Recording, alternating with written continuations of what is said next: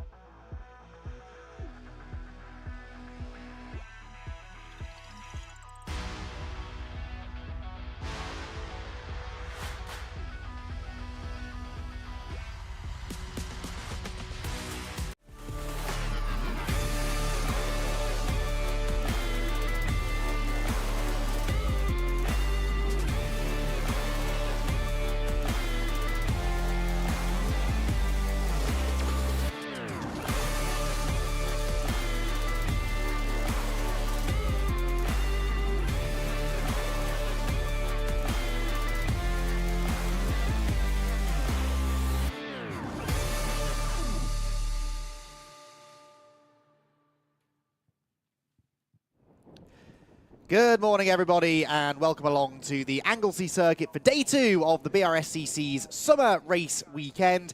Day 1 yesterday was primarily centred around endurance racing, with 2 rounds of the Fun Cup Endurance Championship taking us all the way into the night, the second race finishing just before 10 p.m.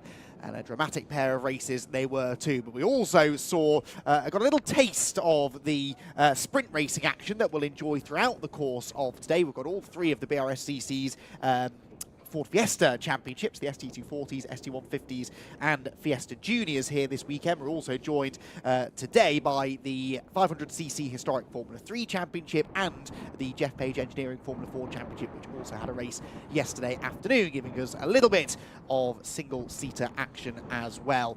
Andy McEwen here in the commentary box, and John Ratcliffe alongside me to get all excited about what should be a very entertaining day. And we're starting off in the right way, really, aren't we? The Fiesta Juniors taking to the track to kick off what should be another busy day of racing. We are indeed. Yes, good morning, everyone. So excited for yet another day of racing. Of course, we saw these Fiesta Juniors out yesterday for their qualifying, which was rather exciting. I think it was about half a hundredth in it for pole position. And like you say, we had a bit of a late night last night, commentating over the Fun Cup, which was fantastic. But this is certainly going to wake us up this morning, I feel.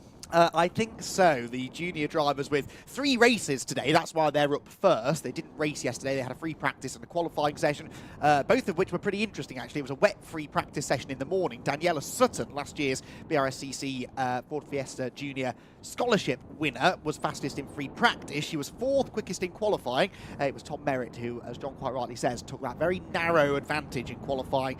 5 1,000ths of a second were all that separated off front row men, Tom Merritt and Isaac Doble. Isaac looking for his first victory in the championship, and he's starting from the outside of row 1 with Archie Davis and Daniela Sutton on row 2. And we'll talk more about the Fiesta Junior Scholarship later on, but it has been launched this weekend. So if you want to get involved in the Fiesta Junior Championship in the future, and perhaps you're tuning in for the first time to a Fiesta Junior race, then there are some important dates for your diary. The 31st of October, the 1st of November and the 2nd of November. They're the 3 days of the Fiesta Junior Scholarship at the end of the year. Qualifying days on either the 31st of October or the 1st of November. You pick one of those days, whichever suits. And then the grand finals on the 2nd of November. It costs £695 plus VAT. You can book online through the Brscc website. And if you win, you get a scholarship package worth in excess of £60,000, which will get you onto the grid in 2026. Right then, cars released onto their green flag lap. It's Tom Merritt and Isaac Doble on the front row for this one. Archie Davis and Daniela Sutton sharing the second row. Dara McInerney with a good effort and was quick in free practice as well yesterday morning. Starts 5th alongside Christopher Doble, another member of the fairly sizable Doble clan of racing drivers. Jack Burgess is down on 7th on the grid. Jack Burgess, championship leader. Things didn't go to plan yesterday in qualifying, starting from the 4th row alongside Hayden Gray, and then the top 10 completed by Oliver Heron and Lewis Islim. And the top 10 cars actually covered by only just over a second, so it was incredibly tight at the end of the qualifying session yesterday afternoon. Outside of the top 10, we have on the 6th row of the grid Eden Spanzik and Bobby Holmes. Aaron Beattie and Callie Clifford will be on the 8th row together. Row 9 for Oscar Hommerstone and Kasper Tomilewski. 9th row Harry Lindley and Max Murray.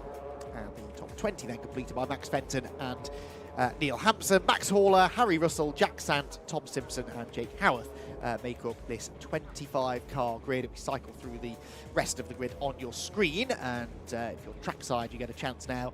If you're braving the slightly blustery conditions, anyway, early this morning, you get a chance to see the cars as they make their way around for a full lap of the international circuit. We saw the coastal circuit in use yesterday for the 2 Fun Cup races, but all other championships here this weekend are using the full international layout at Anglesey, so they hang tight left at the top of the corkscrew, head down the Tom Price straight into the hairpin, then back down behind the pit lane, down what I believe was the old start-finish straight before they reconfigured the circuit probably a couple of decades ago now, and then left at the bus stop at the end of the lap at the bottom of the corkscrew section to take them across the line. So, close qualifying session. We sometimes see this go one of 2 ways, don't we, John? If it's a really close qualifying session, that can lead to an absolutely mega race where they're all on top of each other and overtaking all the time, or actually it can prove to be quite difficult to overtake because you don't have much of a pace advantage over the rest of the cars around you. So, not sure which way this is going to go. It is Fiesta Junior, so I've got half an idea. But that start either way is going to be crucial, isn't it? It is indeed, yeah, for sure. I was going to say pretty much exactly that.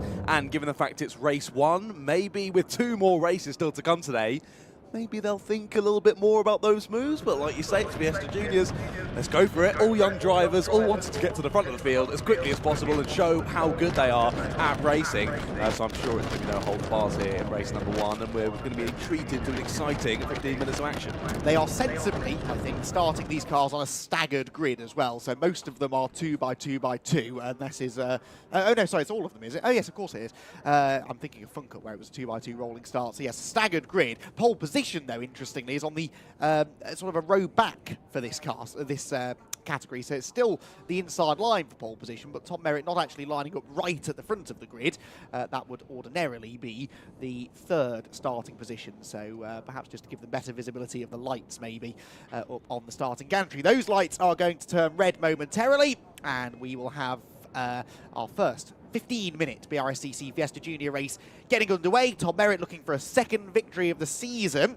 He won our most recent race at Mallory Park. Can he do it again here at Anglesey? Well, he's off to a good start. He will lead by a country mile into the first corner. Wasn't such a good start for Isaac Doble, though, so Archie Davis, also a winner this year, moves up into 2nd place through the first corner. It's a fairly well spread out grid, actually, as they run through the first turn. That staggered grid, avoiding too much congestion through target corner, and now they head through the banked right-hander at the appropriately named banking corner, turn 2, before the short tube down towards the right-hander at Church. A very clean start so far, John, and a brilliant start for Tom Merritt. Indeed, yep, got off the line perfectly, didn't he? It was actually surprisingly the 2 drivers on the outside of the grid. You mentioned Isaac Doble, but also Daniela Sutton just behind him, both getting quite a poor start, which maybe is a bit surprising. As we were saying yesterday, that seemed to be the better line to be starting on, given it's the grippier side of the circuit, but not working out for those 2, at least early on. Late moves to the inside by the 306 there as they dive up into Rocket for the first time. Oliver Heron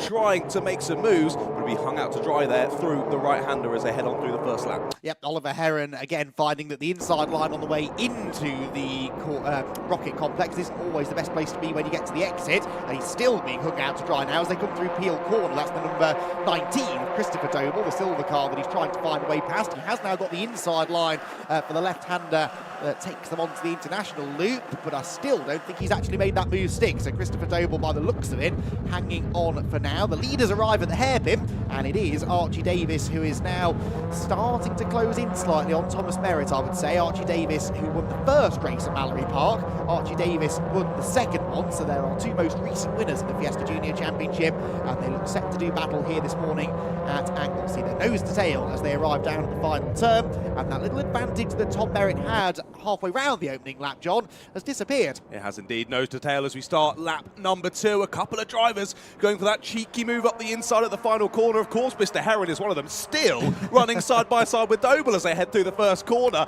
He's still doing his absolute darndest to get through, but again, he's going to be on the outside as they head into the banking. Not the place to be, and might be under threat from the driver in behind as well. No, he's going to continue to try and hold it round the outside, and they're going to continue going side by side down into Church, but yet again, Heron has that outside line. Well, this is fantastic. They've been side by side since the start of the race, these 2, and they still run door handle to door handle through Church, and squeaky clean up to this point as well, which is just what we like to see. They've got the championship leader, Jack Burgess, joining in now. He's the red car, giving a bit of an assist maybe to Oliver Heron, and that was the deciding factor in the end that's allowed Heron to clear the Christopher Doble car, and now Burgess goes up the inside of him as well. So really good racecraft, as you'd expect, I suppose, from the double Snetterton winner. And Jack Burgess, well, I was going to say picked up 2 places for the price of 1. He's on the outside, though, through the second part of Rocket, and so Oliver Heron will hang on for now, and Burgess will have to try and get back in line before Christopher Doble sticks his car back to the inside line, and I think Jack Burgess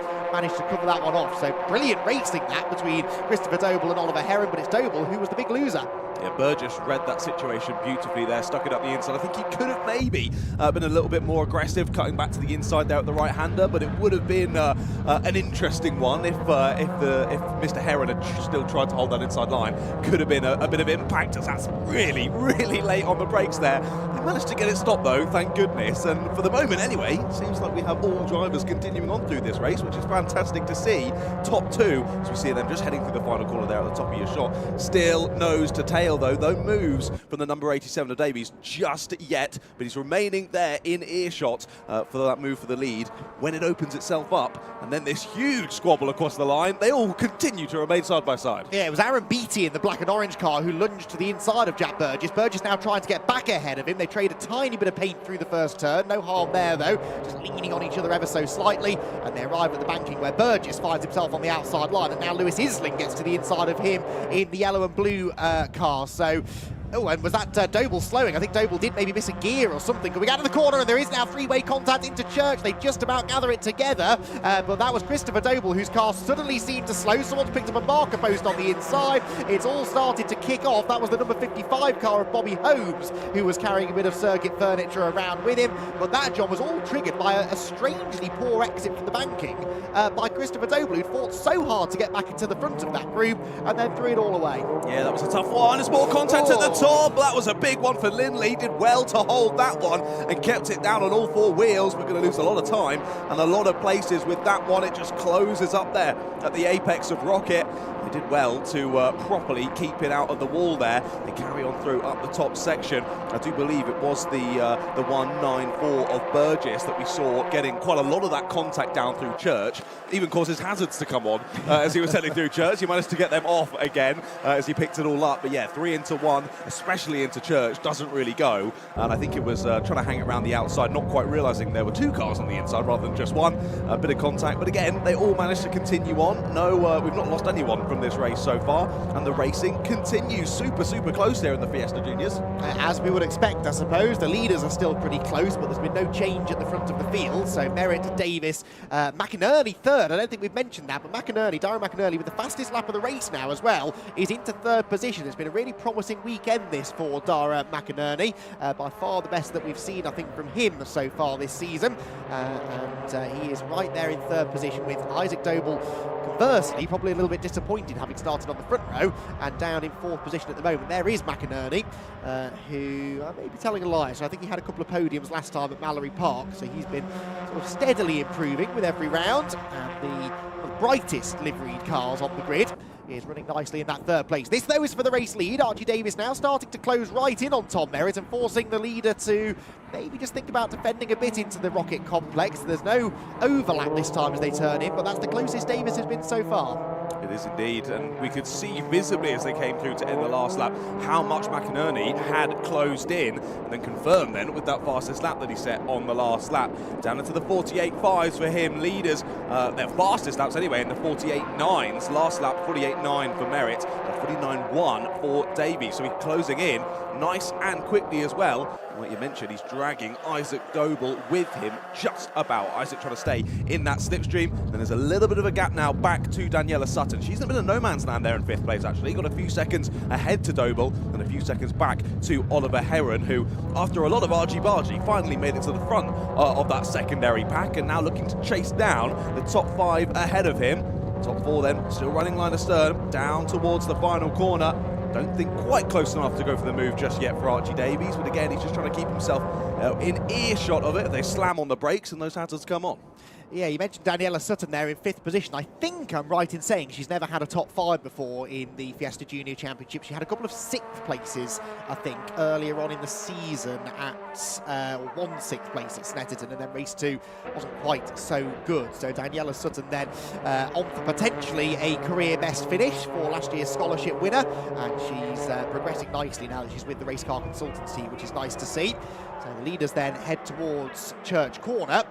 Tom Merritt looking to just try and keep Archie Davis at arm's length. Merritt's second in the championship. He's 13 points adrift of Jack Burgess coming into this weekend. So this is a real opportunity for Tom Merritt, not only to claim a second race win, but also to try and close in on the championship leader a little bit, take advantage of Burgess having a slightly off weekend, perhaps. Burgess is down to 10th now to that little shuffle a couple of laps ago in the midfield. So good opportunity this for Tom Merritt to maybe even take the championship lead by the end of the race. Up the hill we go go then. This midfield battle continues to rage on, and that's the 55 car on the inside line, and that is a little bit of contact, I'm afraid, up at the top of the hill. They just about gather it together. It was the 287 of Max Fenton who was sort of elbowed out of the way there by Bobby Holmes, but Fenton hangs on to the position, and Holmes, whose windscreen wipers I notice are on intermittently, is now the one who's hooked out to dry on the outside through Peel Corner. It's the 15 of Callie Clifford to his inside, but that now becomes the outside line for the left-hander at the top of the corkscrew. They turn left through this steeply downhill corner and head out onto the Tom Price straight. They're single file again for now, and they'll arrive at the hairpin, which is the next overtaking opportunity. Well, actually no longer single file because Callie Clifford's had a good exit, and will look to try and make a move into the hairpin. It all gets very congested on the way into the turn, right round the outside, attempts to go the number 35 car of Eden Spanswick, and I don't think Eden found a huge amount of grip out there. Ducks back into line. This is a pretty frenetic battle going on, sort of just outside the top 10. Yeah, we've seen a bit more contact on this last couple of laps though, haven't we? Drivers now trying to find their way through as the time continues to tick down. We're closing in towards 5 minutes left to go in this race already. It's still McInerney with that fastest lap set earlier on. Even he can't match that lap, a few tenths off on the previous one, but consistently quicker than the two leaders ahead. Using the slipstream beautifully though. I'm watching out the window. Archie Davies has got a great run on the leader up towards Rocket. He's getting sent to that outside line as we now see it on the screen there up to Rocket. Not opening it up enough there for him to properly challenge on the braking zone into Rocket, but I do think I'm right in saying this is the closest we've really seen him throughout the entire race here. And now the number 12 of Thomas Merritt feeling like he needs to defend as we get into the closing stages of this race. Yeah, but what Merritt doesn't want here is for these two to start battling and then Darren McInerney joins in as well. Although maybe he does, that would take some of the pressure off the leader and apply it to Archie Davies, who right now has free rein to sort of take whichever line he wants to try and find a way past the leader.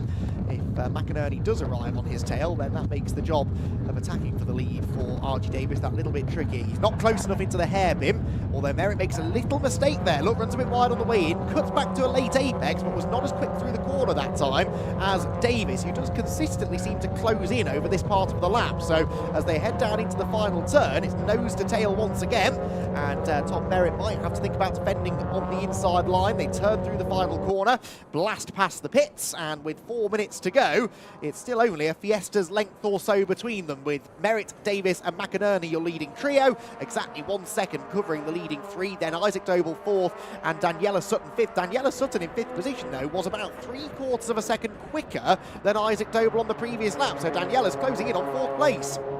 Yeah, Isaac hasn't been able to hold the pace of the three ahead. They've now very much cleared off in front of him. So I think now it's just going to be a case of consoling that fourth place, trying to hold on to it as Daniela looks to reel him in. As you mentioned, at the moment, Daniela on for her personal best finish of the year so far. But of course, she'll want to make it one better if she can chase down one of the Dobles. Up towards Rocket we go yet again. Another good run for Archie Davies, but again, Thomas Merritt holding that sort of middle of the circuit, just making sure he covers both opportunities there to the inside and to the outside, as we've seen both work not only in the Fiesta Juniors but also in multiple different classes across the weekend.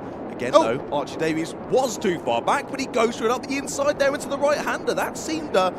we weren't expecting that, were we? He didn't seem like he had a great run. They're going to be side by side down into the corkscrew. And look at McInerney trying to get alongside there at the apex. Can't quite do so. And it's all gotten rather close here into the last 2.5 minutes. We were not expecting that one. That came out of absolutely nowhere. That lunge then from Archie Davies. It wasn't successful, but he might try it again now into the hairpin if he feels that Merritt's a bit weak under braking. Yes, so much later on the brakes there for the second place man, but he's forced to the outside line. Doesn't manage to get the lead away for now, and still they will run together heading down towards the final corner. We're going to have 2 more laps to go at the end of this one, I think, so 2 more chances for Archie Davies to find a way through. All of a sudden, though, he seems to have a huge advantage under braking over the race leader Thomas Merritt. Is Merritt running into an issue of some sort, or is it maybe starting to rain even at that top end of the circuit? If it is, then the race leader is always at a disadvantage because they're the first one to discover just how slippery it's going to be into each braking zone.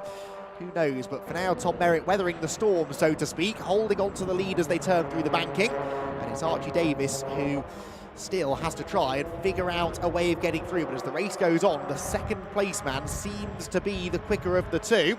And maybe another opportunity might present itself at the end of the school straight. He's not quite as close though this time, heading out of Church and towards the braking zone.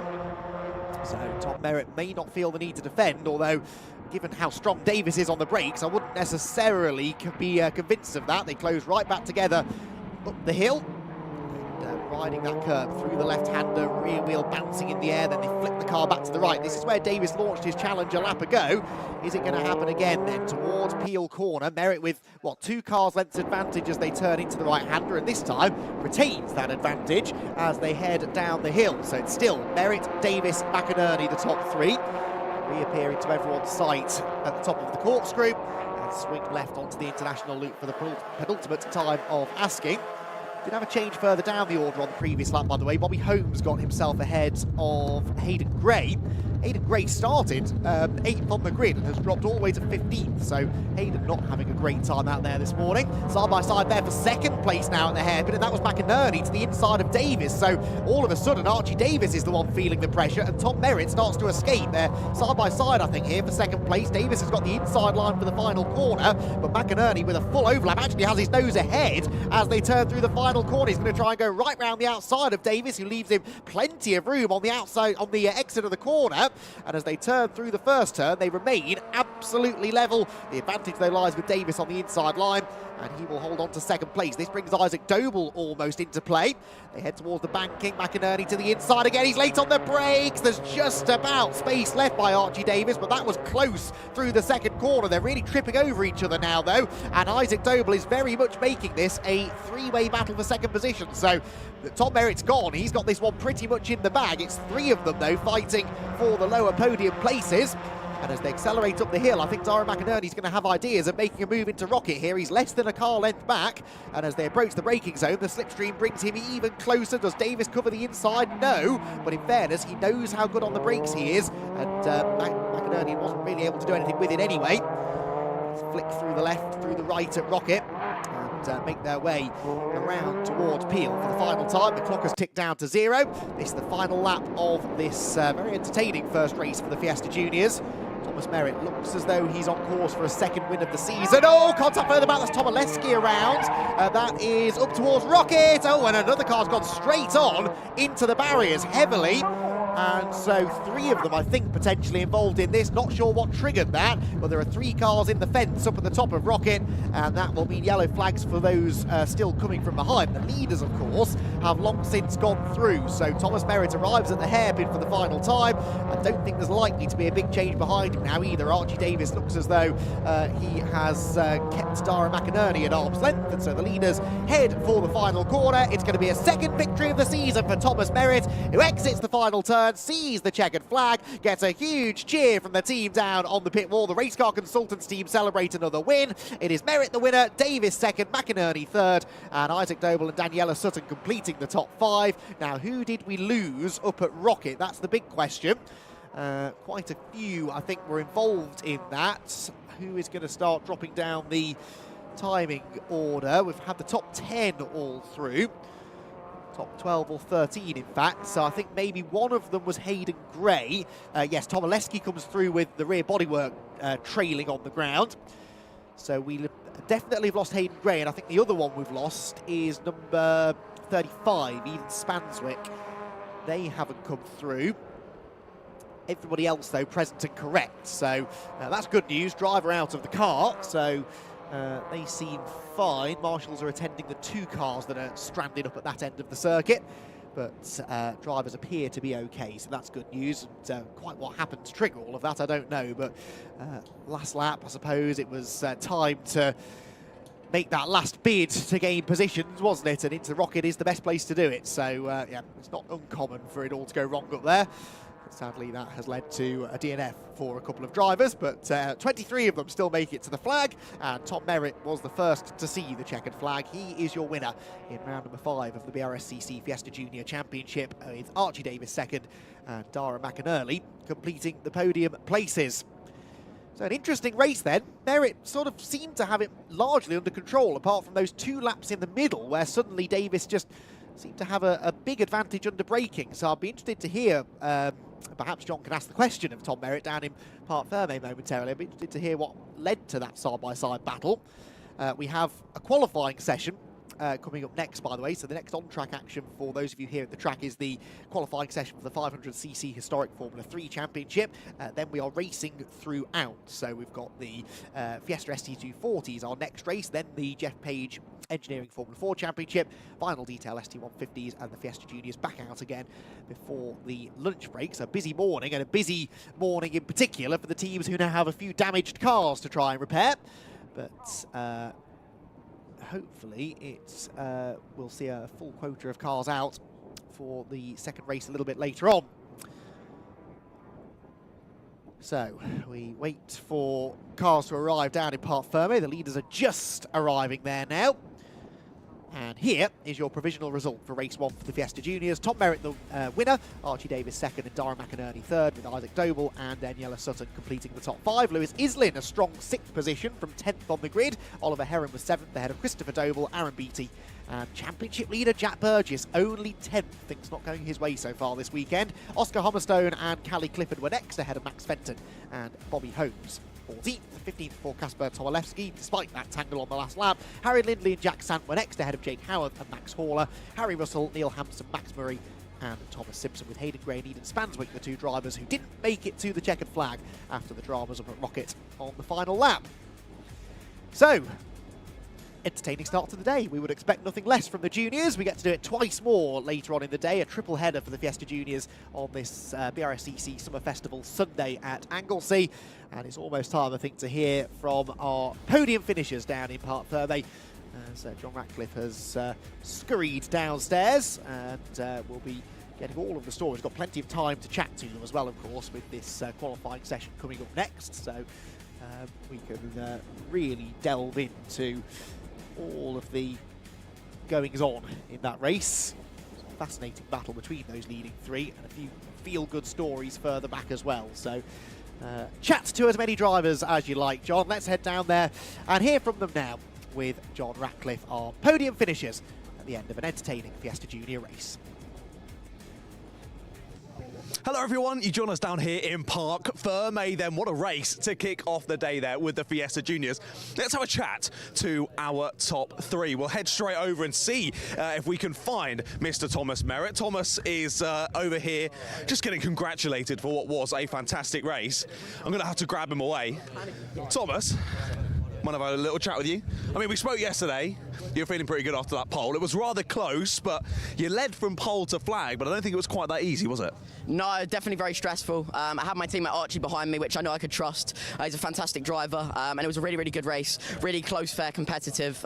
We knew we had the pace from qualifying, but the tow's really effective, so we were just aiming to knuckle down and build the gap, which we did when they started squabbling. So yeah, fantastic result, with a few of my championship roles a little bit further down. So yeah, on to race 2 and 3 now. Yeah, awesome. You guys were working together well. It was only when we got into sort of the last 2 or 3 minutes. Archie went for a bit of a cheeky move at the top. Were you expecting that one? Because we weren't in the commentary box. I certainly was. Me behind the wheel, being a little bit of a questionable driver, I must say. Missed 3rd gear accidentally. So that's why I pulled up alongside, but managed to fight my way back and secure the win, which is awesome. Well, there we go. There's the explanation for why that move was on. But you held him off and you got the win, so well done. Thank you. Cheers, thank you, mate. Right, we'll see if we can find said driver, Mr. Archie Davies. Archie, if we have a quick chat, Archie. Yeah. What a race. You guys were following well. You guys are teammates working nicely. Yeah. He says he missed a gear, and you saw that opportunity, went for it, but it just didn't quite work out. No, so yeah, I saw basically changing to 3rd day. He obviously missed it, as he did. I went for the gap, but he was on my outside and took it on the next corner. So yeah, good race though, very close. You guys were battling so well. It was very exciting because we've still got 2 more races left to come today. What are we thinking? Top step later, potentially still on? Yeah, hopefully we can either stay in the position or gain one. Hopefully not lose one, but we'll see how it goes. So yeah, wish you the best of luck. Well done, P2 to kick off the day. Yeah. Cheers, mate. Well done. Thank you very much. See if we can find the 507. Aha! Mr. McInerney, impressive race from yourself, battling through well, some really good pace as well. I'm pretty sure, at least when I left the commentary box, you started the fastest lap. So lots of positives to take through to the next couple of races and a podium to start the day. Yeah, really happy with that. It's only my third ever podium, so hopefully 2 steps higher next one. Exactly, of course. Hopefully, even further up. You were P1 in the Rookie Independence, so a P1 to take home, but I know you'll be wanting that overall win in the next 2. You wanting it? You think it's a possibility? Yeah, definitely. I'm very happy being top independent. It's only me and my dad really doing it, so really happy with it. Awesome. Well done, mate. Well, best of luck for the next 2 races. We'll be watching. Cheers, mate. Thank you very much.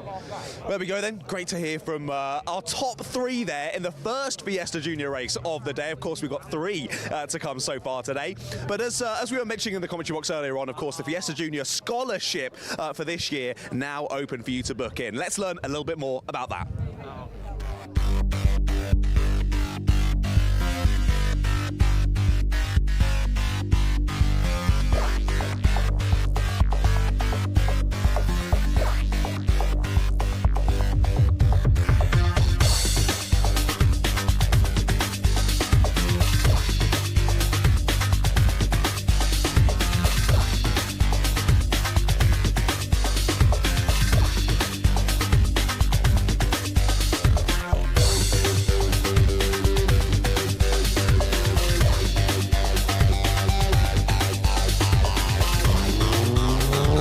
Seen the smiles on the faces of all the drivers getting out, and the coaches as well are really enjoying their time in the Fiesta Junior Mark 7. So I want to sort of work with these drivers, find that next person that's going to be the next big driver in the Fiesta Championship.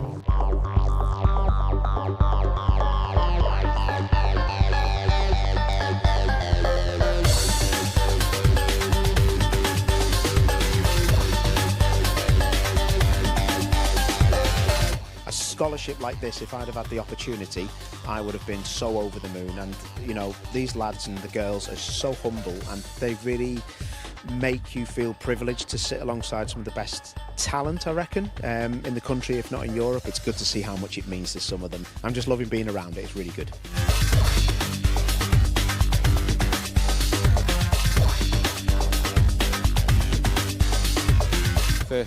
The Fiesta Juniors is where I started. Such a spread of varying different experiences, so much potential and so much talent.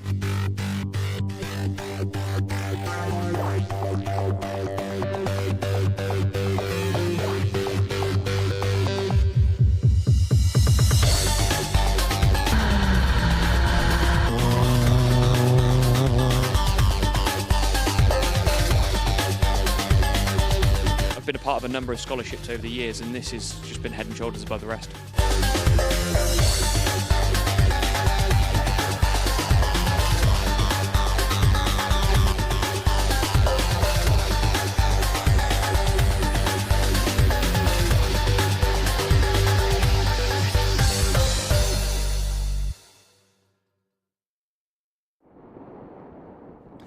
So the Brscc scholarship then, as I said, get yourself involved. If you want to get on the grid for next year's Brscc Fiesta Junior Championship, head over to the Brscc website and you can enter there. It costs £695 plus VAT. You will have a choice of 2 qualifying days. Option 1 is the 31st of October. Option 2 is the 1st of November. And the grand final, the day after the 2nd of November. If you're lucky enough to get through to that, then you're in with a chance of winning the £60,000 plus prize. Next year's championship.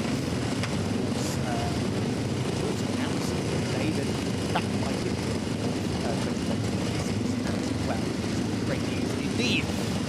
Right, qualifying session coming up next, and as I said, it's the final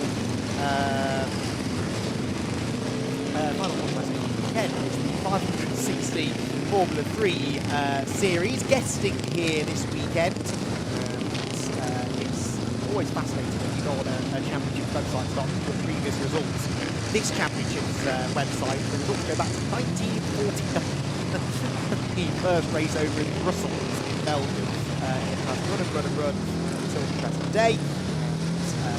Delighted to have them here on the package at Anglesey. They'll have 2 races over the course of the day. These days, doesn't run as a championship about, but these fascinating cars manoeuvred around the assembly area in a way that you don't often see, shall we say. Drivers using their hands to shimmy the car along as they get fired up down there by the teams. And, two of them proved a little bit trickier to get going, but the mechanism there to spin the rear wheels around and get the engine fired up. 500cc Formula 3 racing, which, as I said, has been around since the 1940s, and in the UK, I think, really more since the 1950s. I do know that my local circuit, Motorsport Park, which is not a million miles away from here, the first ever race that took place there was a 500cc Formula 3 race. Mid-1950s, wasn't it? 1953, I want to say. I'll probably be told that that was wrong, but anyway, these cars may not be setting the fastest lap times of the weekend, but we look forward to seeing, hopefully, some good racing from them a little bit later on. And drivers just taking a moment or two now to get themselves up to speed.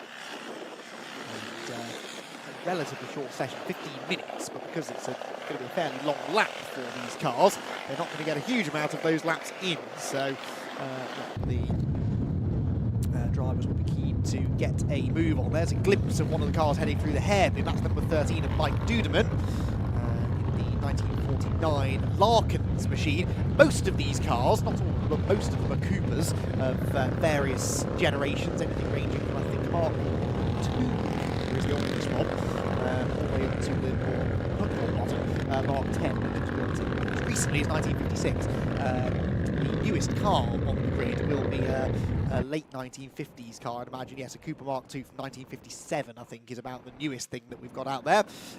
But despite the age of the cars, the drivers still will push them hard to get a lap time out of them. You sort of have to, really, because whilst 500cc these days in a car that weighs very little, such as these, would get you quite a good amount of power. In the 1950s, that wasn't really the case, so you don't have a huge amount of power at your disposal. It's all about mid-corner speed, carrying that momentum around the circuit, and particularly through the first part of the Anglesey International Circuit lap, which is fairly high speed. It's important that you do keep that minimum corner speed up as much as you can. The 98 there turns through Rocket. That's James Wilson, one of the Mark 10, the newer Mark 10 Coopers. There are 3 classes of car entered in this race, all these races that are coming up later on. We've got the CP1, the CP2 and CP3 car, and then an invitational car, which is the Ewan Cameron machine, the Cooper Mark 6, which is not clearly running to standard series regulations, but happy to have it out there to bolster the grid. 16 of them out on track so far. That means, yes, all 16 on the entry list have ventured out onto the circuit this morning.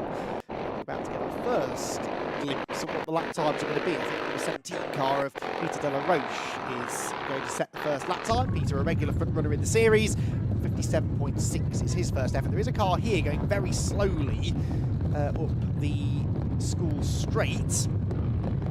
No, sorry, not the school straight, that's into the hairpin, isn't it? It's at the end of the lap, and the driver waving other people by. That is that 98 car we saw earlier on of James Wilson. So James Wilson was a little bit off the pace, I felt, last time I saw him.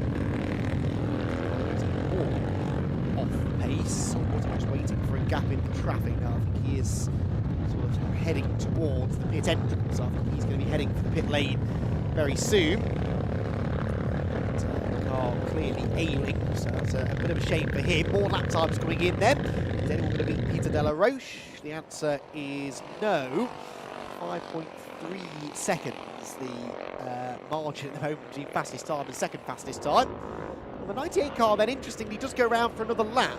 Doesn't sound particularly healthy to me, but it does go back around for another go. But that lap time was at some... In fact, that was his out, wasn't it? It was quite late out of the pit lane, that 98 machine. Up to third goes the number 1 car, that's Alex Wilson. One of the few non-Coopers, that's a Martin F3, which has jumped up to third position.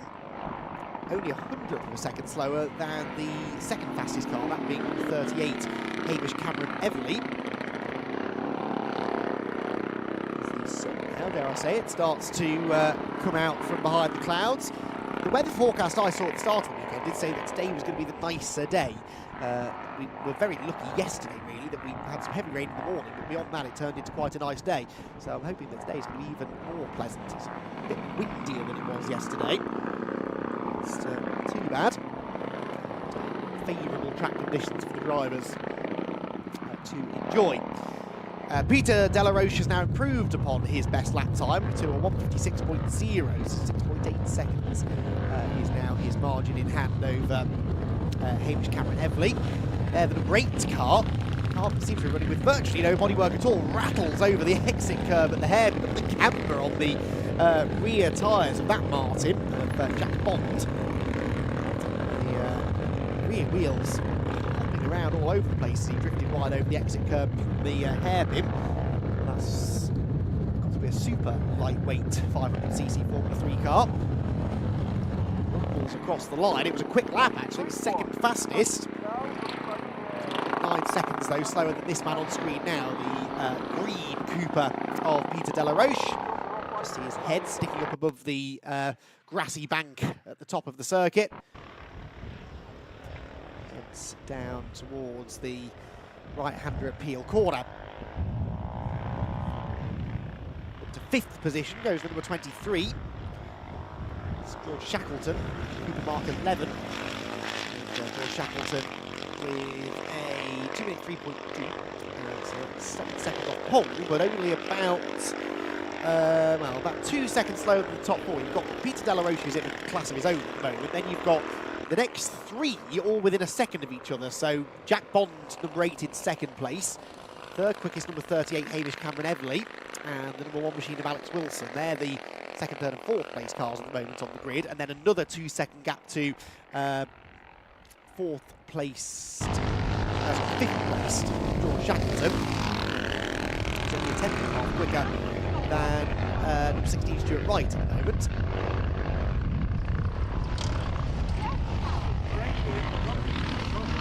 Track start-finish rate, we were expecting a car to move, it's heading to the pit lane instead. That's 94 of Douglas McClay, Cooper Mark 8. There's through turn 1 there, we see the number 29 car, that's the Cooper Mark II of Chris Wilson. Now that car looks quite large, doesn't it really, in comparison to some of the others out there. Very bulky body on that car, slightly less aerodynamic maybe, but a little bit more stable through the corners, you have to imagine, which, especially if we do get some rain later on, would probably be an advantage. Peter Delaroche, by the way, not quite able to improve upon his previous best lap time last time around. He was only 2/10 off it though, so consistently running quicker than anybody else can. It was McClay, by the way. I said he was in the pit lane. I wasn't lying to you. He did come in, but he did a tour down the pit lane and exited straight away. Didn't stop at any point. He's looking over, though. Look at the pit lane as he goes down the school straight. So clearly facing some sort of an issue. Maybe he was wondering where his team were. I was expecting to see them there to help him when he came in. Chris Wilson continues on his way. Chris Wilson is the fastest of the CP1 cars. So I believe it's based upon age, because all of the cars run to the same set of regulations. It's just different years that they were constructed. So CP3 is the modern cars, fastest of those Peter Delaroche. CP2 then, quickest in that class is the number 1. Oh, and the number 80 is off. I think pulled off rather than gone off, and that is we don't have number 80 on the entry list, helpfully. Surname Oliver Dent, who is listed on the entry as 88, but there were 2 88s, he and Oliver Clothier, and so I think he's switched his number to 80. So Oliver Dent is walking away from his stricken car, somewhere near the sea, I can tell you that, which means he's up either at Church Corner or Rocket. Yes, he's most of the way up the hill towards Rocket, pulled off over on the left-hand side of the road. So yellow flags out there, and he will watch the remainder of the session leant against the barriers over to the left-hand side of the track. There isn't a marshal's post up there, really, but he doesn't need the assistance of the marshal, so he'll just watch on as the rest of the cars head through. He was 13th quickest at the moment in the session. Did just lose a place, actually, to the number 33 of Jonathan Morris, who has picked up a few places. Second quickest of the CP2 cars. Target line, we get number 16, that's CP3 class cars, Stuart Wright, 11 Cooper, followed next by the 23, and that was an improved lap time actually there from George Shackleton. There he is on screen. George Shackleton, third place. Oh, and there's drama for Alex Wilson, who's pulling over on the start-finish line. So Alex Wilson's number 1 car, which was 5th position, there it is, has Pride no more, and the Martin F3 500 machine pulls over. He has a cursory glimpse at the engine. Switches. Oh, the spin actually for the number 8 car. What's all going on now? Jack Bond, second provisionally on the grid, has just had a spin at Rocket.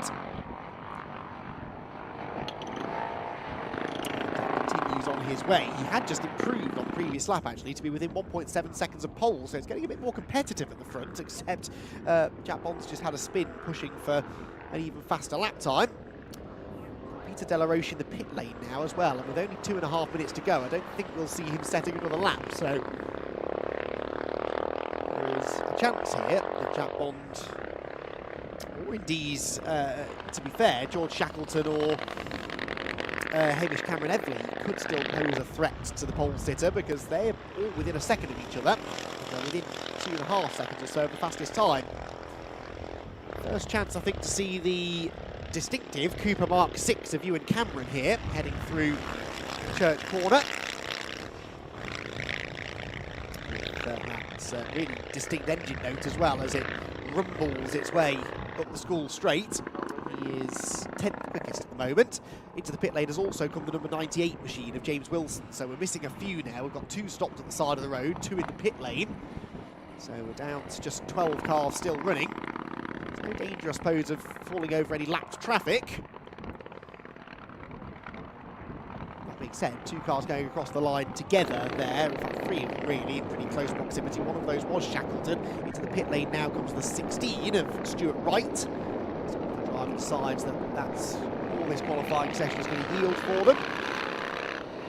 Their way to the pits, back to the paddock presumably, to have a little tinker with the car and see if they can find some more performance from it ahead of the races later on. A minute and a bit to go, checkered flag being unfurled on the pit wall in preparation for the end of the session. Is Jack Bond going to be able to challenge Peter Delaroche for pole position? That's the question. The number 8 Martin. The remaining Martin now in the session. Oh, he spun again! It's the second lap in a row he's spun up at Rocket, Jack Bond, so no is the answer to my question. He's not going to challenge for pole position on this lap. And is he undoing the belts? Yes, he is. So he's getting out of the car this time. So he's sort of gesticulating to the marshals from across the circuit to try and figure out where they want him to put the car. Right there is probably fine. I think what they really need to do, Jack, is get out of the car and get to a place of safety. Staying in the car for now. We are close to the end of the session, I suppose, so he probably feels that if he just stays there, they can push him back on the track, and I think he's just stalled the engine this time, hasn't he? And we saw in the assembly area, they do need the help of the teams to get these things fired up, so when you stall it out on track, there's nothing you can do, really, and you're just stuck there for the remainder of the session. So that's a shame, because Jack Bond was clearly pushing and felt that he might have something to show for Delaroche, but Peter is going to end up with the pole position now, it would seem. We did just have an improvement for George Shackleton, but George Shackleton then gets demoted to 4th position because Hamish Cameron Evley goes 3rd. It's very competitive, actually, amongst that leading group. Oh, there's another car stopped now. There's no one left at this rate. 29 this is, thank you. That is Chris Wilson, who has stopped where? Not in my sight. Possibly up at Peel, I think. Yes, I think I can see yellow flags in the distance. Yes, it's up there. Excellent. There should be a rule in motorsport that motor racing directors and producers should learn corner names. Yes, up at Peel Corner, I believe, is where that car has stopped. And so there's a fair bit of work for the Marshals to do after this race, not even a race, qualifying session for the 500cc Formula 3s. And we'll hopefully not have to wait too long before getting the Fiesta ST240s out on track. But yeah, started to say we did have a bit of shuffling there towards the front at the end of the session, and a couple of improvements actually. Hamish Cameron Evely went third, but then was immediately beaten again by George Shackleton. So Shackleton and Cameron Evely trading that third place, and they were only 55 hundredths of a second apart at the end of the session, so that bodes very well for the races later on. Top four covered by 2 seconds, but second back to fourth was only 0.3 of a second, so pretty evenly matched, and that's always been a part of 500cc Formula 3 racing, really. The cars were, back in the 50s, built to a fairly tight set of regulations. As primitive as the cars may look to us now, they are capable of producing some good racing. So yeah, looking forward to these races later on. It is Peter Delaroche who sets the fastest time, and so we'll start on pole position provisionally for race 1. Jack Bond second, and George Shackleton in third. Hamish Cameron Everly and Alex Wilson are in the top 5 as well. Alex Wilson the fastest of the CP2 cars. All of the others in that top 5, all of the yellow back numbers are CP3s. Andy Rayner, Stuart Wright, Finley McIntosh, James Wilson and Ewan Cameron complete the top 10. Ewan Cameron, the Invitational class car. Jonathan Morris, 11th quickest ahead of Chris Wilson. Chris Wilson was the second of the CP1 cars. Oliver Dent and Mike Dudeman next. And then in 15th position, we'll have Douglas McClay and Oliver Clothier, 16th place at the conclusion of the session. So, wait for the ST240s to be released onto the circuit. We're going to have to wait a little while for that to happen, though, I think. So there's plenty of time for John Ratcliffe to chat to drivers down in the assembly area. That will be coming up next here from Anglesey, our second race of the day, the AIRTEC Motorsport Fiesta ST240 Championship.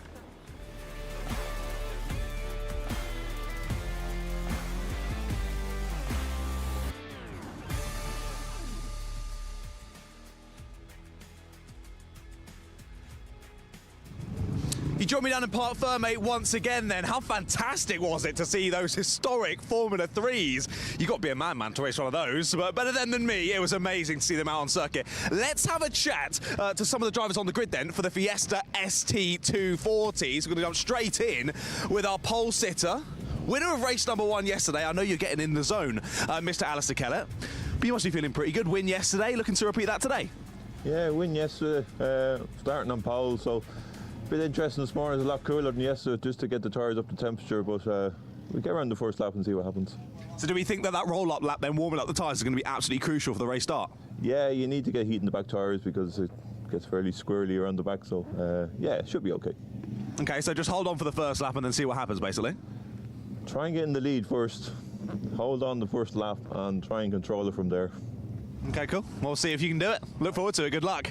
There we go then. Mr. Alistair Kellett raced through to the win yesterday in race number 1. Let's see how we can go in race number 2. We're going to try and jump in here with the 89 of Jason O'Connell. Now, Jason, thanks for popping the door open for me, Jason. Of course, you were the top amateur driver yesterday, P2 overall. Of course, it's nice to be the top amateur, but you want to be the top overall, right?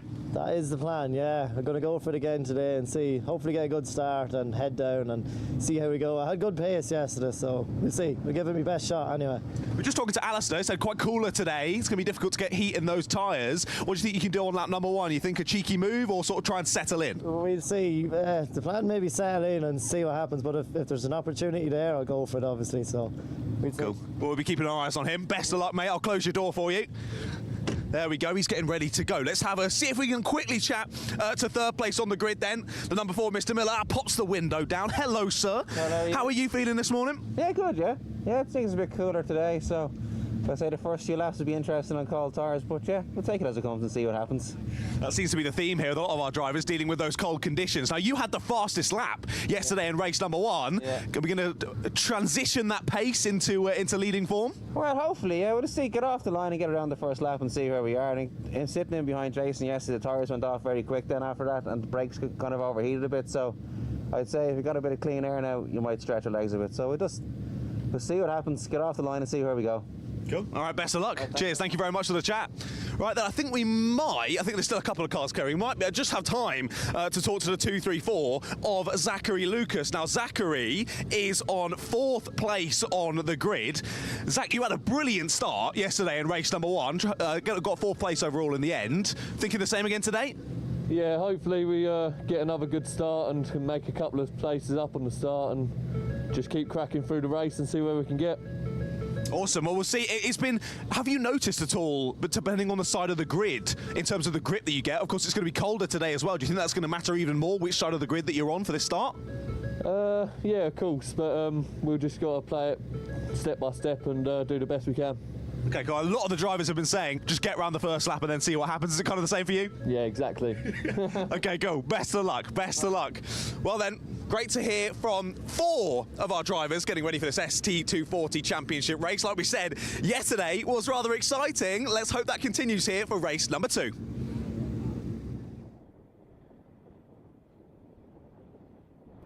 Thank you, John. Yes, the AIRTEC Motorsport Fiesta ST240 drivers will be heading out on circuit shortly. They're just completing the recovery work being done after that 500cc Formula 3 session. And as I said, we'll have those cars out racing a little bit later on in the day. But back to Fiesta action now. And the Fiesta Seniors, as they always used to be affectionately known, the ST240s who raced yesterday and put on a good show for us. And what our second race will have in store for us. Race number 1 was won, you may remember, by Alistair Kellett, but only just. Jason O'Connell, the AM class driver, was chasing him down and was only 0.7 of a second or so behind him at the flag. Gary Miller, the double winner from Alton Park, was next.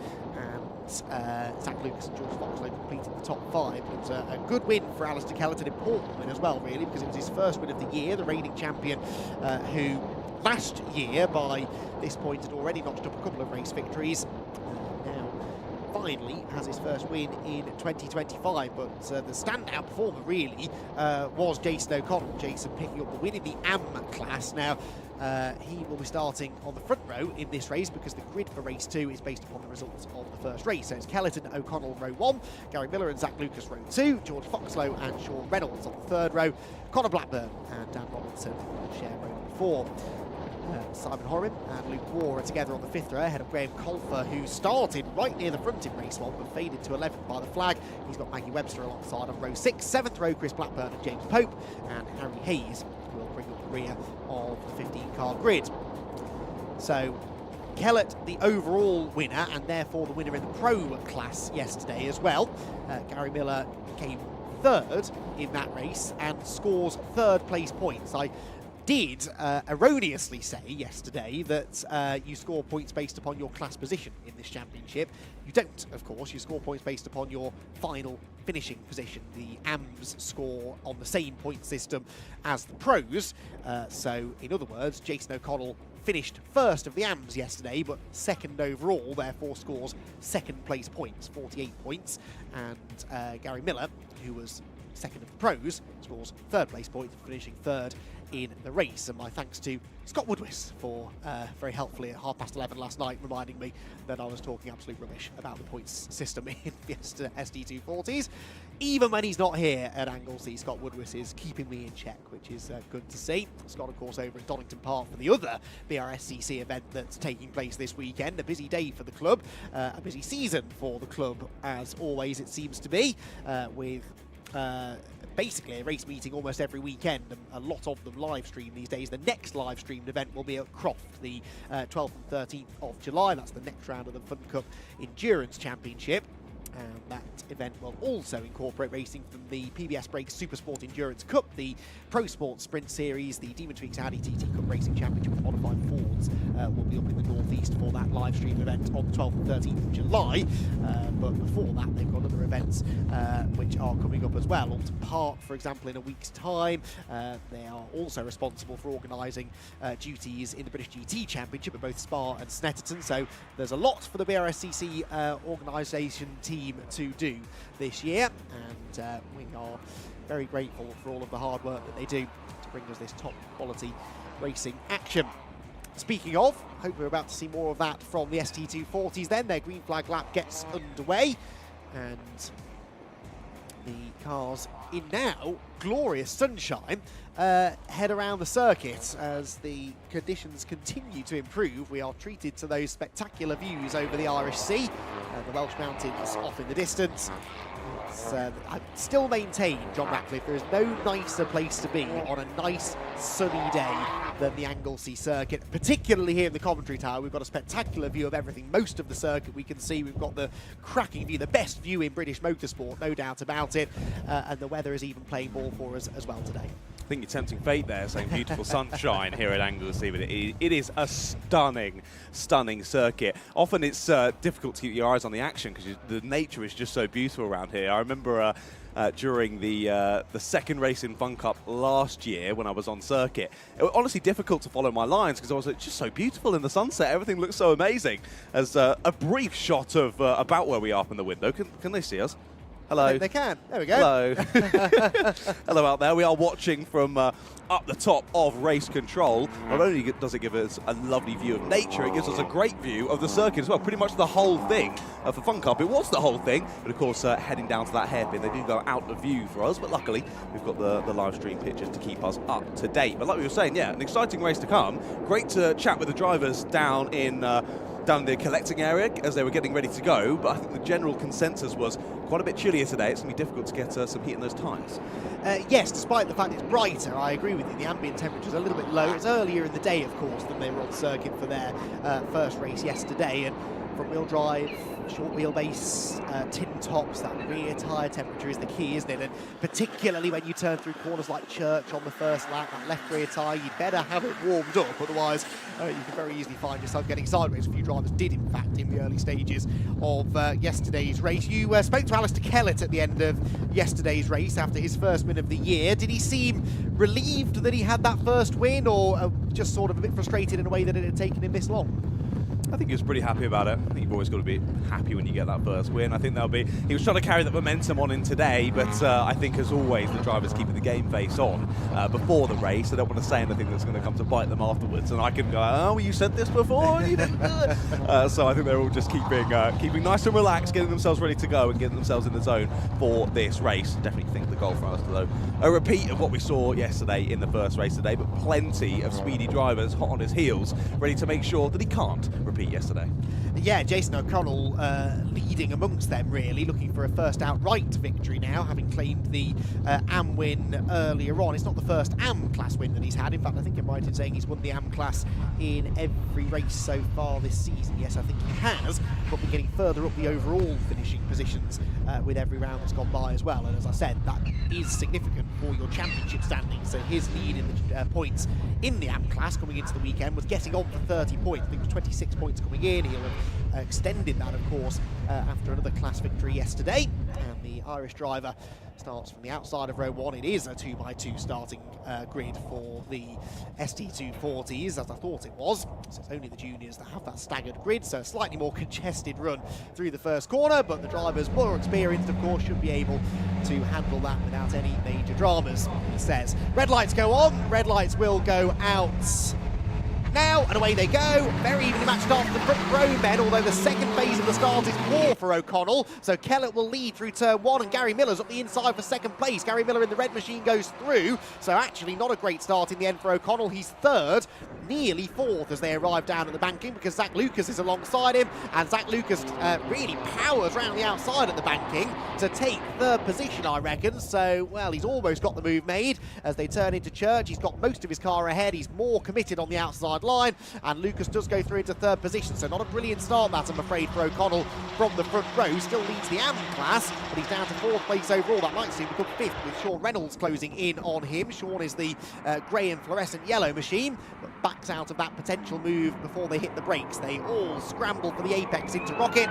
He's in a clean run through Rocket, a few snatch brakes further back, a little bit of door handle bashing, but they're all still there on the other side, and it was a brilliant start that from the reigning champion. So yet again then, just like we saw in the juniors, the side of the grid which you would expect to be less grippy and give you a more difficult start has seemingly been the better line so far this morning. They've had a great start from that inside row of the grid, powered on through. So first, third and 4th or 5th on the grid and now up into the top 3. And yeah, sadly, O'Connell dropping back. He's managed to halt that negative momentum, though. I thought there was a great run from the driver behind as they headed up into Rocket, but wasn't able to make the most of it. Sits in behind and now under quite a bit of pressure now from the two... that's who's gone off. Oh, dear. That's a bit wider than you'd like to be out of that corner. Might have been Maggie Webster. I couldn't quite see her. It looks vaguely like her colours. We'll double check that in a moment. She bounces back onto the road, yeah, no, it wasn't Maggie, I beg your pardon. It was the 174 of Chris Blackburn who was wide, and not the only one, because the 664 also does the same. Connor Blackburn heading out of the final turn. Simon Horrobin, meanwhile, pulling out a line and slowing down. So the Fiesta Racing veteran, I'm afraid, is in some trouble. Indeed, yeah, kicked up some dirt there on the inside. Looks to be back up to speed, though, as they continue on through this second lap, side by side into Church. That's always a bit of a scary one, especially when the rear snaps out like that. The 144 of George Foxlow getting it all sideways there through Church. Did very well to hold that one and keeps his foot in. Sadly, I don't think the slipstream is going to be quite enough to open up for a move. He could very much prove me wrong, though. He thinks about that inside line, nice and late on the brakes, but will sit in behind now. They're in 6th place. And Luke Waugh as well, looking to pile the pressure on. I think he's actually just been overtaken the early part of this lap then by Daniel Robinson, looking to find a way back through into 7th place, but hasn't been able to do it up there. Yeah, Simon Horrobin definitely is coasting home now. So Simon Horrobin's race looks like it's done. A big lunge up the inside from Chris Blackburn to try and find a way past Connor Blackburn. The two of them going door handle to door handle. And, yep, that's a move made in the end up at Peel Corner. Maggie Webster is the car ahead, as here for the race lead, Gary Miller is on the attack at the hairpin. So Gary Miller to the outside of Alistair Kellett. This gap was 0.8 of a second at the start of the lap. It's absolutely nothing now as we head down towards the final corner, where Kellett once again is going to have to think about defending the inside line. So Gary Miller, double winner last time out at Alton Park. Is he going to go right round the outside of Kellett? He's trying it, but there isn't quite going to be the space, I don't think. So Kellett retains the advantage. Gary Miller, though, is making his intentions clear. He wants to get back to the top step of the podium, and Alistair Kellett is the man standing in his way.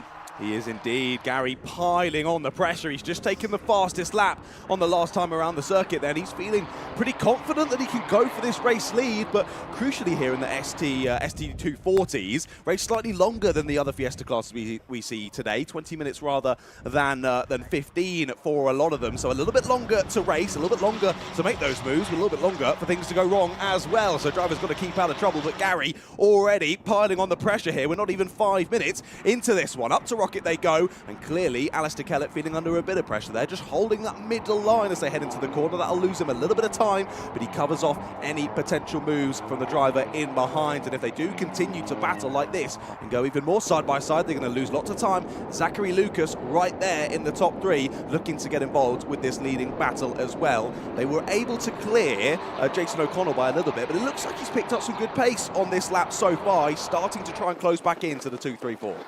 Gary Miller, one of those drivers who's just sort of steadily improved over the years, came into the Fiesta Championship a few seasons ago, was immediately a top 10 runner, then started to knock on the door of the top 5, then started to pick up some podiums, and it was last year really that he properly sort of established himself as a regular race winner and title contender.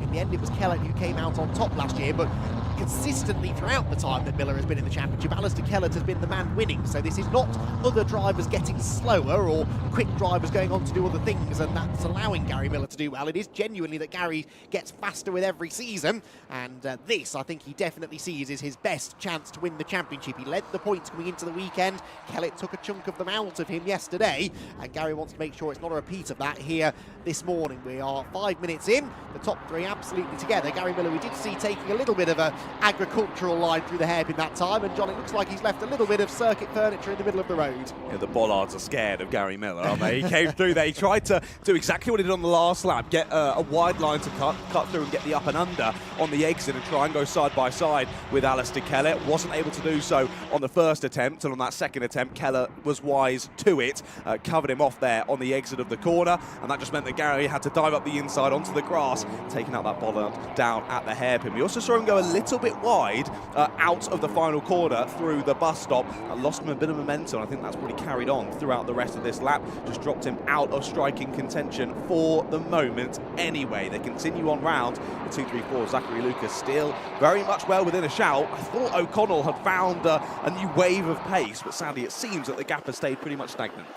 Yes, for now, but we'll see. Once this lot start really battling, that could all change, couldn't it? There is the 5th place battle still raging on. Sean Reynolds retaining that 5th place ahead of George Foxlow. Dan Robinson in behind as the leading trio arrive at the hairpin pretty much as one. So Zach Lucas maybe has been a bit quicker than the two ahead of him on this lap so far. Zach Lucas, who is only one-time a winner so far this season. Again, that's a bit of a surprise for a man who really took the fight to Alistair Kellett last season. It was a non-finish for Lucas, or a non-start, I seem to remember, at Thruxton, that really ended Zach's championship campaign last year. But he, this time around, just hasn't been able to get onto the top step of the podium with the regularity we've seen in the past. And again, he's sat sort of behind those two, but not actively taking part in the battle for the time being. Kellett with the fastest lap, 1:40.905, so that is a full 9/10 slower than they were going yesterday. So that does suggest that track conditions maybe aren't at their best. Of course, they will be limited on the number of tyres that they can carry through a weekend. They're on slick tyres as well, so they do wear out with every session that goes by.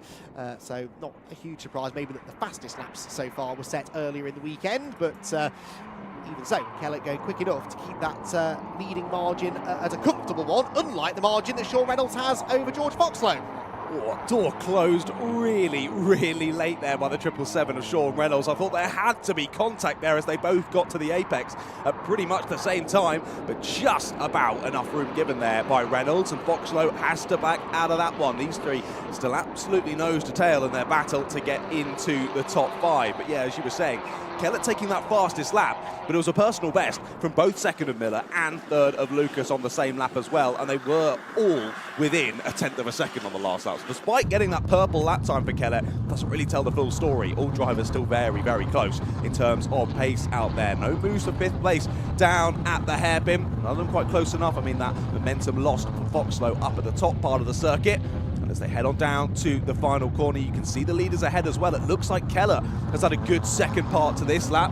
He's got the biggest gap that I think we've seen all race. A bit more of over-the-grass action for a few drivers further down the pack as well. And that was Maggie Webster this time, going wide at the hairpin in 11th position, but not losing a place as a result. So yeah, you're right, Kellett, new fastest lap, 40.7 that time, and he was now about half a second quicker than the cars behind. So Kellett doing really what we've seen Alistair Kellett do time and time again over recent years. Once he establishes himself in the front of the field, he is a very difficult man to beat. Once those tyres are in the ideal operating window, he's generally got the pace to manage the race. We've had a pit lane visitor, by the way. The car of Harry Hayes has been in. Harry started at the back of the grid. Despite the fact he didn't finish last yesterday. Harry was 13th yesterday of 15 finishes, so quite why he started at the back today, I'm not so sure. George Foxlow's back to the inside here. Oh, of the 777 car, they lean on each other slightly, and then of course he tries to slam the door on Dan Robinson, which he does manage to do, so the positions stay as they are, but Sean Reynolds just being given a little bit of a rough up there from George Foxlow behind. George, I think now starting to get a bit frustrated. He feels that that's his best opportunity to pass, but the inside line going into Rocket is not always the easiest way through. No, indeed. That's exactly what I thought was going to happen on the last lap. Exactly what I thought was going to happen. And finally, they've repeated it on this one, and they have had a bit of rubbing there up at Rocket. Like you mentioned, I think maybe George might be better going for that outside line. If the inside is covered by the 777, try and hang it around the outside and then grab the inside for the right-hander straight after. But to be fair, we're up here in the nice cushy commentary box. That's very much easier said than done from up here. What a lead now for Alistair Kellett. Extends to nearly 1.5 seconds at the front of the order. What a great exit at the final corner from George Foxlow. Goes side by side with Reynolds as they come across the line. They'll be side by side through the first corner as well. Will room be given as they go all the way to that exit curb and all the way to the grass? For the driver on the outside, Reynolds will just about hold that inside line though down into the banking. And now we've got Daniel Robinson trying to get involved as well. He'll go for the upper and under to get that good exit out of the banking. He'll look to make it 3 wide then as we head down into Church Corner. It all settles itself himself out, tries to hang it late there around the outside is Reynolds, but he's going to lose the place to Foxlow, and potentially now as they come through the exit, Daniel Robinson's got a great run as well. Yeah, Luke Waugh closing in on these two as well, so they've sort of handed that to Foxlow temporarily. How late on the brakes can Sean Reynolds be? He's got the inside line into Rocket, right round the outside will go Dan Robinson, and that buys him a ticket to the inside line for the right-hander. He makes absolutely sure that he's got the inside line for the right-hander, and once again wing mirrors get folded in, but the place does change hands, and Luke Waugh will look to do the same thing into Peel perhaps. So Sean Reynolds sort of knocked out of his rhythm a little bit there, quite literally up at Rocket. Does well to not lose another place to Luke Waugh, but 2 places lost. Foxlow's through, Robinson's through, and that is how that round the outside move should work up at Rocket Corner. Yeah, nicely aggressively done, wasn't it? You see there, especially on a circuit like this, the momentum's so key there. You get overtaken by one, you lose that momentum, and you start slipping back further and further. He did a good job, though, did Sean, to make sure he didn't slip back even further and let Luke Waugh steal away 7th place as well. But yeah, how aggressive was that from Dan Robinson there? Just making sure, no, I'm here on the inside. You're going to give me this room. Do not squeeze me all the way to the grass. Forced his way through. Fairly done. Steals away that position. We head on then to lap number 8 of this race. And we watch this battle for 5th continue on through into the first corner. It's been fantastic, this race so far. Just over 7.5 minutes still left to go in this one. As it feels decently longer than the other ones, as we saw early pressure at the sharp end of the order, but Alistair Kellett now continuing to manage that gap at about 1.5, 1.6 seconds. I think the key point really is, I'm sure we'll look forward in a few moments' time, Jason O'Connell right on the back now, Zachary Lucas for the overall top 3.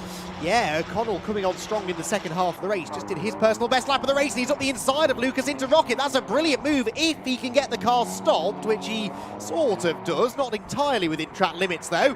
Bounces back onto the road in front of Lucas, but that may be looked at after. That was, dare I say it, a little bit of a Max Verstappen-esque move, that wasn't it? He got to the apex first, but didn't really stay within the white lines on corner exit. Whether he's allowed to keep the 3rd place or not, we shall wait and see. But for now, Jason O'Connell does take 3rd place away from Zach Lucas, and he wasn't really taking no for an answer there, was he?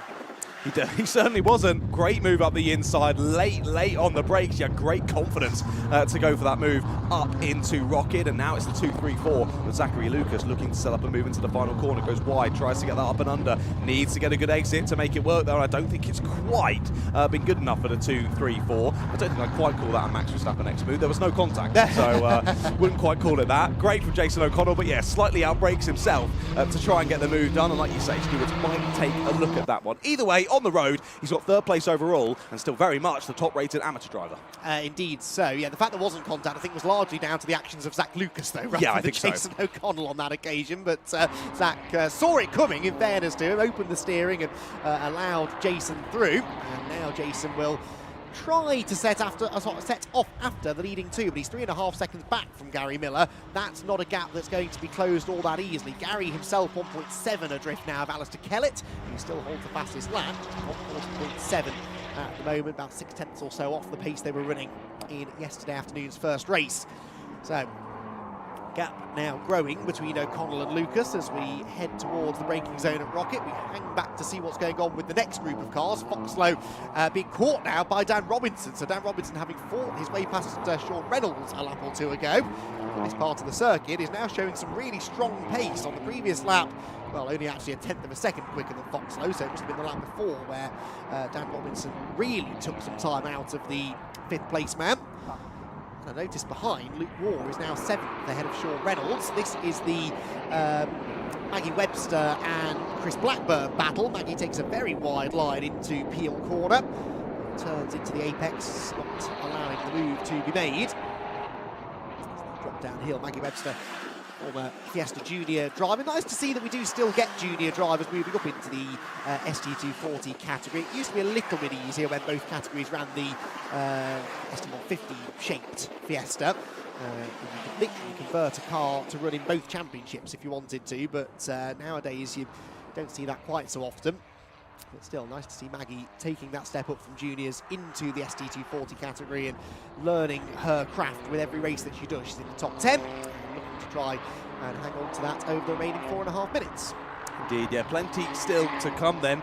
Leaders chasing down a back marker at the moment, so we'll see how easily they're able to get past, and whether the 26 of Hayes will move aside and allow the leaders through, or whether we'll see a bit more of the Fun Cup situation we saw yesterday of hopefully not any active defending like we saw in the Fun Cup, but either way, we'll leave that to yesterday. 4 minutes still left to go in this one, and again, Alistair Kellett has extended that gap at the front, nearly 3 seconds now. Unbelievable pace in this one from Alistair. I mean, he's doing everything he said when he was tracking to me before the race started, just get through lap 1 and see if I can drive away. Well, he's done just that, hasn't he? Yeah, I mean, that is the Alistair Kellett way. He sometimes does seem to just need a couple of laps to ease himself into it, but that's those years of experience. He knows that on cold tyres it's easy to make a mistake that could end up costing you, so he just takes it a bit easy for the first few laps. He can look sometimes like he's vulnerable to attack, and indeed was vulnerable to Gary Miller earlier in the race. But once things settle down, he's just such a consistent driver. Metronomically, he goes around the track as Alistair Kellett. Nothing too flashy, doesn't push the issue too much, doesn't take too many risks, but he's won so many races in this category before. Once you give him a second lead or so, he's very tough to catch. Dan Robinson, pulling off. Dan Robinson pulling off from 6th position.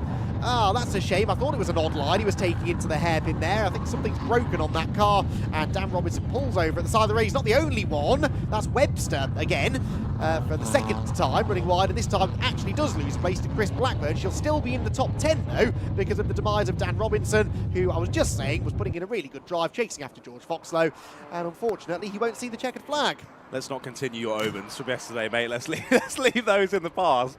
But yeah, gutting that. It was racing so well, was Dan Robinson. But sadly, it didn't look, we didn't really see any damage on there. It didn't look like it looked something internally, engine-wise, maybe having an issue or something else. Either way, he could feel that immediately. Pulls straight over to the side, and you can see him there hopping out of the car and over the barrier to safety. But never nice to see someone not make it to the checkered flag, particularly when they are racing so well, putting in some really good moves and having a positive race. But hopefully, can carry those positives, can carry that momentum into the next race later on today. Yeah, Dan Robinson's second in the AM Championship as well coming into this weekend, so that's a significant loss of points in regard to the AM class. It means that the second of the AM drivers will now be, well actually Luke Ward was already the second AM driver in this race. Third is now Chris Blackburn, and he is the leading AM class Masters driver.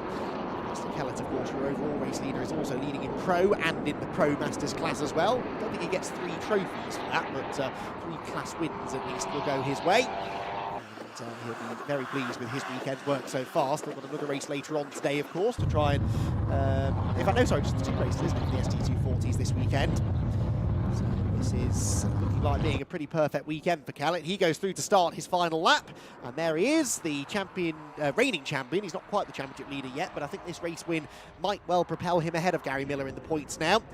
Gary at least minimising the damage being done though, because he is on course for second place points, which is 46, so 4 fewer than Kellett. Kellett will pick up the bonus point for the fastest laps. That's a 5-point swing. He was only 8 points behind coming into the weekend, so given the fact that he took the best part of 7 points, I think, out of Gary yesterday, my rough calculations tell me that this should now be the championship lead for Alistair Kellett, before dropped scores, of course. Kellett is dropping slightly fewer, I think, than Gary Miller. No, slightly more, actually, now, I think, after yesterday's results. So, yeah, it's going to be very, very close between these two, but Alistair Kellett now starting to come on song as we head towards the middle part of the season. We'll hit the halfway mark next time at Silverstone. First 2 visits to the Silverstone National Circuit. 6 races in the middle of the year for the Fiesta ST240s will take place at the home of British Motor Racing on the shorter national layout. And it's a place that Alistair Kellett has had success in the past, so I'm sure he'll be looking forward to those 2 events. He turns into the hairpin then for the final time. 2 more corners away from home, and a double race win here on the Anglesey International Circuit for the reigning champ. Car number 1 is back in position number 1 in the race and in the championship as well. And that's exactly where he feels that he deserves to be. He turns his way through the final corner, Alistair Kellett will see the checkered flag and claim victory in race number 2 for the AIRTEC Motorsport Fiesta ST240 Championship. Gary Miller comes home second, and Jason O'Connell is on the podium in third. A double podium finish for Jason O'Connell and a double win in the AM class this weekend. Zach Lucas fourth. George Foxlow will come home in the end in a fairly lonely fifth position after most of the drivers that he had been battling with in that race fell largely out of contention. Luke Waugh is next, second of the AMs, then Sean Reynolds, Graham Colfer back in the top 10, Chris Blackburn and Maggie Webster after an entertaining race will come home at the back of that top 10. And what a black smoke from the back of James Pope's car there as it came across the line. Hopefully that's not something to worry about. So, Fiesta ST240's then done for the day. And we look forward to... Oh, they're having 3 races. Oh, their championship table says they're having 2 races, but Paul McCurley tells me they're having 3. Paul does have a timetable next to him, so we'll let that be the deciding factor. Yes, they do have a 3rd race later on, so the points table alludes to the fact it's only 2 races, but good news, we get a 3rd race later on in the afternoon.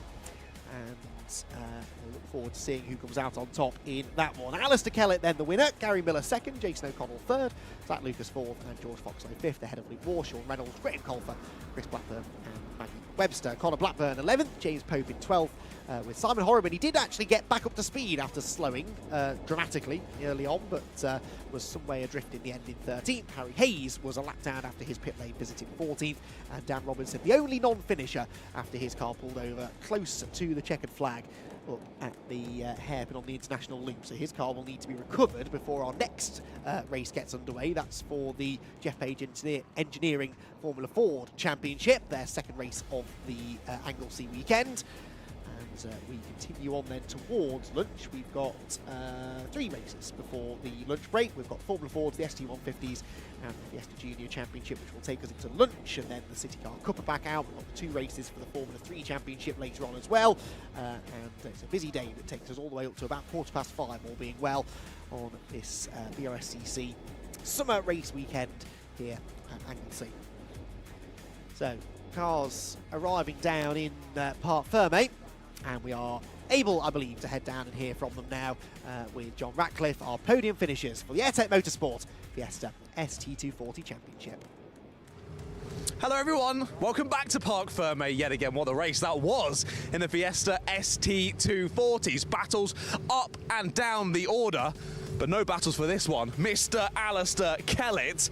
We spoke to Alistair before the race. Obviously, he was just looking to make it through the first lap with those cold rear tyres. He did so, and once he got into the swing of things, he drove away. Alistair, you've only just jumped out of the car, but we were speaking before the race. I was just saying you wanted to get through lap 1, get those tyres up to speed. Once you did, you were off. Yeah, got the start and Gary's behind me and was fine, and then I just was trying to be careful in the first couple of laps of the tyres because it's very abrasive here. So, and Gary was on me all the time. Though I just kept my head and just tried to keep the tyres. And then I think Gary dropped off, and that just gave me the space, and I just got my head down. And it's plain sailing after that. Yeah, I thought we were going to get stuck in defending on him, to be honest, as he was really going for it, particularly up into the hairpin. But then you just managed to break away, get that gap, and then it seemed plain sailing from there, relatively. Yeah, I was just, as I said, I was just trying to manage the tyres the first 5 minutes of the race, and I think Gary then used up his tyres while he was trying to get past me. So I just bided my time, and once I got my head down, I was fine then. Kept the tyres good, brought it home. Well done. Cheers, Alistair. Hopefully we see more of you later on. Right then, let's have a chat with Mr. Gary Miller. Gary, yeah, you were all over Alistair for a good few laps there, and then sadly just dropped off after that. I was. The mechanical gods were on Alistair's side because I lost 4th gear. So I came out onto the back straight one stage to pull 4th gear and there's nothing there. So I had to manage the race going from 3rd to 5th for the rest of the race. So I just looked in the mirror and I knew I wouldn't catch Alistair with that then. So I just looked in the mirror.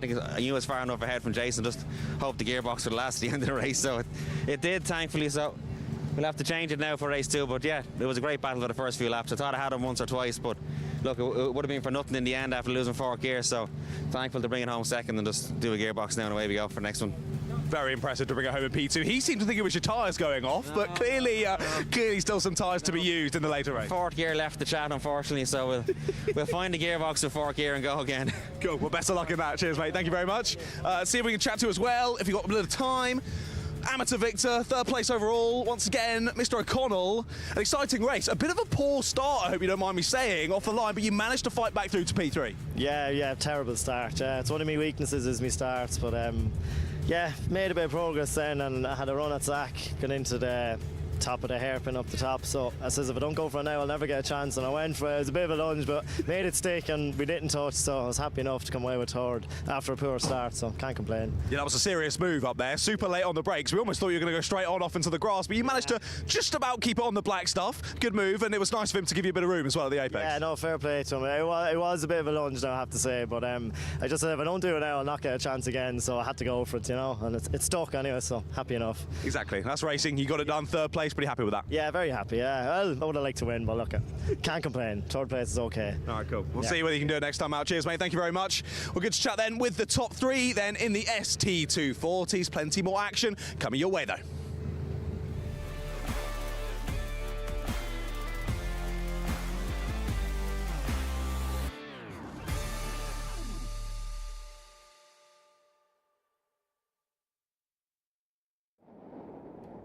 Thank you, John.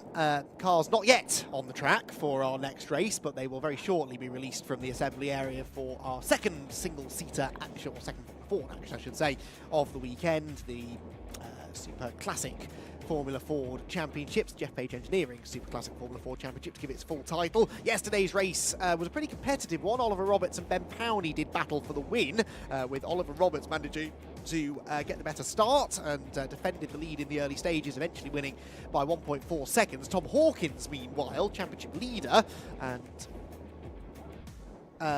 reigning champion, had a bit of a tough time starting from the pit lane and had to fight his way through the order up into third position. The Formula Fords then will be out on track. In fact, they're being released now, so we will start the build-up for the Formula Ford race now then, and the grid will be based upon that result from yesterday, so Oliver Roberts will once again have pole position. And we'll be hoping to try and repeat that strong start that he had yesterday. Roberts then on pole, Powney starting alongside with Tom Hawkins and Christopher Stones on row number 2. Andrew Schofield and Vincent Jay share the third row, and Colin Williams and Ian Parkington are together on row number 4. Various classes represented there. We'll get into the class structure a bit later on. Matthew Smith and Nigel Dolan are on row 5. Row 6, Neil Hunt and Oliver Buckton. Row 7 should be Nigel Grant and Simon Fraser, but Nigel Grant's name is absent from that list for some reason, so we'll see. Maybe he's a non-starter, with Bernard Leclerc and Murren Parkington bringing up the rear of the 16-car grid. So are we missing the number 43 Merlin of Nigel Grant? Yes, I think we might be. Yes, we are, in fact, definitely missing it. So Nigel Grant, a non-starter. That's a shame. The only Super Classic D entrant here this weekend, and the oldest car on the grid will no longer be the Merlin, unfortunately. So that car taking no further part, at least in this race anyway. They do have a third race later on, so hopefully we'll see him back out for that one. Green flag lap then about to get underway, and it will be Oliver Roberts and Ben Powney from the front row of the grid. And again, we'll see whether or not it is going to be a good start from Oliver Roberts. Tom Hawkins there lighting up the rear tyres, slaloming his way down to the first corner, and making absolutely sure that, first of all, he's warmed up the rear tyres. I think that was definitely achieved. And secondly, that he's laid down plenty of rubber on the start-finish line down below the commentary box. So the cars then make their way around. It was an overall win for Oliver Roberts, but a Class B win as well. One of the slightly older 1980s Van Diemen's claiming the win, although I did make the point yesterday, it's one of the more modern Class B cars. Class B takes you from, as far as age of car, from 1982 to 1989. Well, that is a 1989 Van Diemen, so it was the very newest generation of car that is allowed into Super Classic B. Another year later, and it would have become a Super Classic A car. And it's only actually 3 years older than the Jamin and Ben Powney. Tom Hawkins in a 1995 Swift will start third. 1988 Van Diemen of Chris Stones fourth. So all of those front-running cars of a similar age, despite the fact they are running across 2 different classes. Super Classic C was won fairly handsomely in the end by Colin Williams. Colin Williams in his PRS beating the Crossley 25F of Ian Parkington by 8 seconds or so. Murren Parkington in his Crossley also running in Super Classic C was a full lap down. But, fascinated to see what Tom Hawkins can do in this race. Hawkins, interestingly, didn't set the fastest lap of the race. He was the fastest Super Classic A driver yesterday with a 1:36.7, but that was fractionally, and I mean, we're talking 100th of a second, slower than Oliver Roberts. So the point is, I don't think he's going to have a significant pace advantage over Oliver Roberts, but he does at least now start at the front of the field, and a Super Classic A victory, he would hope, should be heading his way, all being well, but obviously there was some sort of drama yesterday morning. And, in fact, John is next to me, throwing you slightly across here, John, but do you remember, you presumably had a chance to chat to, that's probably going to be the answer to most things, isn't it? Tom Hawkins, did you chat to him yesterday? He finished third overall. For a lot of yesterday, we were running through them so quickly, I haven't really got to chat to the winner. I'm not convinced you did you? No, I don't think I did. Hopefully you do today, because I want to know why he didn't start from pole yesterday, where he should have been starting, or front row anyway, for that first race. He started either from the pit lane or the back of the grid, and certainly was not present at the front of the field. This time he is, though, third on the grid anyway, having charged from the back of the grid to third yesterday. John, do you think a race win's on the cards? Yeah, definitely potential. I mean, he's got the number 1 on the car, so that clearly means something, doesn't it? So we'll see whether he can run through. Starting nice and close to the front, we saw those top 2 battling so well yesterday out there, though, so if he wants to get involved with the scrap, he's going to have to bring his A game. Yeah, well, he is usually a good starter, Tom Hawkins, and he's got that inside line, which has prevailed in the previous 2 races so far today. But these are very different machines indeed. Rear-wheel drive, lightweight single-seaters, the 1600cc Ford-engined cars, which have been a staple of British motor racing for half a century or so. And, well, more than that really now. And they're still going strong. Right then, green flag waved at the back of the grid. Oliver Roberts and Ben Powney make up the front row. Red lights go out now, and it's a good start made by Oliver Roberts. From pole position, Tom Hawkins holding on to third, but not really challenging either of the front row men, so it will be grid order, I think, for the first 4 or 5 through target for the first time. And Oliver Roberts, so far so good, keeps the Class B Van Diemen in the race lead. Tom Hawkins hunting around the outside of Ben Powney into the banking. Not able to make that pass stick. They exit the second corner, head towards Church, and then we head to the most important part of the circuit, particularly on this opening lap when they're all bunched together. The front of the school straight, the Formula Ford slipstream trade kicks into life, and here comes the first challenge for the lead. They almost ended up 3 wide there because Hawkins was making a move on Powney, who at the same time went to the inside of Roberts. Powney goes to the lead then. Roberts does well, in fairness, to slot in between the 2 of them. Yeah, surprised in a way that Tom Hawkins is still only third. Yeah, impressive stuff. Hawkins had an amazing run up the hill, didn't he? It would look like they were going to go 3 wide. I think he realised probably not enough space for all 3 of us up here, considering it's the first lap. Maybe I'll back out of that one and have a bit of a rethink. It was a great start off of the grid from Oliver Roberts, but just that slipstream up the back, not so straight, not helping him there as he drops down to second place. But already the top 3 looking to try and scamper away, and I think the 3 that we were expecting to do just that. Yes, indeed so, but they're not in the order they ran for much of yesterday's race. It is Ben Powney then who finds his way to the front. Remember, Powney and Hawkins battling for the Super Classic A Championship. They both are in the same class. They've got a Class B car between them, but in this category, they do score points based on class finishing position. So Hawkins, if he's going to have any chance of winning his class, needs to get past Roberts and then set off after the race leader. So it's Powney, Roberts and Hawkins the leading 3. Chris Stones is in 4th, 5th Andrew Schofield, 6th Vincent Jay. So the rest of them are all in grid order across the top half dozen or so. In fact, the next positional change is Nigel Dolan moving up to 8th position in his Super Classic A great machine, the Van Diemen RF90, moving up a couple of positions from where he started. Leaders, though, head towards the school straight, and it's Hawkins the man on the move, isn't he? He's had a really good run through Church. He's already in the slipstream, but he was almost too close to Oliver Roberts. Didn't really generate any momentum off the corner, and Oliver, in fact, is closing on the leader quicker than Hawkins is closing on him. There's a challenge for the lead to the inside, but no, Roberts just a bit too far back. Had to rethink that one, didn't he? Properly squirrely under brakes. He thought, oh, the move's on. No, it's definitely not on. Has to back out of that one. Does well to hold on to the snap there under braking. Holds off. Stays in second place. This is fantastic to watch this, though. Powney, Roberts and Hawkins continuing to build that gap. It was almost 2 seconds last time across the line. I can only imagine that is going to continue to extend. But it's Stones there in 4th place on the number 49. He's holding off the rest of the pack. He's got Schofield and Jay not too distantly behind as well. And it's not much further to Colin Williams then in 7th place. You see them there heading down through into the hairpin Fiestas. Wide for second place Roberts, taking what I would more expect to be the line out of there, covering all of the track surface and getting the best exit he can. It was much more tight though from Powney. I thought that was going to be a poor exit for him, but he's held onto it, down through into the bus stop, onto a new lap we go. Indeed so difference in lines, but not much difference in lap time in fairness. A 37.3 from the leader, a slightly faster 37.3 for Roberts, and a 37.4 for Hawkins. Fastest lap to Roberts that time around, and that was largely because of that significant slipstream he had up the hill. He's so much closer to Powney now than he was a lap ago. He's almost investigating the gearbox on the Jamin as it rounds the banking. And this is going to be an even more exciting run up the hill, I think, because they're all closer together heading out of Church. That second place car just seems to hunker down into the slipstream more effectively, doesn't it? Roberts closing on the leader, who has to go to the inside line to defend, so Powney to the left-hand side of the road. Roberts is presented only with the outside line and doesn't fancy it on this occasion because he doesn't want to risk leaving the door open to Hawkins behind. Indeed, yeah, it's a risky one there if he wants to try and hang it around the outside. And of course, a very tight section of the circuit. We've seen it a lot in the Fun Cups, we've seen it a lot in the Fiestas as well. It all closes up. Then the right-hand part of Rocket straight after that heavy braking zone. And often we'll see a bit of door banging. Well, you can't really do that in these. There's no door banging, it's all wheel banging. And you'll find they get interlocked pretty quickly.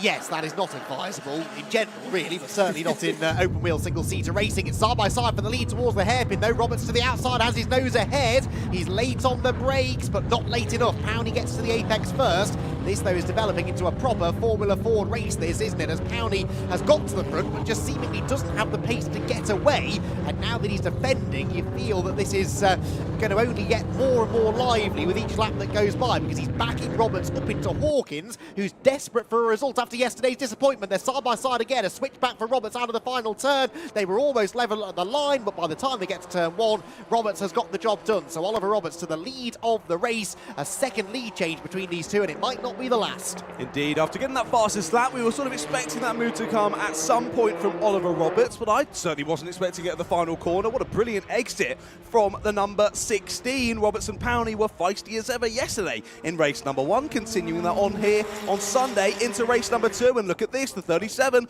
of Powney now under pressure from Tom Hawkins in behind. And of course, not only is this a battle for second, as you mentioned earlier, a battle for the class win as well. Thinking about that inside line as Hawkins doesn't go for it this time, though. He's still got just under 10 minutes left to go in this race. Plenty more opportunities to come for Hawkins. Or will we see Powney have a resurgence and try and retake that lead? Yeah, Powney's car, though, doesn't seem quite as strong in a straight line, maybe as Roberts' machine, which is interesting, isn't it? Because Roberts is the older of these three cars, but it just seems to have a slightly more aerodynamic shape, maybe. The Van Diemen, of course, 3 different makes of car here, a Van Diemen, a Jamin and a Swift, and it does seem that maybe they've all got subtly different strengths and weaknesses. Roberts then, now that he's found his way to the front, can he assert his authority on this race and establish some sort of dominance? It's rare in Formula Ford racing, and that's not the way to do it. A big slide out of the hairpin there. He got a bit too wide over the exit curve, did the leader, and he's opened the door now for Powney to come back at him. Powney to the inside of the final corner, late on the brakes and goes back through. Fantastic stuff. Impressive stuff there, just dropping that rear left onto the grass to the number 16 of Oliver Roberts. And of course, that won't actually count as an official lead chase, I don't think, because Powney was just leading as they went side by side across the line last time. He gets back ahead this time, and almost a little bit wide yet again from the second place runner of Oliver Roberts. He flirts with the exit of the track limits there as we've got a car off on the grass, I can see outside of the first corner. Seems to have just gone a little bit wide off onto the grass. We'll double check exactly who that is in a few moments. But the top 3 staying as they were as they headed onto this lap, but slipstream galore as they head up to the top of the track. Yeah, again, look, Roberts' car just works so well up the back straight, and he's desperately late on the brakes this time. Goes right round the outside, turns into the corner. He's on the dirty side of the road, but it doesn't matter. He's got the inside for the right-hander, and he shuffles his way back through. Powney just closes the door on Tom Hawkins, who's had the best seat in the house, a grandstand view of this battle, but he'd much rather be getting involved in it, wouldn't he, than simply watching it unfold in front. He's not really, though, looked likely to do so. It's all been Powney and Roberts, with Hawkins just sort of there with them. Yeah, he sort of just had the best seat in the house, hasn't he, for this one? Just watching on, waiting for the perfect opportunity. I can tell you it was the 22 of Vincent J who had gone off at the first corner, so he's lost a lot of time and a number of places as well. I think he would have sit down to the bottom end of the top 10, if not a little bit further back. Top 3 still as they were then. Yeah, I was expecting maybe a little bit more from Hawkins. We saw him drive through the field yesterday with some really, really good pace. Just hasn't quite been able to challenge in this one. Even when the top 2 have been trading places and losing momentum, he hasn't been able to sneak his way through. Still sitting there in 3rd place relatively comfortably. Definitely on pace with the 2 ahead, but opportunities not opening up for him just yet. In fairness, though, Hawkins' fastest lap yesterday was pretty comparable with Roberts and Powney's. He was about a 10th slower than Roberts' ultimate pace and a 10th quicker than Powney. So the 3 of them were very evenly matched, and I think it just looked better for Hawkins yesterday because he was overtaking lots of slower cars, and now he's up there with the leading 2. He's finding things a little bit trickier. Out of church they go, though. He is a bit closer this time to Ben Powney, who's not quite as close to Oliver Roberts, so it might be an opportunity here for Hawkins, Hawkins to make the move. Looks to the inside, but no, not late enough on the brakes. The 2 cars ahead just seem to get into the corner slightly better, and so for this occasion at least, the positions stay as they were. 6 minutes of the race to go. Half a second was separating the leading 2 at the start of the lap. It's much the same, I think, as they turn through Peel Corner for the 6th time of asking. Interestingly, the fastest lap of the race has just been set by Andrew Schofield in 4th position. So Andrew Schofield, a 1:37.3. Quite sure where he pulled that lap from, but that was faster than anyone's been so far, and a 10th quicker than the race leader. Indeed, yeah. A good bit faster than anyone's been so far in this race, and quite a bit faster than the 3 ahead on the last lap specifically. He's looking to close that gap. Just over 5 minutes left to go. He's still got quite a bit of a gap. It was 4 seconds at the start of this lap. We'll see if it's gone down any further. Realistically, he's hoping the top 3 ahead start to battle a little bit more than they have been doing and start to lose each other a bit more time. They head on to another lap of this race. Now, on to lap number 7 we go of this one. And after Oliver Roberts took the lead, he's looked, I was going to say comfortable, as comfortable as you can be when there's only 0.4 of a second back to the next driver. But really, he's looked like the only car out of this top 3 battle that is able to mount a serious charge up into Rocket using the slipstream. The other 2 just don't look quite so comfortable, just don't seem to quite have that overall top speed at the fastest part of the track. And that's key, isn't it? Because it's the best overtaking opportunity. So if he's second, he's got a good chance of overtaking for the lead. And if he's in the lead, he's got a better chance of defending. And I think a big part of that is because he's so good through Church Corner. So he builds the gap going onto the straight, and then the other 2 just can't get to him, even with the power of the slipstream. Again, doesn't feel the need to defend this time into Rocket.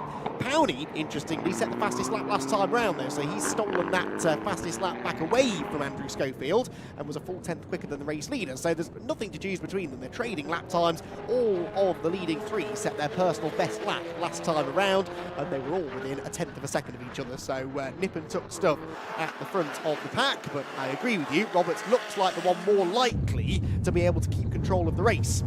Indeed. Sadly for Andrew Schofield, he's lost the fastest lap and he's dropped back from these leading 3 up to over 5 seconds now, back to the 72. So some brief, blistering pace from Andrew Schofield. Sadly hasn't been able to continue that on to that next lap. Goes back the way of Ben Powney in second place. That fastest lap, a 37.2. Now the one to beat. It was 37.2 from Hawkins in behind as well. And the new personal best from the leader, 37.3, a bit slower than the 2 behind. You wouldn't have thought that watching the gap. It doesn't seem to have closed at all between first and second place. But we keep a watchful eye. Look back at a couple of drivers in behind as well, continuing to battle on as the gaps continue to extend between these battle packs. Second and third, absolutely nose to tail there round the banking, despite getting the fastest lap. 2 laps to go for Ben Powney. Tom Hawkins, it's all over the rear end of that car as they're heading through Church now. To the exit they go. Will the slipstream come into effect? Can Hawkins finally launch an overtake? Yeah, well, they've dropped away from the leaders, so there's less of a slipstream now for Powney to use in his defence, and this is what's allowing Hawkins to almost draw level. Just doesn't have the performance up the hill, does he? And so the Ben Powney car stays in front for now. Remember, this is for second place overall. It's for a class win, though. These are the top 2 Super Classic A-class cars. And it remains, then, Powney in the J-Man ahead of Hawkins in the Swift for now. But will it remain that way to the flag? The further back they drop from the leader, and that gap's got to be getting on for a second now, the harder it will become, surely, for Powney to defend this. It definitely will. 2.5 minutes left to go then in this one. It seems like with the slipstream, there seems to be sort of two phases of it up the back straight, as more pressure being launched there by Tom Hawkins on the back of Ben Powney, looking for the up and under, won't quite open up for him. We'll try and go side by side to the exit, but yeah, it looks like it's in sort of two phases. Out the first phase, out of Church, Hawkins gets a lovely run. You can see the slipstream working. It's just as they go up through the right kink, it just seems to not be quite so strong up in that part of the circuit. He loses that slipstream effect to what he was enjoying in the first stage, and sadly just can't get enough alongside to think about a move. Not too long left to go. They continue to lose time to Oliver Roberts out in the lead of the race. I think first might be slipping away from these two, and they're left to squabble over second. Yeah, I mean, it's interesting though to look at the two cars. They look quite drastically different. I know that Formula Fords are renowned for being very tightly controlled set of regulations. There's not really a lot to choose in performance between them, but you can see that the Swift of Tom Hawkins, it looks bulkier, more bulbous at the front, doesn't it, than the Jamin ahead of him. He's had a much better run through Church this time though, and might just be able to get fully alongside. I think he will. He's got the inside line through the two kinks, but that's the outside when we reach the braking zone at the top of the hill. And again, the last third of the straight, that Swift just seems to run out of steam slightly, doesn't it? And I do wonder whether it's the difference in aerodynamic shape of the cars that's just playing into the hands of Ben Powney ever so slightly. And Ben will only have to defend one more time up into that rocket corner, and then he should be home free in second position, unless, of course, the attack comes somewhere else. A launch up the inside from Hawkins, and I think he's made that stick. Yes, he has, into the left-hander at the top of the corkscrew. Hawkins goes through. He had to get inventive. He's not got the job done yet, though, because he's run wide on the exit, and Powney is back alongside into the hairpin. He's on the outside line, and so Hawkins should be able to defend on the inside, and he does. But that was really the only way that move was going to be made, wasn't it? Because the traditional overtaking opportunity at Rocket wasn't really available to Hawkins for the reasons we've been discussing, and so he had to try and surprise Ben Powney, and that he did. I don't think Ben saw that one coming. So again, Hawkins not yet home free, because there's another run up the school straight to be done, and we know that that's where his Swift has been a little bit weaker compared to the Jamin and Powney. So it's now down to Hawkins to try and build as big a gap as he can through the first part of the lap, so that when they go onto the school straight, maybe Powney isn't close enough. And to be fair to Hawkins, he's doing a good job of that. That's a good 3 car lengths or so that he's pulled heading into Church Corner. Now is the moment of truth, as it were, as they head up the back straight. Is Powney going to be able to get close enough? And if he can get close enough, can he do anything with this run into the braking zone? I think the answer to the first question is no. The answer to the second question is the same, I'm afraid. So Tom Hawkins hangs on. Powney not able to challenge there. Hawkins now just needs to make sure he doesn't put a foot wrong, and a class win should be going his way. It won't be an overall race win, though, it seems. Oliver Roberts looks set to do the double. We're hoping to make that a hat-trick of victories later on in the day, but I can't wait for that third Formula Ford race if it's anything like this one. We are in for a really, really entertaining race. Formula Ford racing at its best, this has been. And Oliver Roberts will be delighted if he manages to hang on and claim this race victory. So down towards the hairpin they head for the final time. Roberts, Hawkins, Powney, I believe, will still be the order. Down towards the final corner they're heading now. And look to see who emerges from that final turn with the lead. It is, in a lot of traffic, going to be Oliver Roberts, but that was a little scary moment he didn't need at the final turn. Roberts gets the win, second for Hawkins. Ben Powney comes home in third position, with Andrew Schofield fourth and Chris Stones coming home at the back of the top 5. Then, in fact, there he goes, Chris Stones across the line in the 1988 Van Diemen. Then we've got the number 8 of Nigel Dolan, and Colin Williams should be next, although he's been involved in a race-long battle with Neil Hunt and Ian Parkington. And Neil Hunt will have to sit behind Colin to the flag. Parkington had a bit of a wobble off the final corner, comes across the line in 9th, and Matthew Smith completes the top 10. So, entertaining race, certainly. That was a very good example of Formula Ford racing, and we get to do it all over again a little bit later on this afternoon. The final Formula Ford race at 2:10 this afternoon, and we will be waiting to see who comes out on top in that one.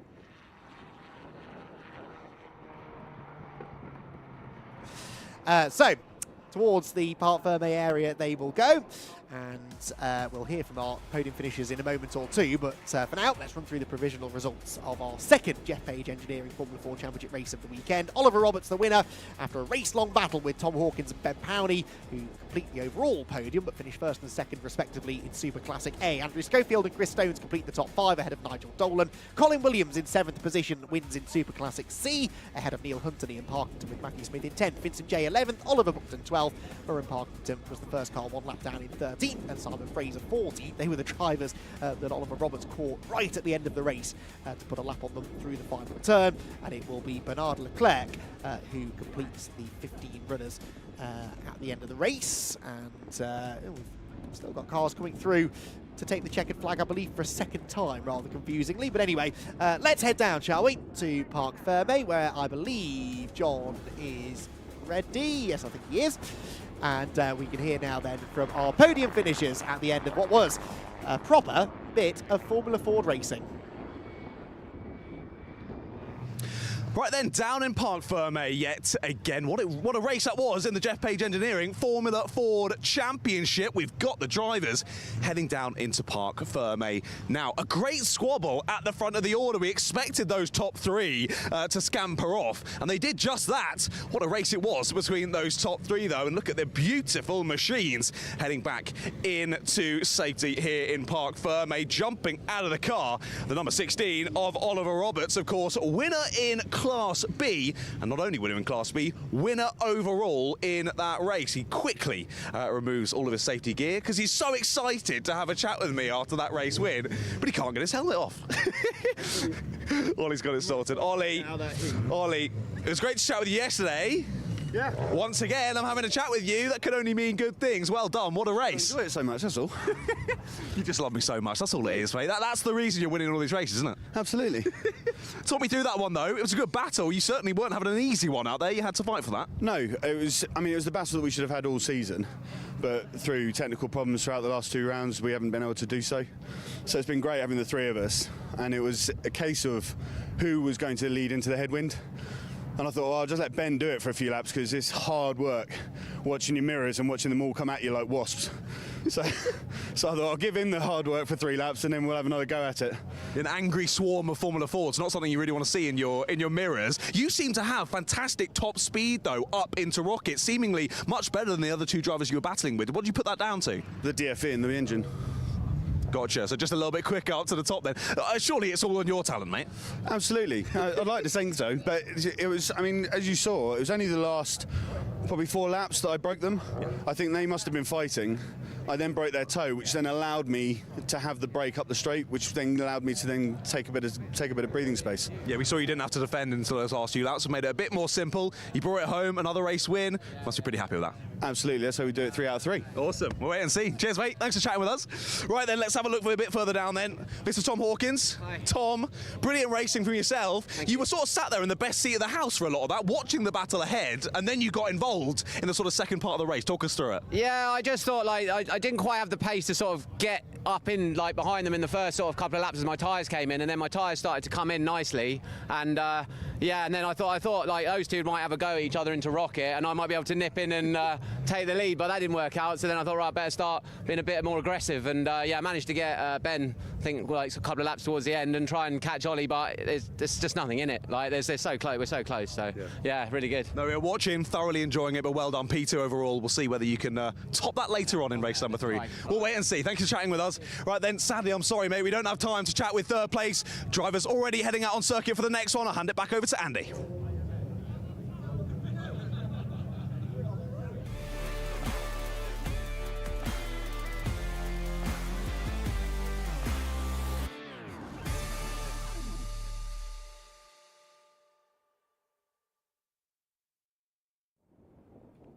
Race 2 for the Vinyl Detail Fiesta ST150 Championship is up next, and more tin top racing courtesy of the Brscc's always popular Fiesta Championship. Really nice to see all 3 of the Fiesta series in fine health in 2025, and the ST150s, the older generation of Fiesta STs, are doing really, really well. We've got 24 of them out this weekend. We have more that often come along to other rounds at slightly more central locations, shall we say, and the grid of 24 cars line up as follows. It's based upon the result of yesterday's race, which was won by Max Buxton, so he has pole position. Dylan Davis, though, was really strong yesterday and will be starting from the outside of row 1 in this one. Sam Watkins and Michael Blackburn are together on row 2. Billy Blockley and Robbie Harrison row 3.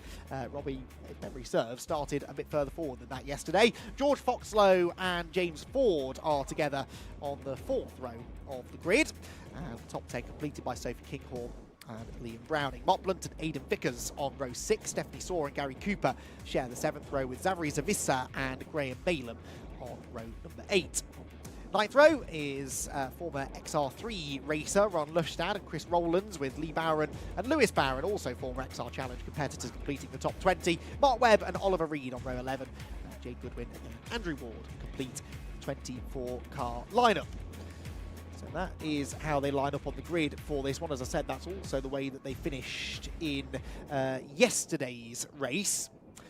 And as part of that grid, I mentioned George Foxlow. Now, that is, I believe, the same George Foxlow who's also racing in the ST240s. So George Foxlow doing double duty this weekend, getting 2 fixes of Fiesta racing.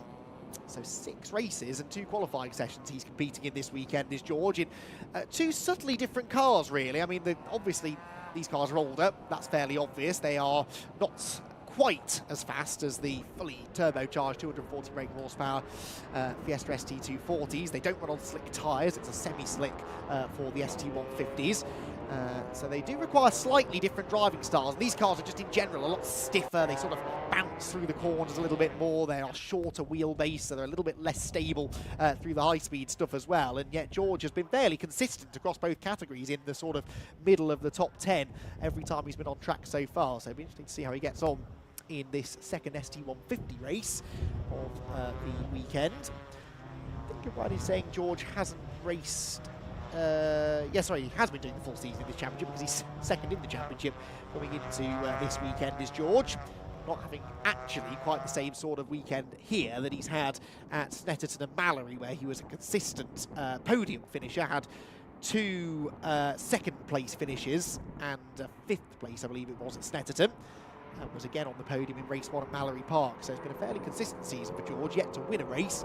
And he'll be starting from 7th in this one, so perhaps his chances of winning not set to increase here this morning. Max Buxton, however, was the championship leader coming in. He took his 3rd win of the season yesterday. And bounced back from what was a slightly less glamorous run at Mallory Park, shall we say. He won 2 races at Snetterton and was 3rd in race 1, whereas Mallory Park he was not on the podium at all. So Buxton back to podium form, back to winning ways in race 1 yesterday. But Dylan Davis will be starting alongside him, and Dylan Davis came through from a little bit lower on the grid, I seem to recall, in yesterday's first race. Yes, Dylan was 6th on the grid and came through to finish in 2nd position. So hoping now he only needs to make 1 more overtake in this one, John. And he's starting, in theory, for the best place, the outside of row 1, but that hasn't been the place to start so far today. Consistently, it seems the pole position has been the advantage, which sounds like an obvious thing to say, but it's not always the case here in Anglesey. No, exactly. Definitely yesterday we for sure saw the opposite, but it hasn't quite played out so far this morning here for Sunday's action. I think the main thing for the race start in this one is we hope we don't see a repeat of the race start yesterday on, where we saw 3 drivers ending up on the infield, but they barely even got away from the line. I was watching it back last night, getting a nice little zoom in, and what happened was 2 drivers on the sort of both on the outside of the grid had quite a good start. The driver in the middle had a bit of a poor start. They both moved across to cover, and as they sandwiched him in the middle, they then all spun across to the right-hand side. So taking all 3 of them out, I think it was just a case neither of them realised that they were quite 3 wide. They were all trying to cover each other off in one way or another, and it didn't quite end so well. So a few of those starting from the back of the grid in this one. Yes, no major damage was done. I nothing, a few bent steering arms maybe, but it could have been a lot worse. They were going at relatively low speed, I suppose, at the time. But yeah, that's the danger of these 2x2 grids that we have for all of our other categories other than the juniors. It is easy to get tangled together on what is a fairly narrow run into that first corner. It's a very short run into the first turn as well, so the drivers really do need to take advantage of any gap that presents itself, because once you get through that first corner, it can become a little bit harder to make progress. So Max Buxton and Dylan Davis, front row. Sam Watkins and Michael Blackburn, row 2. Who's going to get the best of the starts in this one, I wonder? Robbie Harrison, quite far out of his box at the moment. He was yesterday, I think, wasn't he, when he was on the front row. So he's taking nothing to chance as far as being out of position on the grid. He's almost so far back, though, that he is out of position, really, isn't he? But anyway, not creating a danger for himself or anyone else. Hopefully he gets a slightly better start today. Let's find out. Red lights go off, and it's a good start from Buxton from pole position. Blackburn away well from row 2 and squeezes between Dylan Davis and Sam Watkins to go second place. So Michael Blackburn from 4th on the grid jumps into second position. That's much more like it for the reigning champion, and Blackburn will be challenging for the lead before too much longer. Round the banking they go for the first time. Hold your breath. Yep, all seems to be clean so far. Michael Blackburn then with a much better start, still amazingly winless in 2025. He's had a disastrous start to the season, a non-finish back at the start of the year at Snetterton, and he looks to bounce back and get his season underway now, one of his favourite tracks here at Anglesey, and so far race 2 is going very well. He's up to second, but for how much longer? Aidan Vickers and Stephanie Saw had the most amazing of starts off of the grid there. We launch up into Rocket for the first time in this one. Close door to door there between the two red cars fighting over 4th, and really, really close. There is Stephanie right in the middle of a 3-way squabble there as they head up through into the top section of the circuit. She gets out ahead of the other two with 3 wide ahead also. Oh, this is for second place, and Michael Blackburn's been absolutely mugged. What happened there? Blackburn suddenly drops out of the top 4, out of the top 5, in fact, nearly. That was, he must have had a poor run out of Rocket, and Dylan Davis and Sam Watkins went either side of him. They're now side by side for 3rd as they drop down through the left-hander. Watkins on the outside line, and no, it's not Dylan Davis, is it? That might be Billy Blockley, actually. I think it is the 3rd of the red cars in that leading group. On the outside line, heading into the braking zone, Blackburn desperately trying to salvage the situation. That's George Foxlow, who's now gone through on the inside, and Michael Blackburn will be wondering where it all went wrong. Half a lap ago, he was in second place, and I think he's likely to cross the line at the end of lap 1 down in 6th. Yeah, that's gutting for Blackburn, racing well yesterday and had a decent start to this one so far, but yeah, maybe, I mean, we saw a couple of races ago in the T240s, driver missing a gear out of that top section of the circuit and having a poor exit, and thus having an issue. We've got a spinner at the final corner, though, one driver off into the grass, and it's the number 44, that is, who's gone for a spin. That's Lee Barron, who's round at the final corner. Has he got it back underway? Yes, he has. He will rejoin this race, but sadly, right from the back of the pack. He had a spin, I think, at Rocket, didn't he, yesterday? Well, both of the Barons ended off yesterday. No, I think he was the one that pulled over on the international loop, and he's pulling over again now, possibly with some damage. Yeah, I think the right front tyres off the rim as a result of that. So first retirement, unfortunately, and again, it is a Baron pulling off to the side of the road. Meanwhile, back towards the front, Sam Watkins here in 3rd position. Got Billy Blockley all over him as they head towards Rocket Corner for the second time. Blackburn there with George Foxlow back behind him now, so Blackburn starting the recovery drive, and Aidan Vickers launches to the inside into Rocket Corner and manages to gain a position. That was James Ford, I think, that he went past. James now battling with Stephanie Saw, who's got her teammate Liam Browning behind. The two teammates, they weren't working too well together on that opening lap, were they? As they bounced off each other slightly through the Rocket complex. Keeping it clean, though, on the second time through. So, dramatic first lap and a half or so. Things now starting to settle down.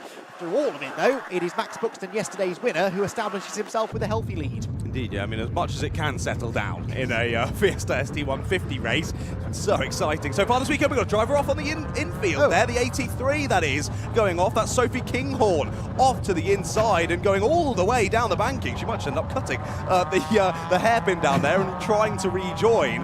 An odd place to go off, though. There must have been a bit of rubbing as they got to the exit, and she got speared off to the infield. You can see there Lee Barron as well out of the car now, and sadly, as we say, wheel off the rim on the front right as well. So I think we can assume either he went for a move down the inside or someone went round his outside and they made a bit of contact there, and wheel coming a cropper. Out of the race goes him. Sophie looks to have rejoined the group. Whereabouts, though, I'm not 100% sure. Has she dropped down the order considerably as she continues to do so. Yeah, down to 18, so 5 places lost in all of that, but we're side by side. This is for the lead. Max Buxton with Dylan Davis round the outside through the banking. And Max Buxton was a bit slow, I think, through those first couple of corners. It gave Dylan Davis the chance to get alongside, but not yet the chance to move through. They're nose to tail then as they head up the school straight. And Dylan Davis looks one way, looks the other, tries to find enough of an edge to get alongside, which he has. He's on the outside line into Rocket. He's later on the brakes into Rocket, but can he get across to the inside line? Answer, no. Buxton will run him out of road.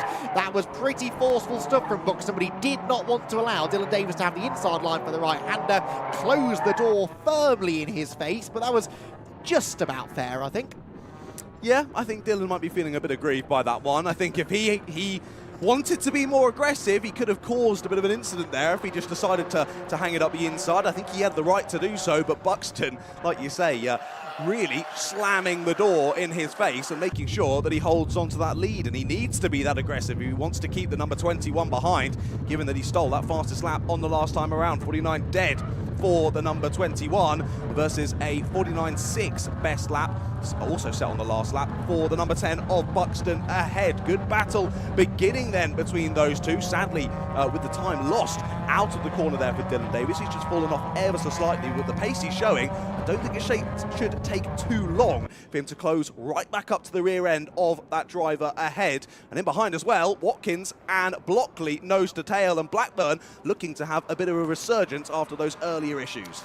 Yeah, he's in 5th. He's just put in his personal best lap of the race, but no quicker really than the 2 cars ahead. In fact, the 2 cars ahead, Sam Watkins and Billy Blockley, just set identical lap times to the 1,000th of a second, a 1:49.555 for the pair of them. So extremely close in lap time between those two. The leaders, though, once again are absolutely together as they round Church Corner, fastest corner on the track, and make their way up the hill. Davis a length or so further back this time, but that might not be a bad thing. It means he can carry a bit of momentum up into Rocket, whereas he got sort of stalled out behind Buxton a lap ago. Max, once again, defends the inside line, forces Dylan Davis to the outside. That's not quite going to work. Dylan knows what will happen now if he tries to go around the outside at Rocket. He might have to think of another approach. He will indeed. Yeah, looking to restart the charge. I was just watching outside the window. Of course, Lee Barron, we saw him exit the race a few laps ago. He's got the best seat in the house. He's got a seat that money can't buy there in the middle of the infield, watching on. Of course, he'll want to be in the race, so he'll still be pretty gutted. But he's at least got a nice afternoon of watching there in the middle of the circuit. Or still morning, actually. We've still got 45 minutes left to go of the morning. We've had so much racing already packed in. I felt like we'd already gone through to lunch, but not quite just yet. Still this race and one more before we go to that lunch break. And once again, we'll see the juniors up again to close us out into lunch, which should be rather exciting. Still 8 minutes of this ST150 race still to go then. And we just wait for those battles to rekindle at the sharp end. Still holding that fastest lap is Dylan Davis. It was just under 4 tenths when they crossed the line last time. It looks relatively similar as they come across the gantry. It's actually extended ever so slightly up to about 6 tenths. And crucially in behind as well, Watkins has given himself a little bit of breathing room ahead of Blockley and Blackburn as well, as he looks and tries to chase down those 2 ahead. Yep, so stabilising a little bit at the front of the field then as everyone starts to sort of settle into their race rhythm. Buxton ahead of Davis, ahead of Watkins. Sam Watkins was twice a winner this year, actually, so genuinely is a title contender. It's only that non-finish in the middle race at Snetterton that has seen him drop away from the leading 2 in the leading 3 in the championship. But that will count as a dropped score, so he's very much still a part of this championship equation. He's not, though, a part of the race-winning equation, though, is he really? Because Dylan Davis and Max Buxton have really broken away from him. They are absolutely nose to tail as they run through Rocket Corner. And Dylan Davis then just trying to outfox Max Buxton, but that's not going to be an easy job to do, I don't think. Max is wise to that attempted move into Rocket. And it just doesn't look to me, John, as though anywhere else around the circuit, Dylan Davis has enough of an edge to make a move. And that really is what it came down to in that Formula Ford race earlier. Tom Hawkins realised he couldn't overtake at Rocket, so he had to find somewhere else to make a move. And it was this corner here where he did make that decisive move for second. I think Dylan Davis is going to have to think equally as creatively. Yeah, in that last race, though, he had a bit of an engine advantage as well heading up to the top. Not so much in this one. They'll all be pretty much identical in this. There's a slippery surface flag out into the hairpin I've just spotted. So I don't think that's rain unless there's a completely different climate over there at the hairpin. Maybe someone's dropped something down into that heavy braking zone, and drivers just need to be a little bit more careful. Yeah, because it's not necessarily fluid. It's often referred to as the slippery surface flag. It's really just a surface flag, so there's something on the track that shouldn't be. So it could be dirt, it could be debris, it could be a bollard again. We've seen that a few times today, so not necessarily anything to be concerned of. No one's pitted, so if it is a mechanical issue for someone they haven't stopped, that's both good news, because they haven't retired, but also maybe bad news, because they might be spilling fluid around the whole circuit if that is the case. Seems okay, though. I don't see anyone slipping and sliding around just yet. We've got 5.5 minutes of this one to go.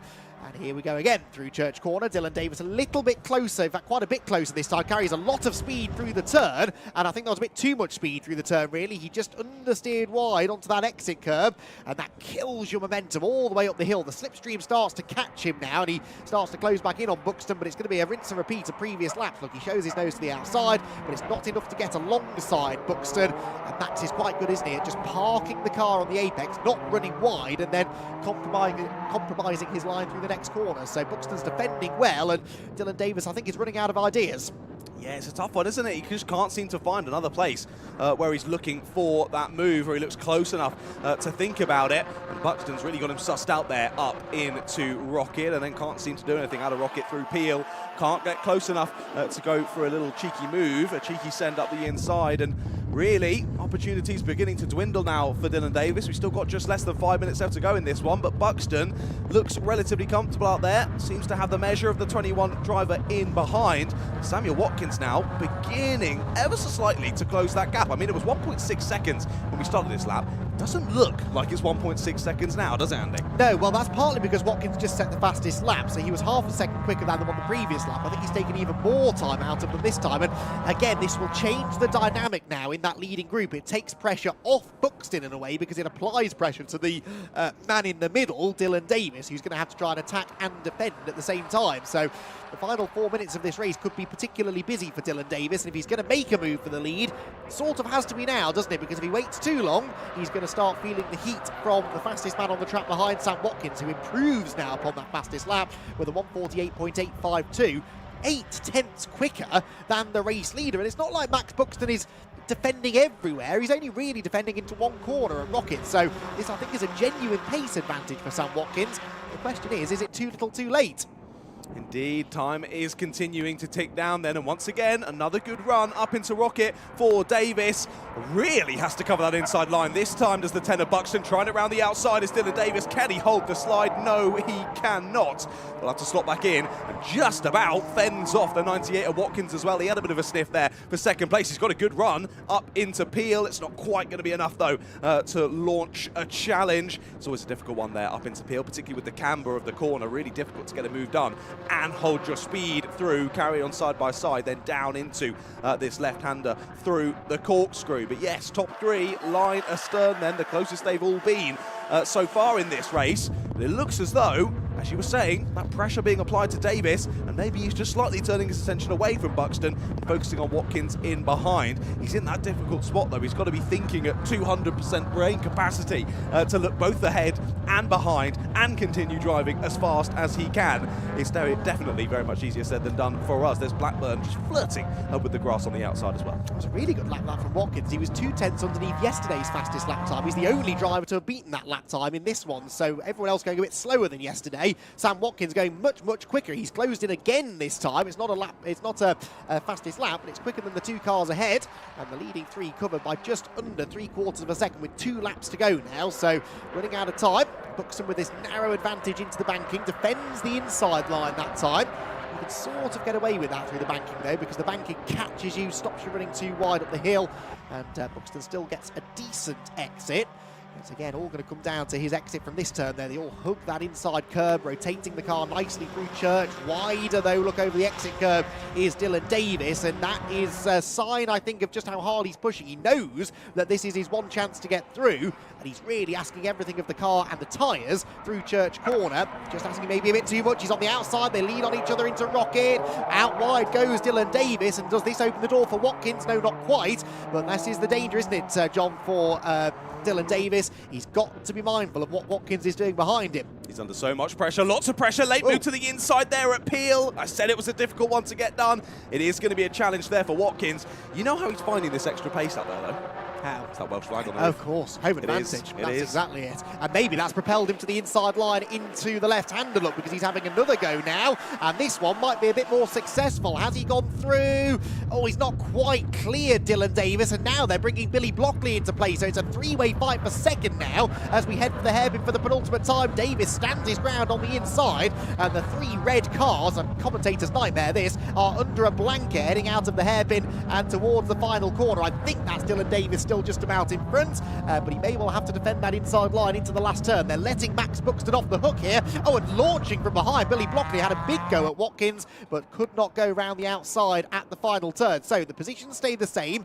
Davis, who's got a big black donut now on the side of his car, where he banged wheels with Sam Watkins a moment ago. He's still second, Watkins third, Blockley third, and the second place man is all over the grass out of the first corner. So Dylan Davis desperately trying to escape now from Sam Watkins. He's sideways on dirty tyres at the banking, and 2 corners in. This has been a very spectacular lap. There's a cloud of smoke. Oh, someone's engine's blown going into the last corner. They pulled over out of the way. I think that is Stephanie Saw. Yes, it is Stephanie Saw, whose car has expired. She's well out of harm's way. There she is, just on the right-hand side of the road going into the final turn.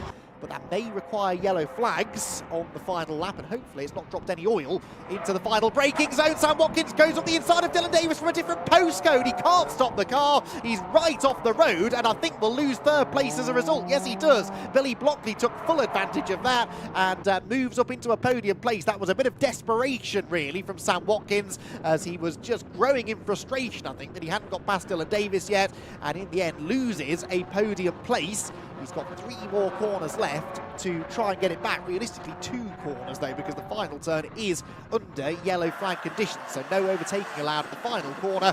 It will all come down then to the hairpin in a moment or two. Good battle going on behind here between Aidan Vickers and James Ford as they head towards the top of the corkscrew.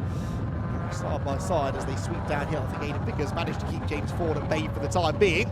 For the second or third time in this lap, Dylan Davis is off the road at the hairpin, but he stays in second position. They head towards the yellow flag zone, so no more overtaking allowed then. And Max Buxton it is, who's going to come home a race winner in race number 2 for the Vinyl Detail Fiesta ST150 Championship. A well-managed defensive drive that from Buxton. He gets the win, Dylan Davis second, and Billy Blockley inherits third on the final lap after Sam Watkins' antics up at Rocket Corner. Michael Blackburn in the end a fairly lonely 5th ahead of George Foxlow, and Robbie Harrison comes through in 7th position. Then comes that battle we caught a glimpse of on the final lap, and it is still Aidan Vickers 8th, but it's no longer James Ford 9th. Mark Blunt managed to find a way past him, and James Ford ends up in 10th place. So James was on the attack and ended up losing a spot in the closing stages, much the same really as Sam Watkins up ahead of him. So brilliant race. Max Buxton with a fantastic defensive drive there. That was exactly as it should be, really. He knew exactly where to place the car, didn't overly defend, didn't do anything silly, didn't overly squeeze Dylan Davis off the road. There was that one moment at Rocket where Dylan tried the outside and was just sort of shown the edge of the track by Max Buxton. But it was a well-managed drive for Max. Another race win. That's now his 4th of the year. And he's starting to hit his stride, isn't he? It's the 2nd time this year that he's won 2 races at an event. He has yet to win all 3. It's only the 2nd triple header, in fairness. Mallory Park was a double header. But if Max can repeat that feat later on today, then you'd have to say he becomes the firm championship favourite. So Max Buxton then is your winner at the end of an entertaining 2nd Vinyl Detail Fiesta ST150 Championship race of the weekend. We'll take a look, I think, in a moment at the provisional race results It's a blustery and now slightly more overcast Anglesey Circuit. It's not raining at the moment. I don't see any rain in the immediate area, but it's certainly feeling a little bit less summery than it was yesterday evening. Max Buxton won't mind though. He's the winner by 1.5 seconds over Dylan Davis and Billy Blockley. Sam Watkins 4th and Michael Blackburn in 5th, ahead of George Foxlow and Robbie Harrison. Aidan Vickers 8th, Mark Blunt 9th, and James Ford completes the top 10 ahead of Zavri Zavisa, Liam Browning, Jade Goodwin, and Gary Cooper in 14th place. 15th, Sophie Kinghorn ahead of Oliver Reed and Andrew Ward. Mark Webb 18th, Graham Bain 19th, and Ron Lufstad in 20th position. Stephanie Saw ran until the final couple of laps when her engine went bang into the final corner, and Lewis Bowron was an early retirement after that little collision that he had at the final corner. So we've got the cars making their way into Parc Fermé. John Ratcliffe will be there ready to receive them and have a chat with our podium finishers. We have now just the one more race before lunch. It's the second appearance of the day of the Brscc Fiesta Junior Championship drivers. And I believe John Ratcliffe is ready down in Parc Fermé. Yes, he is. So let's head down there now and hear from our ST150 podium finishers. Wow, wow, wow. What a race then in the Vinyl Detail Fiesta ST150 Championship. Some serious excitement out there on circuit. Wasn't quite sure he was going to win that one, but at the end of the day, it was number 10, Max Buxton. If we have time, I do want to speak to the 98 of Watkins. That was a serious send on the last lap, wasn't it? Let's head through, though, to the number 10 of Max Buxton. Did a good job. Watch yourself, Johnny. Don't get yourself run over. We head on through. We'll try and give him a little bit of time to get the helmet and safety device off. A happy man, though, is Mr. Max Buxton. What a fantastic race from Max in that one. Was under a heck of a lot of pressure for a lot of that. But as they say, pressure makes diamonds. And Max is certainly shining today. Max, speaking to you yet again, what a brilliant race. Like I say, you're under quite a bit of pressure, but you dealt with it really well.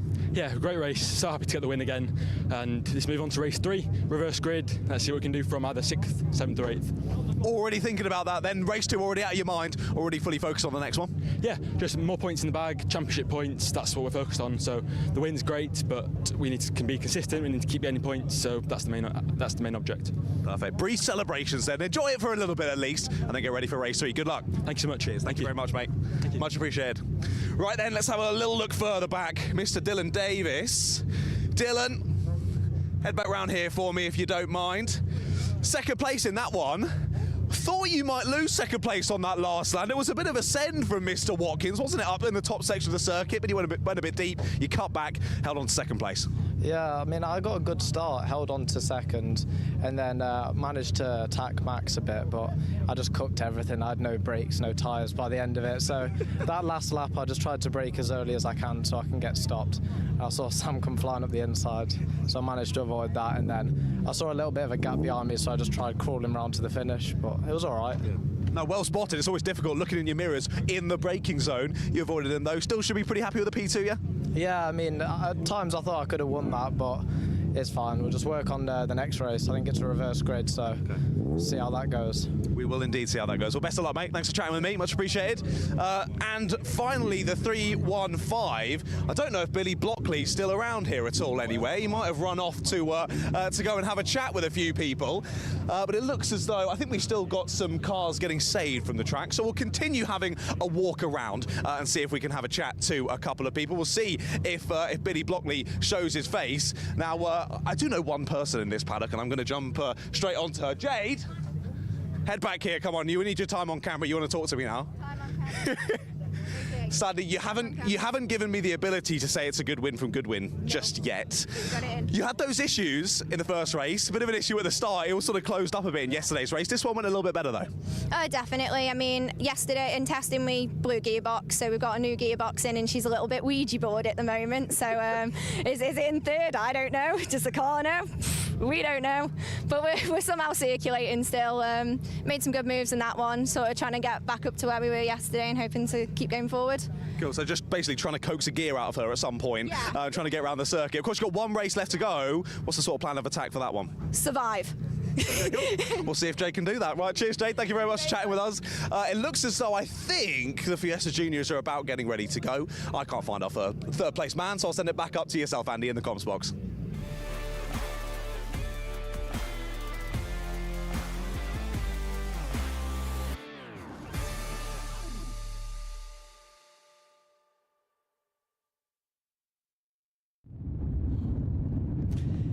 Brscc Fiesta Junior Championship then heading up next. A little bit of recovery work still ongoing down in the Part Ferme area. They're trying to bring the Stephanie Saw car in. Lewis Barron's car's been moved out of the way already though, so we're nearly good to go with our second junior action of the day. It doesn't seem that long ago, well it wasn't that long ago really, only a couple of hours ago that the juniors were last on the circuit, and their first race was won by Tom Merritt, who was very excitable when he spoke to John down in Part Ferme after the race, and good to see his enthusiasm. He's been getting quicker and quicker over the last year or so.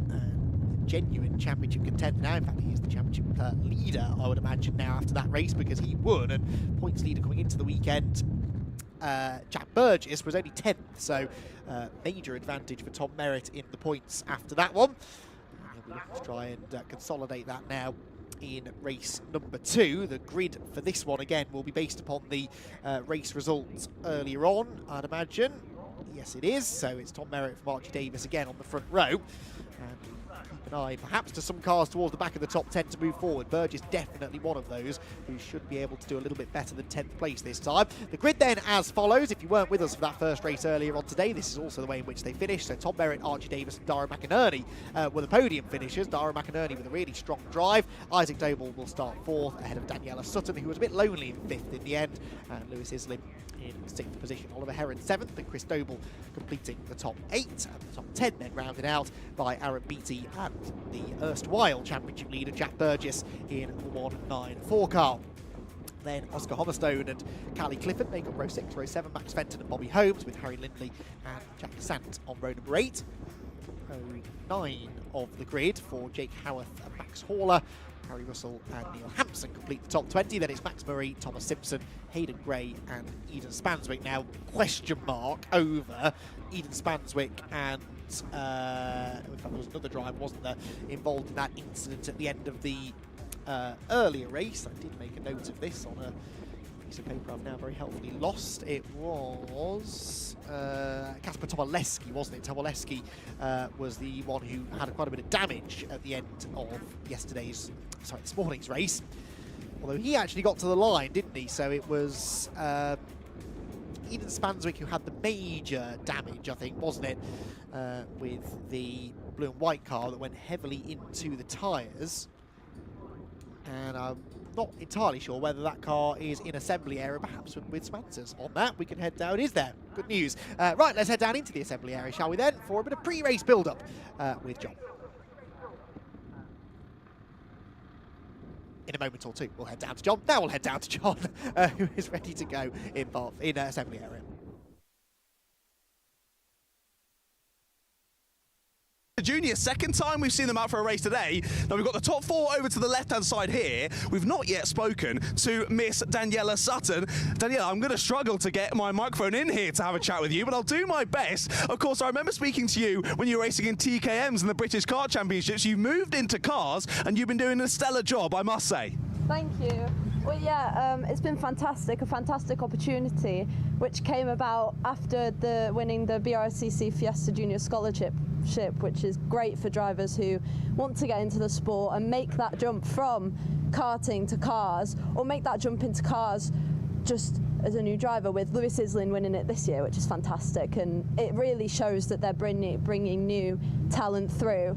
But it also wouldn't be possible without my sponsors, Mawson Group, V Mobility, Bauer Media, Hits Radio, and my brand new sponsor, welcome, to De Novo Solutions. So thank you to all of those and everyone else who supports me.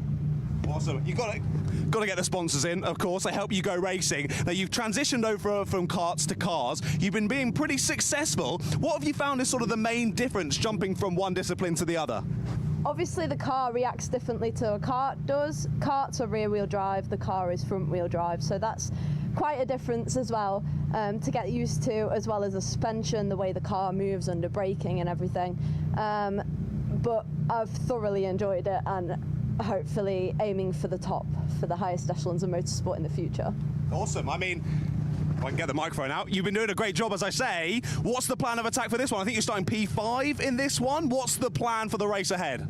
Obviously aim for pole, have a clean race, nice race, and go out there to win it. Cool. Well, best of luck, Daniela. Thank you for chatting with me. Much appreciated. Just about managing to get the microphone in there. It looks as though, I don't think we've got drivers heading out on circuit just yet, so we'll have a little run down to the front of the grid and see if we could chat with our pole sitter. I'm actually getting a bit bored of talking to Thomas, to be honest. He's been so good this weekend. I'm sorry, so I'm going to jump in the door. Thomas, I've spoken to you so much this weekend, mate. You must be getting a bit sick of me. Well done so far. Of course, pole, race number 1 win. You're starting on pole again for this one. Same again? Hopefully, that's the plan. It's going to be an interesting start.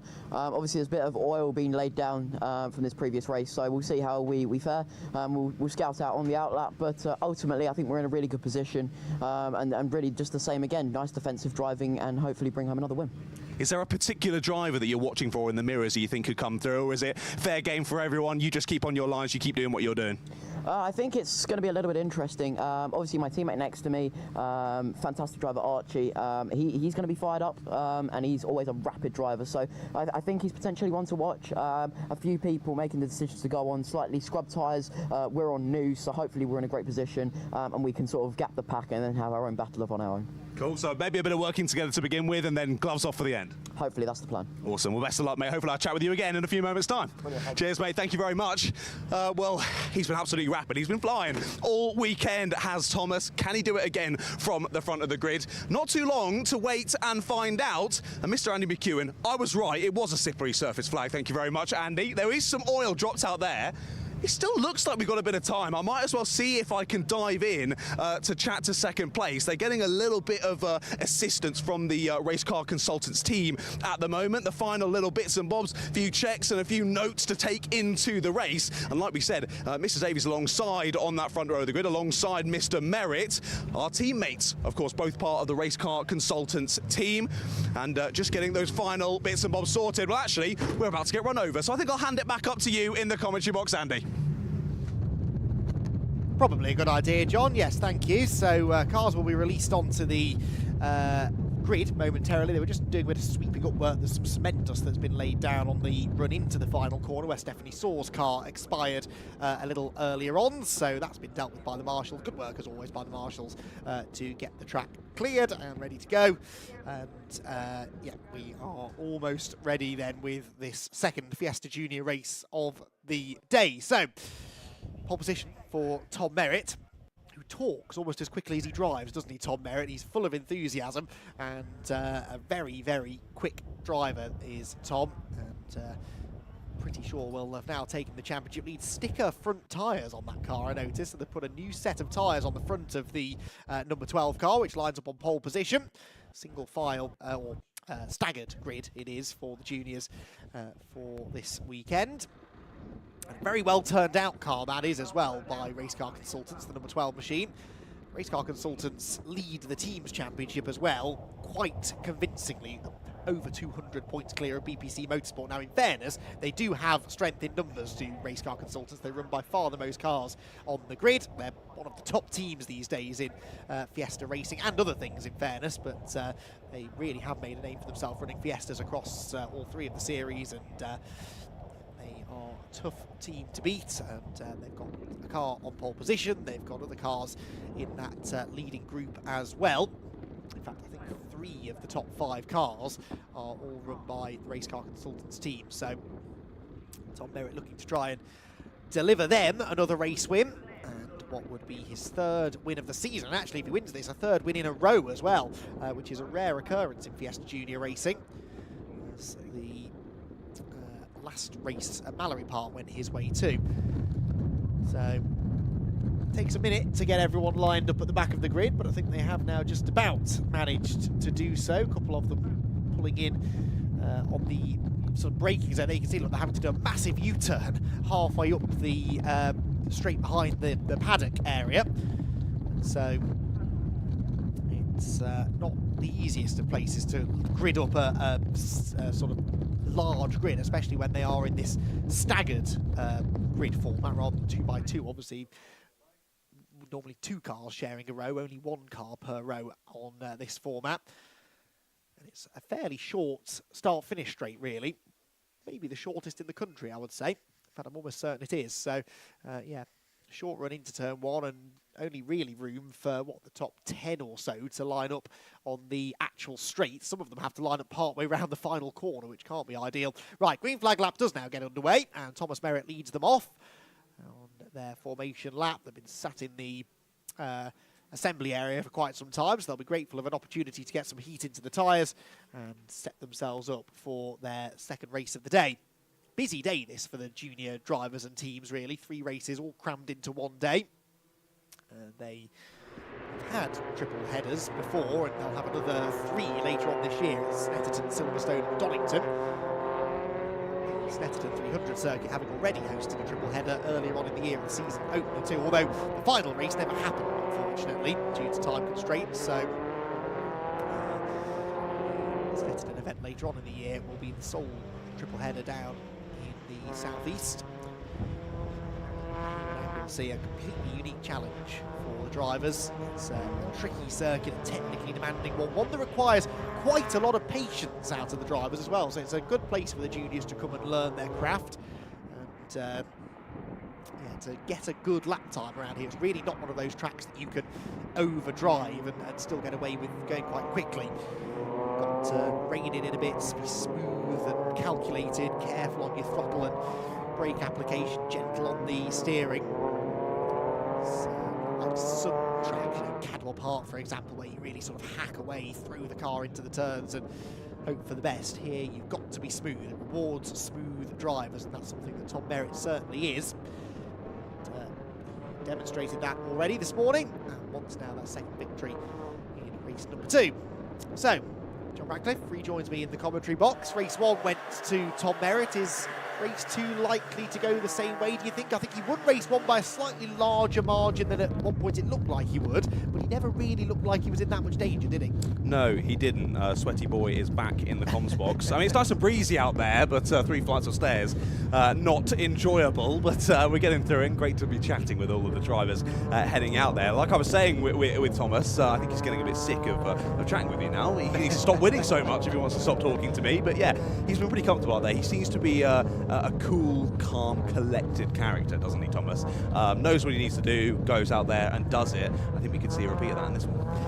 Yeah, absolutely. I think there's a good chance you'll be talking to him again at the end of this one, but crams a lot of words into the 90 seconds or so that he spends with you, doesn't he, Tom? He's a very good talker, which is good. You know, I think I've always said, myself and Richard John Neal have this conversation frequently. When you are a young teenage junior driver and you're racing at the front and you're looking to build a career in motorsport, being a quick driver, that's half of the equation. But in these times in particular, having a good personality that you can market is also the other 50%. And Tom definitely has that, doesn't he? He's a good talker on camera.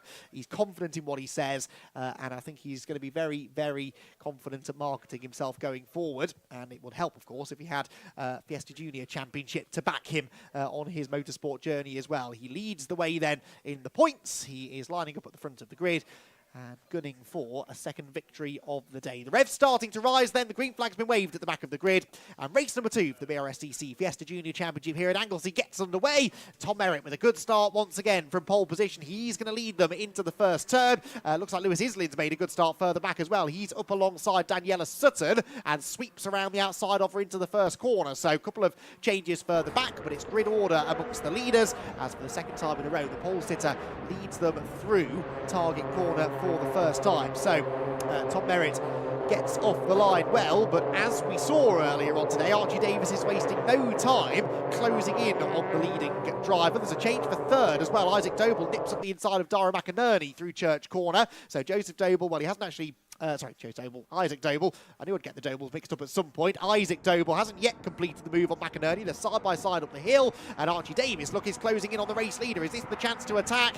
No, not into Rocket on the opening lap. There's a big move there from Daniela Sutton to go back into the top 5. That was nicely done on Lewis Islin. Doble and McInerney are still debating third place. I think, John, that will go the way of Doble. Yeah, I thought I'd interview Daniela Sutton for a bit. She's a bit out of a grid box and then lost a couple of places on that initial start. Got a good run out of church, but with the help of the silver car in, there's now a couple of places behind her, the number 19 of Doble gave her a lovely push up that back straight and allowed for not only one overtake, but 2 overtakes. Through she goes into 5th place and leaving a couple of drivers in her dust. But already, as we expected, those top 2 with a beautiful break away. The 12 and the 87, Merritt and Davies, the 2 teammates working together well. Bit late on the brakes though for the 507 of McNerney. He's going to go a bit wide, I think dropping down to maybe even 5th. Has spun round on the exit nearly. It looked as though an issue, and it is an issue for the driver there. Just couldn't get the power out of the corner. Nearly got turned around by a driver in behind and pulls over to the infield. Yeah, but the car behind did run into them, but there's nothing they could do because that car just didn't accelerate. That again looks a bit like a drive shaft type issue, doesn't it? Because their car just didn't accelerate off the corner at all and has now pulled over at the side of the road. So that's a shame. We've lost somebody then. Who is it that we've lost? I think it might be Callie Clifford, you know. Callie Clifford's name is dropping down the order. Yeah, that's Callie, isn't it? The white and pink car, unfortunately, out of the race. She is the only driver, though, not to make it through to the end of lap 1. And the field led by Tom Merritt by 0.4 of a second over Archie Davies. Then a big gap back to Isaac Doble 3rd. Daniela Sutton after that heroic move at Rocket is 4th. The big loser on the opening lap is Dara McInerney. Started 3rd, 8th now after that wayward moment up at the hairpin. And we've got a red flag. The red flag is coming out. Now, this... Well, why is this? Because there is Callie Clifford getting out of her car, so she's okay. And we got another incident somewhere. The race is being stopped anyway. They must feel that that car needs to be recovered and can't be left there. We've got another car going slowly up towards the top of the hill, getting overtaken by a lot of drivers. That white one that's dropping to the back, I can't quite tell who that is. They've got a bit of an issue, but yeah, not sure about the red flag. Clearly it's something that we can't spot from the commentary box. The low loader's heading out to, I assume, pick up Miss Callie Clifford, but yeah, we've seen previous races. I mean, in the last couple, we've seen a couple of drivers heading off to the green stuff and just waiting out there for the race to be over. But clearly, something happening that they feel is a bit more serious and in need of the red flags to come out. But race brought to a halt. Callie's got it re-going again. She's got it going again. So she's going to rejoin, hopefully, the pack, or at least get it back to the pit lane. But yeah, I think we're slightly confused here in the box at the moment. I can only assume, unless something has happened that we can't see, I can only assume that race control thought it was going to take quite a long time to recover that car, and they didn't want to waste a load of time behind the safety car. We're running nicely on time at the moment, and they're not planning on rushing through the rest of the day, so they obviously felt that they had plenty of time to stop the race, recover the car, get the race back underway again, but I don't think they now need to do that because, Callie Clifford's just driven past our commentary position and is, I think, hoping that she'll be able to take the restart. I'm not sure she will be allowed to, but she's at least getting the car back to the start-finish area under her own steam. The marshals are preparing to re-grid the cars, and, well, the good news, I suppose, John, is that this should be a fairly brief interruption to the race, but, yeah, quite why we went red flag, I'm not so sure. Yeah, not 100% sure. Either way, drivers then going to get re-gridded in their original grid positions. Crucially, someone that's going to have a big smile on their face is Dara McInerney. Of course, Dara having some issues there late down into the hairpin on that first lap, went a bit wide and got swallowed up by the rest of the pack, down from 3rd to 8th on that first lap of proceedings. He'll be very happy if they re-grid in that original grid order. He heads back into 3rd place and gets a second chance to have a bit of a better start. But already they're heading around the final corner to try and get this one restarted indeed. And now the top 2, the teammates, will have to once again try and create that nice breakaway. Indeed so. Well, we're probably a few minutes away still from a restarted race. We've got another green flag lap, of course, to go through as well. So that gives us a few minutes to look ahead to the end of the year and the Brscc Fiesta Junior Scholarship, which was launched officially this weekend. Let's take a little look at some more information. If you're interested in getting on the grid for this championship next year, and let's face it, why wouldn't you be, then here is how you can get involved.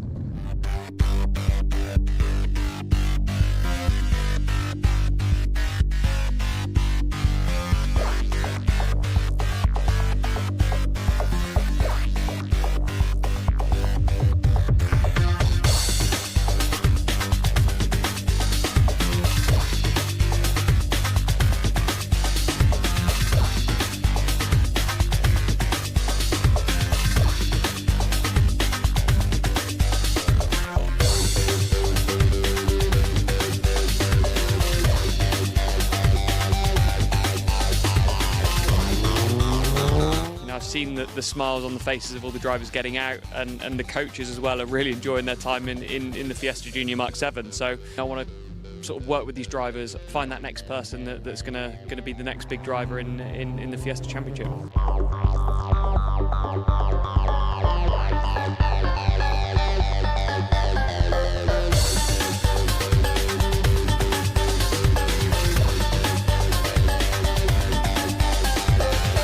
Scholarship like this, if I'd have had the opportunity, I would have been so over the moon. And you know, these lads and the girls are so humble, and they really make you feel privileged to sit alongside some of the best talent, I reckon, in the country, if not in Europe. It's good to see how much it means to some of them. I'm just loving being around it. It's really good.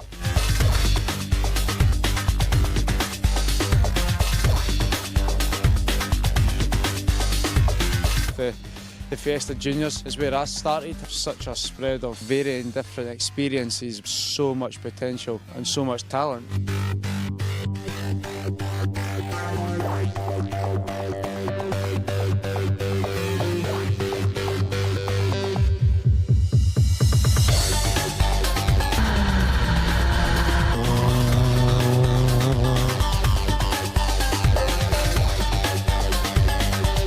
I've been a part of a number of scholarships over the years, and this has just been head and shoulders above the rest.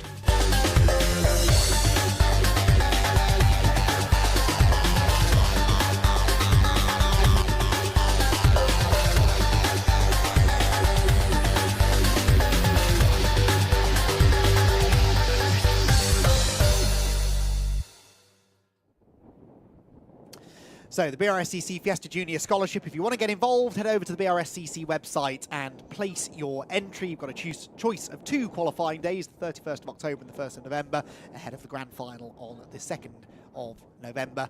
And if you win, you'll be on this grid next year. You receive a prize package in excess of £60,000 and the Fiesta Junior Scholarship backed by Goodyear for 2025 and into the 2026 season.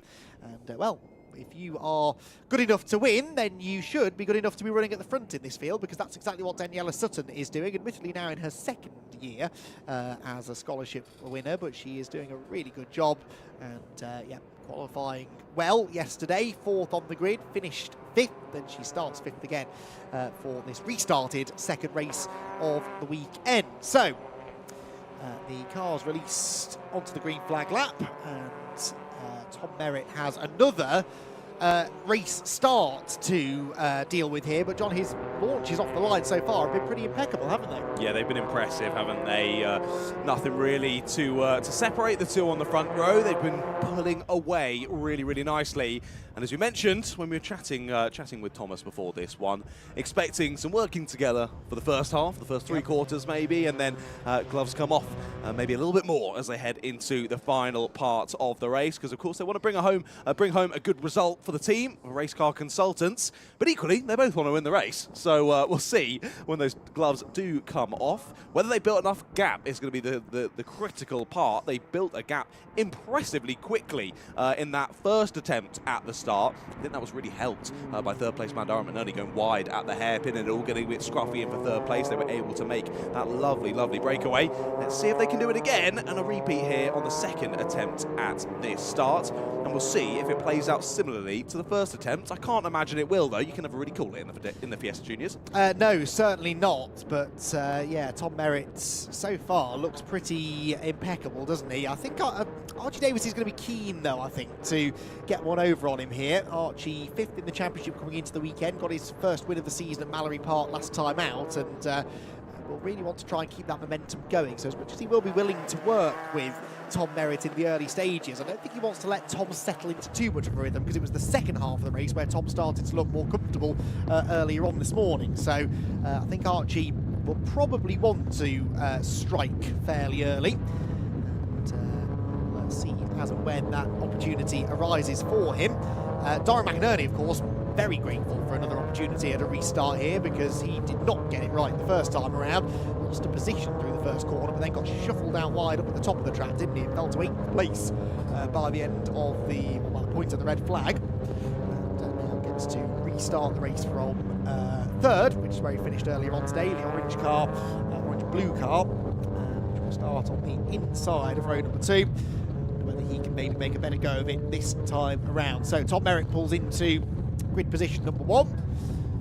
The rest of them filing in behind as well. So Merritt and Davis, the battle at the front of the field. Difficult in this staggered grid format to gain a significant advantage over cars around you, especially in low-powered cars such as these. You don't tend to see a massive disparity in launch speed.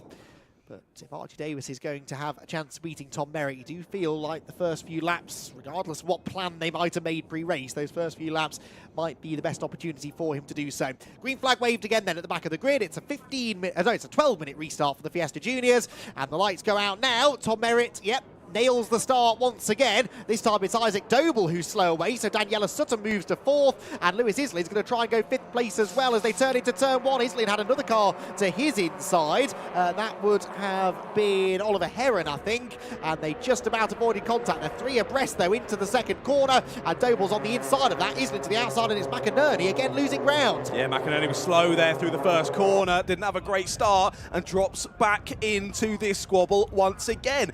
They even gave him a second chance, and sadly he's fallen back yet again into the package. You mentioned Doble through, trying to hang it around the outside there. Here's Lewis Islin. He nearly got turned around at the first corner as they tried to dive in 3 wide. Just about enough room given. Great racing from these Fiesta Juniors as they head up to Rocket once again. Look at the gap already now being made by the top 2, and there they are, 3 wide again into Rocket. Once again, room given. Great to see. Yeah, Oliver Heron in the white and blue car had to take avoiding action there. He was late on the brakes, later than the cars ahead of him, and he had to jink to the inside to avoid them. I thought that was going to be big, but they gathered it together. Lewis Islin now in the Goodyear backed car around his outside, gets a little bit of a love tap, but not quite enough to lose the place. Hummerstone is off. Oscar Hummerstone up at Rocket. That's on the exit of the first part of Rocket. That looks to me like a fairly dangerous position, so we'll see what the call is here from race control. Remember, they've already had to shorten this race to keep us on timetable. They won't want to red flag it again. So let's wait and see what they decide to do. Up towards the head we go. Safety car is the call this time, so the safety car then is scrambled, and the drivers won't necessarily have seen that, partly because there are no safety car boards out at that particular marshal's post.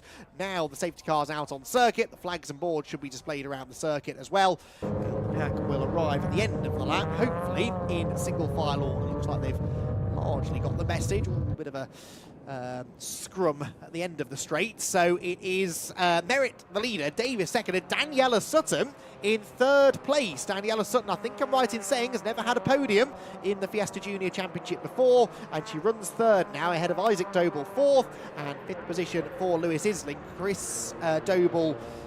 Christopher Doble is in 6th position. Dara McInerney down in 7th again ahead of Jack Sant, Bobby Holmes and Aaron Beattie, and yeah, it is just Oscar Hummerstone who's not made it through at the end of lap 1.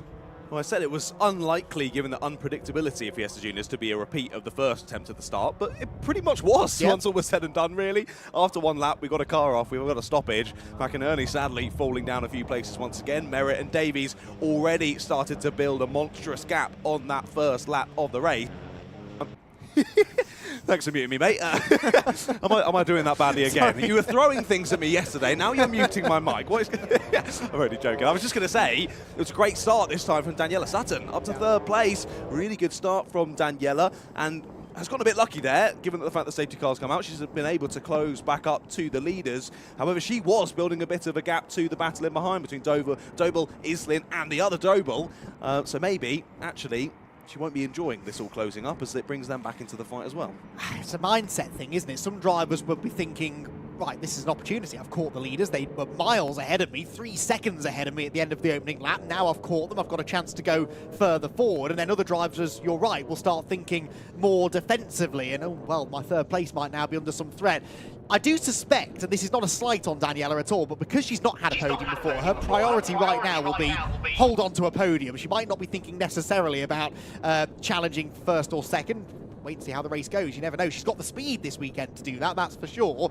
But it may be that her priority is just to keep Isaac Doble and the rest behind once the race does get back underway. But yeah, hopefully she has a chance to get stuck into that lead battle, because that's the way you learn, isn't it? As an inexperienced driver, as of course all of these are, by getting stuck in, making mistakes ultimately in wheel-to-wheel combat. That is how you learn and get better.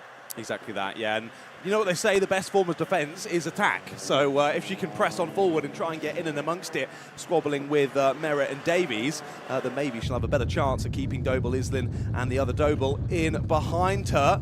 Safety car lights still on at the moment. We can see outside the comms box window the safety car board's very much still out, so it does look as though we're going to be carrying on round for another lap here under safety car conditions. Of course, gutting for us as enjoyers are watching the action that we're continuing with the clock ticking down whilst no racing is continuing on. But of course, gutting for the drivers as well. Their time out on circuit, time out there racing in anger continues to dwindle. Of course, they've got another race coming on later today, but still, especially as young drivers, you want to maximise the amount of track time and maximise the amount of time that you're learning. They've picked up the Oscar Hummerstone car. It's just not back in the pit lane area. It's being towed back as we speak, so it shouldn't take too much longer before the race can get going. We've only just missed, really, having a restart this time. So one more lap behind the safety car, and we should be able to restart. But of course, it's already been shortened by 3 minutes, this race. Realistically, you're looking at another 2.5, 3 minutes before they're back around for a restart. So it's going to be a real sprint to the flag here. Probably only a 3-lap sprint at most when we do go racing again. And I suppose the one man who'll be reasonably pleased with that is Tom Merritt, because that's less defensive driving than he may have to do to keep Archie Davis behind. He and Archie had this plan then, didn't they, that they were going to work together for the early part of the race. Well, the early part of the race has been and gone. When we go racing, I think it's got to be attack, attack, attack, hasn't it, for the cars behind Tom Merritt. They cannot let him get his head down and pull away. Yeah, well, 15 minutes is already a decently short and sharp sprint race. If we're reducing it to, what's it going to be, 4 or 5 now, and that's a serious sprint race. I think the working together has mainly been taken up by the safety car for the moment. And like you say, yeah, I think the gloves will be off between these two when we do go to racing conditions once more. Yeah, the question is, can they pull away yet again and leave it just to the two of them to battle it out over the lead? Or are they going to bring some more drivers into the fray if they don't have those initial first couple of laps to build that gap? Will more drivers try and get involved? Well, I don't think we've got too long to wait and find out as we head through here into the last few minutes of this Fiesta Junior race number 2 of the weekend. Thomas Merritt continuing to be extremely impressive out there at the front of the order. It's been a perfect weekend so far, looking to continue that in race number 2. But he has certainly got it all to do. He's in the hot seat for the rest of this one, isn't he? Yes, he is. Going to be a fascinating conclusion to the race then. They're rounding Peel. The lights will go out on the safety car fairly soon, I think, and we'll go racing again at the end of the lap. And Tom Merritt looking, as I said, for that 3rd consecutive victory in the championship. If he can do it, it will be quite the achievement, won't it then? So towards the left-hander they go, and down onto the international loop, where the weaving will intensify. The safety car pulls ever further away. It's now down to Tom Merritt to decide when he's going to accelerate. Does he go early, leave a big gap to the safety car and accelerate early, or try and bunch the ball up, create the maximum havoc in his wing mirrors so that he can maybe try and get away? The lights go out on the safety car then as it rounds the hairpin. It will bail for the pit lane, and Tom Merritt takes control of the pack then as they head towards the bus stop corner and around to the timing line. Jaguar safety car then heads off circuit. Will Tom Merritt choose to do? He's not gone yet. He's still weaving. He's still bunching the field together as they approach what would normally be the braking zone. It might now become the acceleration zone for Merritt, who just as he turns into the corner hits the loud pedal and builds, well, a Fiesta's length maybe advantage over Archie Davis. It's much the same really as it was initially in this race. Sutton 3rd, Doble 4th, Lewis Islin in 5th position. Of course, no overtaking before you cross the timing line, but once you get to turn 1, it is game on with just under 4 minutes to go. Around the banking they go, and it's Davis who now just needs to try and get in the wheel tracks of Tom Merritt, use that slipstream if possible up the back straight to have a go into Rocket Corner. That restart was absolutely sublime from Thomas Merritt. You saw him weaving around, pretending like he was warming the tyres. He weaved to the right to open up the left-hander and then gunned it straight to the apex, allowed to get that car's distance away from his closest challenger of Archie Davies. Fantastic stuff from Thomas, but he is under pressure as they come up into Rocket, holds that inside line and forced to the outside goes Davies. Up the inside goes Isaac Doble, though. He's got that inside line. He's got third place ahead of Daniela Stutton. Committed move from Isaac Doble and jumps up into the podium places. I think Daniela probably thought she had that covered, but there was just a car's width left on the inside, and Isaac Doble needed no second invitation, so Doble slips through, and Daniela Sutton off the podium. Can she get herself back into the groove and have another go? We've still time to go in this one, and Daniela Sutton will have 2 more laps at the end of this one to try and get back into the top 3. They head then up the Tom Price straight towards the hairpin at the end of it. Another good overtaking opportunity this if you're close enough, but I don't think Archie Davis is close enough to Tom Merritt to attack. No, Tom doesn't feel the need to defend on the way in. Oh, big dive there from McInerney, and Aaron Beattie's off. Aaron Beattie pulling off at the top of the track. That was a mechanical issue, not a driver error by the looks of it. But it will lead to a non-finish regardless. There is Beattie, and yeah, that is race done, I'm afraid, for the 33 car. The rest of them, though, turn down through the final corner. Still about 3 Fiesta lengths between the top 2 as we begin now the penultimate lap. Yeah, proper short, sharp stint this is, isn't it?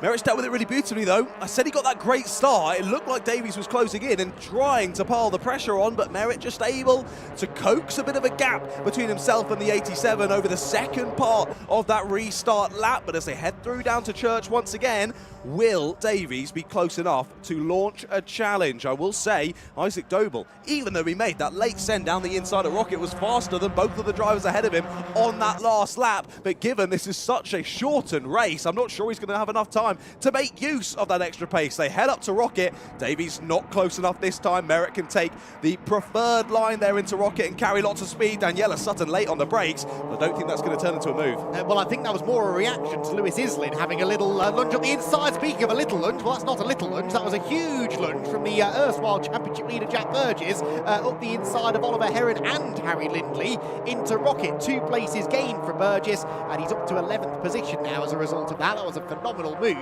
Aggressive, but it was fair. He made it cleanly as well and got into the Rocket complex ahead. Another car running wide just behind them as well. That's the 287 of Max Fenton, losing a place perhaps.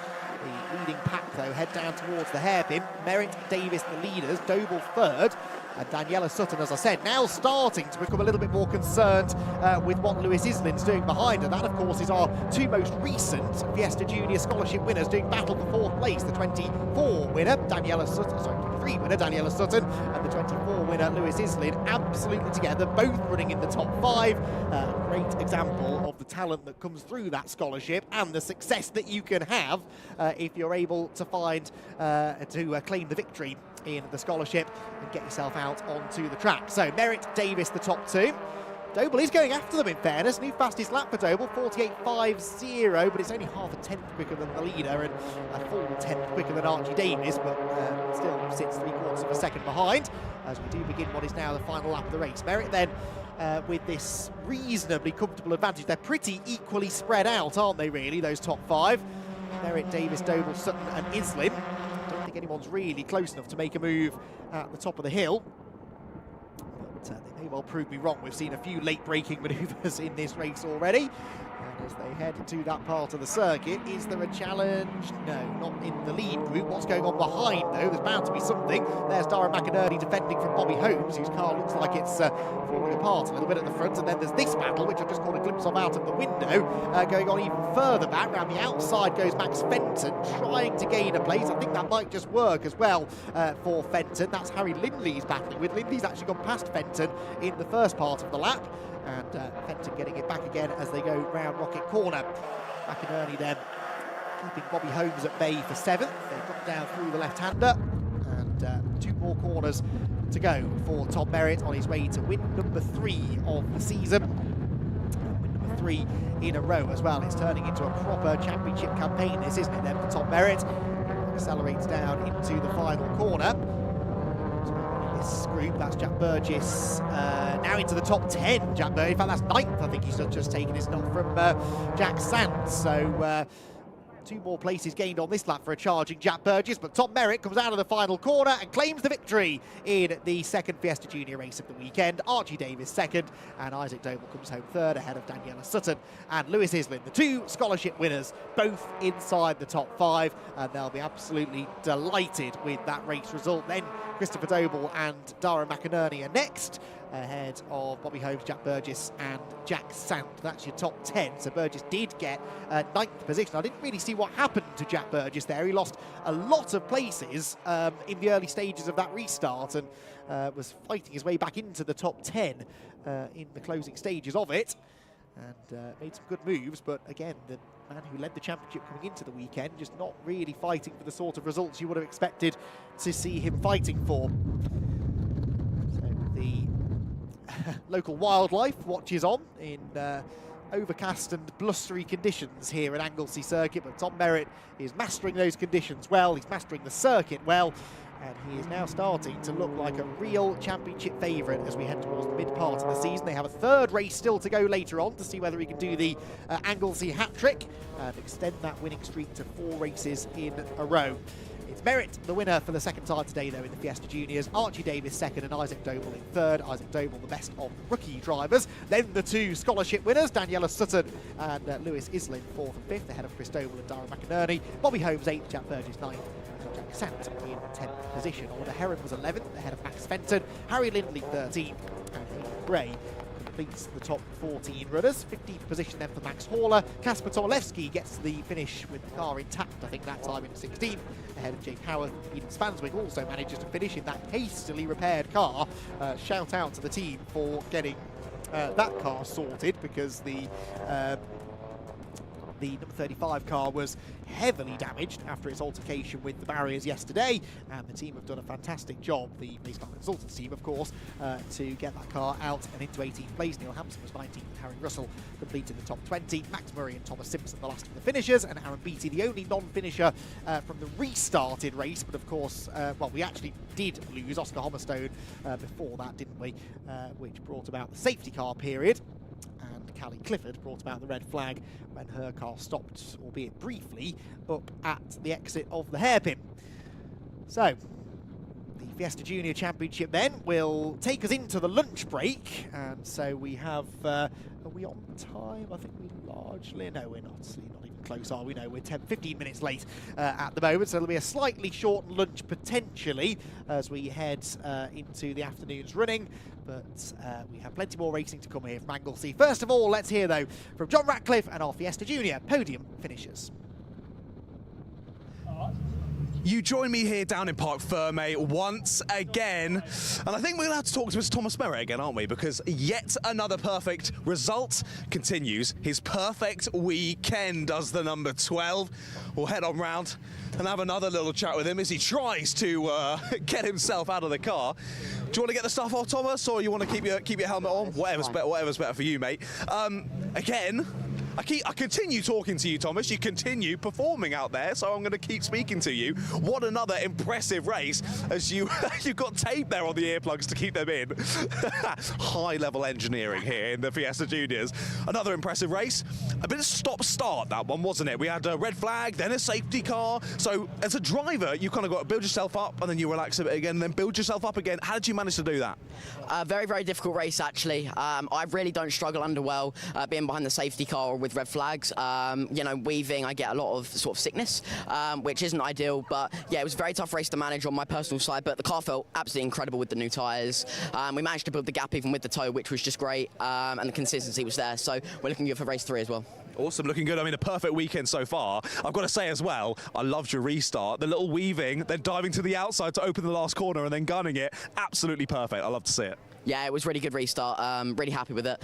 We managed to build that gap and then didn't really look back from there. So yeah, mega job by the team. I want to thank Race Car Consultants and my sponsors, Integral, the event safety company, KSS, Kent Surrey Sussex Air Ambulance, and Fast Swarm. I wouldn't be here without them. So yeah, mega job. Awesome. Well, I'm sure they'll be very excited to see you doing so well. And again, another 1-2 for the team as well. So all very positive. Yeah, brilliant. Thank you. Amazing. Well done, mate. Cheers for chatting with me. And we'll see if we can chat to some of the other drivers who are in the top 3 as well. I don't know if Archie Davies has run off. He's over here.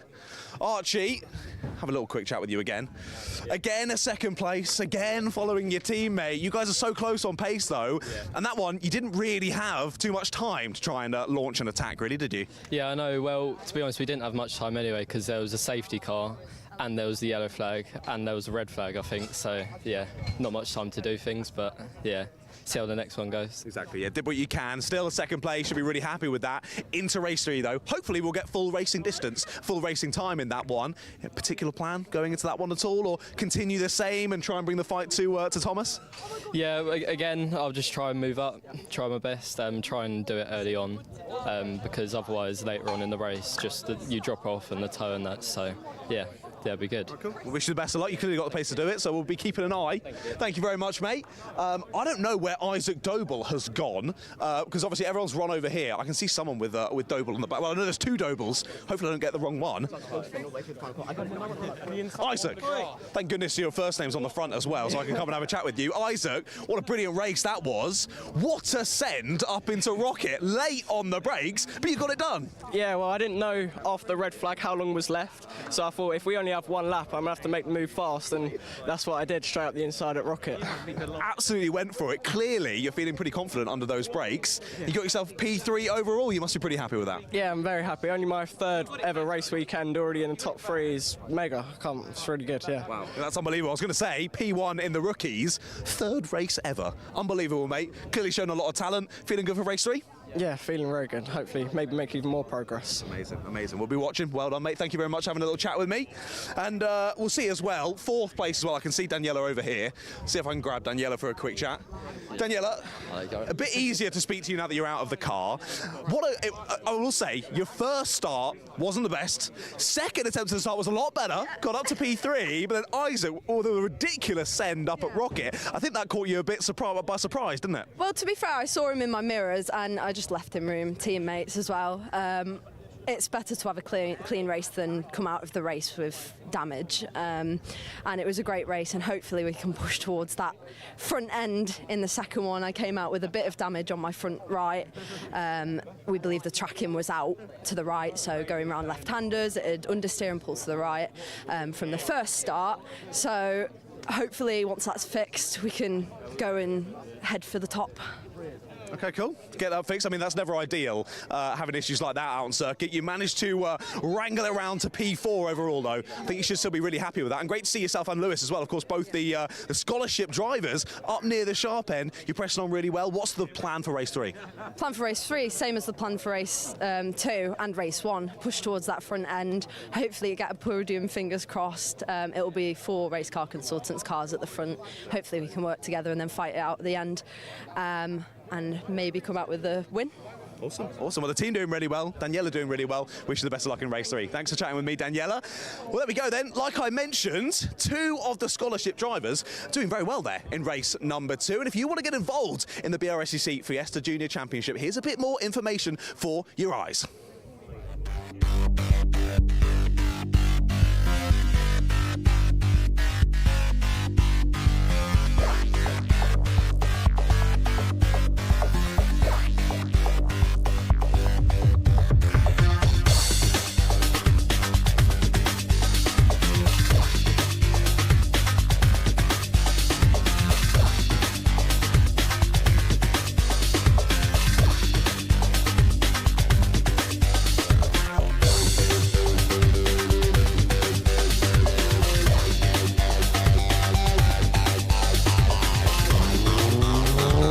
Seen the smiles on the faces of all the drivers getting out, and the coaches as well are really enjoying their time in the Fiesta Junior Mark 7. So I want to sort of work with these drivers, find that next person that's going to be the next big driver in the Fiesta Championship.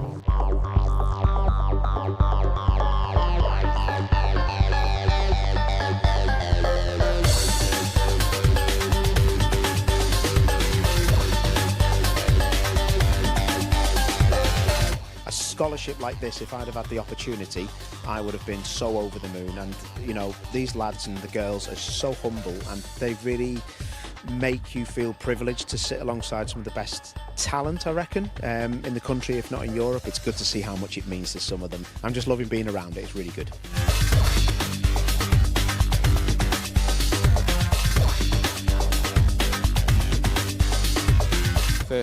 The Fiesta Juniors is where I started. Such a spread of varying different experiences, so much potential and so much talent.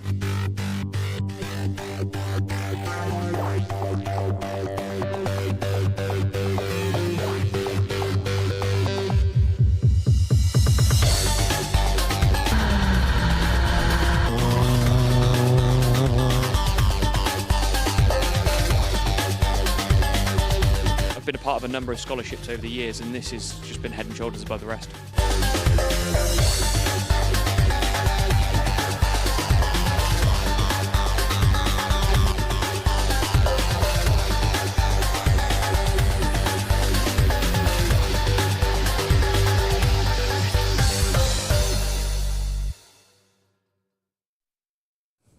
Go. Hello everyone, welcome back then to the Parc Ferme area. Of course, loads of Brscc Fiesta Junior cars behind me. I'm joined with Esther. Now, tell me a little bit more about the Fiesta Juniors and, of course, the scholarship scheme that we've got going on. Of course, 2 drivers already racing out there who have won the scholarship scheme in the past, both doing very well as well, which is great to see. They are doing very well, and it's really great to see them come through the scholarship. It's a really good opportunity for those drivers who are 13 to 17 to come and actually put themselves up against everybody else. We have 3 days, so 2 days is their test sessions, which when they're out doing car stuff with Josh Cook, potentially Paul O'Neill, Aidan Moffat, Jade Edwards and the likes. We put them through a fitness test. They have to do a little presentation on themselves, so it's almost like a bit of media training as well. And then 6 of them go forward to the final day. We do exactly the same repeat on the second day, and then the 12 of them battle it out to become what will be the 2026 scholarship winner moving forward. And yeah, Daniela and Lewis both doing really well this year. So have a look on the website. It has launched this weekend, and that will give you all the information that you need. Awesome. Well, thank you very much for that information. Of course, an exciting championship and quite a pressure-filled environment, that getting through to the knockout stages and then pressing through to try and be the winner. But at the end of the day, if you want to make it in top-level motorsport, you need to be able to shine under that pressure. And clearly the drivers who have made it through very much signing out there on circuit. So Brscc Fiesta Juniors going from strength to strength. Yes, they are. I mean, this is the biggest grid we've had this year, and actually the biggest grid we've had before. So we've got 25 out. We've got 29 registered for the championship. We've fingers crossed by the last race at Brands Hatch we will be over 30, so that is amazing for this championship. Really proud of all of them. Awesome. That's so amazing. Great to see, and hopefully it continues to get bigger and bigger. Provides great racing for us to watch at home. So awesome. Well, thank you very much for chatting with us. Pleasure. Much appreciated. I think we're going to head straight on round to the collecting area. City Car Cup already getting involved. So let's head over there now. Luckily the gate is open so we can make a swift exit on through. Now, hopefully Daniela's not going to run me over. Thank you very much, Daniela. We'll head on through. You can see a couple of our top drivers heading to the collecting area. Mr. Dyer was battling over the win yesterday. I think we'll probably see more of that when they head out on circuit later on. Now we'll see who we can grab. Of course, I want to chat about the Student Motorsport Challenge because it has become a big part of this racing series. And great to see, of course, a lot of the drivers, obviously not students, but the whole car being worked on by the students from the teams. Now, I was told to head over here, and hopefully we'll be able to get to chat to lots of the Student Motorsport crew. Sadly, doesn't look like I've got any assistants. And I'll be honest with you, I don't know who I'm supposed to be speaking to. So we'll get ourselves settled down in here. I think I'll hand back up to Andy in a moment's time, double check who I'm speaking to, then you can fire it straight back to me. I'll be back in a moment.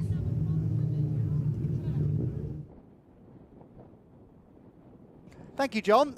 So we will very shortly have a chance to hear from our City Car Cup drivers, hopefully. There were 1 or 2 of them starting to arrive behind John Ratcliffe, so fingers crossed he'll be able to dive in and have a chat with them in a moment or 2. We've still got a little bit of time, about 10 minutes or so, we think, before the cars are released onto the track. We are planning on restarting at 20. Well, race will start, we're told, at 22, so that's in 15 minutes' time. They'll be sent out to the grid at 25 to, and it's about 5 minutes then for the gridding process to take place. So the assembly area will start to fill up over the next few minutes as the cloudy skies continue to gather over the Anglesey Circuit. We can still just about see the Welsh Mountains in the distance though, so not panicking too much about any inclement weather on its way, and hopefully the track conditions will stay favourable for the time being. Just to give you an idea then of how the next portion of the day will look, because we do have another break a little bit later for a full hour actually, so we sort of have like a mid-afternoon lunch break as well, which I'm sure a lot of people will be grateful for. We've got 5 races before then, so we've got the Nankang Tyre City Car Cup coming up next, then the 500cc Historic Formula 3 Championship, the AIRTEC Motorsport Fiesta ST240s will have their 3rd and final race, as will then the Geoff Page Engineering Formula 4 Championship, and the Brscc Fiesta Juniors at 20 to 3, and we must run on time for those 5 races, because we then have this church break at 3 o'clock. I was learning about this yesterday, so there is a church, funnily enough, located just beyond Church Corner, the 3rd corner of the track. It's down in the little bay down there, and you can only access it at low tide. So they only have, I think it's 2 or 3 services in the church on Sundays anyway throughout the year. And so when they do, on-track action has to stop for an hour whilst the service takes place. So the church break, it is quite literally that. So the track will fall quiet for an hour, and then we have 3 races at the end of the day: the ST150 Fiestas, the Nankang Tyre City Car Cup's 3rd race, and then the historic Formula 3 Championship at the end of the day.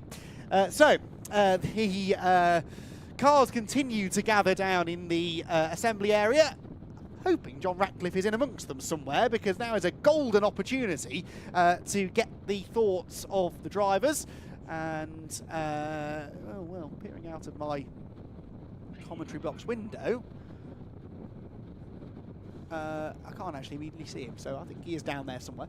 But we'll hear from him hopefully in a moment or two. Oh yes, there he is. He's just greeting the drivers, I can see out of the window, as they arrive down at the Parc Fermé area. Lots of these City Car Cup cars to fit into the assembly area. 41 of them, to be precise, took to the track yesterday. And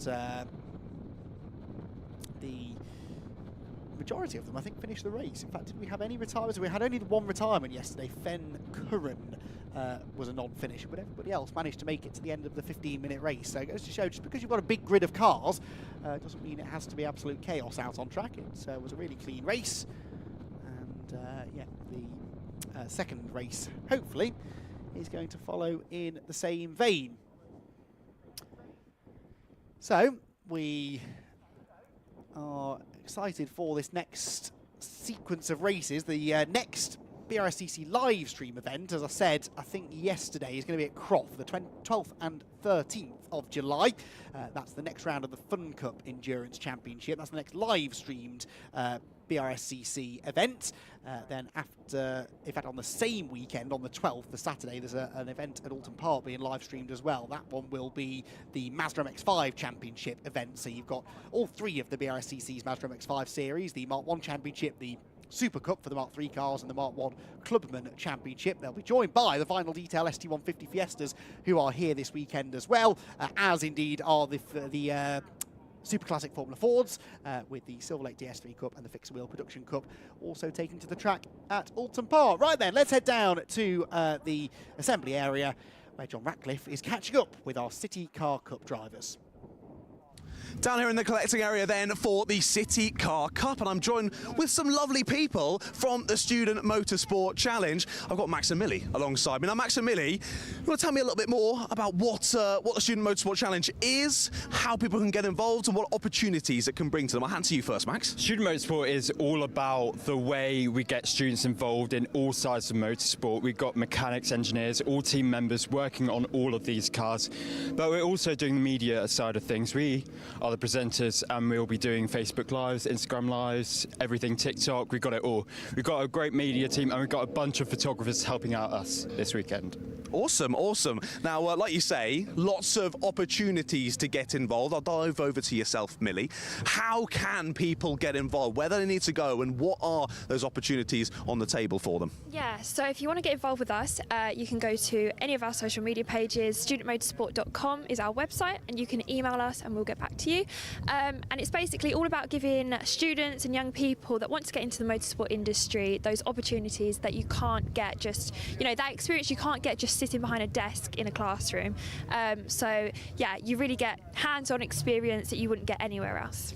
Exactly that. Well, it's an exciting opportunity for young people involved in racing, that's for sure. And it seems to be working well as well. We've got a lot of the teams from the Student Challenge up right near the sharp end getting involved, so clearly it's working well.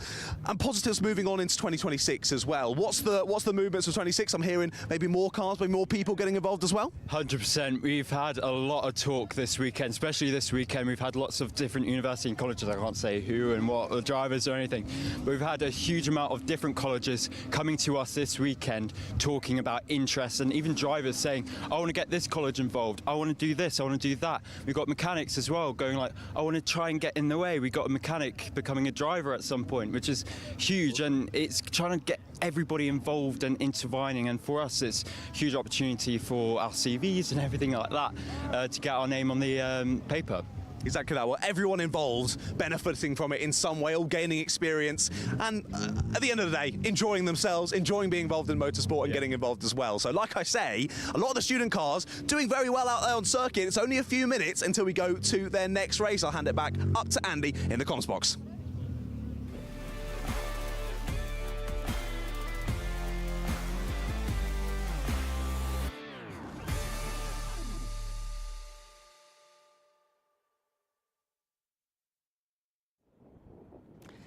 So, 5 minutes still before cars are released onto the track, but we will eventually, I promise you, give you some racing from the Anglesey International Circuit. The Nankang Tyre City Car Cup drivers are chomping at the bit, I'm sure, to head out onto the circuit. Some of them less so than others, because some of them are still arriving down in the assembly area. And it's quite the operation, actually, to get them all in, because, like I said, there are 41 of them. There isn't physically space in the fairly cramped assembly area to get them all in there. And so the queue extends out the entrance of the assembly area, much like the queue to get lunch, actually, in the cafe. That was extending out of the door by quite some way. It's a lot of people here at Anglesey, some spectators, don't get me wrong, but a lot of people who go into helping run the event. Of course, a lot of big teams here, actually, within the club racing ranks. Just in City Car Cup alone, I mean, that's 41 sets of team members and family members and friends and everyone else that comes along. So it's a busy paddock, nice to see, and that was a big part of the renovations that went on here. It's got to be about 20 years ago now that they renovated the Anglesey Circuit and built a completely new layout, which is the one that, of course, we're racing on this weekend. And they also renovated the pit and paddock complex, so new pit buildings, new control tower and commentary box, and race control building, and extended the paddock space out significantly so that they could fit more cars. And it's just as well, because even at club racing level, the British motorsport scene is thriving still, particularly within the Brscc. They bring some big grids, some big teams, and they are not put off by the fact that Anglesey is a long way away, and they're certainly not put off by the facilities these days, because they are top quality. Lovely place to come and spend a weekend at the racetrack. There is the paddock area, and the I always want to call it the new building. It's not new anymore at all, but the spectacular views over the IRC. That's the back of the race control building, so we're on the top floor, race control down below us, race admin on the ground floor. From our perspective at the top, it is a fantastic panoramic view of not only the circuit, but the Irish Sea and the Welsh Mountains off in the distance. It's a glorious place to be, and an absolute favourite of mine. And this particular event, the summer race weekend, the Fun Cup into the night races, are of a particular highlight, I have to say. So the cars will be released, I believe, any moment now into the onto the grid.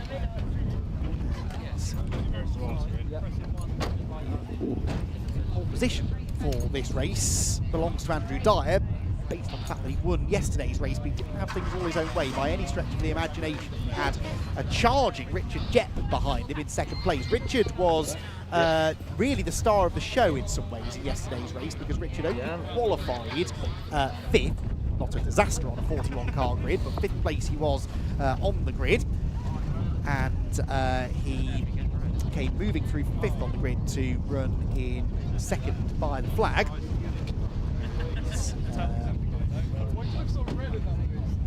Just looked likely to challenge for the win. Actually goes right in on the leader by the flag, and it was less than a second between the top two at the time of the checkered flag.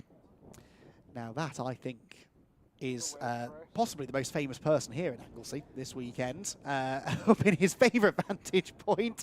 Chris, one of our camera operators. that really undersells who he is, really, doesn't he? A legend of the motorsport broadcasting community, who has found the windiest spot to go and film from, up at the top of the Rocket Complex. We give him this job because we can absolutely guarantee that he won't complain about the weather at the end of the day, being from the northeast of England. This is a lovely summer's day for him, and he also does enjoy being in the action hotspot, and the Rocket certainly has been that over the years and has delivered plenty of action over our summer race weekend so far. That action then set to recommence now, with the Nankang Tyre City Car Cup cars being unleashed out onto the grid, and Andrew Dyer and Richard Jepp will make up that front row of the grid, with Stuart Bliss and Chris Mackenzie row 2. Yesterday's grid did wonders for IOCD because we had 2 Toyota Argos on the front row, 2 Citroën DS3s, Citroën C1s on the second row of the grid, and the third row we had 2 of the Peugeots. This time around, though, that order has been slightly mixed around, it has to be said. Yeah, we've got Toyota and Peugeot row 1, Toyota and Citroën row 2, Toyota and Citroën row 3, Citroën and Peugeot row 4. But these new shape Peugeot 107s looking like they're the real deal now, aren't they, really? We still have some of the older shape Peugeots out there. It's the same car, essentially, underneath, just a facelifted version of it. It's a slightly different front and rear bodywork and lights, but no major performance advantage, I don't think. But a good-looking car, the 107, and Richard Jepp was the lead Peugeot in that race earlier on today. I'm looking back actually through the results this year to see whether or not we've had a Peugeot win yet. Stuart Bliss won the first race of the season at Snetterton in a Toyota. Race 2 went to Josh Jackson. Josh Jackson is not... he is here this weekend. Yes, he's in a Citroën. Of course, finished right at the back, a lap down after early dramas yesterday. Third race at Snetterton was a Chris Mackenzie win. Well, that's another Citroën driver. Alton, we only had 1 race in the end because of time constraints. Stuart Bliss was the winner. So we haven't had a Peugeot win this year. And I think I'm right in saying we didn't have a Peugeot win, at least one of the facelifted cars win, yesterday. Last season, I should say, either. And... so if Richard Jepp could get onto the top step of the podium in this one, it would be the first time, I believe, that the facelifted Peugeot has claimed a race win in the City Car Cup. But that will not be an easy task for Richard Jepp, because he's got Andrew Dyer keen to double up on race victories, is Andrew. Championship-wise, Stuart Bliss, because he had those 2 wins coming into the weekend, was the points leader, 11 points ahead of Alistair May. Now, Alistair May was only 6th yesterday, but did find himself in the thick of a lot of mid-race battles. But May losing a few points to Bliss, who in fairness was only 3 places further up the order than him in third. Jepp, second in the race, third in the championship coming into the weekend. He was only 3 points behind Alistair May. So out of all of that, I reckon that Jepp is now second in the points. He was able to take only a couple of points out of Stuart Bliss. So Stuart Bliss retained his championship lead.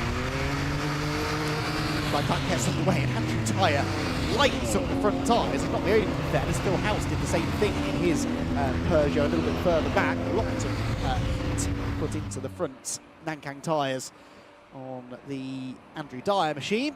It's the rear tyres, though, really, that you need to worry about in these cars. Short wheelbase, front wheel drive, the rear tyres take a lot longer to heat up, and you really are rear grip limited anyway, at least in the early stages.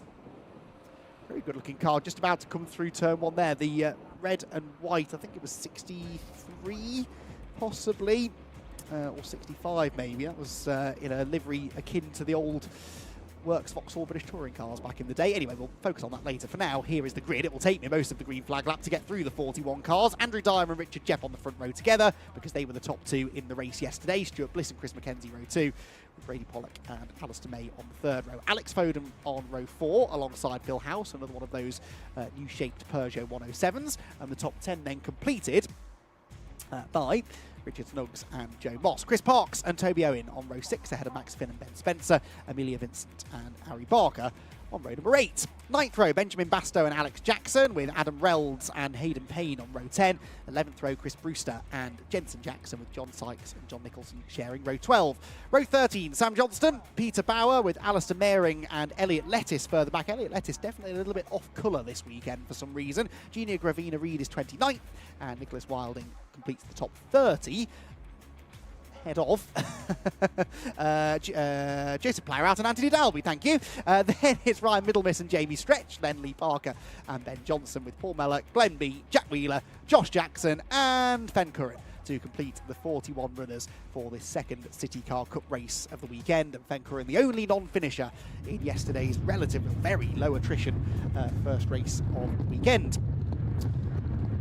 So up towards the hairpin they weave. It was a PCR 1-2 on the grid yesterday, but they were split in the end by that Peugeot of Richard Jett. All of them, though, are Student Motorsport Challenge entered cars. And the Student Motorsport Challenge, which is now in its 4th season of being part of the Nankang Tyre City Car Cup Championship, designed to provide real-world trackside motorsport experience for students primarily studying for an automotive or motorsport qualification, says their bio. It's a good job I'm reading these notes halfway through the weekend. They've now changed the name to the Student Motorsport Competition, not Challenge. Same initials, Student Motorsport Competition. There we go. For this weekend onwards. And a few colleges represented. You've got the City College Norwich, who run Elliot Lettis's car. West Suffolk College, who have a handful of cars out on the grid. West Suffolk College, Brooklands Technical College as well. Team Northbrook Racing. It's a very competitive thing these days, the Student Motorsport Competition. And those cars may not be prepared by the most experienced team members, but they are still clearly prepared to the highest of standards because they locked out the podium positions in race number 1 yesterday. Will it be the same, though, in race 2? Chris Mackenzie looking to spoil that party in the Bitcoin Racing Citroen C1 that starts 4th on the grid, the first of the non-Student Motorsports competition drivers. It takes a while, doesn't it, for the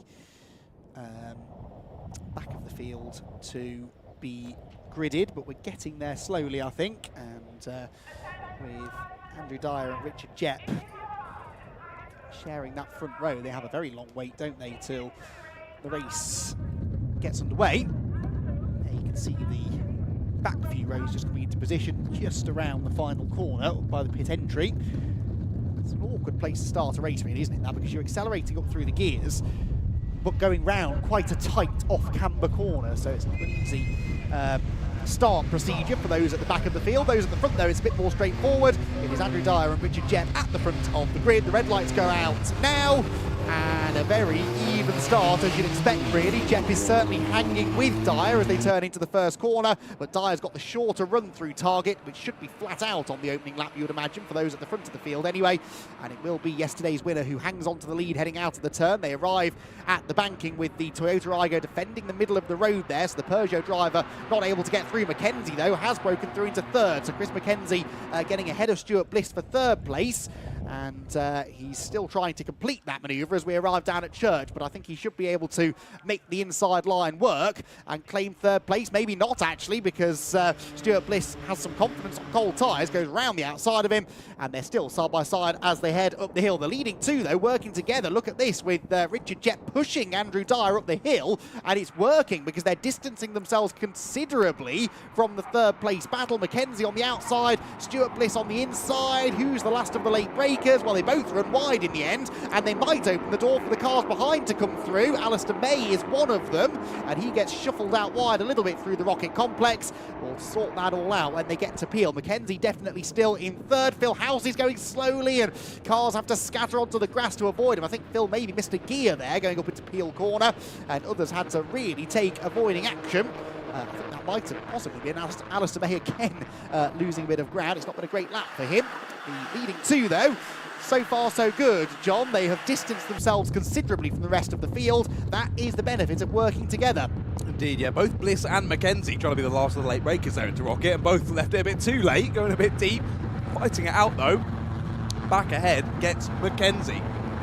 Yes, Mackenzie then with third position.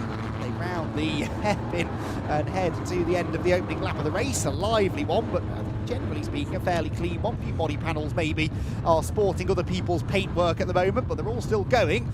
And they arrive at the final turn. A brilliant sight they make as they round the final corner and at the end of the opening lap. So Andrew Dyer, Richard Jett the top two, Chris Mackenzie third, Stuart Bliss in fourth, fifth position Alistair May. So actually it wasn't May getting shuffled down, it might have been Brady Pollock I was seeing. Brady Pollock in another blue car, the Toyota driver I think was the one who was losing ground on that opening lap.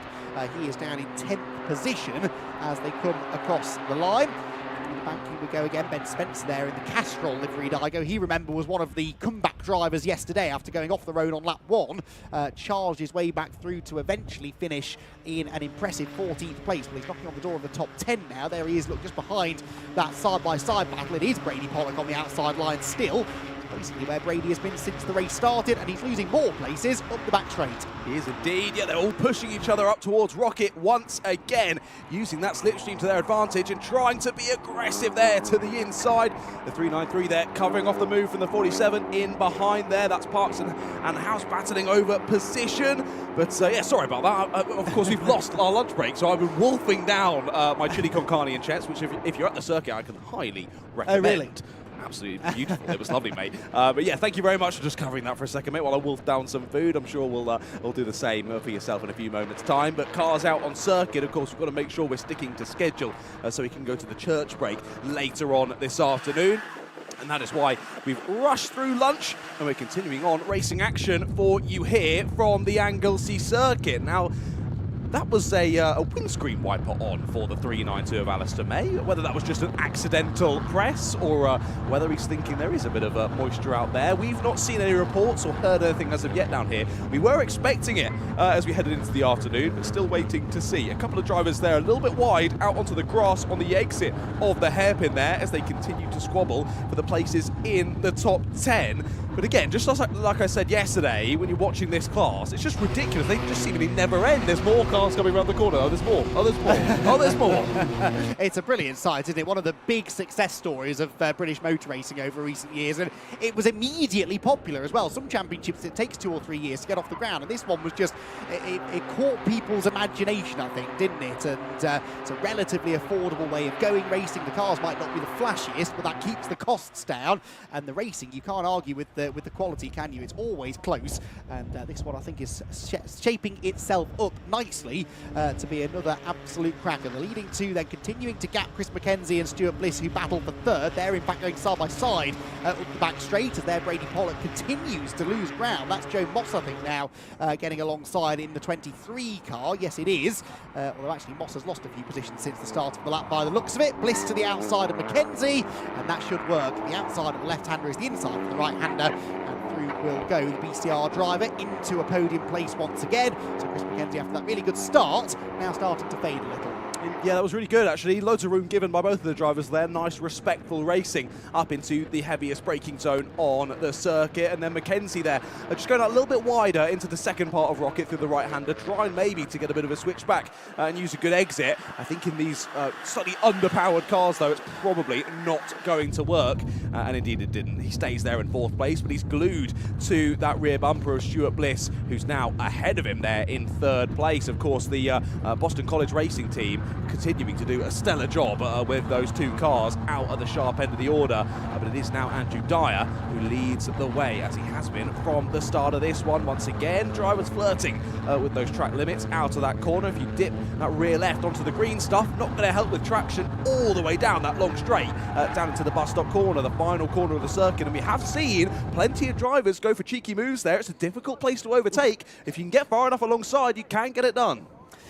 Track limits, what track limits? They're all running very wide out of the final corner and into the end of the second lap of the race, third lap of the race, sorry. Fastest lap set by the third place man, Stuart Bliss, and that was with that overtake. Yes, he had a slipstream up the back straight, but that's still a very impressive lap time that he's managed to get in there. So Dyer Geoff and Bliss. Oh, and there's contact at the first corner and a car's going around in front of the pack. Oh, that's not a good place to be stuck. Right in the middle of the road. Selected first gear and got going. That could have been an awful lot worse. Who was that, do we think? Dolby and Meering it was. They were being aggressive down the start-finish straight. I think it was the 97 who was trying to cover off and squeeze the 83 to the inside. A bit too much squeezing as they got to the apex though, because the 83 still thought, I've got enough here, I'm going to hold it there. Wide goes Geoff, seriously wide, almost into another postcode. Wow, that was very late on the brakes from Richard Geoff, ambitiously so, you'd have to say, and it did not work. So he ends up nearly losing second place, actually, to Stuart Bliss. Richard Geoff there, so late on the brakes was he that he was almost on the grass up at Rocket, and now he's understeering wide again at Peel. So hopefully, well, he's probably just got dirt on his tyres, to be fair, having gone rally crossing a couple of corners earlier. That takes all of the pressure, though, away from Andrew Dyer. Geoff was trying to challenge Dyer on the outside into Rocket, and yeah, a little bit too late on the brakes on that occasion, but we know he's got speed. Yesterday he showed that, so I think if he gets his head down and is left alone by Stuart Bliss, then they might still be able to catch the leader. The trouble is that Stuart Bliss has absolutely no reason to work with Richard Geoff here, because yes, I'm sure he would like to have a crack at the race win, but to do that it means catching his teammate who is out in front, and I don't think he's going to want to help Richard Geoff in that over the next few minutes. We have 7 minutes of the race to go. Already past half race distance, this one flying by for Andrew Dyer. The checkered flag probably can't come around soon enough. The Toyota Igo driver, 1 second clear of the Peugeot of Richard Geoff, the Toyota of Stuart Bliss third, the Citroen of Chris McKenzie in fourth, and another Citroen then of Alistair May, who's found his way back into 5th position now. So Alistair May actually putting together a reasonable drive at the moment. Heading through the banked corner at turn 2, line astern. So another fastest lap actually set by Bliss that time round as well, 158.798, 3/10 quicker than the leader.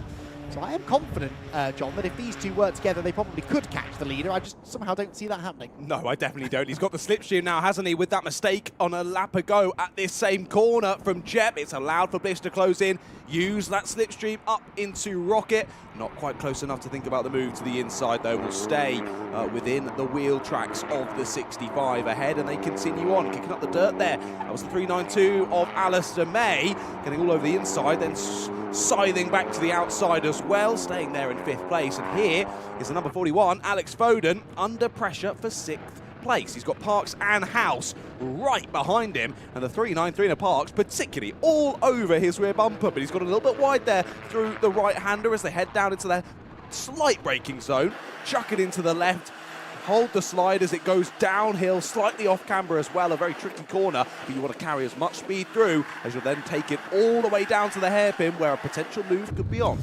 Yep, but the defensive line, I suspect, will be taken here. Yes, it is by Alex Foden. So this is 6th position they're battling over. Foden 6th, Parks, the light blue car, is 7th. Phil House, the Peugeot is 8th. And then look who's 9th, Ben Spencer. Ben Spencer, who on the first lap of yesterday's race was off the track and nearly 30th position or so up at Rocket, is now back inside the top 10 and continuing to charge forward. Through the last corner they go, challenge up the inside from Parks, and I think he's got past Alex Foden there, so Parks gains a place. Foden fights his way back in line just in front of Phil House and manages to keep the Peugeot driver behind him. But yeah, nice move up the inside there from Parks. He had a better run out of the hairpin, carried the speed down the straight, and in fairness, Foden didn't defend into the last corner, and so Parks was able to slip through into 6th place. Indeed, some great racing then. Just over 4.5 minutes left to go. Time quickly ticking away here in this one, but battles continuing on. I will say the gap between the leaders as well has continued to close up once more as they head up towards Rocket again. These 4 staying line astern and going for a move now is the number 41. Moving to the inside then as they continue to battle over the middle part of the top 10. That's Foden trying to make a move. We look back to the leaders briefly. None of them able to make a move up at Rocket this time, and I'm sure the squabbling will continue in that group behind as well as they all try and make it through. You can see there in the bottom left-hand corner of your screen as they got through, they were at least 2 wide through there, if not potentially 3 in that battle in behind. But Richard Geoff, after making that serious dive bomb earlier on at Rocket, He lost quite a bit of time because of that, but he has now closed the gap once again. Impressive stuff. There's no doubt to me that Geoff is the fastest man on track, isn't he? Certainly in this lead bunch anyway, because, yeah, he was over a second adrift only a lap and a half ago. He's right back on the tail of Andrew Dyer now as they head down the Tom Price straight. So he's got the speed, but now he's got to try and find a way through. And the trouble is, if he goes for a move, he's got Dyer's teammate, Stuart Bliss, right behind him, waiting to take advantage. So it would be easy to end up losing second place here for Richard Geoff.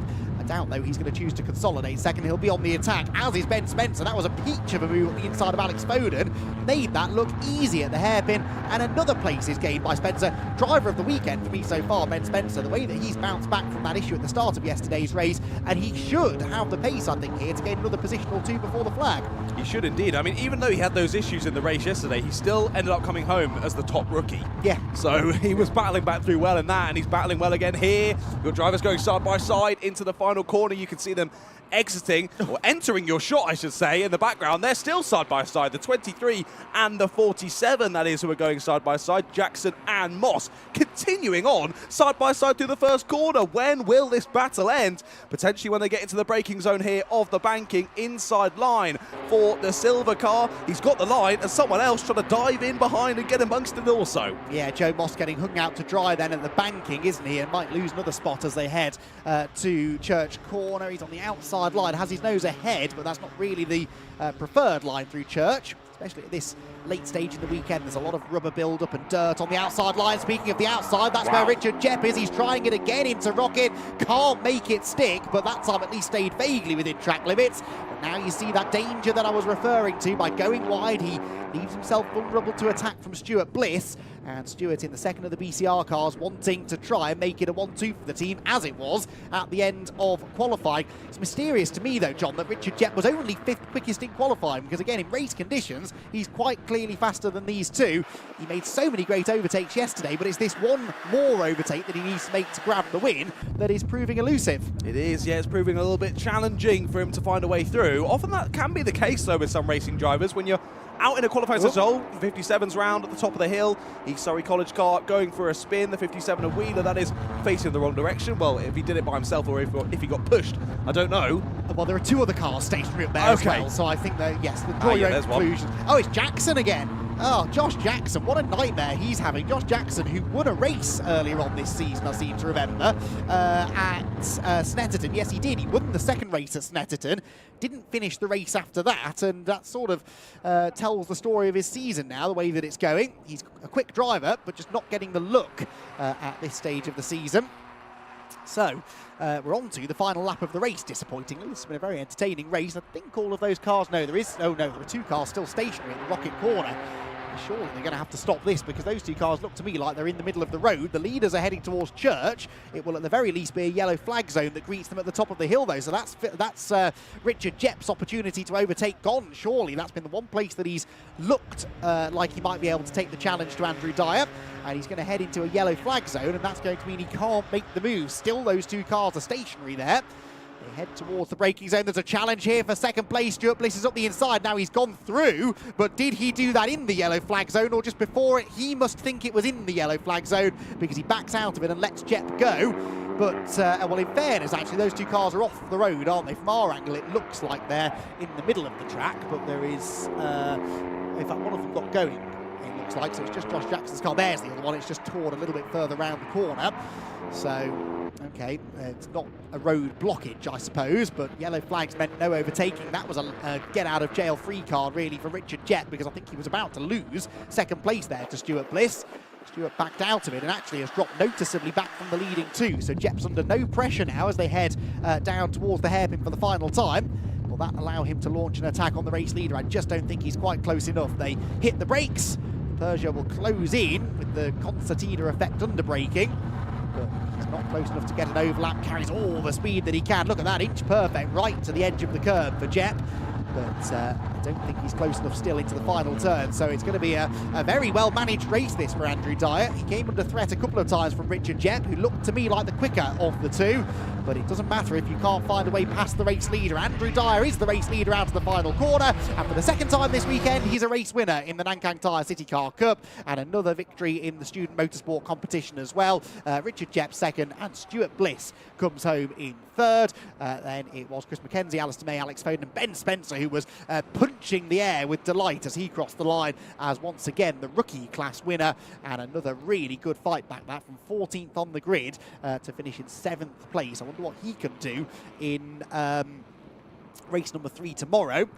Where did Ben Spencer qualify at the start of the weekend? He qualified 7th, so he's finally back to where he started the weekend now, Ben. And he can sort of reset for race 3, hoping that he can avoid the drama that befell him at the beginning of the first race. So entertaining racing as always from the Nankang Tyre City Car Cup and the Student Motorsport competition. They will be back out on track again later on today. Their third and final race will be the penultimate race of the day, race 18, at around about 4:30 is the plan.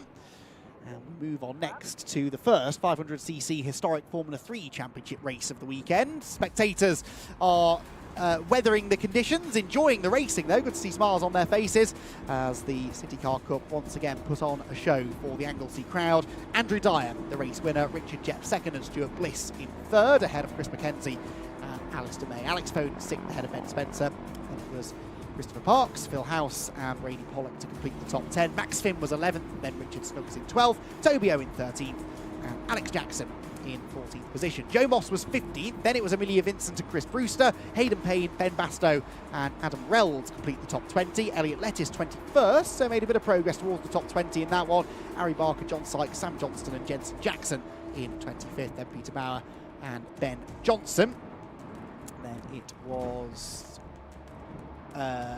Nick Wilding, yes I haven't said his name, John Nicholson and Hallister Maring ahead of Junior Gravina Reid, Joseph Plowright, Paul Mellor, Jamie Stretch, Glenn B, Lee Parker, and then a lap down, but at least reaching the flag this time, was Fen Curran, with Ryan Middlemiss 2 laps down. Jack Wheeler also, of course, was a non-finisher by the looks of it. Yes, he was involved with Josh Jackson, wasn't he, up at Rocket, so they both failed to finish the race. And I think there was one other either retirement or non-starter. Yes, Anthony Dolby. Anthony Dolby in the 83 retired to the pit lane, actually, a handful of laps into the race. So, we'll hear from John Ratcliffe shortly, down in the Parc Fermé area. And the City Car Cup drivers pull in. Then we go Formula 3 racing, with 500cc cars lining up and revving up in the assembly area. There's a little bit of recovery work to be done. They are in the process of doing that. We've got 2 flatbed trucks up at the Rocket complex, both recovering a car apiece. That should only take about 5 minutes or so, but it gives us a bit of time to chat with the podium finishers. And, the top 3 cars again were student motorsport competition drivers as well in that race. There is that recovery operation ongoing at the top of the hill with that's the 57 car of Jack Wheeler. Always the case, isn't it, as well, that when you're having a bad weekend it just sort of snowballs, because Jack Wheeler and Josh Jackson shared the 20th row of the grid for that race. They were 39th and 40th respectively and ended up both non-finishing. Right, let's head down to Parc Fermé. John Ratcliffe ready to catch up with our podium finishers. Hello everyone, you join me down here in Parc Fermé. Now, I'm a little bit out of breath. Firstly, because that race was so exciting, and secondly, because Silly John forgot his microphone. But we've got it now. Let's go and have a chat with some of the drivers then. Over here, we'll head over to the number 15. Yet again, one of the Boston College racing cars taking the win. Number 15. See if I can find the driver, Mr. Dyer. Can't spot him around anywhere close. I'm getting the pointing down there. Mr. Andrew Dyer, hopefully somewhere in this. Have we got Andrew Dyer over here? Andrew, yet another perfect race. I mean, it was rather close out there. Mr. Jett behind you had some great pace, but you kept him behind. Yeah, it was quite a difficult race. I had to do a couple of a zig and a zag just to hold Rich behind. Yeah, just the wings weren't far back that time, so I weren't ripping around like a bald eagle. So not very good, but yeah, a lot of zigging and zagging. Wasn't it you that told me yesterday that you won the race and now you weren't going to bother coming today? Yeah, I thought it was Saturday again, to be honest with you. So yeah, just turned up.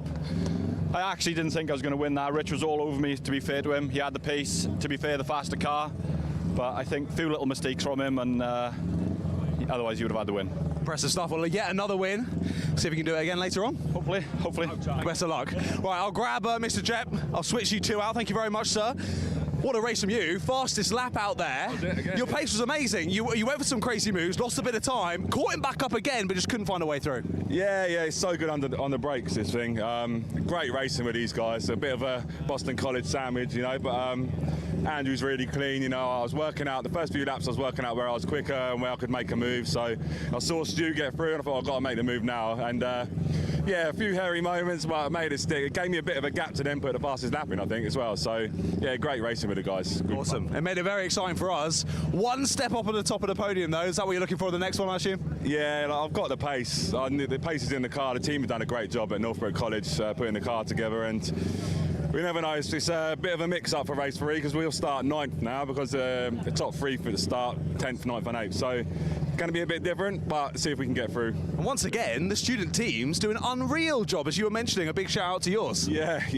I mean, considering where we started from like 4 years ago, we were trying to break into the top 10. There's no college teams in the top 10. Now we're all the podium spots. So it's amazing how far all the colleges have come, but yeah, especially Northbrook College and the Team Northbrook Racing, they've done really well.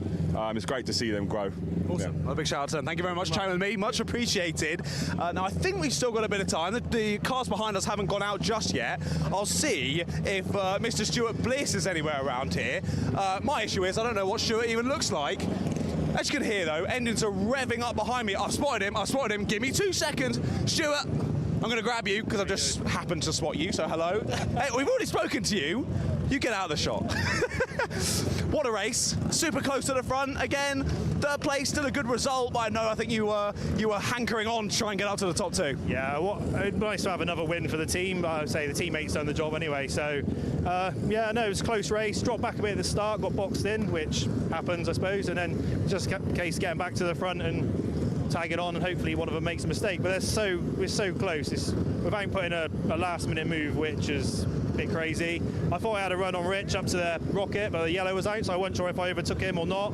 So I just give the place back and more points for the championship. So I think probably the right decision overall. Still a good 3rd place, and your team, Boston College, doing an unbelievable job. 1-3.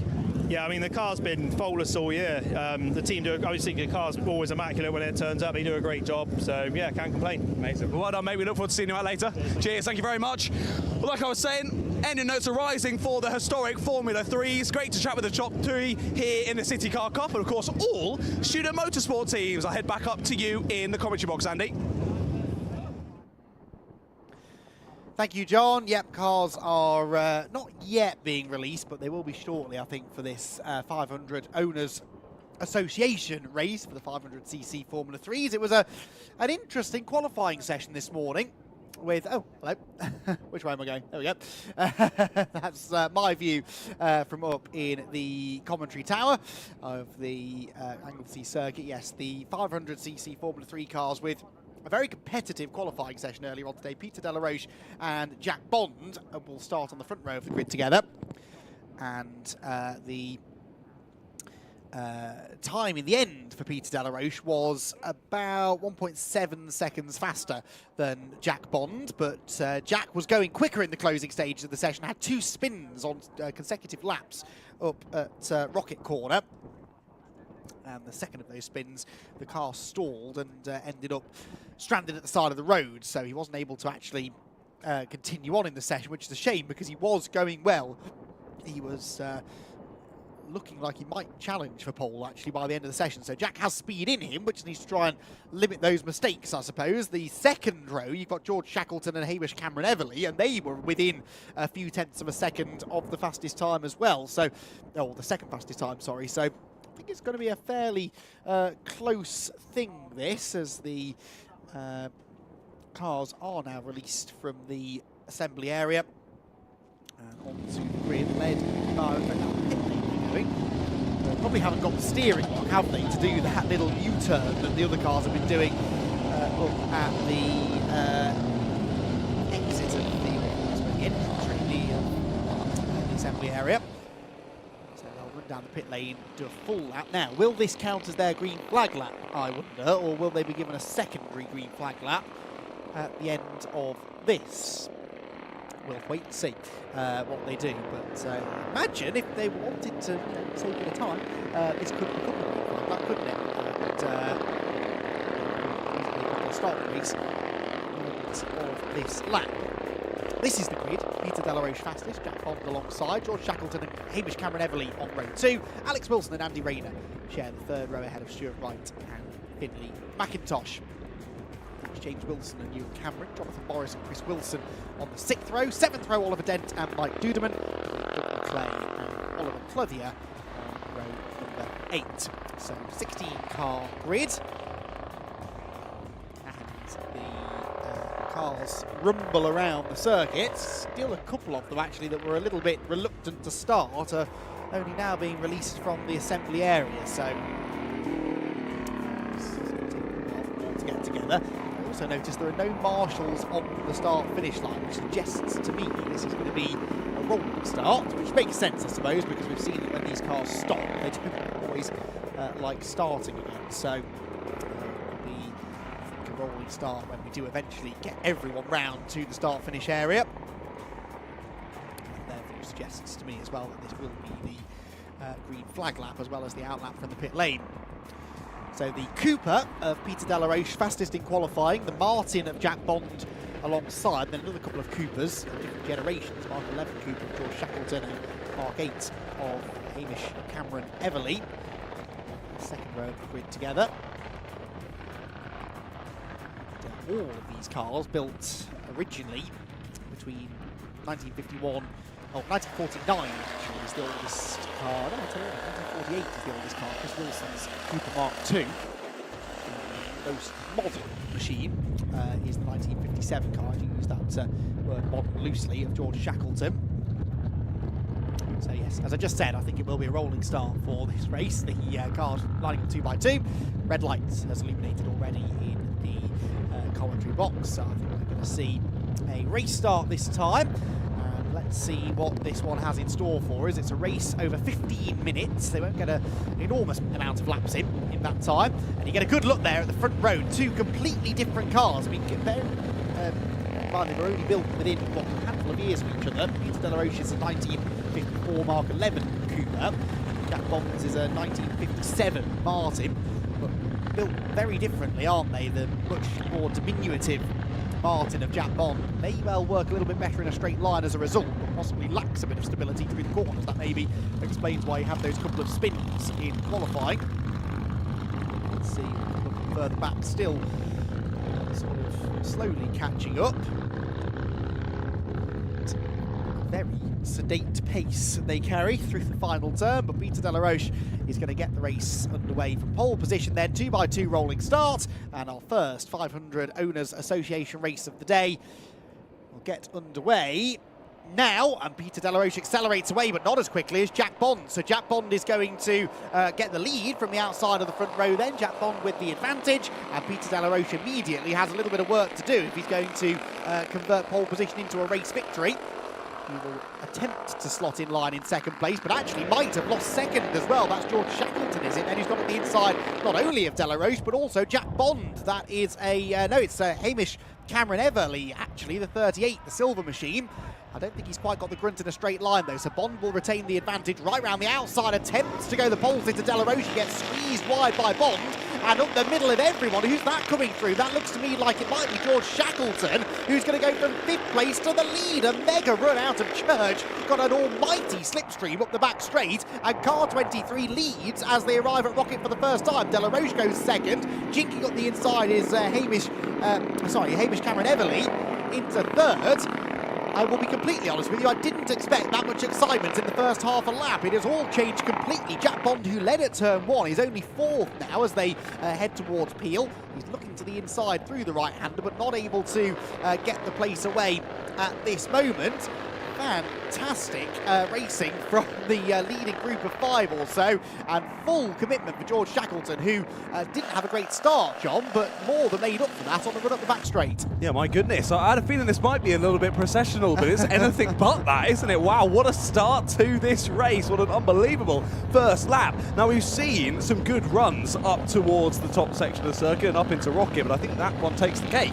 What an unbelievable run, making up a number of places. And as you mentioned, into the lead goes Shackleton. And interesting there, you saw as he went round the hairpin, the right hand coming out of the car to get as much body weight over the right-hand side of the car to get as much grip as possible through that right-hander. And he continues to hold on to that lead as they cross the line to end lap number 1. It's sort of reminiscent of sidecar racing, isn't it? That where the passenger leans out over the side of the outfit to get it rotated through the corner. They're about the same size as a sidecar, really, these 500cc Formula 3 machines. So it's a two-way fight for the lead then. Shackleton and De La Roche, the top 2.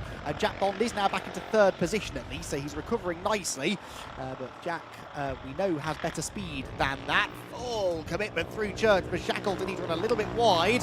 Now, is that car going to be quite as quick, I wonder, as De La Roche's Cooper 500 behind? Peter's got the slipstream as well. I'd imagine that's fairly significant in these cars. It certainly seemed to be on that opening lap, didn't it? Up into the braking zone at Rocket. No, Shackleton managing to keep Peter De La Roche at bay. Round the left-hander, wide goes the leader, big lunge up the inside. Meanwhile, for Everly, he goes back to 3rd and brings with him James Wilson in the 98. So James Wilson, who started the race, he was 9th on the grid, and he's just gone 4th. Got a car pulling off on the back straight. That I think is that number 80 car that had issues in qualifying of Oliver Dent. So Dent's car pulling over not far away actually from where it broke down in the qualifying session earlier on this morning. So down into the left-hander comes this phenomenal battle that's going on for, what is this, 3rd place on back. And again, that run up the back straight is providing some good slipstreaming. Indeed it is, yeah, all still staying nose to tail, which is fantastic to see. And he's falling behind, continuing to battle well. That is the driver who's parked up the back straight towards Rocket, and that is the number 80 who sadly pulled over to the side. Mr. Dent is Cooper Mark 5, sadly not making it to the checkered flag in this one. Clearly some sort of mechanical issue as we're almost side by side. Up into the first corner, we are going to be side by side, not quite. Just has to rethink that one, does the 17, and De La Roche has to slot back in behind for now. Anyway, he's all over the back of Shackleton for the lead in this race. We've still got just over 10 minutes left to go. And new fastest lap on the last lap for the number 17. A 1:55 dead versus a 55.2 for the driver ahead of him. Yeah, De La Roche had a 1.7 second advantage at the end of qualifying, but I did sort of feel like that should have been a smaller advantage because there were other drivers who had gone quick, but then sort of had issues late in the session. So didn't expect Peter to have it all his own way, but I'm not convinced that I had my money on George Shackleton as being the one who was really going to give him a run for his money, and leads the way indeed does Shackleton up towards Rocket for the 3rd time in this 15-minute race. Hits the brakes, and he's got a straight line performance as well, I think, hasn't he, to keep Peter De La Roche at bay for now. Look at the way he leans over the side of the car again, just trying to get the thing turned into the second part of Rocket. And De La Roche not able to find a way through. Oh, lock up for the leader though. He's running wide this time, properly wide. Here is De La Roche's opportunity. He's alongside as they come out of Peel. That's the outside line though for the left-hander. And Shackleton for now will hang on. Great squabble in between these two. Yeah, slight mistake there from Shackleton. Locks that front right tyre, goes a little bit wide, trying to hang it around the outside is De La Roche, but can't quite get it done. Again, has to continue to watch the rear end of car 23 ahead. The driving style in these is just amazing. I've not seen anything like this before. The retro look as well, really bringing it. And what an amazing setting for such racing action here at Anglesey. The historic Formula 3s not letting up here and giving us some incredible action as we continue to keep both eyes firmly fixed on this battle for the lead. Now, De La Roche, we know he's got pace, he's got that fastest lap. But even when there was a mistake on the driver ahead, he couldn't find a way through. I don't know how he's going to manage to get this done. It seems like you need to be pretty committed to get an overtake done in one of these. Definitely so, and I do think that Peter maybe is in a little bit of a top-end speed deficit to Shackleton. We saw Shackleton blast past everyone on the first lap, and he's not really having to defend too much when we get to the end of the long straight. So De La Roche is going to have to look for somewhere else, perhaps, to try and make his move. So Shackleton leads the way in the Mark 11 Cooper. Peter De La Roche in the Mark 9 example. So there's only a couple of years between these two cars, which goes some way towards explaining why they're so evenly matched in performance. Cameron Everly then is third, Wilson fourth, Jack Bond was still fifth, but I think has just been overtaken, has he not? No, he's about to be overtaken, I think, by the number 1 car, perhaps, of Alex Wilson, leader wide Rocket. There are a few mistakes creeping in here, aren't there, for George Shackleton, and Peter De La Roche is going to have to really be on his toes to take advantage of one. He's been going wide a couple of times, hasn't he? Nice and late on those brakes, and whether that's just him being a little bit over-exuberant, trying to brake as late as he can, or whether they might be fading ever so slightly already in this race, we'll wait and see whether those mistakes continue, or whether the 23 settles back into his usual pace. Down the corkscrew they go yet again, and this time it's a little bit wide for De La Roche. In behind in the 17, loses a tiny bit of time, but still right there in the rear view mirrors of the number 23. Again, leaning over to the inside of the car there to get as much grip as possible.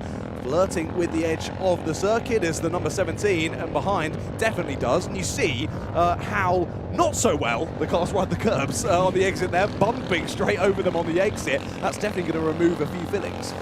Yes, we saw a couple of drivers falling foul of that in qualifying this morning as well, and really rattling themselves over the curves. Slightly bigger gap this time, maybe, with Shackleton showing as not the leader, but he very much is the leader. That's a dodgy transponder, I think, on that number 23 car.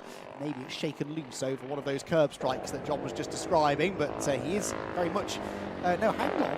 Has he been given...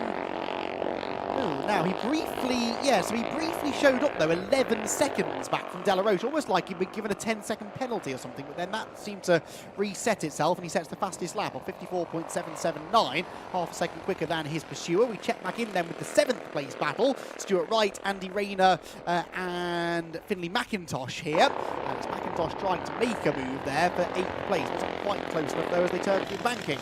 Was not, no. Great to see though. Of course, we've been keeping mostly a watchful eye over those two leaders. They've been fantastic to keep our eyes on, but great to see that there's battles through the fields that continue on there. Through Church they go, and the 76 slips up the inside. McIntosh making his way through on the number 3 of Rayner. To 8th place he goes then, and now looking at the rear end of the number 4 ahead is that. I thought it was the 16. I need to get my eyes checked because it is the number 16. Through they go into the braking zone. Oh no, the 76, my apologies, it is. That is, of course, McIntosh following the 16. There we go, finally getting my eyes sorted out. Off to Specsavers I go later. They go up the inside of the 29. A lap car there, just moved a little bit slowly on the outside line, but they all make it through without issues. Similarly to what we saw, though, in the Formula Fords, but even more so, I think, in these. We were saying you need to be committed on the overtake and those because of the exposed wheels. You can't have door banging like we see in the Fiestas, particularly with these though. Those wheels so exposed. If you're going to go for a move, you've also got to have a lot of trust with the drivers that you're racing against as well, that they're not going to do anything silly, because I don't think you have a small accident in one of these. No, I tend to agree with you there, and there's a lot of respect between the drivers. A lot of them will have been racing in this category for a long time, so they've got to know each other. They all hang out in the paddock together, and you've got to have that mutual respect. I think in any form of racing, really, particularly a category such as this. The battle's raging on. This is Jack Bond under threat from James Wilson. These two have been debating 4th place all race long, and Jack Bond's just moved back through actually into 4th. They've got Alex Wilson part of this battle too, and he runs very wide over the exit curb at Target Corner, continues the momentum up the inside into the banking though, and relieves James Wilson of 5th position. So despite that little moment, he did manage to gain the place, and the positions chopping and changing by the lap, which is extraordinary really, the fierce nature of the competition in these cars. But 98 then of James Wilson manages to pick up another spot and now chases after Jack Bond for 5th position. They hit the brakes up at Rocket Corner. interesting to see the geometry of some of the cars. The camber they're running on Jack Bond's machine, that Martin with a huge amount of camber on it. The number one example as well. That seems to be a trait of the Martins, that they have these extreme cambers on all four corners of the car, whereas the Coopers seemingly not running that sort of setup, and that suggests that they handle in rather a different way.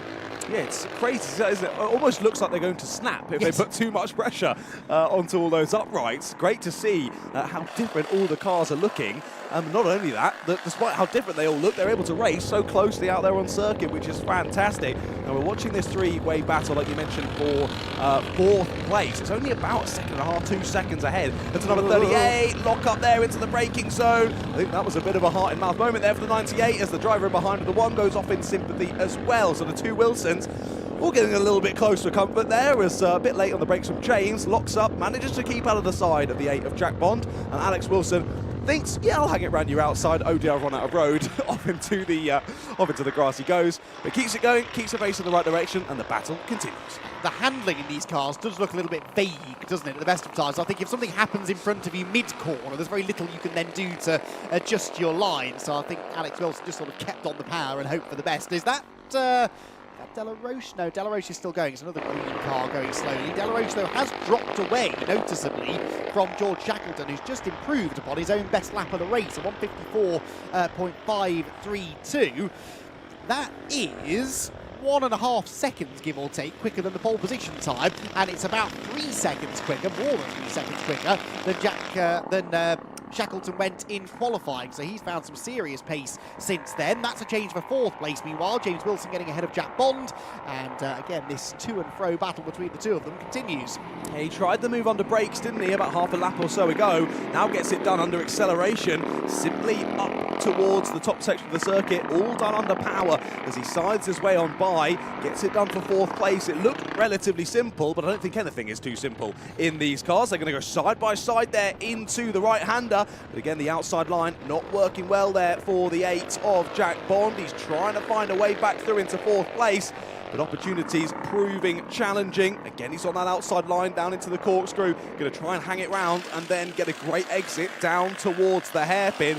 But again, he's going to have to be committed under those brakes if he wants to get a move done. He's got a good run onto the back of the 98 of James Wilson. Not quite sure he's close enough. But either way, James Wilson holds that middle line. Should block him on the exit as well. Did well to defend on the way in, but not run too wide on the way out. He is wider than Jack Bond, but not able to force the issue just yet. Is Jack? Is there a move to be made into the final corner? Answer is, well, maybe. Jack goes to the inside line, but no, he's too far back, and so James Wilson gets into the corner and lead out of it, still in front. Right, the leaders have gone through. Peter Delaroche responds now with a new fastest lap of the race, but only about a 1/10 of a second, less than a 1/10 of a second actually quicker than race leader George Shackleton. And they crossed the line with 1:31 to go. So this will be the final lap of the race. There is George Shackleton as he heads up towards the braking zone at Rocket for the final time. Brilliant drive this. He took the lead halfway around the opening lap, and I won't say has never looked back, because he's been under quite a lot of pressure race long, really, from Peter Delaroche. Even though Peter's dropped back a little bit now, it's never been more than about 1.7 seconds or so between the two of them.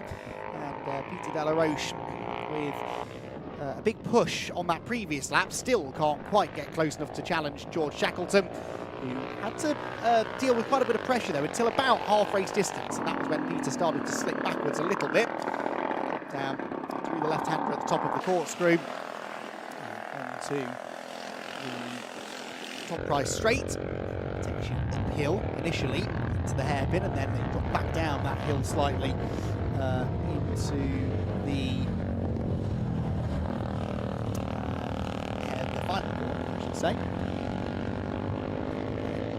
Eventually appear at the timing line to see the checkered flag. So George Shackleton then with a fantastic performance in this race, blasted through from 5th place halfway around the first lap to grab the lead into Rocket, and has led ever since. George Shackleton wins the first 500 Owners Association race of the weekend. They'll have a second one a little bit later on in the day. Peter Delaroche in second position, and it will be Hamish Cameron Everly coming home in third. So wait for Hamish to appear. Here he is. He got the better then of that well, it was really a four-way battle for third, wasn't it, between himself, James Wilson, Jack Bond and Alex Wilson. That's the order in which they won't finish, actually, sorry, because Jack Bond has fallen behind Alex Wilson at the end. And we've still got this battle going on behind between, is that Stuart Wright and Jonathan Morris? I think it is, for 9th position. So they are accelerating down towards that last corner. Are we going to see a change under braking? It's the last chance saloon, but no, not going to be able to do it on this occasion. So it will be the 16 car. In fact, sorry, that was Wright, I beg your pardon. Stuart Wright getting ahead of Andy Rayner, beg your pardon. So Stuart Wright picking up 8th spot at the flag.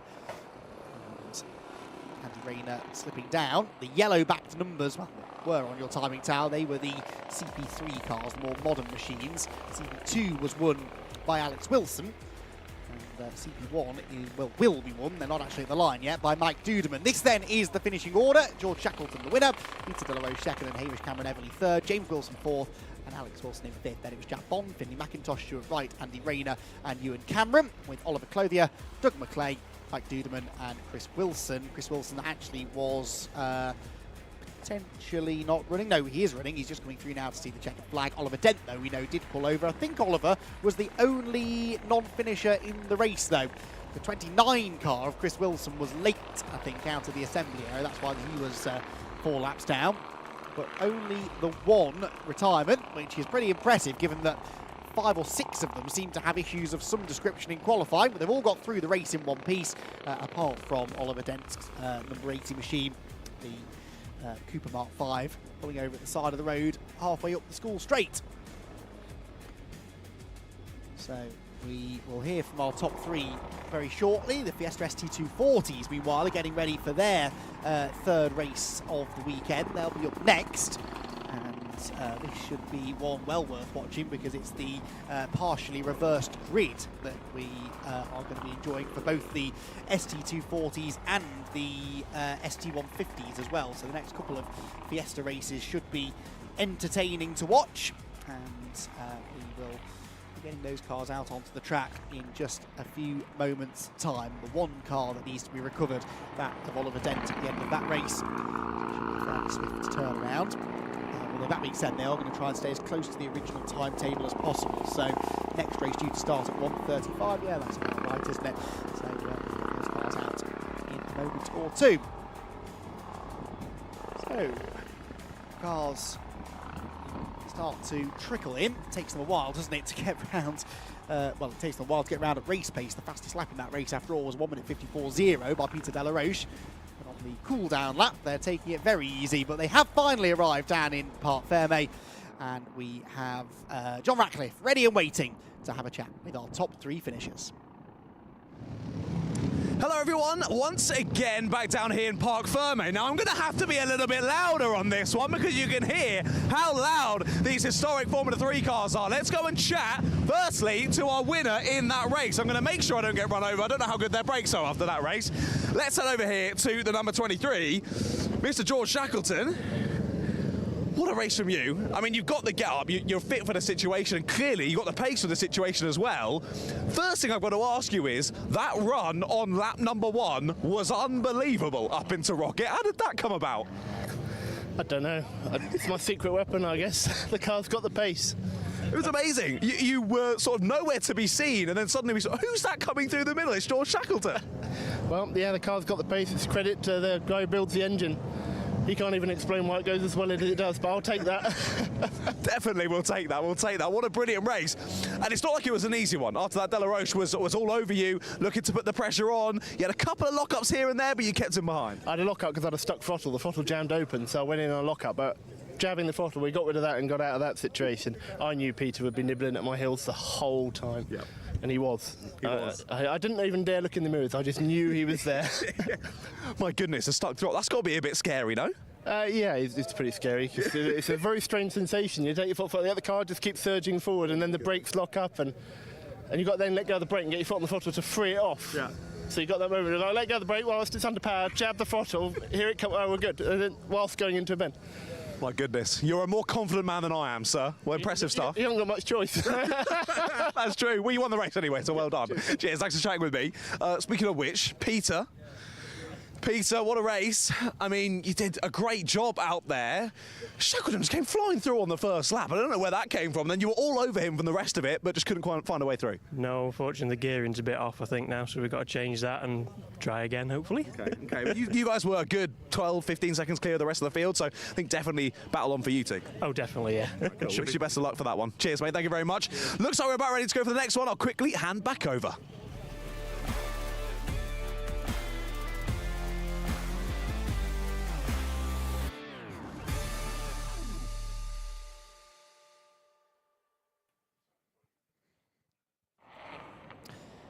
It's race 3 of the weekend for the AIRTEC Motorsport Fiesta ST240 Championship, and we have the cars already heading round on their green flag lap. This is the third race, and as I said, it is a partially reversed grid. So, in fact, well, it's not quite a full reverse, is it? They do sort of oh, no, it is, yes, it's a top 10 reverse. They used to do a random grid, or a slightly random grid amongst the top 10, but I think this is just a straight-up reverse. So George Foxlow will be lining up on pole position. No, it was right the first time. It does happen occasionally. George Foxlow was 5th in race 2, but on pole for this one. So they sort of randomly jumble up the top 10 to give you the grid for race 3. So George Foxlow gets pole. Chris Blackburn starts alongside. Jason O'Connell and Sean Reynolds on the second row, and then Luke Moore and Maggie Webster make up row 3. Graham Colfer and Zach Lucas on the 4th row of the grid, ahead of Gary Miller and Alistair Kellett, the top 2 from the race earlier on today. And the 6th row for Conor Blackburn and James Pope. Then it's Simon Horriman and Harry Hayes, with Dan Robinson at the rear of the grid. So, the George Foxlow car on pole then finished 5th in the race earlier on today. Chris Blackburn, who starts alongside him, finished 9th. So that's goes to show how this reverse grid thing works. It is a different way of doing it, but can give a little bit of an advantage to some drivers if a quicker driver ends up with a favourable grid draw. Then it can sort of change the dynamic of the race quite significantly. And the driver really I'm looking towards who has benefited from this is Jason O'Connell, because Jason O'Connell, we've seen so far this weekend, he's had a 2nd and a 4th place finish, and he is starting 3rd, the AM Class Championship leader. And so Jason O'Connell definitely came out of that grid draw with a position that he'll be pleased with. So can he now finally get himself onto the top step of the podium outright? That's going to be his target for sure. And he may well be the pre-race favourite. That being said, though, Sean Reynolds has had some decent pace so far this weekend. He starts alongside Jason O'Connell on that second row. And the top 3 from the previous race, as it happens, end up in the bottom 3 positions inside the top 10. Zach Lucas, Gary Miller and Alistair Kellett in reverse order of how they finished that one, with Kellett the winner, Miller 2nd, Lucas in 3rd. There were some penalties after the race. I went down to race control during that very brief lunch break, and there was a queue of, I think, about 7 drivers outside the clerk of the course's office.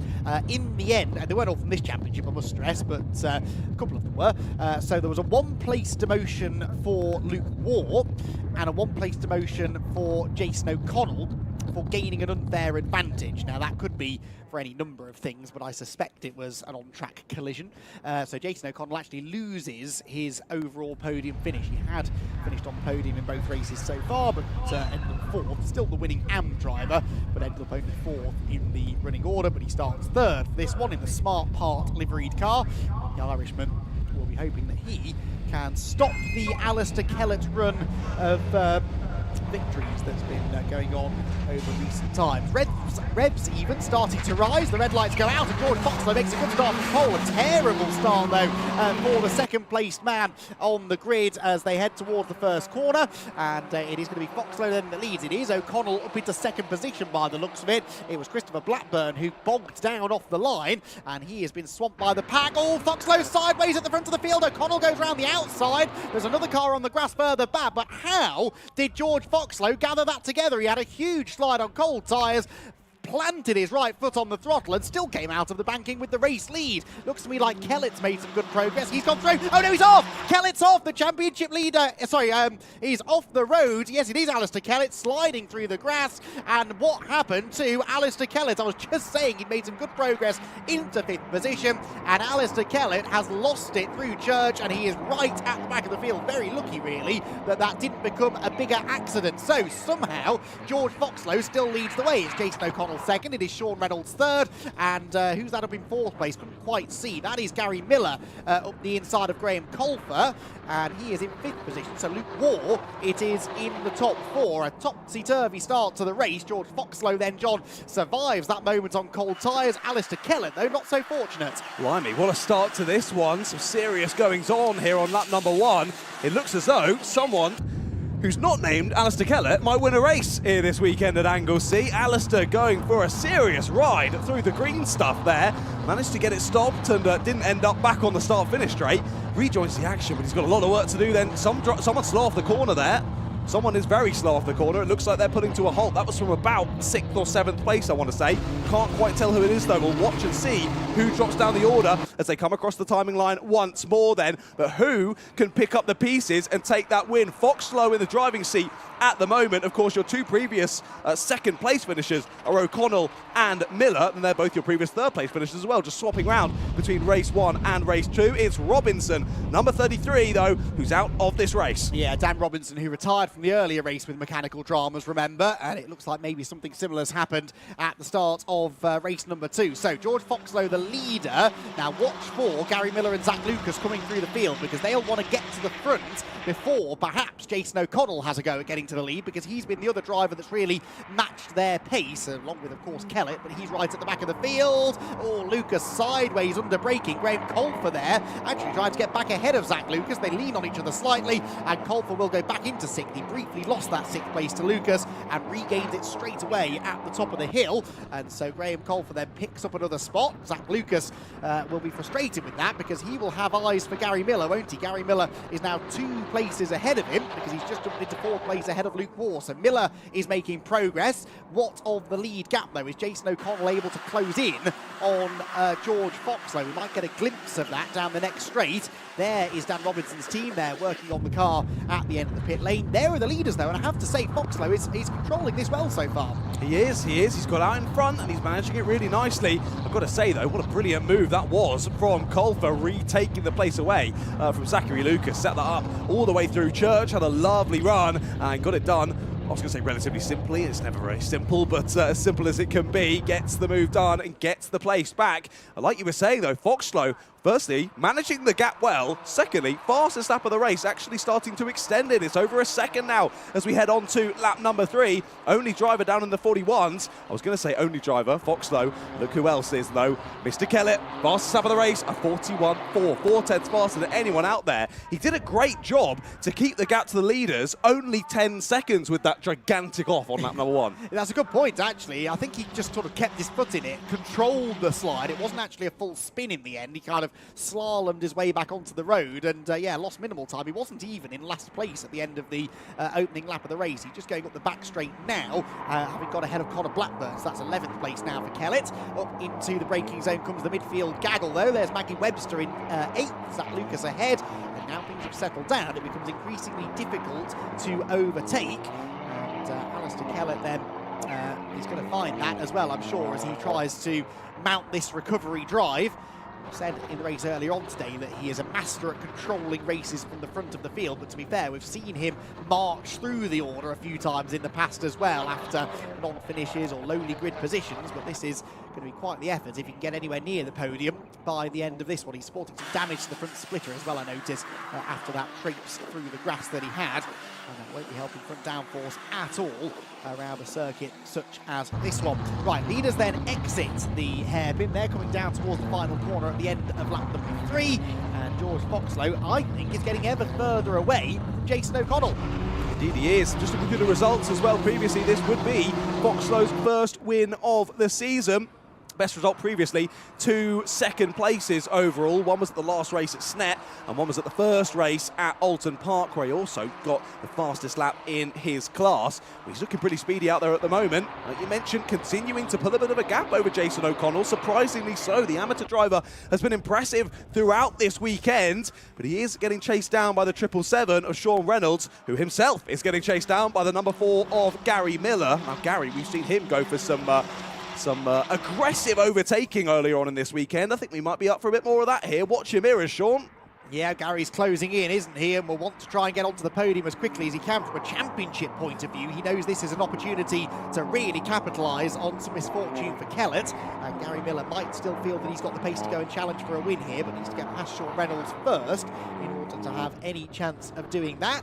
They accelerate towards Peel Corner, round the right hand of the right rear wheel, spinning uselessly in the air there as the car so stiffly sprung is it at the back of the car that pitches into the corner. The rear axle lifts off the ground, helps with rotation that, and looks fairly dramatic, but it is the way that these cars are set up to run.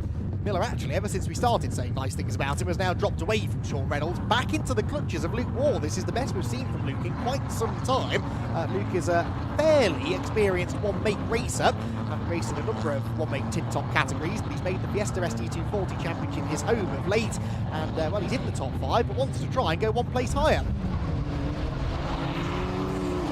Great shot of the wheel there coming off the ground. That was beautiful to see, like you just mentioned about the setups on these ST240s. They head on to another lap of this race. We still got a decent amount of time left in this one. We head on to lap number 5. But of course, with these slightly longer races compared to the rest of the categories that we see out there on circuit, more chances for things to happen and more for us to enjoy watching here on your Alpha Live production stream. We continue on through this 5th lap of the race, I should say.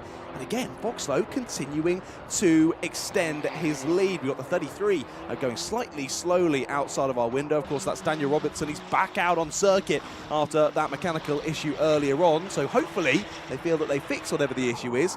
And he's just sitting back, letting everyone go past, and then getting on with what is inevitably going to be a bit of a test session for the rest of the 12 minutes. Yeah, it is a possibility, I suppose, but I don't know, it doesn't look like it's picked up any speed once the cars have gone through either. We'll see whether it comes in at the end of this lap or not. There's Alistair Kellett, so he's 10th, picked up 1 position on the previous lap at the expense of Harry Hayes, and it's now going to be Christopher Blackburn who's his next target. With that front splitter dragging on the floor, that is going to be affecting front downforce. You don't think of these cars as being downforce dependent, and they're not really, but the splitter isn't just there for decoration, is it? And on a circuit like this where you need that front end to be rotating through the corners, that's really going to be affecting his lap times, I suspect, and probably doing nothing for front tyre temperature either. Lunge up the inside there for Christopher Blackburn, meanwhile, and he takes 8th place away from Maggie Webster, or does he? They lean on each other off the corner. Maggie ends up elbowed rather rudely off onto the grass, and she does in the end slot in behind. I think Blackburn thought he'd got the move completed there and went to use all of the runoff space, and Maggie was like, hold on a second, I'm still here when you're outside.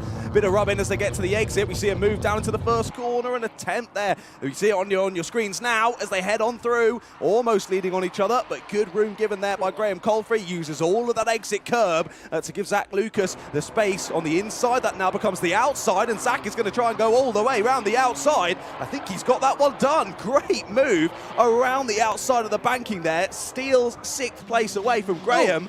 And now they've got a bit of a run down to the next couple of corners. Graham Colfer had a wheel on the grass turning into Church Corner, so that could have been a big moment. He gathered it together nicely, but that's not a nice place to be dipping a wheel onto the dirt. Gary Miller there closing back in on Sean Reynolds now.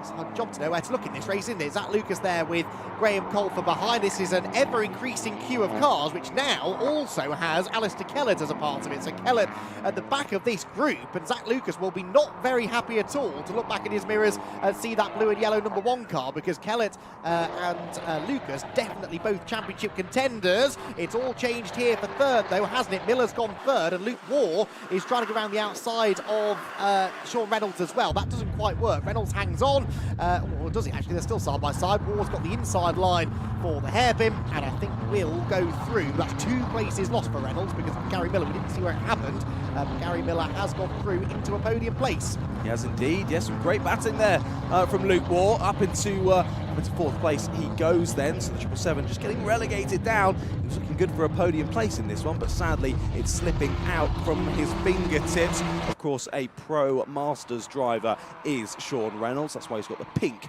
behind his 777 number that you can see on the left-hand side on the timing tower. Just spotted as well. Alistair Kellett continuing to move his way through. He's just taken away 8th place from Maggie Webster. Drops Maggie to 9th and drops Graham Colfer to 10th place as well. So after Graham got overtaken by Zachary Lucas, he's then dropped a further 1, 2, 3, 4 places after that as well. We often say in motorsport that negative momentum, you lose one, you often lose a few of them. Sadly, that's exactly what's happened there to the 111. It sort of happened to him at the start of yesterday's first race as well, didn't you? Remember, he qualified really well. I think he was 3rd on the grid, but was not able to stay there until the, even beyond the first lap or so. Here comes Kellett closing in now on Christopher Blackburn, who's been the one that he's been chasing down for a few laps now, but Blackburn's also made good progress. He too has overtaken Graham Colfer and Maggie Webster in recent laps, and is now not going to make life all that easy for the reigning champion Alistair Kellett as they run into Peel. Kellett peeks to the inside, the gap is left there for him, they just avoid contact,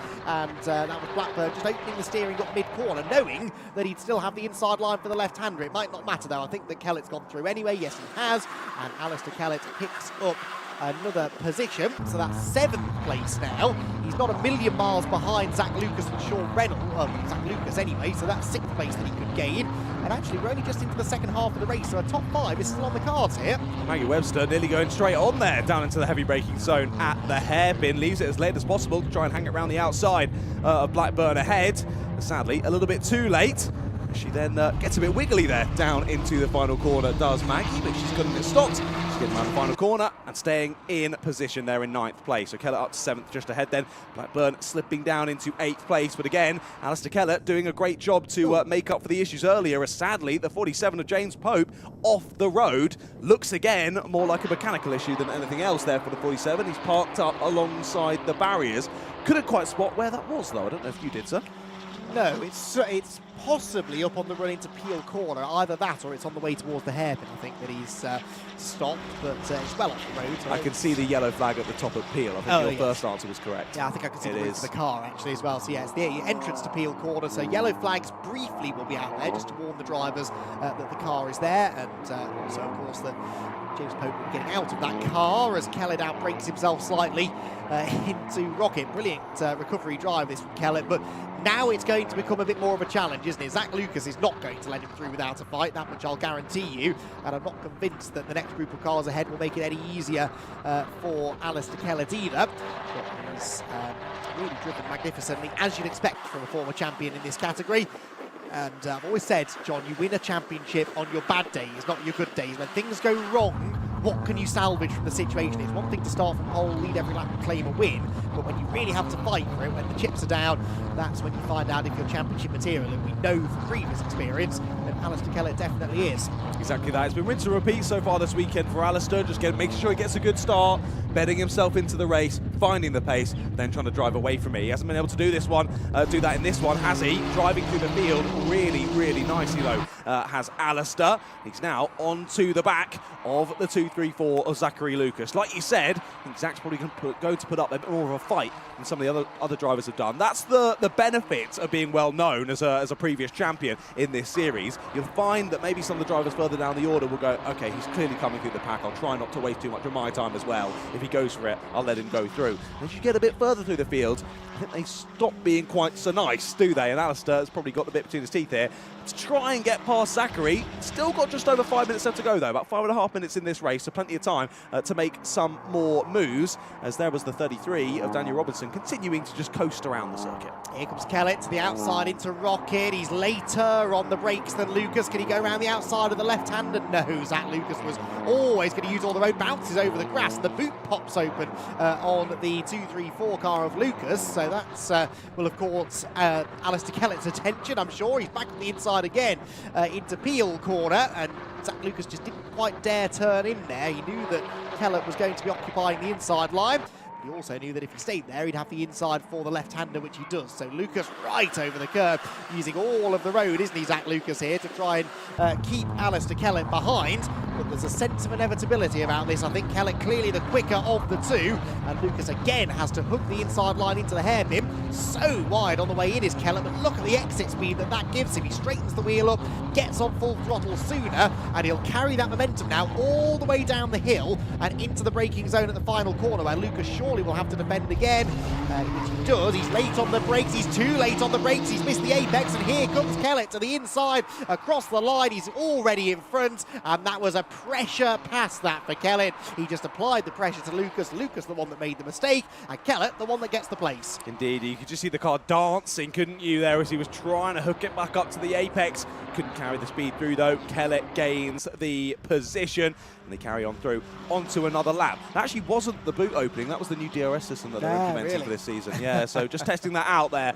was the 2-3-4 for Zachary Lucas. In case anyone thinks something serious, I'm just joking, don't worry. Clearly, a bit of a loose boot there over to 2-3-4. Don't think he's going to be taking too much notice of that, though, is he? No, I don't think that'll concern him too much. He'll be more frustrated, I think, with the fact that he just lost that position to Alistair Kellett. So Kellett with the number one car picking up another position, and the Zach Lucas machine in behind will now just try and tag on, I suppose, with the reigning champion. Who's the next car ahead of them? That will be Sean Reynolds, 1.4 seconds up the road. Well, bet against Kellett, catching up to him, actually, before the race is done. 3 minutes 20 then still to go.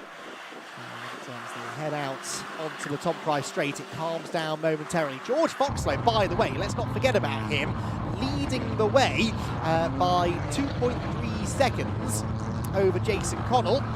Gary Miller a further 1.8 seconds back in third. Luke Moore then 2.8 seconds back in fourth.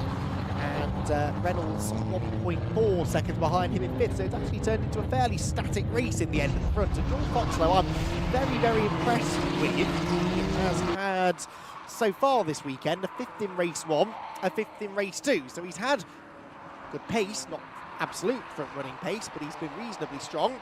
And now here he is, knocking on the door maybe of a first victory. Moment there for Sean Reynolds, meanwhile. He runs wide out of target corner, and that's music to the ears of Alistair Kellett, who on the previous lap alone managed to take a full 7/10 of a second out of him. They're almost together now, heading for the back straight.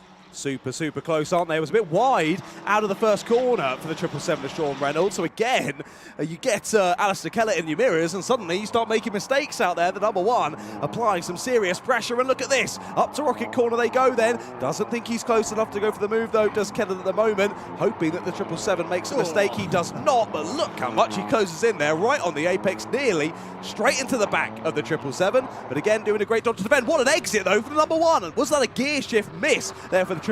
He immediately dove to the inside to defend. Either way, a little bit slower off of corner than Alistair Kellett, but Reynolds holds on to the place for now. Anyway, diving to the outside into the corkscrew goes Alistair Kellett. He'll get hung out there on the exit, but he seems to be carrying good speed anyway. Yeah, look at this. They're almost overlapping again now towards the hairpin, but he just can't get himself to the inside line, can he, Kellett? He's been forced to the outside the last three corners. It's the same story at the hairpin, but watch the exit speed. Oh, he gets a face full of Fiesta, though, as Sean Reynolds tried to park the car on the apex and sort of succeeded in doing so, really. Certainly robbed Kellett of a little bit of momentum out of the turn. They arrive at the final corner, absolutely neck and neck. Look at that. A battle under braking through the left-hander. Kellett goes right round the outside, clambers the curb on corner exit, and takes the place. Fantastic stuff. The driving of a champion, this from Alistair Kellett, with a wounded car that was on the verge of being out of the race on the first lap with that huge spin at Church, is into the top five. That was a brilliant, brilliant move. That was also for the lead of the Masters category for what it's worth, but I don't think he's particularly concerned about that, Kellett. He just wants to keep on moving forwards. And, well, Luke Moore is his next target. The trouble is they're on the final lap of the race. I don't think he's going to have time to catch Luke Moore before the end of the race, realistically. So it's going to be, I think, a fifth place for Kellett, but that's good championship points. And, as I said, in a championship based upon the results that don't quite go your way and limiting the damage done. And that's exactly what Kellett has done here this afternoon. Zach Lucas has not quite given up hopes of getting ahead of Sean Reynolds here. Reynolds in 5th place. And will really not want to give, sorry, 6th place I should say, will not want to give that place away to Lucas, but Lucas also thinking of the championship is going to be wanting to try and limit the points lost to Kellett too. Gary Miller, you'd have to say, hasn't necessarily got the result out of this either that I think he would have been hoping for. 3rd place is okay, and yes, he's ahead of his expected title contenders. But see whether the rest of the season other drivers can maybe get themselves into championship contention. George Foxlow, though, is going to claim a first victory in the AIRTEC Motorsport Fiesta ST240 Championship. Jason O'Connell back on the podium in 2nd after his best weekend so far too. And Gary Miller with a solid 3rd place. The checkered flag is waving, and the cars streaming through. Timing tower, I don't think updating on our screen, but it is a checkered flag. It is a win for Foxlow, and O'Connell and Miller completing your podium places. So great racing, and the AIRTEC Motorsport Fiesta ST240 Championship, they will next be out at Snetterton on the 19th and 20th of July. Then they head to Silverstone, Donington and Brands Hatch for their concluding rounds as part of the Formula Ford Festival. That's a date for your diary, definitely at the end of the year. The sort of crown jewel event, if you like, in the Brscc's calendar. The 25th and 26th of October, the Brscc Formula Ford Festival, which this year has supporting action from all 3 Fiesta Championships, the Juniors, the ST240s and the ST150s, along with the Fixer Wheel Production Cup and the Silver Lake DS3 Cup as well. So George Foxlow then is a winner in the ST240 Championship here at Anglesey, with Jason O'Connell 2nd and Gary Miller notching up some more points in 3rd. Luke Moore 4th, ahead of Alistair Kellett 5th, then Zach Lucas, Sean Reynolds, Chris Blackburn, Maggie Webster, and Graham Colfer to complete the top 10.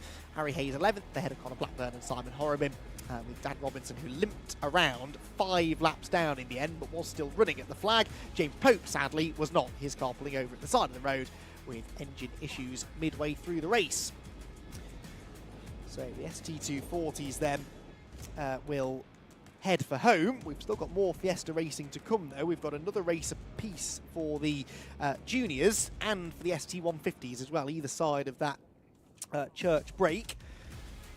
And the middle race, also of a blue oval variety, the Geoff Page Engineering Formula Ford Championship, will take us through to the church break. So that's coming up next, then the juniors, and then we'll step away again for about an hour before we have the later afternoon races to conclude this summer race weekend. Cars then arrive down at the Parc Ferme area, and George Foxlow is going to be absolutely delighted with that, with his maiden race victory. I think that is his first ever victory in the championship, certainly his first win this year. Let's hear all about it, shall we? John Ratcliffe down in the winner's enclosure with our new race winner. Join me down here in Parc Ferme yet again. The end of the race for the ST240s. And this is the man of the hour, the number 144, Mr. George Foxlow. Taken off while he's still in the car. I feel like I do need to give him a bit of a moment to celebrate as well, because what a win that was for the number 144. His first ever win in the ST240s this season. We'll get back to John. I think there was a slight audio issue there, so we'll get back to John in a moment or two. And we will hopefully get another chance in a moment to hear from George Foxlow. And can't wait to get his thoughts as the race winner at the end of a very entertaining and very competitive race. Foxlow, I really want to hear his thoughts about what happened on the first lap of the race. In particular with that slide on cold tyres and the subsequent defence of the lead down into Church Corner. And Alistair Kellett as well to get his thoughts maybe on what happened on that first lap. The next race not due to start till 10 past, so we have got quite a bit of time here, I think, to hear from them, because they're not going to go ahead of schedule, because we have to finish, we can't sort of gain any time anyway, because we have to go quiet from 3 till 4 o'clock. So they will let this little pause between races run, release the Formula Fords when they're good and ready. So we've got plenty of time to go back down, hopefully, to John and hear from our race winner once again.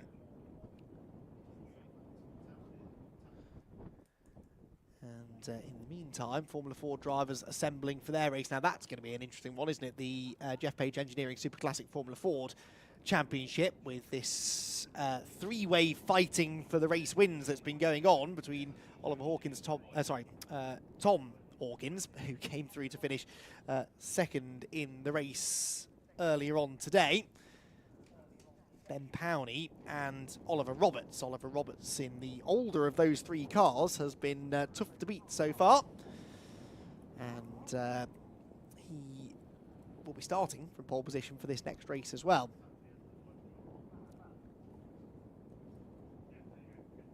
So I think we can now try again and head down to the Parc Fermé area. Audio issues solved, and we can hear once again from John and our top three finishers.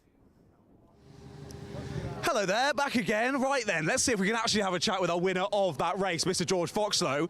He's still over there, rocking the beautiful lid himself. George, we've got the microphone working now, so we can actually hear you. First win of the season, then the ST240s. That must feel pretty good. Yeah, it was. As I was saying, I had a bit of a moment at turn 2, fairly unhectic race. I mean, managed to get away, decent lead, so no complaints really. Nice, clean, no damage. Exactly that. You had some great pace. We thought, of course, it was all a bit chaotic on that first lap, and you managed to get out into the lead, and we thought maybe a couple of other drivers would chase you down. They weren't able to do so. You had great pace. Yeah, I could tell that for the first few laps there was definitely some drivers that were on the tail, and then all of a sudden I managed to drop them a bit, so it was definitely all right. No impressive stuff. We'll go and enjoy that first victory, mate. Well done. Cheers. Thank you very much. Right then, I'm going to see if I can spot Mr. Jason O'Connell. He's over here. Sorry, chaps, I'm going to dive in if you don't mind. Jason, another win in AMS, but another second place. Mate, he goes off the circuit, Alistair does. I'm thinking this is Jason's opportunity. George just drives away. What happened there? Only a P2, but still should be very happy. Yeah, no, I can't complain. I could get used to finishing on the podium, but no, George was on really serious pace. I went for the first few laps and I just cooked the brakes, the tyres, everything just went, and then he just drove away and I couldn't keep up. So then it was just a matter of managing where I was and keep the gap to behind, and just it was struggling. I was struggling with the tyres for the whole race, but just managed to bring it home in P2, so happy enough, yeah. No, well, you did a great job of that anyway, and staying in P2, very impressive performance. I think you got a couple of those this weekend, haven't you? Yeah, that's the second one, and I was third on the road in the last race, but finished fourth in the end. But no, I'm happy. Great weekend. Can't complain. No, really impressive. Well done, mate. Cheers. Thanks for chatting with me again. And we'll see. I think we've got a little bit of time before they head out on circuit. I just want to have a quick chat with Alistair. Quickly, Alistair, what happened on that first lap? No idea. I got a small tag, to be fair. I don't know. I think it was just a bit of bunching and coming on to church. And I got a small tag and I just went side and I thought that was fine, and then it just went left, right, and then I was on the grass and I thought, don't dig in because this is going to be a big one, and I just I don't know, I just ended up miles back and eventually got a gear and got back onto the track, and then the whole wheels are full of grass, the vibrations, my hands are sore from the vibrations there. Great fun. Great fun after the incident, but yeah, good fun, yeah. You didn't lose much time. You managed to get some good positions and some good points as well. So well done, mate. Looks as though cars already back out on circuit, though, so I'll hand it back up to my co-commentator, Mr. Andy McEwen.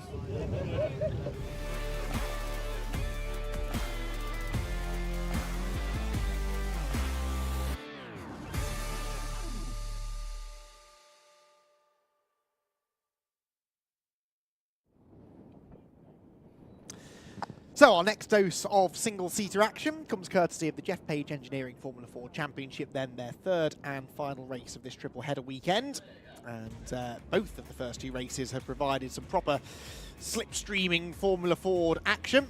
I'm hopeful that race 3 will be a similar sort of three-way fight between Tom Hawkins, Oliver Roberts and Ben Powney that we had in race 2 earlier on today. We weren't treated to a three-way fight yesterday. It was still an entertaining battle between Hawkins and Powney.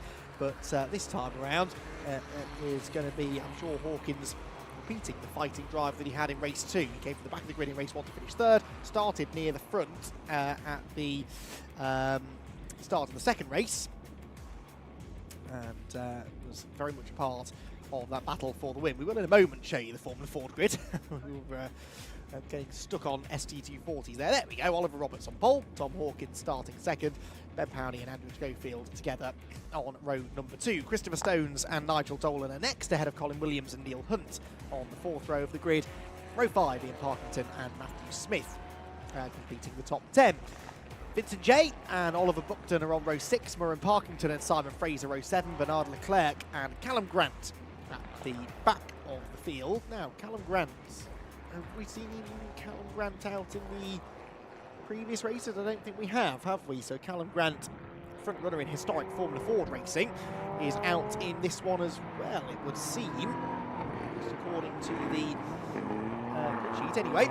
So we'll see whether or not he actually makes it out onto the circuit for this final 15-minute race of the weekend for Formula Fords.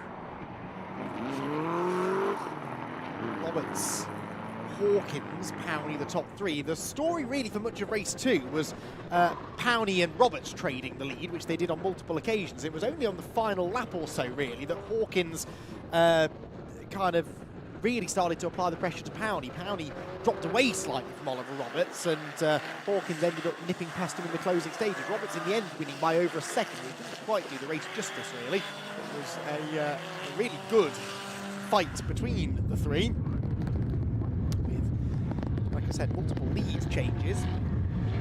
The back straight promoting lots of overtaking.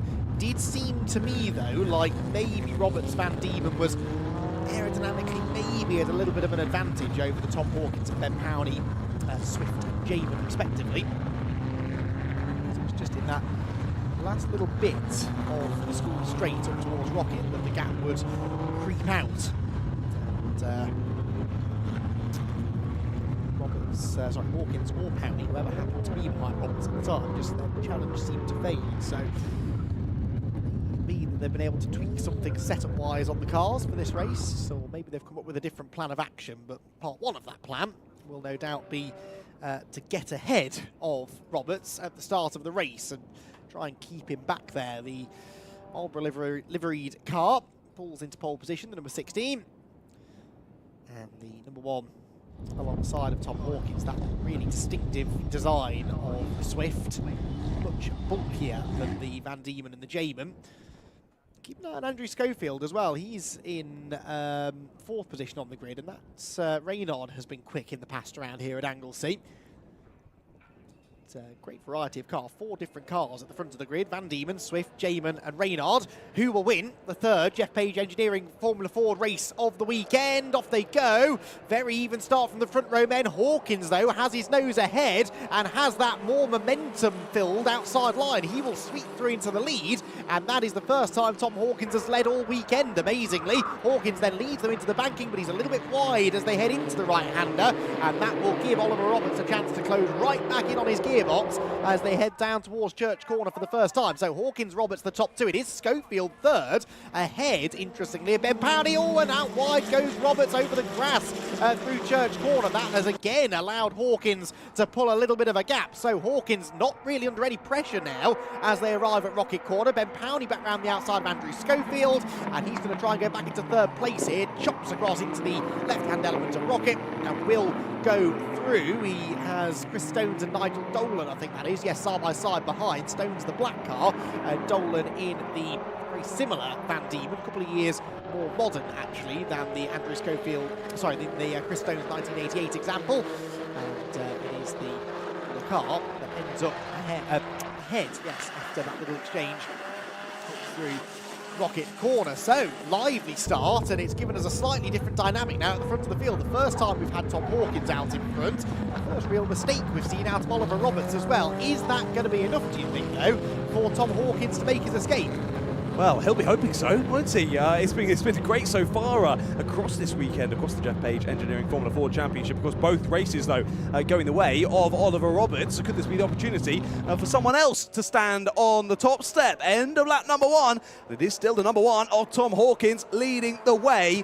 But the double winning man of Oliver Roberts continuing to try and chase him back down over these next 13 minutes of action. close, frenetic stuff here with the top two already trying to make a bit of a gap. It was nearly 2.5 seconds back to Ben Powney. He leads the next squabble of cars. And here they are then as we head down into the next couple of corners through Church. They go absolutely on the limit of grip. That's Andrew Schofield leading Stones, leading Dolan up towards the top section and then nose to tail. Huge moment for Oliver Buckton, I think that was, further back. We didn't see it on screen, but that car very nearly snapped around on him exiting Church corner. Side by side into Rocket. Andrew Schofield defending that fourth position then from Chris Stones. And Nigel Dolan in behind. Then you've got Matthew Smith, Colin Williams and Neil Hunt debating 7th position. And then another trio, Oliver Buckton, Vincent Jay and Ian Parkington. It was that yellow car of Buckton that caught my attention exiting Church corner. He's lost a position to Vincent Jay as a result of that. Down through the left-hander at the top of the corkscrew we head and onto the Tom Price straight. So lead gap 3/4 of a second, give or take, at the end of lap 1. I'm going to be fascinated to see what it is at the end of lap 2, because remember back to yesterday morning, Tom Hawkins was fastest in qualifying, should have lined up a pole position for race 1, and for whatever reason ended up starting from the pit lane, at the back of the grid perhaps. Now that he's out in the lead of the race, though, is he going to have the pace to pull away? There's been nothing to choose, it seems, in that time between he, Roberts and Powney, but it looks to me, so far at least, like Hawkins has this under control. Indeed it does. Up to a second that gap goes then as they cross the line yet again, side by side into the first corner, as late on the brakes as they dare. And the 25 of Matthew Smith holds the inside line. I think ends up going through there on Colin Williams. Up to 7th place he goes then, and all under pressure, nearly 3 wide into the banking. That got a bit too close to comfort. Somehow no contact made. And they all make it through. They all continue on. It's still getting squabbly as they head down into Church yet again. They just about slot back into single file. And continuing on at the head of the train is the 25 of Matthew Smith. Yes, that distinctive car of Matthew Smith, the Reynard with that huge airbox sticking out over the driver's right shoulder. It's a fantastic looking car, and it's going pretty well in this one actually. Ahead then now of Colin Williams at 7th place, but Colin's going to go around the outside. Lovely move, gets the inside for the second part of Rocket, and he takes the number 34 machine back ahead once again. The PRS, the only PRS entered, not the most commonly found Formula Ford chassis that, but in the hands of Colin Williams at least, it is capable of getting properly stuck in. This is a big group of cars now. I said initially they were sort of splitting off into trios, but we've got a couple of those trios now who are locked together outside the back end and just outside of the top 10. They rush down towards the hairpin, and Colin Williams looking to try and get away if he can. Indeed he is. Great little battle this is looking to turn into, and has been for the last lap or so, and more drivers looking to join the fray as those 3 or 4 have all held each other up.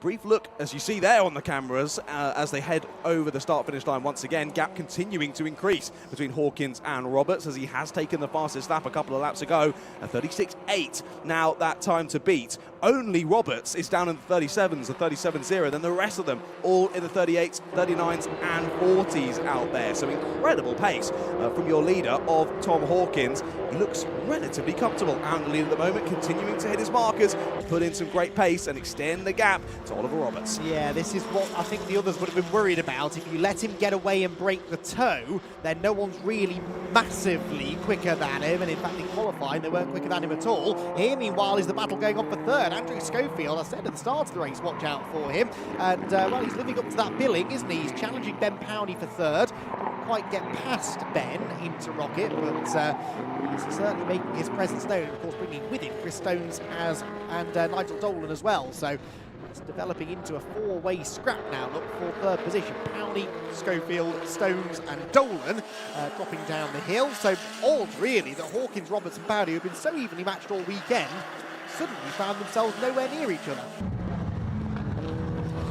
No, indeed, if I unmute my mic, that always helps. You're totally right with that, though. It is surprising, but, I mean, Hawkins, again, to just focus on him, he's done an amazing job, but he is rocking that number 1, so we're sort of expecting him to be doing so, coming through well in the second race to end up on the podium. And this one looking like he'll be up on the top step. Oliver Roberts has been dominant so far this weekend, but looking like he might have to settle for second place as that gap continues to extend to nearly 2 seconds now between the 1 and the 16. Across the line go Powney, Schofield, Stones and Dolan, continuing on nose to tail, and we're side by side in the group behind them. That's the 25 and the 14 going side by side. inside. Under pressure once again is Matthew Smith, but he holds that inside line and keeps Neil Hunt behind him for now. They head through into the banking.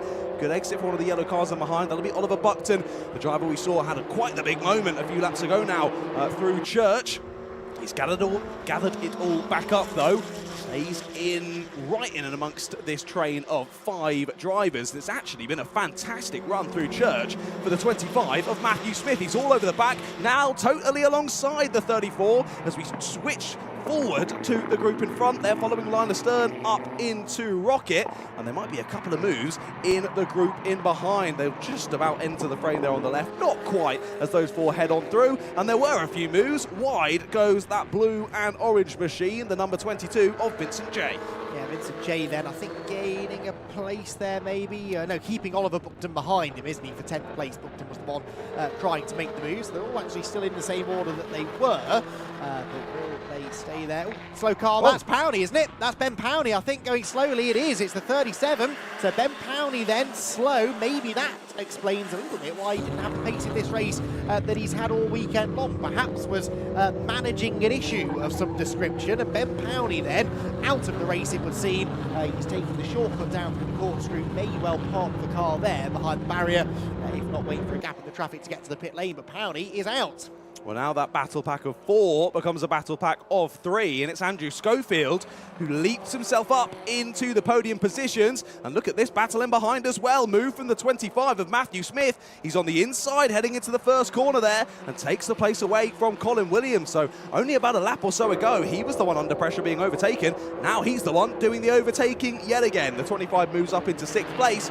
Lovely to see. We've got 2 huge squabbles going on in this race. Still over 6 minutes left to go. I don't think you could call it between any of these. Well, in the first 2 races, really, we've focused mainly on the lead battle, and I think now some of the drivers further back are sensing a chance to steal the limelight, aren't they? And of course, with the demise now of Powney, it means the Schofield, Stones and Dolan battle, which we just caught a glimpse of, is for a place on the podium. Here, meanwhile, is Colin Williams to the outside of Matthew Smith. Williams has made this move work once already in this race, and he will do so again. Gets the inside line for the right-hander. Ooh, they almost tangle wheels. Matthew Smith trying to stand his ground on the outside, but needs to be mindful of the fact that Neil Hunt is not a million miles behind. He's still going around the outside at Peel Corner, and that will give him the inside for the next turn if he's still got the overlap. I think he might do. Colin Williams didn't dare turn in, and they remain wheel to wheel round the left-hander.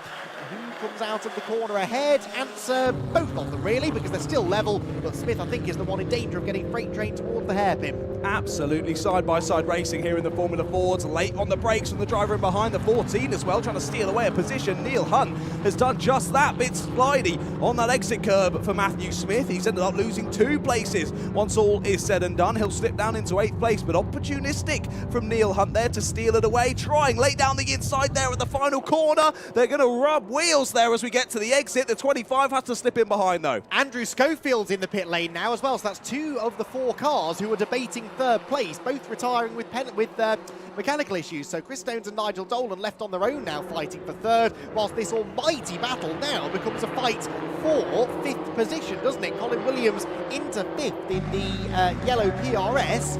Schofield being, sent back into the paddock, so his day is done, I'm afraid. Andrew Schofield was showing brilliant promise in that race, but it's all going to come to nothing, I'm afraid.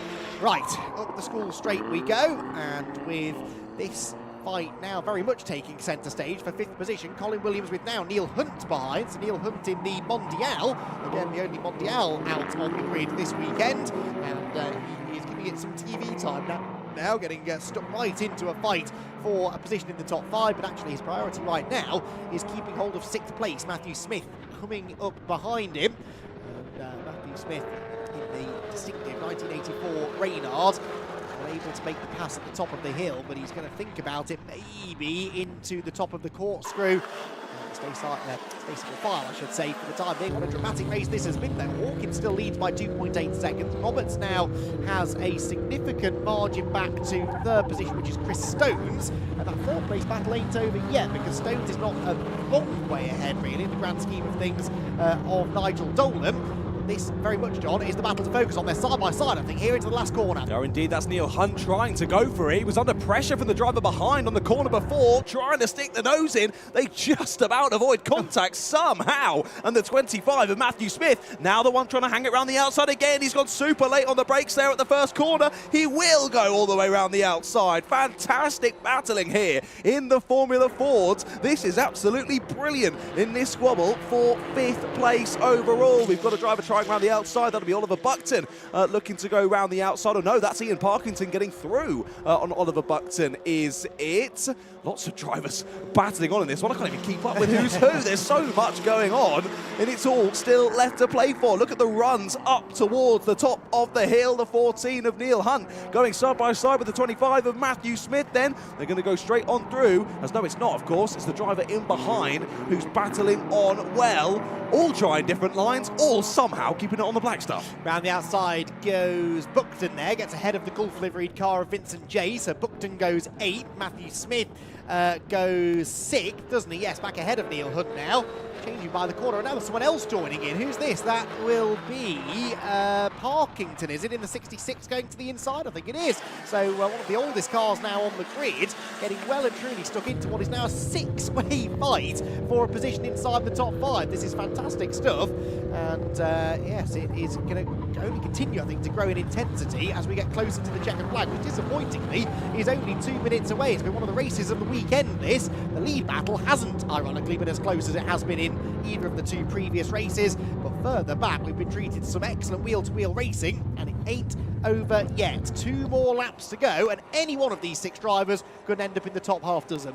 Oh, driver's getting squirrely on the brakes there into the final corner. The 134 of Buckton has moved through well, and he was trying to hold on to the positions he's taken, and he does just that. You said a few of the cars in this battle are Van Diemen's?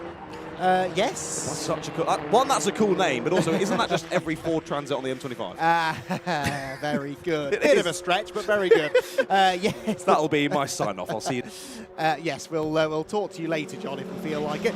Yes, the Van Diemen name's synonymous with Formula Ford racing, particularly through the mid to late 80s into the 90s, really. It's, yeah, good to see plenty of them out there on track. Here, meanwhile, comes Matthew Smith. Matthew Smith on the outside line in his Reynard is going to get ahead of Colin Williams. Yes, and that was the Colin Williams move, really, wasn't it? Colin, on many occasions, has gone round the outside of people into Rocket. Well, he has that move made on him now by the charging number 25 car. So Matthew Smith, once again, gets to the front of this queue. He's been there a couple of times in this race.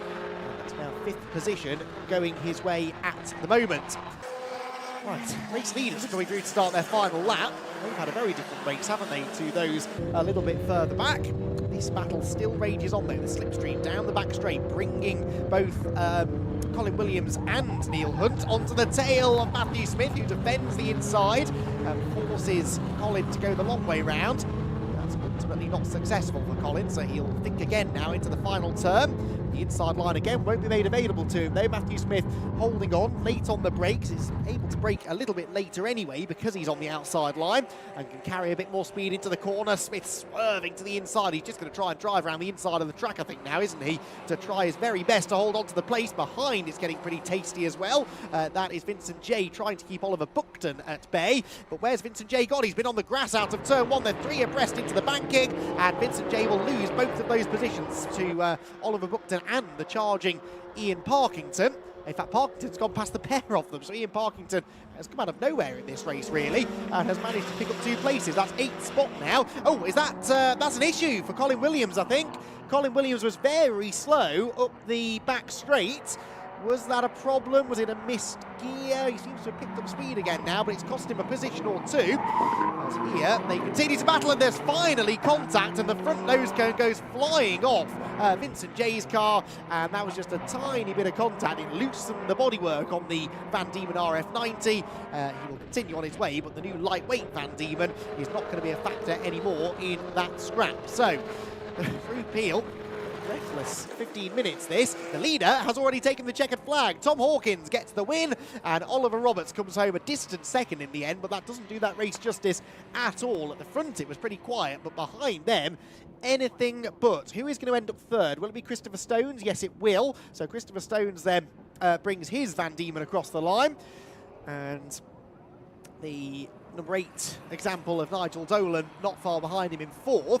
And then, deep breath everyone, who's going to be 5th? I think Matthew Smith is going to hang on actually. That was a Herculean effort and he's managed to get to the line in 5th. He's very happy with that. Look, with a little fist pump as he crosses the line and sees the checkered flag, with Neil Hunt, Colin Williams, Ian Parkinson, Oliver Buckton in behind, and Vincent Jay hanging on to 10th with what was left of his car. But unfortunately, that little bit of damage done on the final lap took him out of contention for what was, I think, 8th place that he was battling at the time. Oh, great stuff from the Super Classic Formula Fords. If you've enjoyed what you've seen, I'm sure you have, then you can tune in again on the 12th of July for their next rounds of the championship. They'll have a double header on the International Circuit at Upton Park. That will begin the second half of the season for the Formula Fords. And we'll see many of these drivers back out again after the end of the year for the Formula Ford Festival. This championship ends quite early in the middle of September. Most other Brscc championships would have an extra round in October, but the sensible decision taken, I think, to give the Formula Ford drivers time to prepare their cars for the Formula Ford Festival, which comes in October. So the last round in the middle of September, they've got then the best part of a month to prepare the cars for that annual end-of-season extravaganza down at Brands Hatch. So Tom Hawkins then gets the winner, gets the win even. Oliver Roberts comes home second. 20 seconds further back then was Chris Stones in 3rd, with Nigel Dolan 4th, and Matthew Smith, after a brilliant race, ends up in 5th position. Neil Hunt in 6th, Colin Williams 7th, Ian Parkinson 8th, 9th Oliver Buckton, and 10th for Vincent Jay. And within that top 10, we have all of our classmen as well. Tom Hawkins wins in Super Classic A, Oliver Roberts Super Classic B, and Colin Williams in Super Classic C. Murray Parkinson was 11th, Bernard Leclerc in 12th, and then Andrew Schofield, as we saw, retiring, as did Ben Powney dramatically. 2 of our top 4 runners retiring with mechanical dramas in the second half of the race. So, a lot to unravel after that race. Disappointingly, in a way, none of it really had anything to do with the leading 3, did it? But we'll see whether we have time. Hopefully we'll have time to chat to a few more drivers, because we've got another 10 minutes, I think, before our final race, before the church break will kick off, that being the 3rd and final race for the Brscc Fiesta Juniors. So let's head down there then and have a chat with as many of our Formula 4 drivers as we can. John, over to you. Down in Parc Ferme once again then, welcome back. Another very exciting race here from the Summer Festival at Anglesey. And for the first time this weekend in the Formula Fords, the number 1 takes P1. Finally on the top step, sir, once again. Oh, God, that was hard. That was so hard. I gapped Ollie, and then I just had to just keep going. Like, I just don't miss an apex, don't overdrive it, and just put the laps in. And every time I thought I just could see him in the mirrors, and I was like, just go away. But that was the longest race ever. Yeah. You know, he was putting a lot of pressure on, but you were slowly extending the gap. And of course, first win of the weekend as well. You must be pretty happy about that. Yeah, I'm really pleased. I mean, I got pole yesterday, and then the clutch went in race 1, so I've been recovering ever since. And yeah, it's nice to go home. A 5-hour drive now with a win, so that's good. Andy wanted to know why you didn't start that first race. You didn't get properly involved in it. Clutch issue, was it? Yeah. That was yesterday. Clutch issue yesterday. So I started from the pit lane, got my way back up to 3rd, but then obviously it was 3rd, then 2nd, and now finally 1st. So got it. Yeah. Excellent. Well done, mate. Much appreciated. Thank you. Well done. And we look over. Double race winner this weekend. You couldn't quite make it the triple. You were giving him hell, but he just was slowly but surely extending that gap. I was hoping he was going to make a mistake, and he didn't. Well, in fairness, he made a rascal one, but I was too far back to take advantage of it at that point. But it was a good race. Unfortunately, the car didn't feel quite as good as it had done in the first couple of laps, so he gapped me. And then, I mean, if we look at the lap times, it was literally just toe for toe. No, it was. And it was like one of us had to make a mistake in order for it to come back, and we both just metronomed each other. So it was a brilliant race. You know, effectively we just did 10 qualifying laps in order for us to keep that momentum, which is what you can ask for, really. You know. Exactly. A great race, and again, 2 wins in a second. You must be pretty happy with that. Yeah, absolutely. It's all you can hope for, really. You know. I mean, okay, yes, it'd be nice to have the triple, but you know, if you're going to lose someone, you're going to lose someone that good. So it's great. Exactly. We'll take that. Well done, mate. Thanks very much for chatting with me once again. It looks as though the Fiesta Juniors are heading out on circuit. Lovely to hear from the top 2, but let's head back over to circuit action for the Brscc Fiesta Juniors.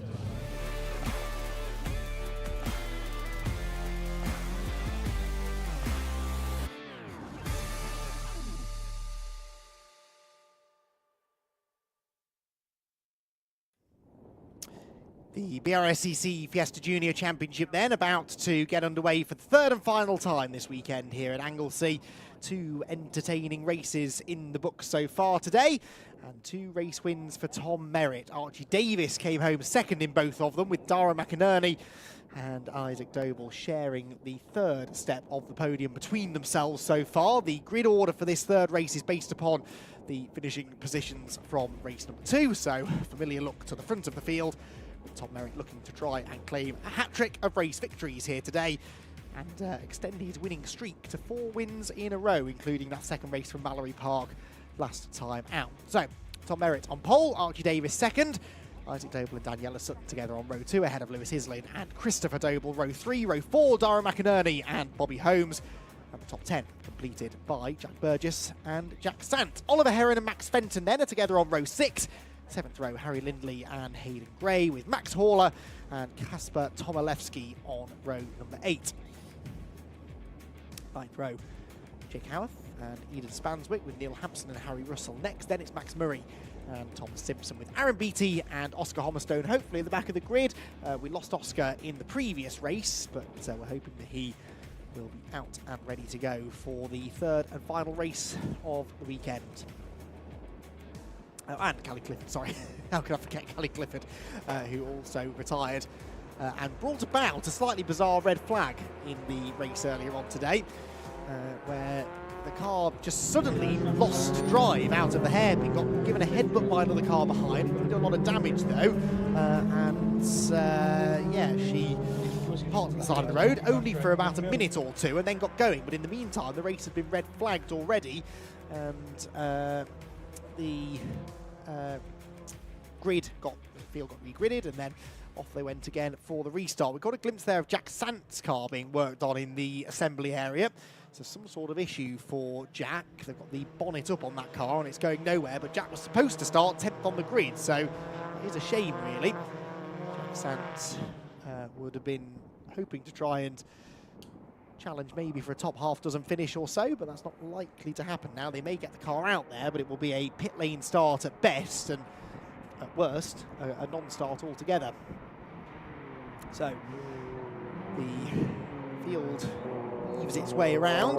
Tom Merritt then, will he be able to claim another race victory, I wonder? If he can, then this championship lead that he's already taken away from Jack Burgess, he will now start to really consolidate. Jack, so far this weekend, hasn't had a good time of it, it's got to be said. He came into the weekend with a 13-point championship lead over Tom Merritt. Well, in race 1, Merritt won and Burgess was only 10th. Race 2, Merritt won again and Burgess was only 9th, and actually was running as low as 13th or so at one point, and luckily was able to fight his way back into the top 10. They will count as drop scores for Jack Burgess, but he can't really afford any more bad results, so keep an eye on that red number 194 car. He's starting 10th on the grid, 9th on the grid, and needs to try and make something happen now in race number 3, and we'll see whether or not he's able to salvage his weekend a little bit here at the end of the day.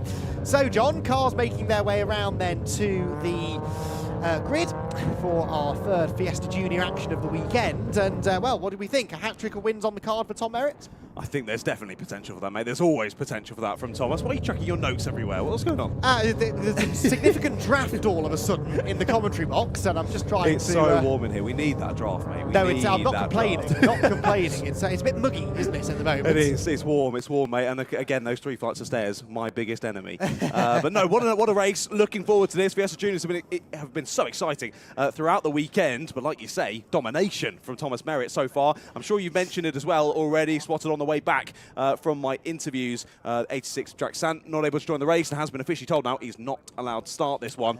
So stuck down there and will not be taking to the grid here for race number 3. That is gutting for him. I heard murmurings potentially of a battery issue down there, but I don't know for 100%, so don't quote me on that one. Okie dokie. Well, that's a shame. They're still working on the car, but yeah, not going to be able to take any part in this race. That's a shame. So, Tom Merritt then on the hunt for a hat-trick. Starts on pole position and looks to try and get into target corner first, which I think he will. The lights are out and he's got a decent start once again. Slow start further back for Christopher Doble. He's the silver car, losing lots of positions, but the race leader for the third time into turn one this weekend is Tom Merritt, who I think I'm right in saying has led every lap so far today in the Fiesta Juniors, and he won't want that record to end either. Side by side further back, that was Dara McInerney up the inside line. Dara's had a slightly better start this time, actually. Every time Dara starts near the front of the field, he seems to lose ground. Here he is starting on the fourth row, and he's gained a position or two in the opening exchanges. There he is in the orange and blue car, just ahead of Daniela Sutton. Lewis Islin up to fourth, the current scholarship winner for the Fiesta Junior Championship, having a really good start. This, meanwhile, is the battle for the race lead, and Archie Davis knows he's going to have to go on the attack. Is there a gap on the inside? Yes, there is! Goes for it on the inside into Rocket. Merritt just left half a door open, but it might not matter. He's got the inside line for the right-hand element of Rocket, and actually, it's Davis who loses out. It does indeed, yeah, loses the momentum. Up the inside goes Doble. Great move. Up to second place he goes. He's holding that inside line. He should have that move done and dusted, and he has got it. Impressive stuff. Looked almost like we might have a different race leader here, but sadly not. Gets shuffled back and ends up losing a place, like you say. We saw McInerney try and get round the outside of Islin up into Rocket as well. He went a little bit deep, was under pressure from Daniela Sutton. Sutton couldn't get through, and once again she's under pressure with another driver on her inside as they head down into the hairpin once more. Yeah, it was side by side between the scholarships as we got off from the line. Very late move to the inside there. Attempt from Davies, but luckily room given there by Doble. They both carry on. Had two wheels on the grass there, didn't he, going through the hairpin, Davis? Did he manage to make that stick? I don't think he did. There might be side by side still, actually, because Doble's defending into the last corner, but no, Isaac manages to keep him behind. So Doble into second. This is the best that he's run so far this weekend, and he will now try and chase after the race leader. Lewis Islin there in fourth position. McInerney is fifth, Sutton sixth, and Jack Burgess seventh. Now, that's not normally something to write home about for Jack Burgess, but the man who led the championship coming into the weekend, that's the best he's run all day so far. There's a car wide out of target, bouncing down the grass. Who might that have been? Harry Lindley, possibly 69. Maybe Bobby Holmes, 55. We'll find that out in a moment. They bounce back onto the road, having lost, I think, only a position or two. Indeed, yeah, did well to keep a hold of that, keep it facing in the right direction and carry on. Move for second place, though. Archie Davies, where's that come from? They'll be side by side up to the top of the hill, though. It's going to be a push from Islin on Doble to the inside, and we could see the second place man on the grid losing out here. McInerney's gone for it, laid down the inside, so late on the brakes, just about manages to get it stopped, and somehow the juniors all give each other enough room there, and all four make it through. What fantastic racing. I feel really sorry for Lewis Islin, though, because he put his car in the perfect position there and just bailed out of it. Sensible decision, I suppose, but he ended up losing a couple of places rather than gaining one, and he will now be fourth car in this queue, but he lives to fight another day. Jack Burgess look all over the back of Daniela Sutton as well, so Burgess looking much more competitive now than we've seen so far this weekend, and as Daniela drifts maybe a little bit wide out of the left-hander, it looks to me as though Burgess is going to be on the attack towards the hairpin. So Isaac Doble defends second position into the right-hander. Out wide goes Davis. Burgess is up the inside of Sutton and goes through. So Jack Burgess suddenly coming alive in this race then. That's sixth position now for Jack, and he could yet be on the podium by the end of the race. Sadly for Daniela, it's been a bit of negative momentum in this one, just continuing to slip back, and she's got another Doble trying to do it around the outside. Hasn't been able to. Lose a bit of momentum on the exit, slots in behind once more then. So Merritt continuing to lead the way now by almost 2.5 seconds ahead of Doble, Davies, McInerney, Islin, Burgess, Sutton, Doble, Heron and Lindley. Your top 10 wide again. That's the same car going wide again. It was, wasn't it? I think it is Harry Lindley who's doing the grass tracking out of target every time, isn't it? But despite it looking very spectacular, it's not really costing him a huge amount of time, it would seem.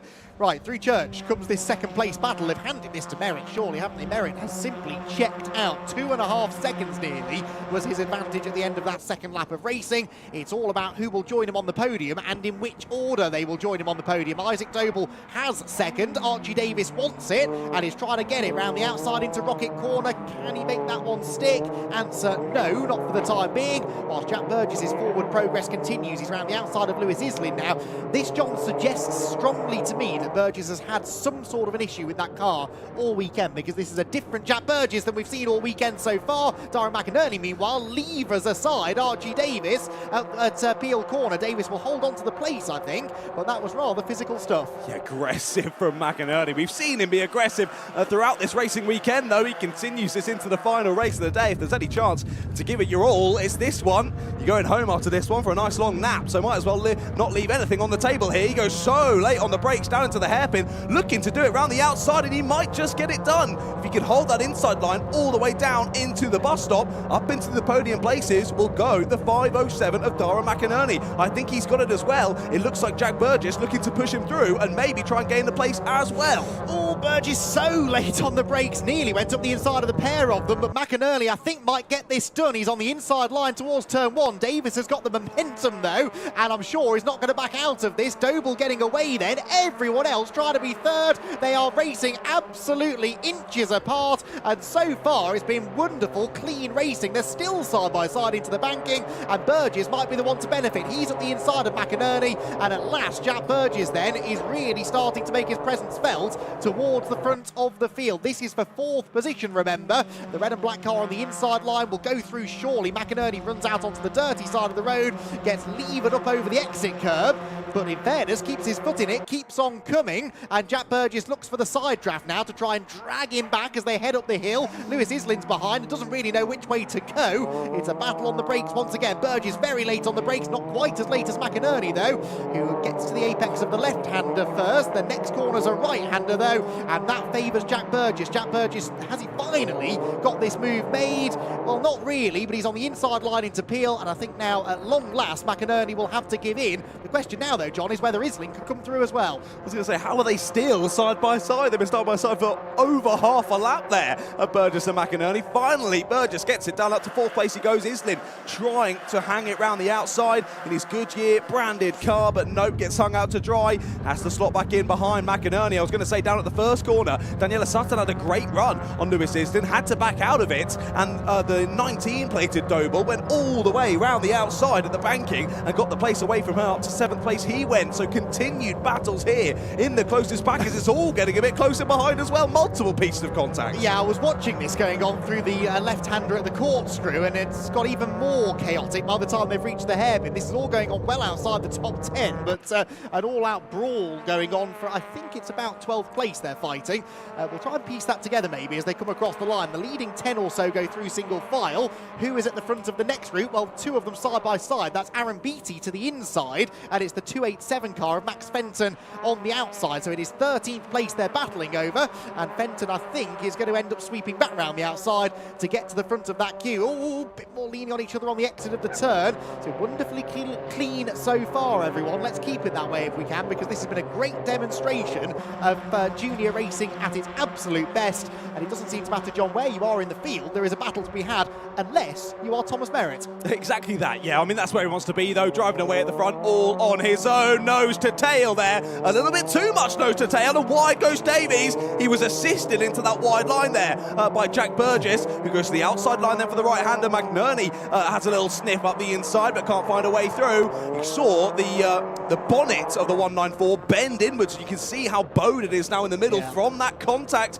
on the rear end of Archie Davies' car. But this is fantastic to see. Like you were saying, it doesn't matter where you are on the field, it doesn't matter where your overall pace is, you're involved in a battle. And when you're at this age, when you're learning your racecraft and whatnot, that's what you need to be in. It's experience being in these huge battle packs, learning how to make those moves, how to defend, and getting involved in racing. Exactly what we want to see from the Fiesta Juniors, and that's exactly what we are seeing once again. McInerney going for it this time on the outside of Jack Burgess. That one not going to work though, he's going to get squeezed out, and Lewis Islin's trying to find a way through. Car off, or well, pointing the wrong way slightly through the left-hander at the corkscrew. corkscrew. Was that Hummerston? I think it was Oscar Hummerston, wasn't it? Yeah, who's had another moment, just as he did earlier on in the day. The leaders go through. It is still Tom Merritt leading by 3.4 seconds, and he's just set a new fastest lap as well, a 1:48.477. Isaac Doble can't quite live with that pace, but is still doing more than enough to keep hold of second position. It is the battle for third on back, really, where most of the entertainment is to be had, I think, with 5.5 minutes to go.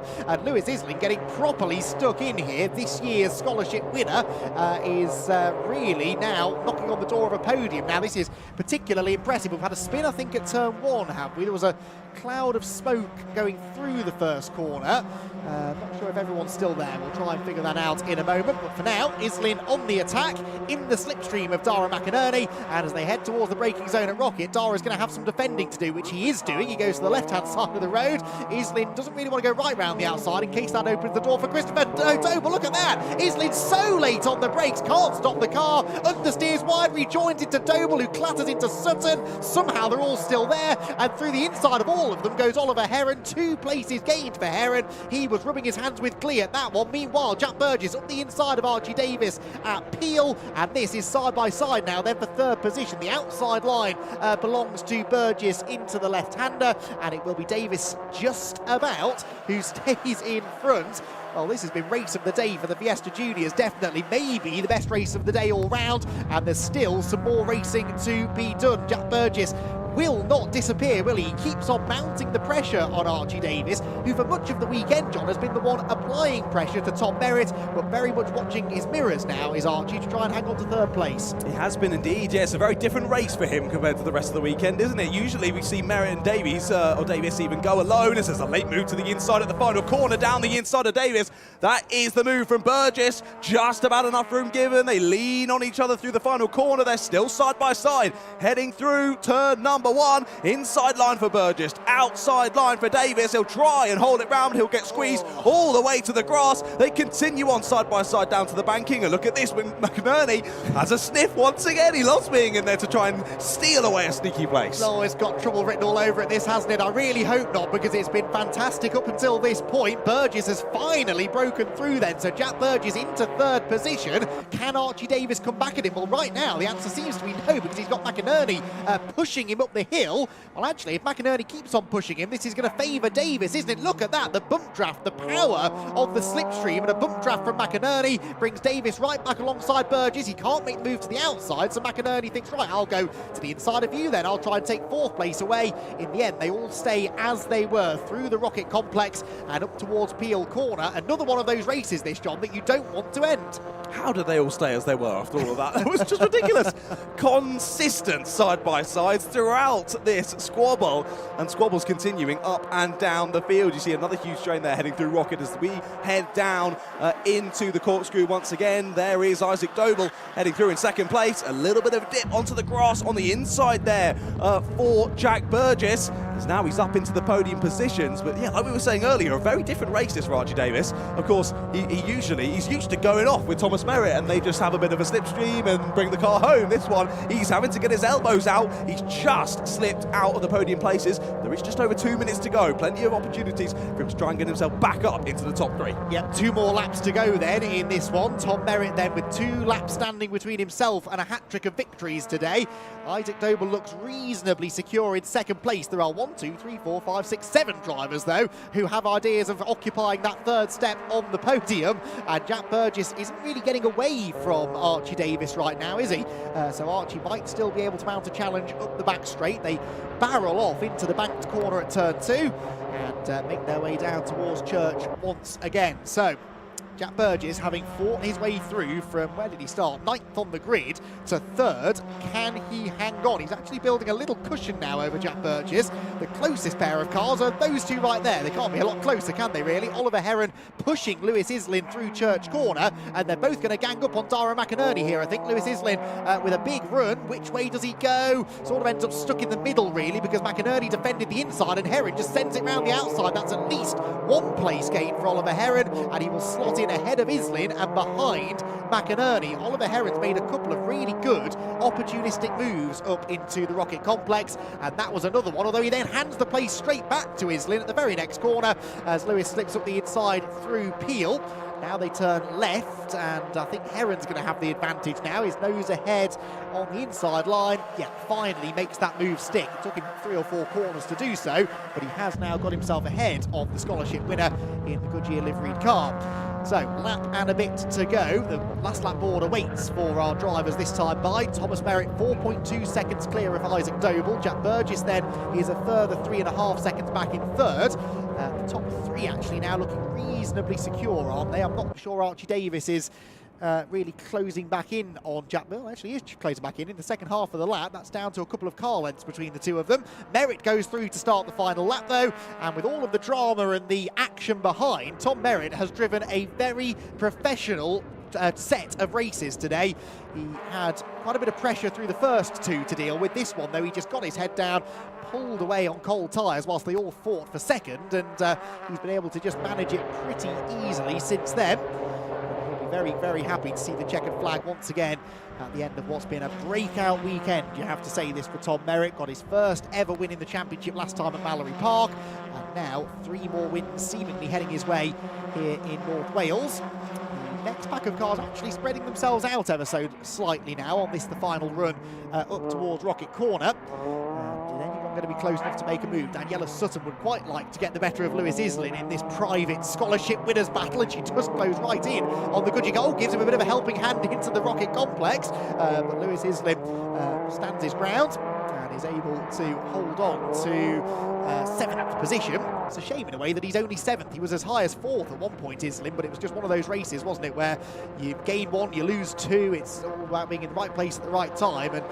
Jack Brscc in particular has definitely found himself on the right side of that battle in third, and actually gaining slightly now on Isaac Doble, albeit a little bit too little too late, I think, to have a real challenge for second.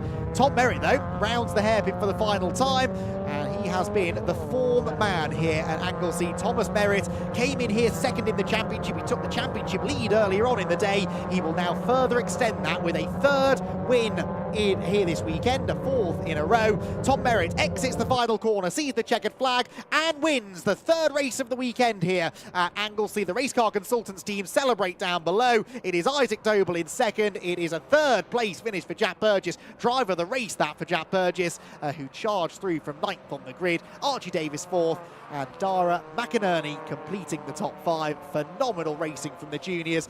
Fiesta Junior Racing at its best there, and yeah, we hope that they will continue in that vein now for the rest of the season. We head to Snetterton on the 300 circuit for their next trio of races, and well, that was a happy hunting ground for Jack Brscc when we were there at the start of the year, so Jack will be hoping for a return to form there. Hopefully they've cured whatever drama he had with his car, and he will be able to return to winning ways as they head back down to Snetterton in about 3 or 4 weeks' time.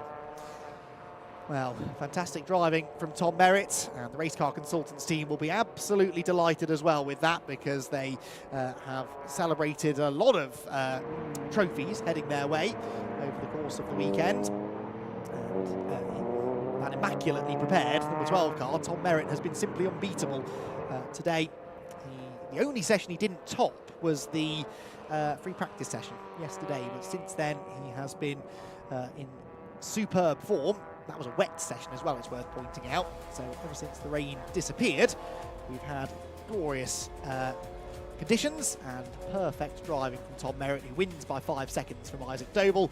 And Jack Brscc comes home on the podium. That was a really good drive from Jack as well. Archie Davis and Dara McInerney complete the top 5 ahead of Oliver Heron and Lewis Islin. Daniela Sutton only 8th in the end, but had probably the most fun that she's had in any of the 3 races, I suspect. Christopher Doble was 9th, and Bobby Holmes completed the top 10. Then it was Harry Lindley and Aaron Beattie, with Max Horler and Hayden Gray in 14th place. 15th was Max Fenton. Eden Spanswick was 16th ahead of Kasper Tomilewski, Callie Clifford, Max Murray and Jake Howarth in 20th. Harry Russell 21st, Neil Hampson 22nd, Tom Simpson 23rd, and Oscar Hommerstone finished the race after that spin that he had earlier on, meaning that once again we'd had no non-finishers in that race. So it's been a relatively low attrition rate across all 3 Fiesta Junior races today, and long may that continue.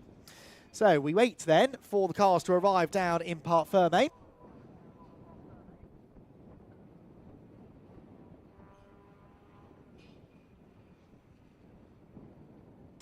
So as the cars head to Parc Fermé, then we will hear from John momentarily. In fact, we're ready to head down there now. So before we go into the church break, where silence must fall across the track for the entire hour between 3 and 4 o'clock, we've got just enough time, I think, to hear from our Fiesta Junior podium finishers after a fantastic third race.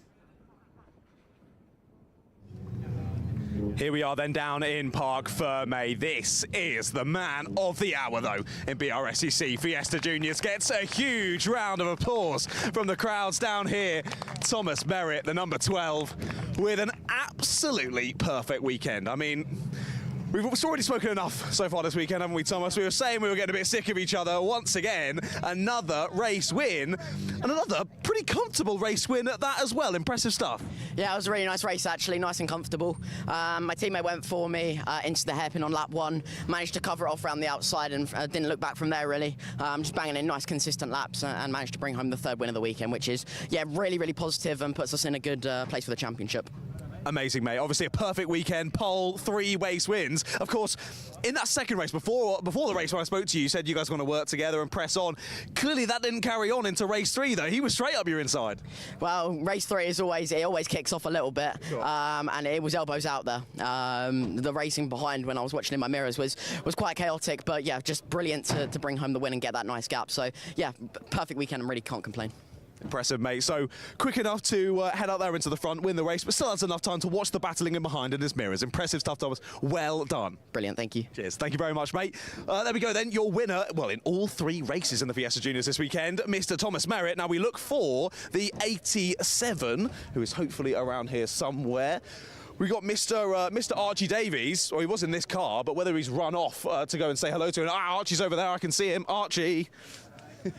Chatting with Archie again. Hello, Archie. How we doing, mate? That was all got a bit exciting out there, didn't it? Yeah, a bit messy. Not really what I wanted, to be honest.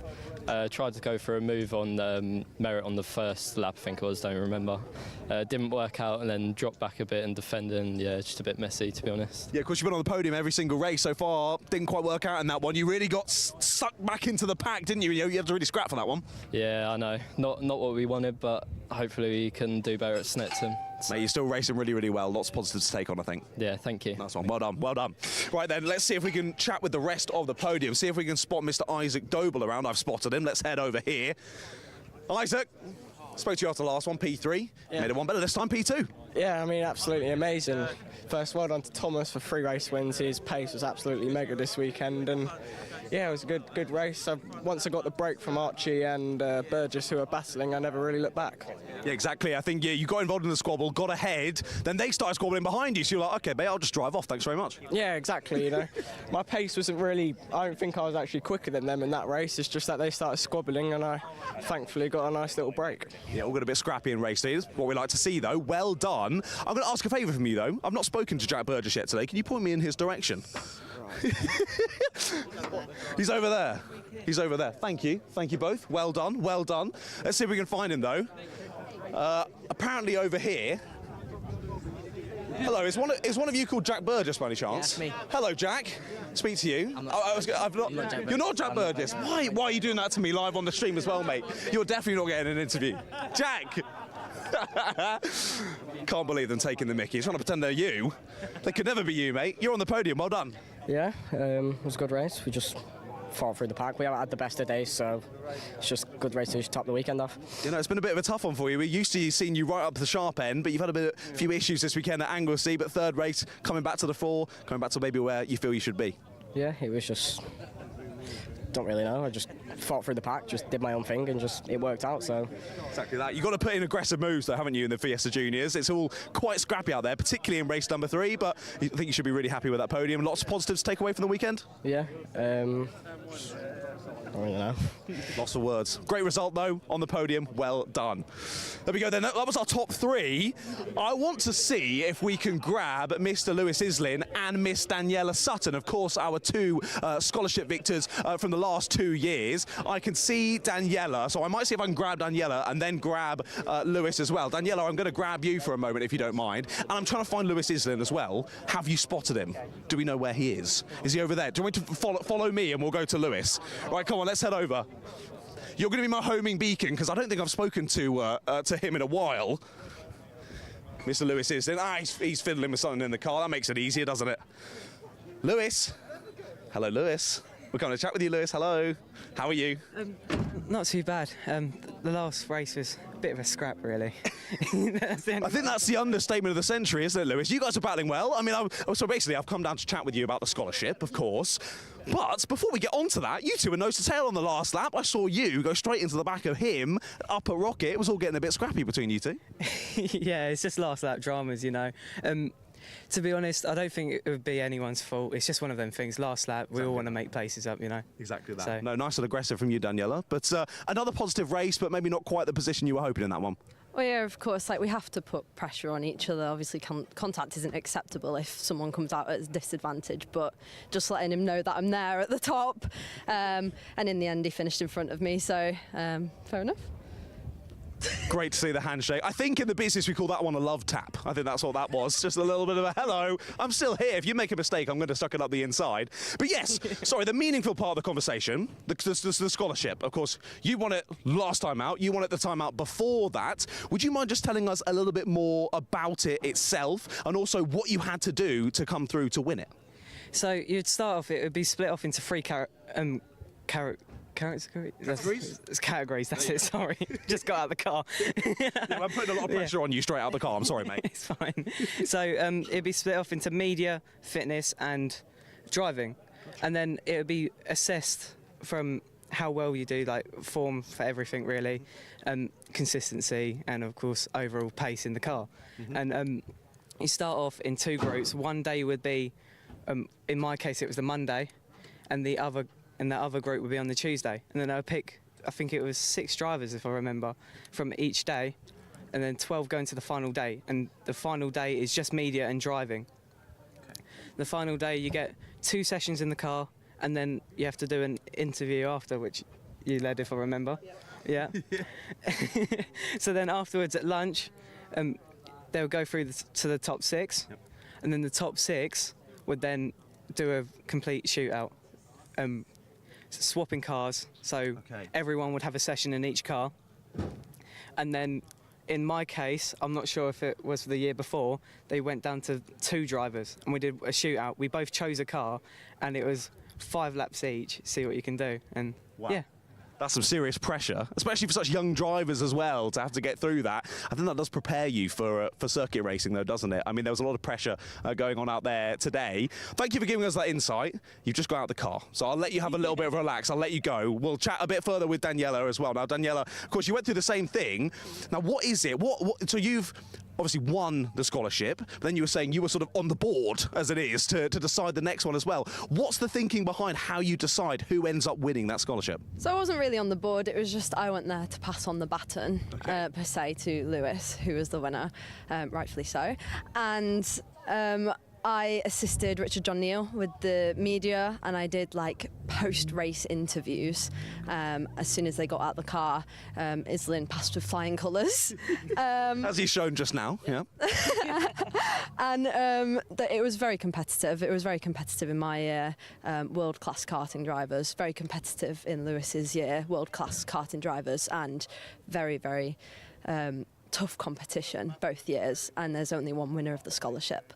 But it's fantastic, and it's great to work alongside the Brscc because it gives that opportunity to people who might not be able to make that jump into cars, as I mentioned earlier. And here we both are fighting at the top end of the grid, so it's proven to do its duty. Yeah, exactly that. Well, it's a very competitive championship to be involved in, so the competitiveness to get into it and get a scholarship and get what is effectively a free drive is going to be competitive. Lots of drivers batting out. You guys both won it, though, so well done to you, and it's clearly showing why you won it up at the sharp end racing in this, so well done, both of you. Great to see the batting out on circuit, and I wish you both the best of luck for the next round. Thank you. Cheers, guys. Thank you very much. Well, there you go. Great to hear from the 2 previous winners of the scholarship. Of course, if you want to get involved for this year, you can do now. Entries are open, but watch this little video and we'll tell you a little bit more about it.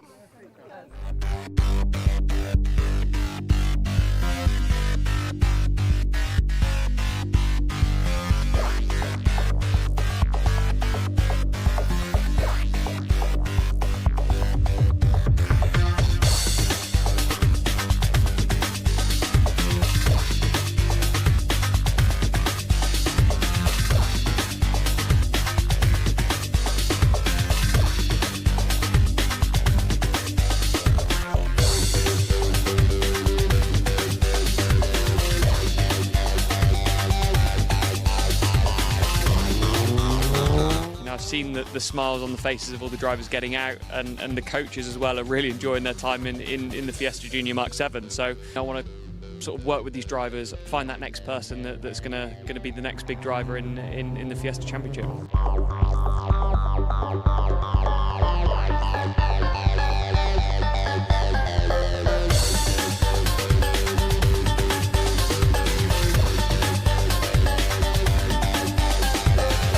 Scholarship like this, if I'd have had the opportunity, I would have been so over the moon. And you know, these lads and the girls are so humble, and they really make you feel privileged to sit alongside some of the best talent, I reckon, in the country, if not in Europe. It's good to see how much it means to some of them. I'm just loving being around it. It's really good.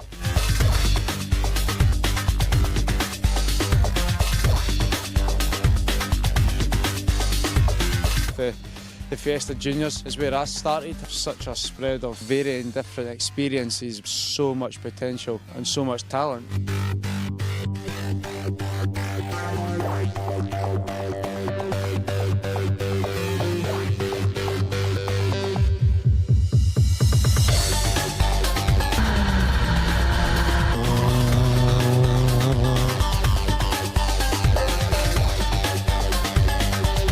Been a part of a number of scholarships over the years, and this has just been head and shoulders above the rest.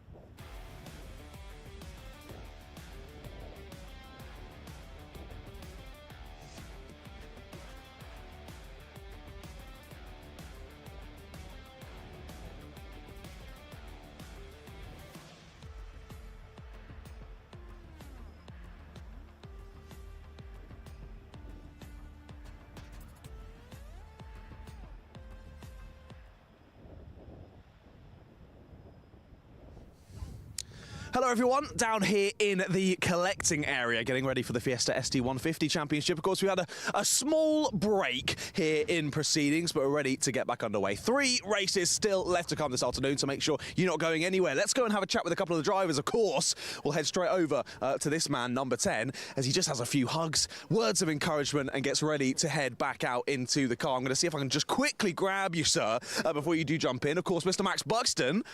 You've won both races so far today, but of course for race number 3 here, reverse of the top 7, starting down in 7th place.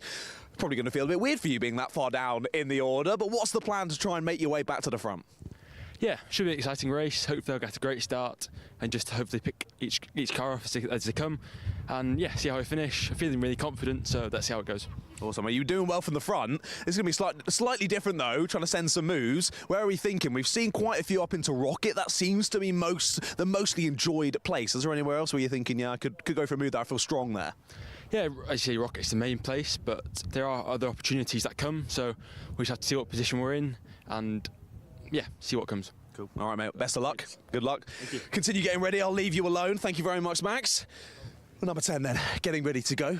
Cool, calm and collected there is Max, as usual, as he has been, both when I've spoken to him before the races and after the races as well. Let's head down then, as I mentioned, reverse top 7 for this grid. And we can see here the number 19 of Robbie Harrison getting ready to go in his car. Just getting everything sorted, making sure he's strapped in nice and tightly behind the wheel of his ST150.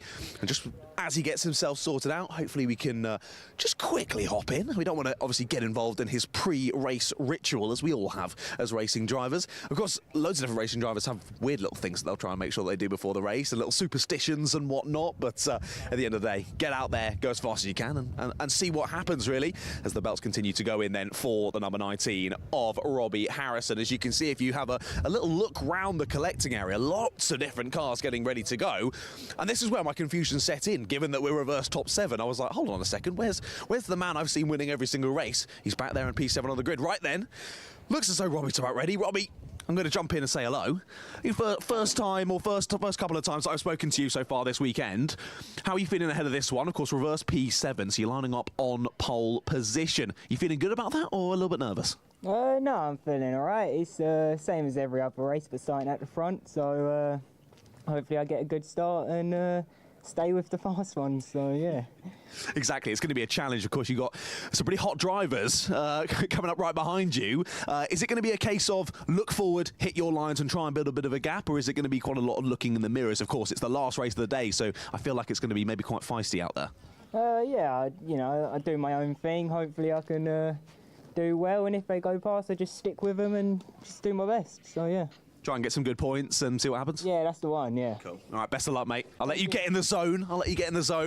As he heads out then. Pole position for the first time today for Mr. Harrison. We'll jump in to P2. Mr. George Foxlow. Now, we've spoken to George a decent amount today, haven't we, George? Hello again. Hello. Starting P2 in this one. Little reverse grid, or reverse top 7. P2 on the grid. You feeling good? Yeah, it's going to be a, interesting one, because, I know there's a few guest drivers and stuff, and Max is normally out of position from where he is, so it'll be interesting to see what happens. It will indeed. Now, driver on pole position, Robbie, just sort of looking to make it through. If drivers come past, he deals with it and trying to get some points. Are you in a similar vein, or are you thinking, this is my chance to win it? Oh, no, I'm just going to try and beat everyone, to be honest. I may as well. I'm high enough. May as well give it a go. Might as well, mate. Might as well. Go for it. I look forward to it. Best of luck. Thank you. Nice one. Great to hear there from Mr. George Foxlow. Always a man that's nice and, I was going to say quietly confident, but I don't think he's quietly confident. He's just confident. Let's move on to third place on the grid then. The number 1, Mr. Blackburn, hello. Hello. How are you doing today? We've seen you battling out well there. I think, if I remember correctly, the last race, you got a little bit bullied at one point, out wide at one point, dropped back a little bit, but battled back through quite well. Yeah, first lap. When everyone's bunched together, I tried to, fight off losing second place and ended up something like 6th. Once I was on the outside, everyone came through in a train. Lack of experience, I'll put that down to.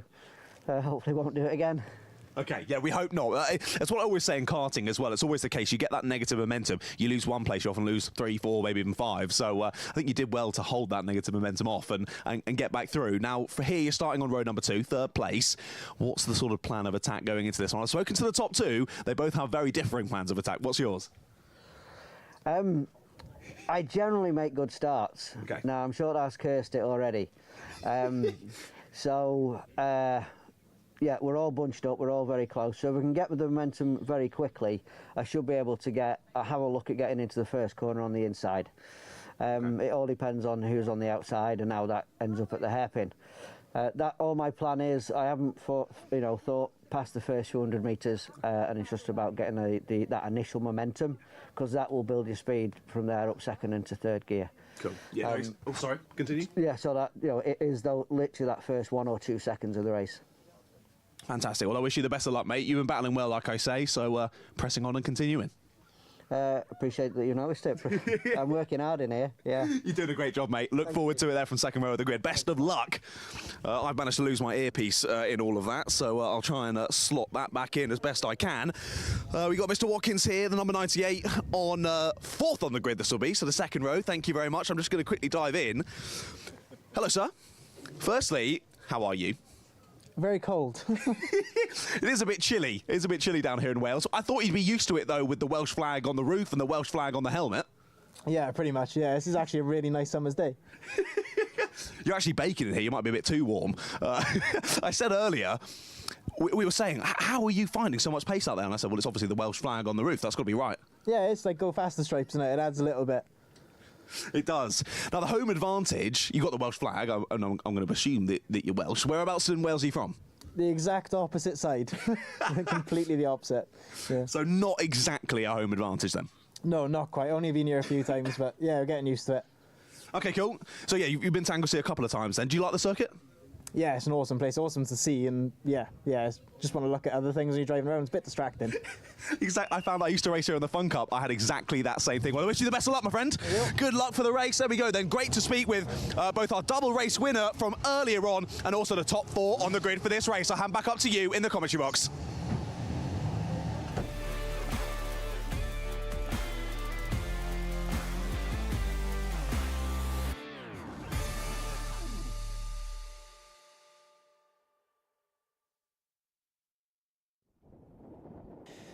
Thanks, John. Welcome back, everybody, to Anglesey then. We are ready to resume our afternoon's racing. 3 more races to take you through to the end of the day. The final detail Fiesta SC150s, as we've just seen, are ready and raring to go. The Nankang Tyre City Car Cup and Student Motorsport competition will be next. And then 500cc Historic Formula 3 Championship concludes our weekend's action. This Brscc summer race weekend is hopefully going to come to a thrilling conclusion. The ST150s have put on 2 good races for us so far. They have both been won convincingly by Max Buxton, with Dylan Davis and in second in both races. Sam Watkins and Billy Blockley sharing the 3rd places. The grid for this one, though, features a partial reverse. So it's Robbie Harrison who has pole position and George Foxlow, who we saw winning in the ST240s earlier on, starting on the outside of the front row. Michael Blackburn and Sam Watkins make up row 2 ahead of Billy Blockley and Dylan Davis, with Max Buxton, the double race winner so far, having to do this one, if he can, from 7th on the grid. Aidan Vickers will be alongside him on row 4. 5th row for Mark Blunt and James Ford, with Zavary Zavisa and Liam Browning together on row number 6. 7th row, Jade Goodwin and Gary Cooper even, with Sophie Kinghorn and Oliver Reed on row 8. 9th row for Andrew Ward and Chris Rowlands. Mark Webb and Graham Malem complete the top 20. Then it's Ron Lufstad and Stephanie Saw, Lewis Bowron and Lee Bowron at the back of the grid after what's been a disastrous weekend for the Bowrons. I don't think either of them have finished either race so far. So, and in fact, I don't see either of them at the back of the grid. So I think we might be missing those last 2 cars, 62 and 44. In fact, yes, I'm certain we are. Ron Lufstad and Stephanie Saw making up the back row of the grid. So no Lee or Lewis Bowron. Mechanical issues have taken them out of contention, we believe, in both of the previous 2 races. So, green flag lap then to begin.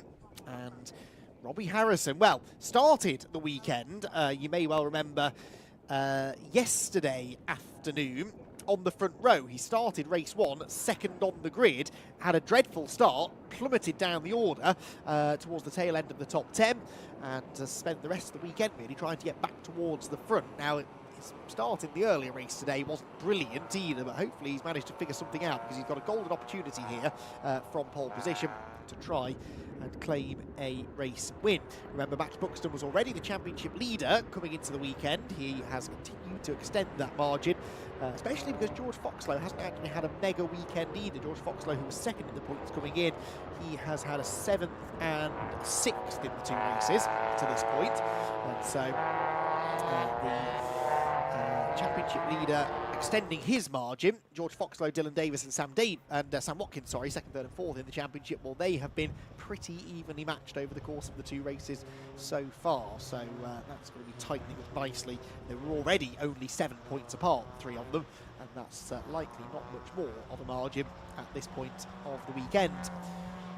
So, reversed grid tin top races at the end of the day. There is a tradition in the UK, isn't there, that these tend to be rather exciting, and John, I have every expectation this one will be as well. A couple of drivers at the front of the grid who know this is a good opportunity to get something really good out of their weekend. Indeed, yeah, I think this is going to be a very exciting one. It was interesting to hear from the drivers there in the collecting area sort of the different mindsets going into the race. Of course, heard from Robbie Harrison, just saying, I'm on pole, this is great fun, I'm looking to get good points here, I just want to keep out of trouble. If drivers try and get past me, I'm not going to try and hold them up too much, just going to get involved, step back in, try and hold on to some good points and keep out of trouble. But then the driver right next to him, George Foxlow, just a bit of a, yeah, well, this should be fun. I'm just going to drive as fast as I can and overtake everyone I can. So he's nicely relaxed and confident. And, of course, that continues on throughout the grid. Great to hear from Michael Blackburn as well in the number 1, speaking about his less than ideal start in the last one. But did well to make the places back up. And he was very happy that we'd noticed him out there on circuit. But, of course, we had. He'd been racing really well. It's Michael Blackburn. He's a staple now of the ST150 grid. Of course, we were following his progress, and he starts 3rd, so he could be a danger man in this one. It's interesting, actually. This race 3 grid, which is the partially reversed one, bears striking resemblance, actually, to the grid that we had after qualifying earlier on in the weekend. Robbie Harrison back on the front row, Michael Blackburn starting 3rd. You've got Sam Watkins back up towards the front as well on the 2nd row, which is where he started that first race yesterday. So, despite the reversal of the grid, it's still a lot of the quick drivers who have found their way to the front. So they stay there, of course, over the course of the 15 minutes. Waits to be seen. So, cars then, John, make their way around to the grid. Any bold predictions you fancy making about who might be on the top step? I couldn't possibly do that, mate. We've only caused negativity out there on circuit this weekend, haven't we? So I'm going to keep my mouth firmly closed. I'll jump in the boat with you, mate. We're both in this together. But yeah, interesting to good to hear from as well. Watkins on the 2nd row, Mr. Samuel Watkins. Of course, we'd seen that he had that beautiful Welsh flag on the top of his car, but it's adorning his helmet as well. So a very proud Welshman behind the wheel of the 98. But like we heard him say, he lives on totally the opposite end of the country. So not much of a home advantage for the number 98, but thoroughly enjoys this track anyway. Yeah, well, that's very true, actually. And it is one of those countries, Wales, that depending on where you go, it's a completely different culture, a completely different scenery, but it's a beautiful part of the world wherever you decide to go. I was born and raised in North Wales, so I've got an affinity to this area in particular. Yeah, Sam is at least in the same country, and he's off the line well from 4th on the grid. It's another poor start for Robbie Harrison. Look at Michael Blackburn, though. He's at the inside of the wall, and he gets the lead. So Blackburn then from 3rd on the grid hits the front at the first corner. Brilliant start from him. Who's going to slot into 2nd place? Looks to me like that is George Foxlow still 2nd. Then the 3 red cars, again rather helpfully, finding themselves absolutely together. I think that's Watkins with the Welsh flag on the roof in 3rd. And possibly Dylan Davis in 4th, but we'll try and pick that out as they come out of Church Corner for the first time. Is that the 21 car? Yes, it is. Dylan Davis in 4th position. And Billy Blockley there in 5th. Cleanly through the first few corners then. Up towards Rocket we go. for the first time. Blackburn with a lead. It's a slender lead, though, over George Foxlow, and the battle for third is almost side by side. Look at that, very late on the break. Dylan Davis, that gap is going to close. Surely there's a big squeeze, and Dylan Davis ends up wedged in the middle of Foxlow and Sam Watkins, and somehow comes out of that with second place. How has that not been a monstrous accident on the first lap of this race? Unbelievable for the drivers to give each other that room at the apex. I don't think there was really a choice for the driver of the blue car, who's now dropped down to fourth of George Foxlow. He's been shuffled back then, as there is Max Buxton, your winner of the previous 2 races this weekend, getting up the inside of your pole sitter. And Mr. Robbie Harrison making moves already is your championship leader. But we look back to the sharp end of the order. I think Michael Blackburn made up for that poor start in race 2, didn't he, with that one? Straight through into the lead before they even got to the first corner. Yes, and he'll be loving seeing all of the action going on in his mirrors, because it's allowing him to pull away. He's got a nice little cushion now back to the chasing pack behind. Car running a little bit wide there further back, but no major dramas. They carry on their way. So, end of lap 1, it is Michael Blackburn who leads. What's his margin going to be? Probably just under a second, I reckon, or just over a second, actually, over Dylan Davis. What a move from Dylan Davis, by the way. I mean, it was a little bit forceful, but I think once he found himself squeezed in the middle, he thought, well, I might as well just commit to this now. Put his foot down, forced his way out the other side, and he is in second place. Sam Watkins third, George Foxlow fourth, Blockley fifth, and Max Buxton, interestingly, only 1 place gained up to sixth, and that 1 place gained was the slow starting Robbie Harrison, who's down to 7th. Yeah, he chose that wide line going into the banking on the first lap, and it didn't work out for him. He couldn't carry the momentum through. And then, of course, you lose that momentum all the way through up to the top part of the circuit. It was a little bit wide there for the 315 of Blockley. Off onto the grass on the outside of Church, but he's managed to carry the speed through. Heads up towards Rocket now, and the leaders heading on through under a bit of pressure there into the left-hander there for Harrison. Yeah, he hasn't had the ideal start, has he? Of course, he's got that novice cross on the back. He's still doing a brilliant job, but first to 7th on the first lap. He was looking to keep it nice and relaxed and pick up good points, but I don't think that's what he would have wanted from that one. His pace has been good. Like I said, he qualified on the front row yesterday morning. It's just those race starts. That's the only thing that's let him down. He's had 3 quite poor getaways.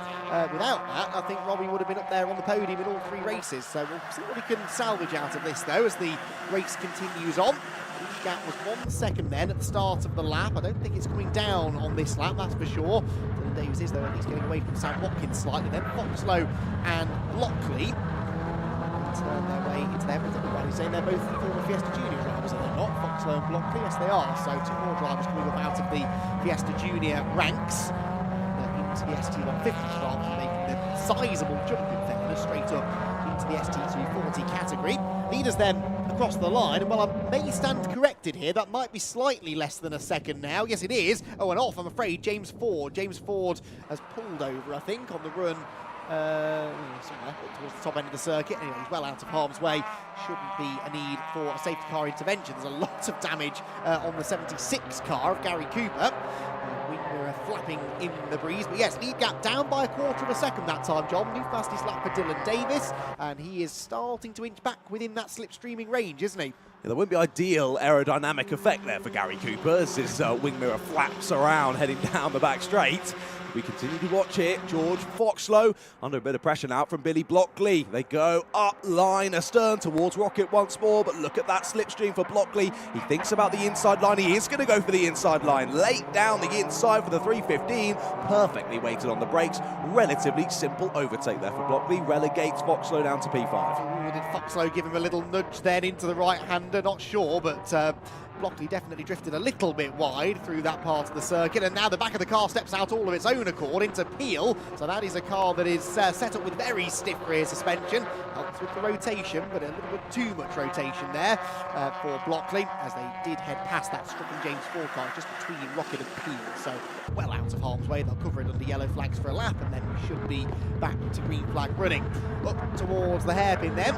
Further progress can Blockley make then. He's into 4th. Sam Watkins, though, is getting away. In fact, those leading 3, I would say, are now getting themselves together, aren't they? I think Dylan Davis is continuing to reel in Michael Blackburn and bringing the Welshman with him. He is indeed. Yeah, that gap is visibly closed between the top 2 as they head down into the bus stop once more to end lap number 2. They head on through outside of our commentary box to start a new lap of this race. What is that gap now? It was 3/4 of a second. It's gone down by about a 1/10 on that last lap, but little by little Davis will bring himself back into Opportunitiesville and get himself an opportunity to try and make a move on Blackburn. But Watkins, as you mentioned, is coming with him. Still battles going on nearer the back of the pack as well, which is great to see. But the pack definitely fanning out a little bit more than we've seen in previous racing as drivers start to scamper off. And I thought it would be the opposite of that, given that we had the reverse top 7, but of course drivers across the grid so close on pace that it doesn't really matter so much. Yeah, exactly. That whole top half dozen or so, they're pretty evenly matched. So once things settle down after the first lap, it's quite quickly fall into a race rhythm. Dylan Davis is so good on the brakes, isn't he, into Rocket. Reeled in the leader on that occasion. There, meanwhile, is your double race winner. So Max Buxton in the number 10 car, still only 6th. He is inching towards George Foxlow, but that, I think, exemplifies the point we were just making. You know, he's won these first 2 races pretty convincingly, put him back in the pack though, and he's not massively quicker than the cars ahead. He has a pace advantage, but not enough that he can simply breeze through. Exactly that. When he's at the front, he's nice and relaxed and can just press off and drive off into the sunset. But as I was mentioning to him when we were having a little chat down in the collecting area, I was saying it's going to be a little bit different for him, trying to fight his way through, and he's doing a good job of it so far. He's definitely bridged a nice gap as well, about 3 seconds back to Robbie Harrison in 7th place now, as 2nd and 3rd place leaning on each other. That was Samuel Watkins just sticking the nose in there down at the hairpin. I think he's got the overlap, he's got the place. Great exit then from Samuel Watkins, and he moves into 2nd right at the end of the lap. Wow, that was surprising then that he had that much extra momentum down the straight. There was a little tap between the two, but I didn't think it had unsettled Billy Blockley too much. Anyway, Billy maybe realising Sam's got some pace here, just didn't want to waste time fighting with him. Let's work together, let's go after Michael Blackburn, because I think they both feel they're quicker than Michael at this stage of the race. We've just ticked past half race distance then, 7 minutes and 20 seconds to go, and Sam Watkins up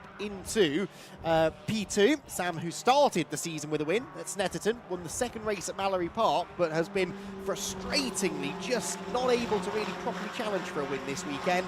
Could this be his opportunity to do so? It was a 1.2 second gap between he and Michael Blackburn at the start of the lap. Let's see whether that comes down on this lap number 5. We shall indeed. It didn't seem like either Watkins or Davis lost too much time there battling in for 2nd place. It was all relatively simply done before they got to the bus stop, the final left-hander of the circuit. So I can't imagine that gap will have extended too much, but this is Blackburn's opportunity to try and break the toe, and hopefully, well, he'll be hoping anyway, scamper off into the distance there. It's Foxlow battling with Buxton. Buxton trying to hang it around the outside. Has he got the overlap? Down into the corkscrew, maybe just about, but Foxlow, I can imagine, will quite swiftly shut the door, and there he does. There they come back into the shot there down through the corkscrew, and he has closed the door. But again, the longer that it takes for Buxton to find a way through, the more that the drivers continue to drive away from him. He looks to the outside there into the hairpin. Foxlow, big covering of the inside, will try and get that up and under, and run side by side all the way down to the bus stop. Well, this is what Watkins did to Dylan Davis a lap ago. Can Buxton do the same now to Foxlow? He's got the overlap. He's on the right-hand side of the road, but he's only drawing level with Foxlow, not ahead of him. George is very spirited in his defence on the brakes into the last corner. They accelerate off the final corner with car 144 still ahead. They're just being kicked up by one of the cars ahead of them.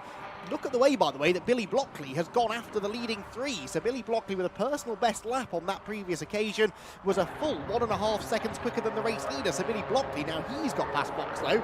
He's checked out, and that's going to only add to the frustration, I think, that Max Buxton is feeling. Max knows that, okay, he's got some good points in the bag so far this weekend, but he would be disappointed, I think, if he ended up in 5th or 6th place at the end of race 3.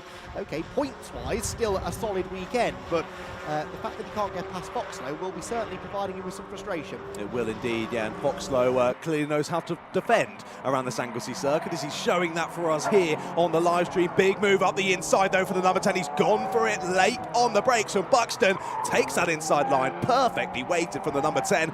You can see why he's a double race winner from this weekend so far. Lovely move, sends his way up to P5, and like I was saying, he's taken 2, maybe 3 laps there to get it done. The drivers in front have driven away by 2, maybe even 3 seconds now. As you mentioned, Blockley right on the rear end of those top 3 now, and Buxton has quite a bit to do here in the last 4.5 minutes if he wants to close that gap, and he's got quite a bit to do.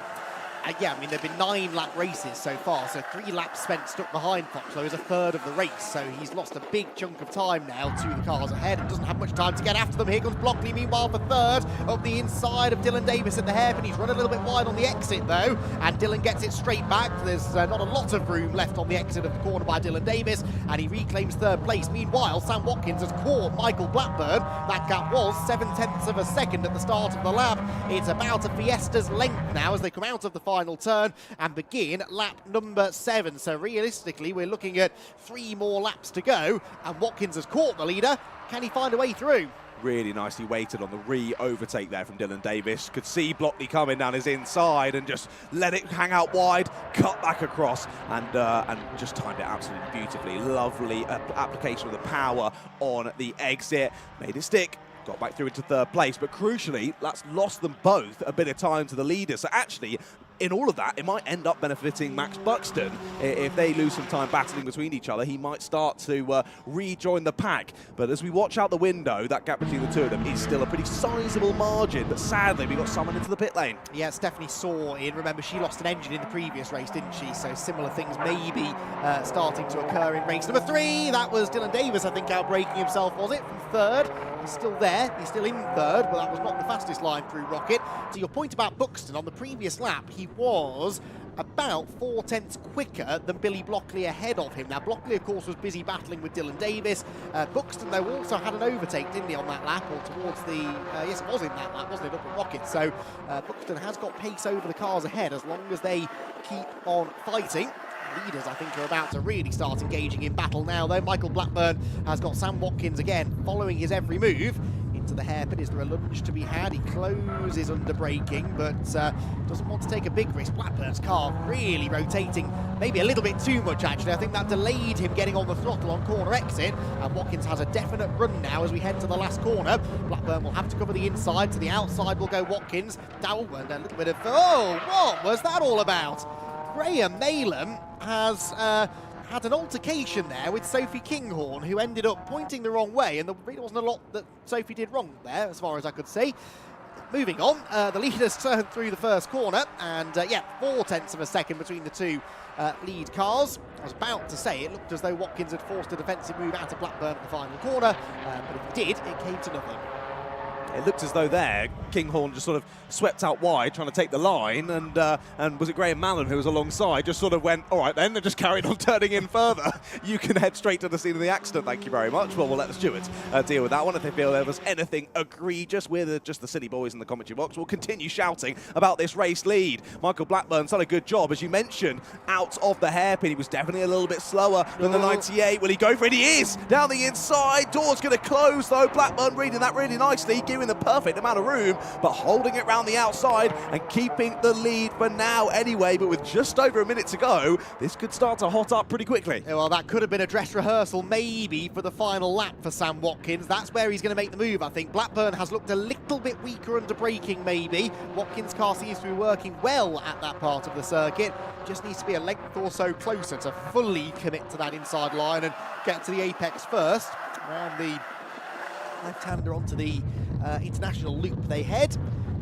And, well, where, if anywhere, can Sam Watkins make this attack stick? He's going to have one more lap to go then at the end of this one. Again, Michael Blackburn's car rotates nicely through the hairpin, that time a little bit more under control than it was on the previous lap.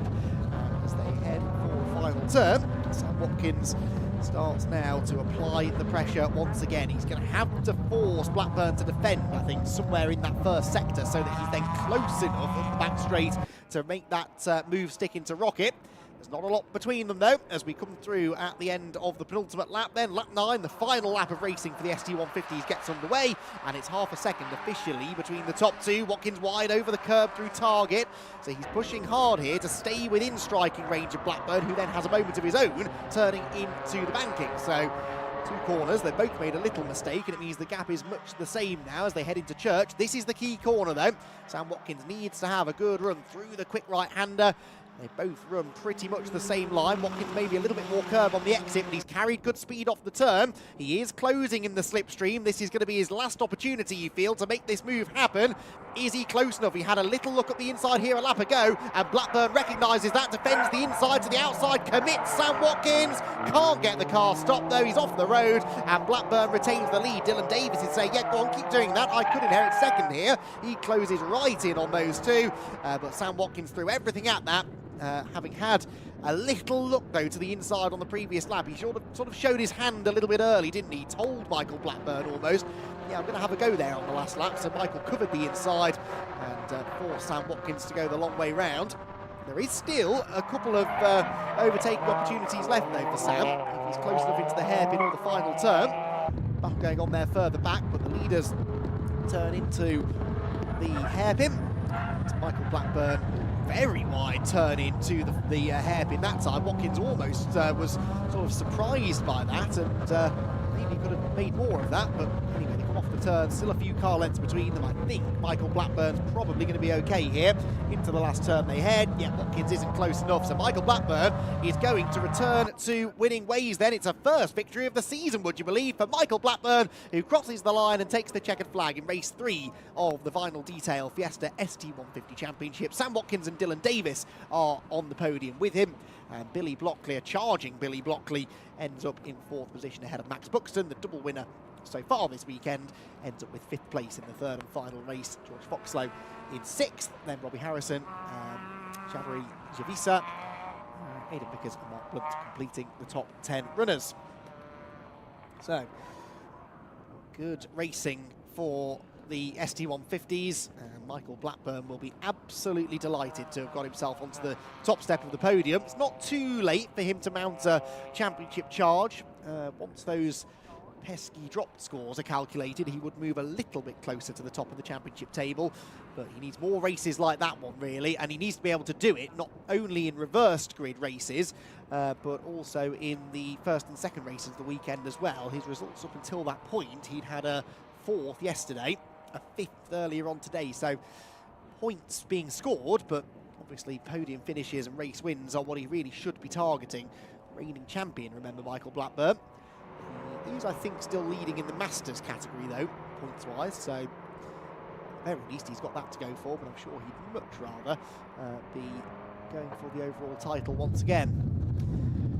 So, the final detail Fiesta ST150 race of the weekend concludes, and it concludes with car number 1 in position number 1. Michael Blackburn, the winner, by 3/4 of a second over the hard-charging Sam Watkins. Dylan Davis, after the move of the day, in a way, ends up in 3rd. Billy Block in 4th, and Max Buxton in 5th. George Foxlow 6th, ahead of Robbie Harrison. Zavary Zavisa in 8th. Aidan Vickers 9th, and Mark Blunt in 10th place. Gary Cooper, Jake Goodwin, Oliver Reed, and Andrew Ward were next, and then 15th position went the way of Mark Webb. Sophie Kinghorn was 16th, then Graham Malin, who had that moment with Kinghorn. In fairness, Kinghorn ended up back ahead of Graham. Maybe Graham decided to give the position back after all. Christopher Rowlands, Ron Lufstad were 18th, 19th. Stephanie Storr and James Ford, unfortunately, both failing to finish after mechanical woes put Stephanie into the pit lane, and James Ford pulled over on the exit of Rocket. So we've got 2 more races to go. The entire City Car Cup machines are lining up in the assembly area now. The Fiesta's beginning to trickle into Parc Ferme, though. And Michael Blackburn, well, if he wasn't happy with his start earlier on today, he should be pretty happy with that one, because it was a brilliant launch off the line that really put him in that prime position. He built a lead early on, and then as much as Sam Watkins, Dylan Davis and Billy Blockley tried to come after him in the second half of the race, they just couldn't quite get there. So it was Blackburn who held on to the win, and yeah, hopefully that puts a smile on the experienced Fiesta driver's face, with Sam Watkins and Dylan Davis equally happy, I'm sure, to have landed on the podium with him. So I think we can head down to the Parc Ferme area, maybe in a moment. Yes, there we go. So let's head down and hear, shall we, from John and our podium finishers. Hello everyone, welcome back down to Parc Fermé then. We thought that the reverse top 7 can make it quite interesting, and it certainly did. Let's go and have a chat with our winner. Of course, I think we actually spoke to at least some of the top 3 before we went into that race. We'll have a speak to them after all of this, though. We go down and have a chat with Mr. Michael Blackburn in the number 1. He knows I'm coming. He knows I'm coming to chat with him. Big hugs from the team members, of course, saying well done to Jade Goodwin. What a race, Michael. I mean, I think we made up for the slightly poor start in the previous race, didn't we? What a start that was. Yeah, very few mistakes there. And you need it with this quality of competition. You do. No, they hit me marks, so very few mistakes. They were chasing me. I felt under pressure. Yeah. But, you know, I just switch off to it, hit me marks, and, yeah, come on first. It's fantastic, mate. Your racing was impeccable, but, yeah, it was all key from that start. How did you get that getaway? What did you learn from the attempt previously that you put into action in this one? Race 2, I got wheel spin. So I took 200 revs off at the start. Yeah. There you go. There you go. If you're racing against him, now you know what to do. Cheers, mate. Thank you very much. Well done on the win. Very impressive. I wanted to talk to a few other people, but sadly it looks like City Car Cup already heading out, so I have to head back up to Mr. Andy McEwen in the box.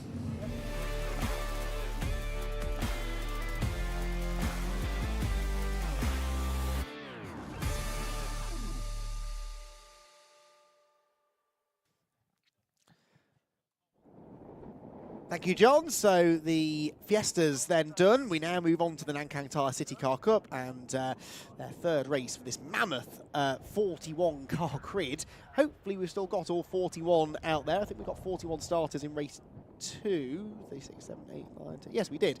Not all of them finished, but we did get all of them onto the starting grid, which is good stuff. And now we have, again, a partially reversed grid. So the reverse grid race is coming at you thick and fast in this latter part of the weekend, and it's Ben Spencer. I said at the end of race 2 that he'd finally got himself back to 7th place, which is where he started race 1. Ben got turned around, or half turned around on the first lap of race 1 at Rocket and dropped well down the order, fought back to 14th in race 1. He was 7th in race 2, and I said he was going to start race 3 where he started race 1. Well, actually the reversed grid puts him on pole position. Spencer alongside Alistair May, who's a championship front runner and will be keen to try and get his weekend back on track and score a few decent championship points. Row 2 then for Chris Parks and Chris McKenzie, with Alex Foden and Phil House sharing the 3rd row of the grid. Row 4 for Brady Pollock and Stuart Bliss, and then the top 10 completed by Richard Jepp and Andrew Dyer. Top 2 from both of our first 2 races. Andrew Dyer a double winner and Richard Jepp twice the runner-up in the 2 races so far. Max Finn and Richard Snuggs were on the outside looking in as far as the grid reversal is concerned. Toby Owen and Alex Jackson, row 7. 8th row, Joe Moss and Amelia Vincent. Row 9 is then shared by Chris Brewster and Hayden Payne, with Benjamin Bastow and Adam Reynolds completing the top 20. Then it's Elliot Lettis and Ari Barker. John Sykes and Sam Johnston make up row number 7. 8th row of the grid for Jensen Jackson and Peter Bauer. Ben Johnson, Nicholas Wilding, John Nicholson and Alistair Maring completing the top 30. Junior Gravina Reed is on the next row of the grid, with Joseph Plowright even sharing that row. Then it's Paul Mellor and Jamie Stretch, Glenn B and Lee Parker, with Fen Curran, Ryan Middlemiss, Jack Wheeler, Josh Jackson and hopefully Anthony Dolby making up the rear of the grid. Do we have all of them there? I think we do. Yep, I can see Anthony Dolby at the back anyway. So we're not missing anyone from the very tail end of the grid. And we've got an exciting race, I think, ahead of us here. Ben Spencer, really good opportunity here to get a race win. He's yet to win in this championship. He has had a couple of podium finishes, I think I'm right in saying. Yes, was on the podium at Alton, definitely, in the one and only race, actually, that we got in at Alton Park. So what can he now do in this 3rd Anglesey race from pole position? He'll be hoping for a clean start first and foremost, but we know he's got really good speed in that Toyota Aygo, the Castrol liveried car, reminiscent of those mid to late 90s Toyota World Rally cars, amongst other things. But a paint scheme synonymous with Toyotas. This one, not a factory-backed Toyota effort, in fairness, but they were the factory colours for a while. And Ben Spencer driving very, very well and has not, I think it's fair to say, had the results really that he will feel he deserves. So race 3, John, is his opportunity to put that right. It is indeed, yeah, beautiful livery. See if he can turn that into outright pace as well. Well, they head off onto the green flag lap.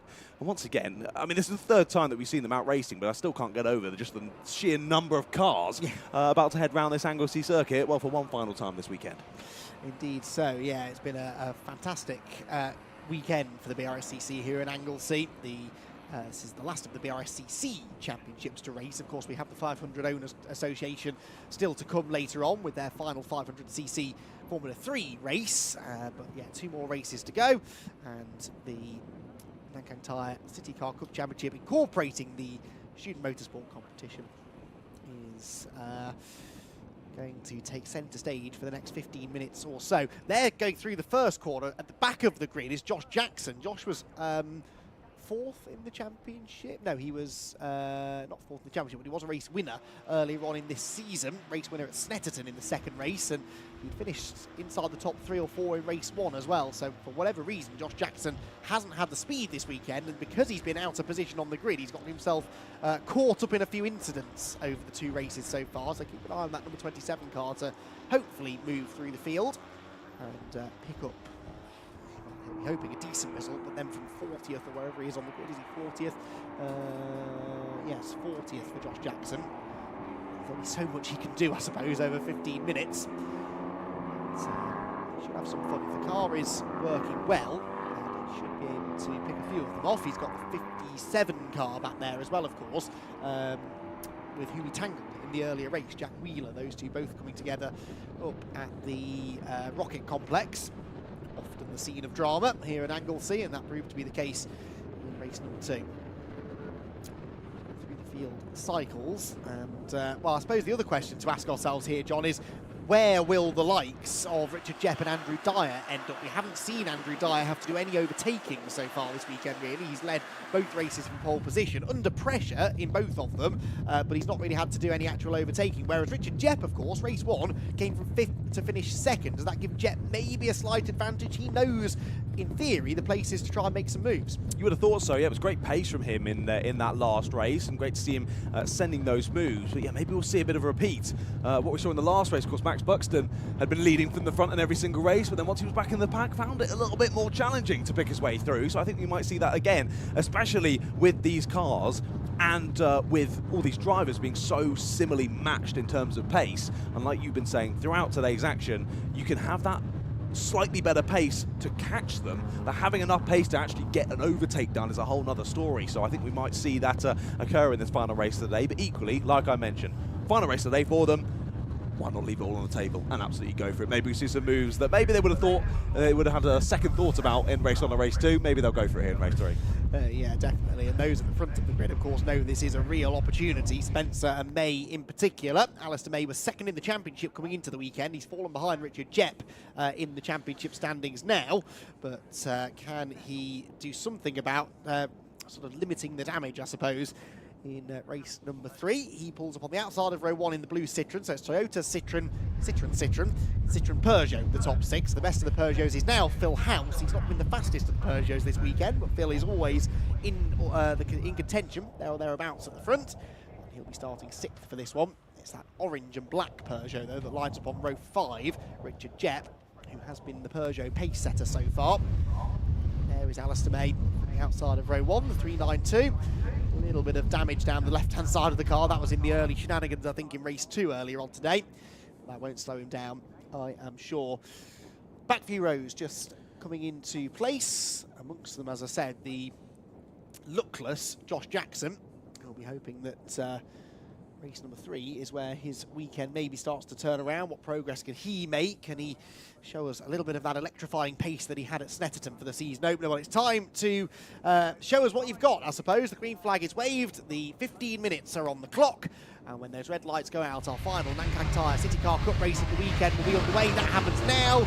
It's a good start from Spencer, I think, from the front row of the grid. So he will lead them into turn 1. Alistair May should be able to slot across into 2nd position. It's then neck and neck for 3rd between Christopher Parks and Chris McKenzie. Through target they head, 3 and 4 abreast further back. But I think they're all giving themselves just enough space as they pan through the left-hander. Spencer then with the advantage. Look at Richard Geoff there on the outside line. He's already level with Phil House, so the two Peugeots together, and Phil House has sort of gone backwards off the line. Not a great start for him, and Geoff is now on the outside of a 3-wide situation. Phil House on the inside, and one of those BCR cars in the middle. That's Stuart Bliss. They're still 3 wide on corner exit. Phil House bails out of it, and it's a 3-car bump draft up the middle, and that is going to hang out to dry. Richard Geoff, fantastic stuff. Incredibly close quarters racing. Geoff thought he had that move made and ended up losing 2 positions. Now into the braking zone at Rocket we go. If they all get through here, it's an absolute miracle. Hold your breath. So far, so good. Well, fantastic driving standards from the City Car Cup drivers. I don't really know how, John, but they're all still there after some very, very high-stakes stuff up the back straight. I can't believe it. We were going 3, 4, 5 wide at points there, heading up into Rocket, but somehow they've all made it through. Yeah, I was watching on the opening part of that lap, Richard Bliss having an amazing start off the line, and went to go right, it was covered, went to go left, it was covered, and just went, oh, go on, then I'll thread the needle, go straight down the middle of 2 drivers, went 3 wide through the first corner, but it seemingly worked out well as they head through to the last part of this first lap. And actually, it's his Boston College teammate who's headed on by, given obviously they were pushing each other all the way up into Rocket, but they still are there, nose to tail, sort of in the middle to bottom end of the top 10. 3 wide there through the hairpin, but again, they all give each other enough racing room. They all carry on to the end of lap number 1. Down towards the final corner they head then, and what sort of a margin, if any, has our race leader got, Ben Spencer? Well, it's not a huge one, is it? It's Alistair May still second, and that looks to me like Brady Pollock in 3rd position. From 7th on the grid, Brady Pollock, so good start from him. Yes, it is the number 12 car. Then Chris McKenzie 4th, Chris Parks in 5th, Alex Foden 6th, then Andrew Dyer 7th. So Andrew Dyer, the double race winner so far. 3 places gained, solid first lap. He came out well from that little shuffle. Then we've got a slow car at the line, number 131, that is, Lee Parker, I think recovering maybe from a spin. I think potentially had been spun round at the final corner. Managed to keep it out of the wall, of course, of the pit wall, and carries on, but of course drops all the way to the back of the order. Watch the slipstream, though, as we head up the back, not so straight, up towards Rocket once again. It's a great run from 2nd and 3rd place that I can see out the window. There they are on your screens now. Doesn't cover the inside line, sort of goes to the middle of the track there, move for 2nd place, late on the brakes from the 12 of Brady Pollock. Tries to hang it around the outside, though, does Alistair May. He might just about be able to keep the nose in there and hold on. They're still going to be side by side as they head through the exit, and they continue on side by side here. Who will have it? Of course, inside line then for Alistair May. That's the place to be. Can he shuffle Brady Pollock out wide? Yes, he can. Holds on to the place, and there's the 21 of McKenzie trying to get involved as well. We've seen McKenzie battling well at the sharp end in earlier races. This is exactly what Ben Spencer wants to see in his mirrors. Yeah, absolutely. He has doubled his lead, hasn't he, over the last few corners with this side-by-side exchange behind him. So, and after all of that, Pollock didn't even get the place either, so he'll be thinking, well, I've lost time to the leader and I'm still in 3rd position. So he'll have to go back to the drawing board and try and figure a way past Alistair May. Off the road has gone the number 68 car, that I think is at the top of the corkscrew section, isn't it? And more cars bouncing wide out of the hairpin. And they gather it together, I think, as they run down towards the conclusion of lap number 2. So, leader still Ben Spencer. It's actually not a massive margin that he's got over Alistair May, so despite the battling behind, they've closed back in, and that tells me that Spencer maybe doesn't have a massive pace advantage at this point.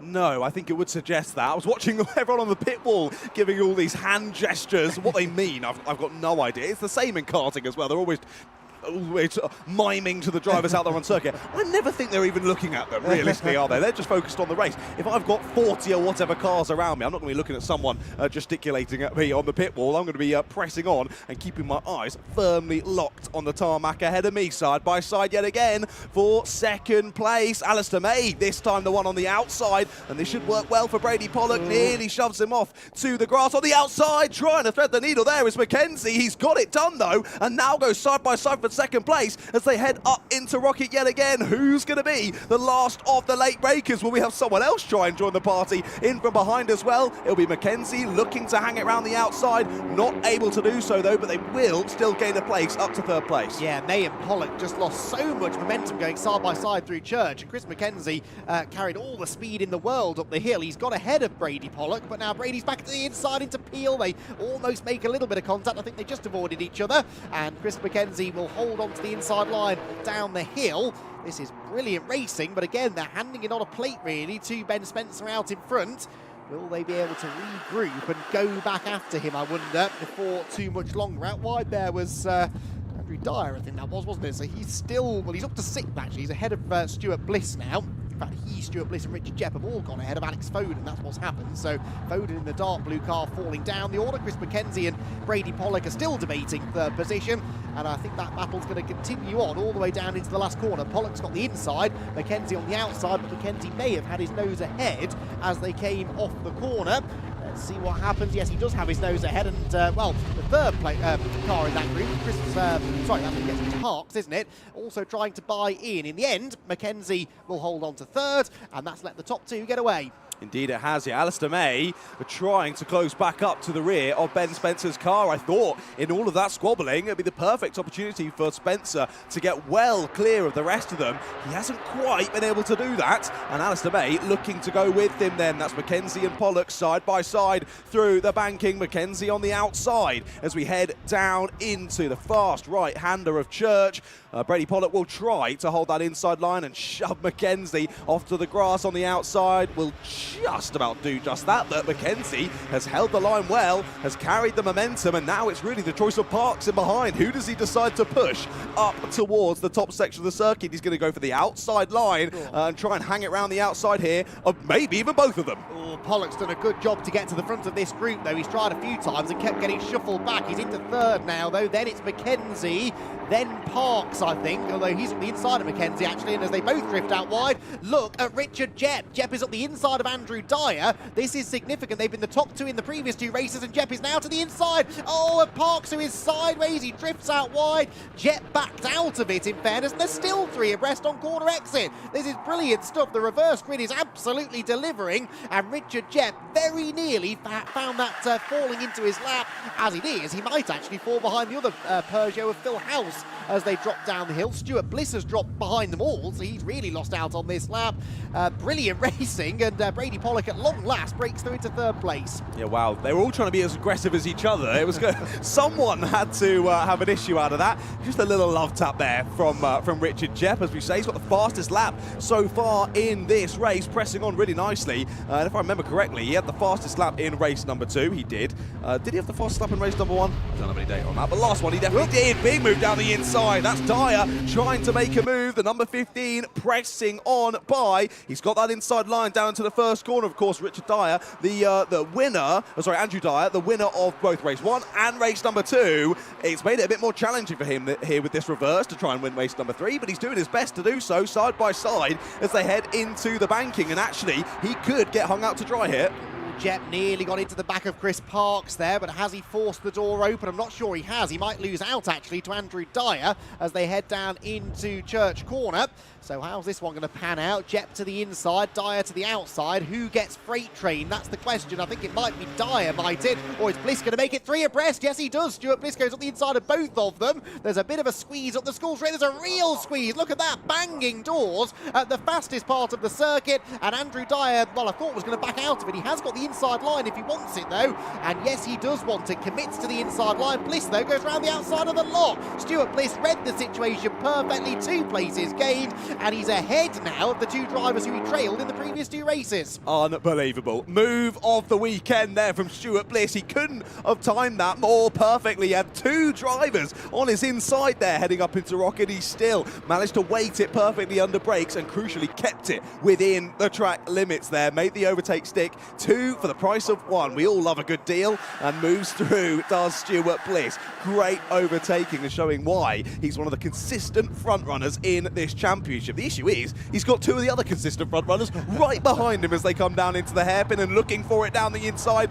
Sticking the nose in there is the 65 of Richard Jett. They're going to lean on each other through the hairpin, and again it'll be side by side down to the final corner. Yeah, but remember, Bliss has got his teammate Dyer behind. Will Dyer choose to help him down this straight, or is he instead going to go to the outside? He's gone to the outside, interestingly, so Geoff, I think, is going to go through. Yes, he does, and Dyer tries to go around the outside of Bliss. This is a turn up for the books. Andrew Dyer then, who's been shuffled back a little bit on that lap, trying to undo some of that damage. He's on the outside of his teammate into the first corner. Still, they run door handle to door handle, and if Dyer does hang tough around the outside, which he has done, he'll have the inside line for the banking, and I reckon might be able to go through late on the brakes, carries the speed in, and yet Dyer goes by. Alex Foden tries to follow him through.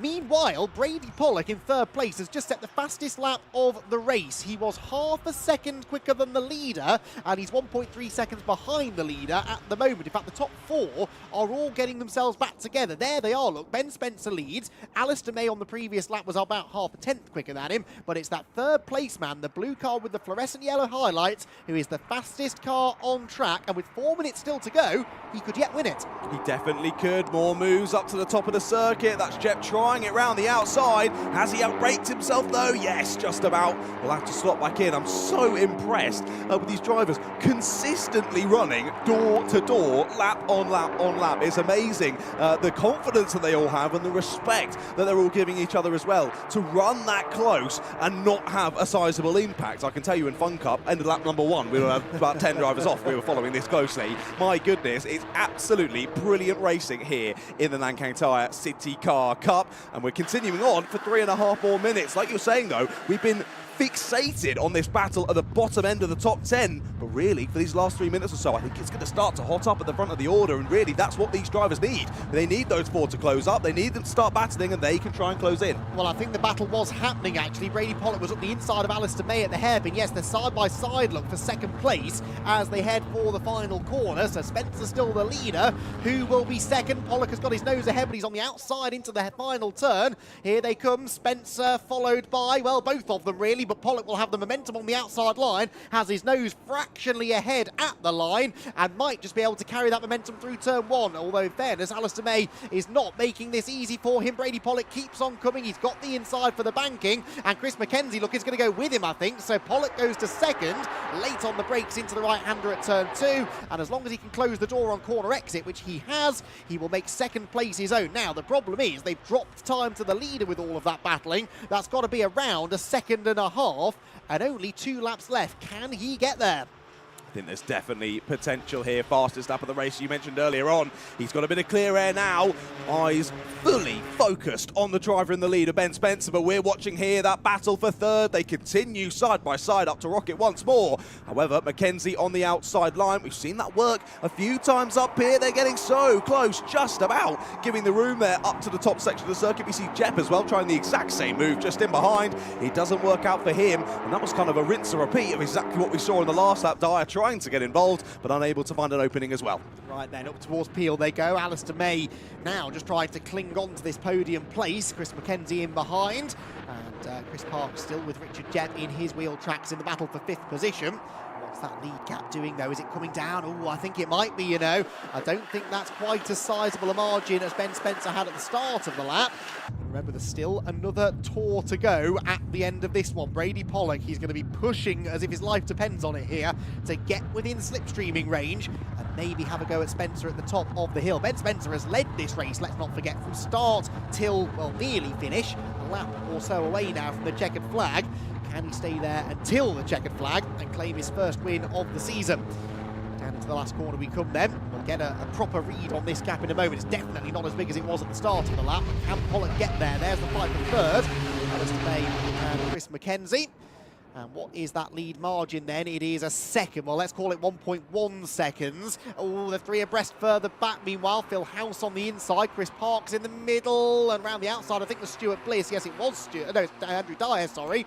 Dyer's just not had the rub of the green, has he really, in this race? And is down there in 6th position. But that could easily become about 9th or 10th if he makes one wrong move on this final lap. He's got Chris Parks, Alex Foden, Stuart Bliss, Adam Reynolds, not Adam Reynolds, 11th place Jackson, all in a line behind him.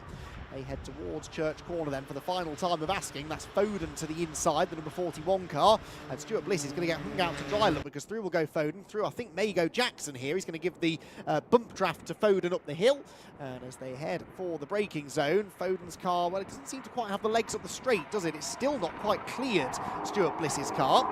And as they all fan out under braking, Stuart will have a chance, I think, to get back to the inside of car 41. The Toyota and the Citroen go side by side. The Citroen has the outside for the left-hander, that's the inside for the right. And I think Foden should now be able to make that move stick on corner exit. So, towards Peel they go. What's going on with the race leaders? I don't think Brady Pollock's quite going to have time to get there. That little battle he had with Alistair May was just enough, I fear, to delay him and to allow Ben Spencer to just manage the gap to the flag. But Ben Spencer thoroughly deserves this win, honestly, after the drive that he put in the first two races to get back into contention. He inherited pole position then for race number 3. Has not squandered that opportunity. Still this battle to be settled behind as Dyer Bliss looks to the outside of Alex Foden. The leaders are barrelling down into the final corner, and it looks to me as though Ben Spencer's going to do it. Yeah, another lap, and I think Brady Pollock would have given him some real challenge. But Ben Spencer is going to exit the final corner, and he is going to see the checkered flag to win the third race, I should say, of the Nankang Tyre City Car Cup. Brady Pollock in second, and Alistair May comes home in third ahead of Chris Mackenzie and Richard Jepp. Andrew Dyer, Phil House, Chris Parks, Stuart Bliss, and Alex Foden, your top 10. What a race. That was fantastic stuff, and each and every one of the drivers involved in that battle, particularly the one going on from sort of 5th place or 4th place on back, deserve to give themselves a massive pat on the back. That was fantastic racing and thoroughly enjoyable for us to watch. Rest of them come through. I'm sure there were lots of other good battles going on further down the order that we simply didn't get a chance to check in with. What I do want to have a look at is how those from the back of the grid got on, Jack Wheeler and Josh Jackson in particular. Well, Jack Wheeler came from 39th on the grid to finish where he was 57. Well, actually didn't make as much progress as I thought he had, 29th in the end. And in fact, Josh Jackson was 28th, directly ahead of him. So they made a bit of progress, but it's such a competitive field, the City Car Cup grid, and it's very difficult to make those big moves through the order. That's why Ben Spencer's drive earlier on in the weekend was so impressive, coming from about 30th to 14th in race 1, from 14th to 7th in race 2, and from pole position to the win in race number 3. Ben Spencer with the win, Brady Pollock second, and Alistair May in 3rd position. Pollock, the student motorsport competition winner. Then it was Chris Mackenzie 4th and Richard Jepp in 5th, ahead of Andrew Dyer, Phil House, Chris Parks, Stuart Bliss, and Alex Foden in the top 10. Alex Jackson was 11th, then Max Finn and Joe Moss, with Toby Owen in 14th place, 15th for Hayden Payne, Amelia Vincent 16th, then it was Richard Snuggs, Elliot Lettis, Harry Barker and Benjamin Bastow to complete the top 20. 21st was Adam Reynolds, 22nd Jensen Jackson, John Nicholson, Chris Brewster and Sam Johnson complete the top 25, Ben Johnson in 26th and Nicholas Wilding in 27th. Josh Jackson from the back of the grid to 28th, Jack Wheeler from the back of the grid to 29th. Then it was Ryan Middlemiss and Jamie Stretch, with Peter Bauer, Julie Gravine Reed, John Sykes, Alistair Meering, Anthony Dolby, Josh Plowright, Ben Curran, Paul Meller, Glenn B all in line. And did we get the magic 41 home? We did, yes. Lee Parker was running at the flag on the lead lap despite all of that close quarters racing. Not a single non-finish. That is very impressive indeed. I think there are plenty of other categories out there that would have been watching that race think, well, our drivers can't do that. But that was a great example of close quarters, firm but fair racing, and a magnificent win for Ben Spencer, who pulls into Parc Ferme in front of the team, and they will be celebrating with him along with John Ratcliffe momentarily. Can't wait to hear from Ben. A rags to riches weekend really for Ben Spencer, a weekend that started disastrously in race 1 but ends with a race victory. Let's get his thoughts along with those of the rest of the podium finishers by heading down to hear from John Ratcliffe. Wow, the Nankang City Car Cup. Doesn't get much more exciting than that, does it? Of course, we had that reverse grid to the race. It made it exciting in the last one. It made it exciting in this one as well. And we got a new winner for today, at least. Head on over with me. The number 113, Mr. Ben Spencer, of course, one of our rookies out there on circuit as well. Rather impressive. I can see he's getting all of his gear off inside of the car. We'll let him get nicely settled, have a bit of celebrations as well, of course. I think a lot of drivers and a lot of people's favourite liveries out there on circuit. And he's managed to bring it home in P1 this time. Ben, what a race. Yeah, hard going. You were sort of out of the way of all the chaos going on behind you. You just stuck on your lines and let it home. Yeah, that was the aim of the day, really. I was gifted getting on pole with a draw out of the hat again, and had the opportunity to start. Didn't make the most of it, but this weekend just really wanted to make the most of it. It's my third weekend out racing, so yeah, wanted to make the livery and everybody cheering about it, so worthwhile. So yeah, really good just to get ahead and just keep ploughing on, really, set the times and get that going at that. Honestly, mate, it was amazing. Like you were saying, one of the favourite liveries on the grid for sure. It's a stunning machine, and it deserves to be here in Parc Ferme in P1. Now, through that race, you were you got ahead. They chased you down a bit. Then they all started battling. You got ahead again, and it was rinse and repeat of that, wasn't it? Yeah, the tyres just started letting go about halfway through, so the time just went away. The left-handers, the right-hand corners here with the front left is just a nightmare. It just goes away. So I was just hoping somebody would start battling behind me just to slow them down a bit, because I was getting a bit worried at a few points, like with them coming forward. But no, good credit to the lads behind, keeping it clean and tidy. I don't know what happened behind, but yeah, just happy to be at the front, really, and out of the way. Amazing, mate. Well done. Enjoy your first win. Well done, mate. Thank you very much. Well, I can hear already the historic Formula 3s starting to get ready to go then. Last time we'll see these fantastic machines out there around the beautiful Anglesey Circuit. We've got one more race still left to come. The one previously was rather exciting. I'll head back to Mr. Andy McEwen in the box for our last race of the day.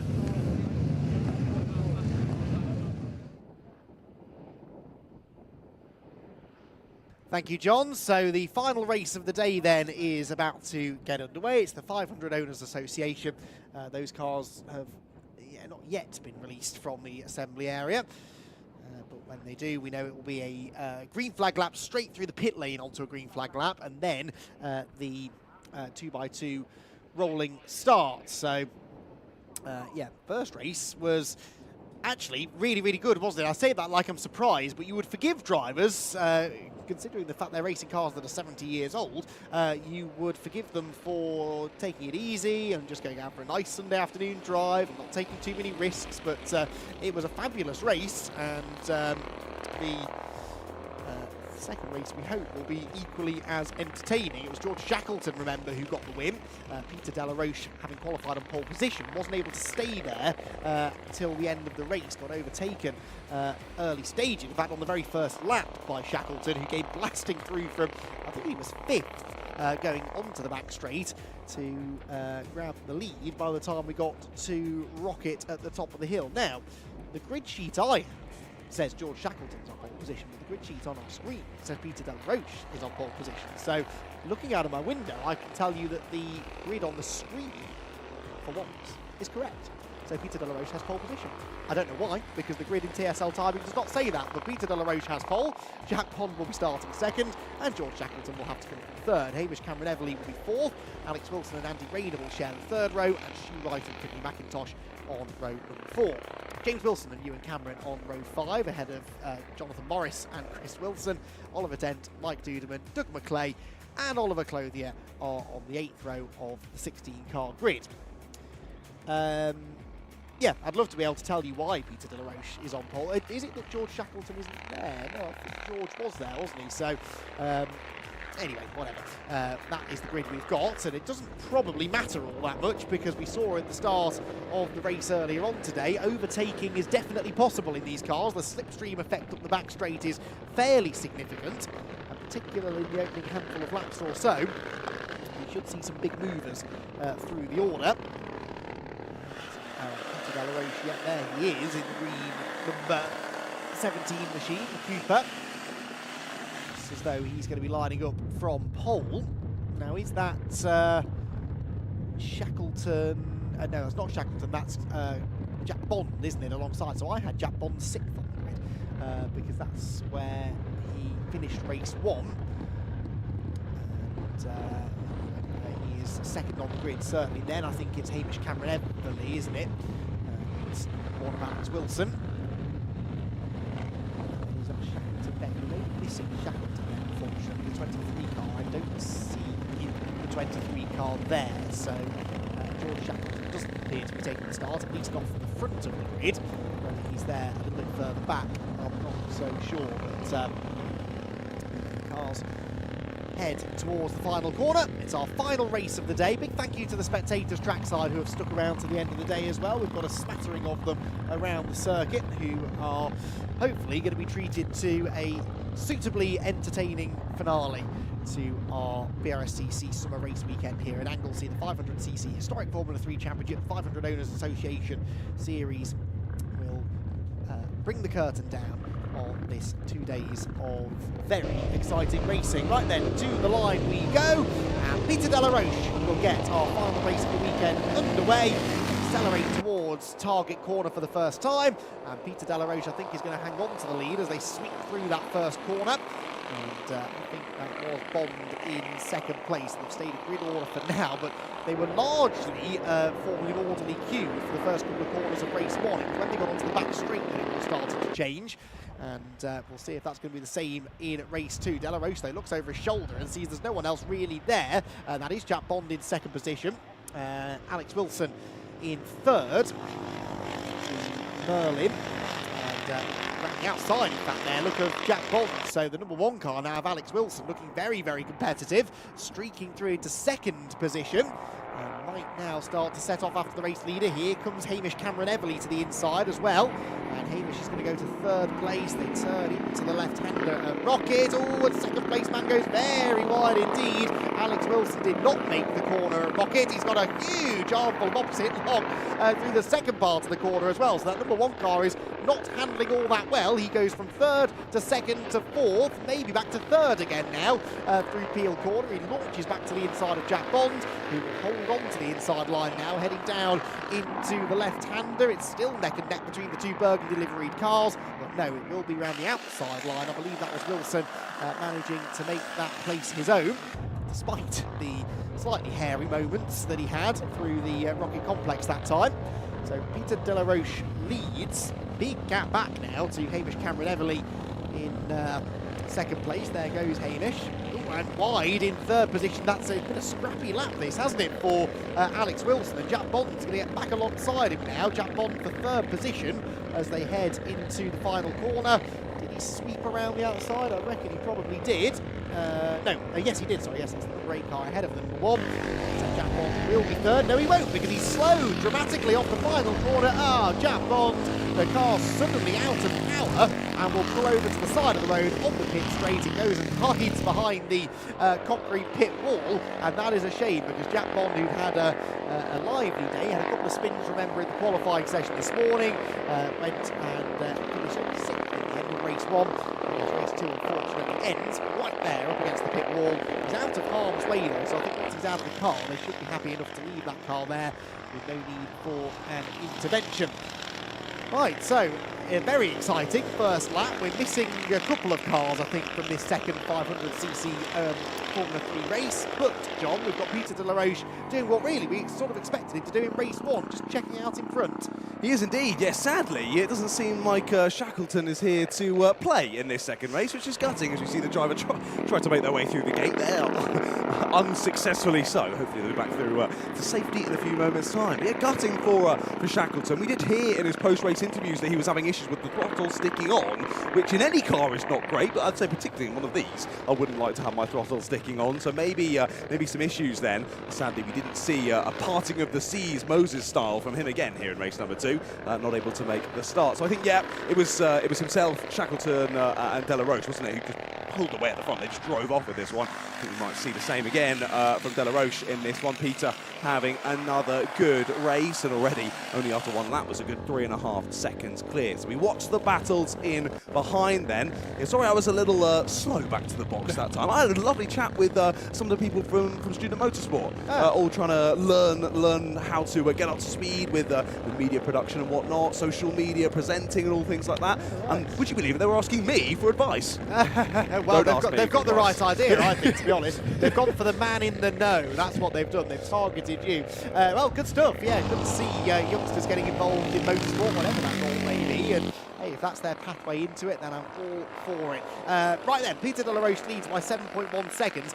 Yeah, bear in mind that he was only a second and a half behind George Shackleton at the flag in race 1, but he was 20 seconds ahead of Hamish Cameron Everly at the flag. So really, with no Shackleton out there to give him a run for his money, you'd imagine this will now likely go the way of Peter De La Roche. The camera ops, by the way, around the circuit are reporting rain. So we've got away with the weather. It hasn't rained once during any of the races so far. Let's really hope we get through the next 10 minutes or so without it rearing its head now.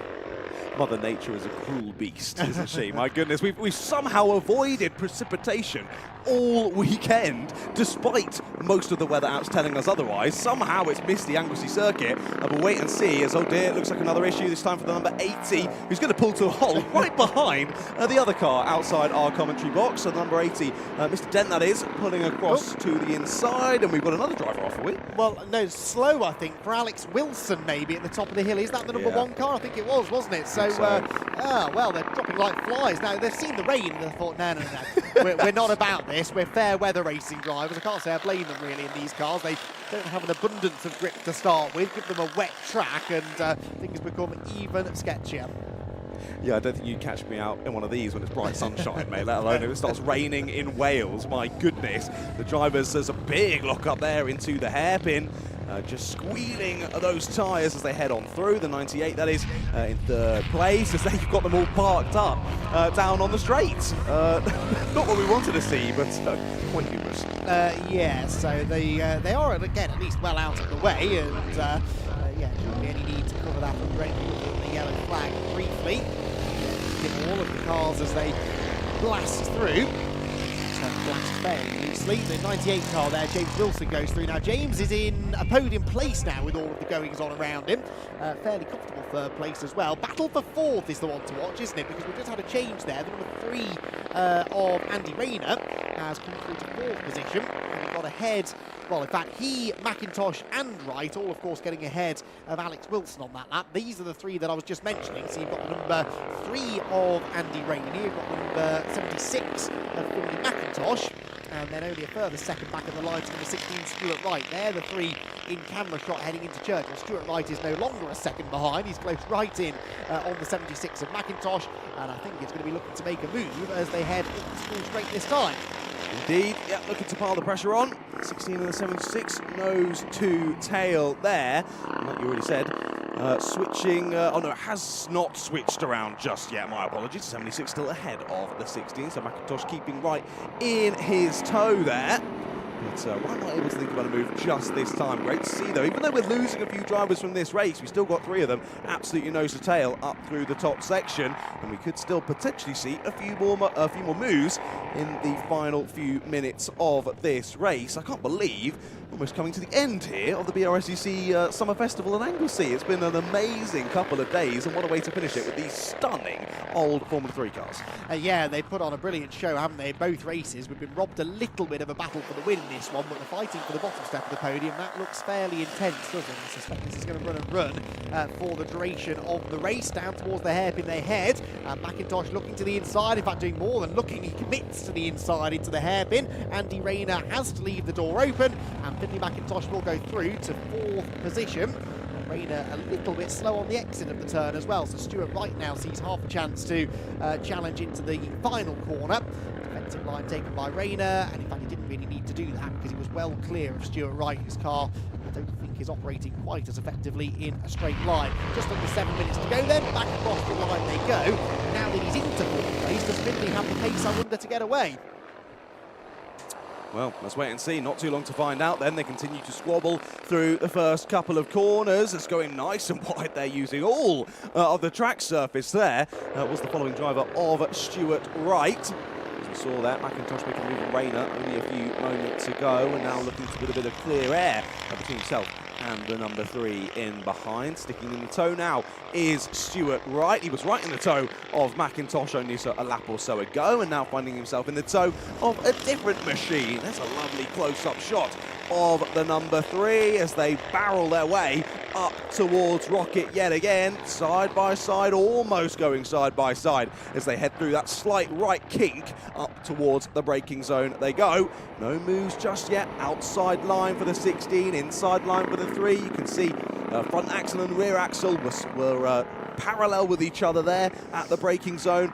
Not able to make any sort of move stick though. The 16, they carry on through. It's great to see as well, of course, these historic Formula 3 cars, all rocking beautiful historic liveries as well, not covered in all different logos and whatnot that we see all from the model cars, or the modern cars I should say. Just a lovely, sleek, colourful livery. Yes, this was the age of racing, long before sponsorship and TV deals and social media.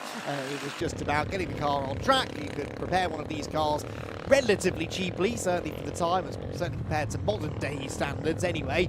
And yes, these Formula 3 cars are a world away from the Formula 3 machines of today. But they provide better racing, quite frankly, than the high downforce, slick-shod single-seaters that take centre stage these days. Certainly we've been treated to 2 good races this afternoon. This one still has a few laps to go. We're just inside the final 5 minutes of the race. Peter Delaroche, 1 second on the way. I just saw the 38 Hamish Cameron Everly across the line, had both hands off the wheel, gesticulating in front of his hand like that. It may be an issue or something for him. He's continue on at good pace, but clearly frustrated with something. I don't know what that was though.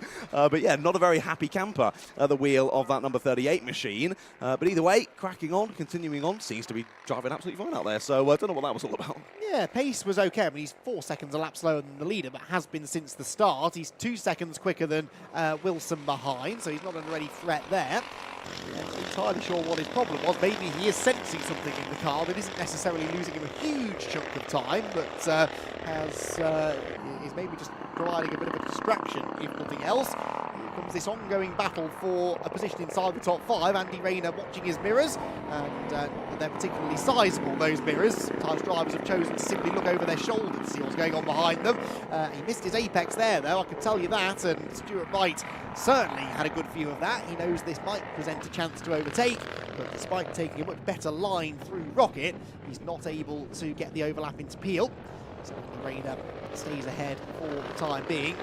3 Cooper hanging on then for now. There is the leader, Peter Delaroche, in his Cooper Mark 9. And that car just looks, you can tell just from the body language of the car, it's got a bit more grip, he's got a bit more confidence in it. That car's working well so far. The rain doesn't seem to be affecting him too badly. And he just continues to extend the margin. No, I think that rain has just about managed to hold off here in North Wales, which is never a sentence I thought I'd ever be saying. But continuing on then, and like you say, looking like he's got ample grip out there as the 38 carries on by again. I think you just saw what I saw in the last lap. He banged his steering wheel with both hands. He's absolutely furious with the fact he's 2 seconds a lap faster than 3rd place. I don't really understand what is going on with Hamish Cameron Everly. There's obviously something not right with the car, but it isn't slowing you down, Hamish, at least not enough that it's going to cost you 2nd place. Let's be honest, I don't think Peter Delaroche was going to be caught anyway, so I would just nurse that home if I were you. I guess that's maybe his concern, is that it might not last till the flag, and maybe he'll end up with a non-finish and a repair bill at the end of the race. He heads up the back straight looking absolutely fine. Let's see whether he's got another message to pass on to the team at the end of this lap. Indeed, I wonder what hand gestures we're going to see this time. We'll wait and see him through then. Just over 2 minutes left to go in this race. But yeah, the lack of George Shackleton has indeed stolen a battle for the lead away from us, sadly in this race number 2. But it's been fantastic to see the cars heading on around the circuit here at Anglesey. And again, we saw it on screen that time. We saw it on screen that time, this time at the top of the circuit, banging both hands on the wheel. Clearly frustrated with something, and there you can see. Now he is off the pace, though, isn't he? Now he's off the pace. He's screaming at the car, I think. I mean, I can't hear him, but it looks like he is. I'd love to know what he's saying, but then turns through the left-hander at the course grid. I wonder if it's a gear issue of some sort, because it seems very intermittent, and it's fairly consistent. Oh, he's oh off. no, he's off. He's pulling off. off this time. He's pulling off completely, so never mind. So there is a problem. He could see it coming, obviously, and if he was angry before, John, he's going to be even more angry now. He's definitely going to be rather frustrated. Maybe we should take the camera shot away from him for a few moments at least, give him some time to calm down. But yeah, clearly an issue that had been going on for 3-4 laps or so then that one, because I spotted him a good couple of laps ago getting frustrated at something. It seemed, yeah, maybe a gear issue, maybe something you can see on his dash that you know, oh, this is going to cause a problem pretty soon. And getting frustrated with that and just coaxing the car on, being like, why wouldn't you just work? And sadly there you can see him there, up and out of the car, over the barriers to safety. But sadly, out of this race with less than a minute to go. Yes, he is. Peter De La Roche, though, is continuing on. He's looking pretty happy at the head of the field, turns his way up into the rocket complex for what may be the final time. We've got 40 seconds to go. Yes, I think it will be the final time. This won't it? I don't think he's got time to get back around to the line before the time ticks to 0. So Peter De La Roche then on his final tour of the Anglesey International Circuit, and he has had a, well, not perfect day. He was on pole position for race 1, lost out to George Shackleton in that race, but now finds himself completely unchallenged in race number 2, and come through towards the completion of this final lap in blissful isolation. Maybe he would have preferred George Shackleton to be out there, though. He would have liked to race, I'm sure, with the man who won race 1. But he'll be pretty pleased with his afternoon's work. A bit of understeer picked up through the hairpin. They head towards the final corner, after which the checkered flag awaits for our final race of the weekend. Fantastic 2 days of racing we've had, and well, if the heavens open now, then that's absolutely fine with me, because we've at least managed to have a set of completely dry races, and the last one is won by Peter De La Roche. Peter De La Roche takes the checkered flag in the 500 Owners Club 500cc Formula 3 Championship race, and Peter De La Roche then with a absolutely inch-perfect drive in that one. We're still waiting for James Wilson to come home. I think he's only just heading out onto the international loop now. So far back was the number 98 car. And the last of the battles that really needs to be sorted out is the Andy Rayner and Stuart Wright battle for 4th place. Those two were only 0.6 of a second apart going on to that final lap. So we'll see who makes it around with that 4th position by the checkered flag. Here comes the 2nd place man at last, Jamie Wilson, and he will cross the line in the end 45.5 seconds back. He really dropped off the pace in the closing stages, because he was 3rd for much of that one and ended up inheriting 2nd with the late demise of the Cooper Mark 8 of Hamish Cameron Everly. There went Andy Rayner, by the way, so he did manage to get the better of Stuart Wright. 1.6 seconds in the end was the margin, so a full second quicker on the final lap was the 4th place man to establish himself in that 4th place. And we just wait for the last couple of stragglers to come home. We're waiting for Jonathan Morris, amongst others, Ewan Cameron as well. And then we will be done, and one last set of podium interviews to be conducted by John Ratcliffe, and then we'll all head home to, well, reconvene again. I think only in a few weeks' time, I said, didn't I, that next Brscc live event, 12th, 13th of July, actually, so the best part of a month before we next bring you some live-streamed Brscc action from the Croft Circuit, the next Fun Cup Endurance Championship rounds, another double header, that time a 1 and a 3 hour race. A whole host of sport action from the Brscc Championships as well. Peter De La Roche then wins our final race of the day, and James Wilson comes home in 2nd ahead of Finley McIntosh. Andy Rayner and Stuart Wright complete the top 5, all of them running in Class CP3. Ewan Cameron, an invitational car, was 6th ahead of Jonathan Morris, who gets the win in CP2.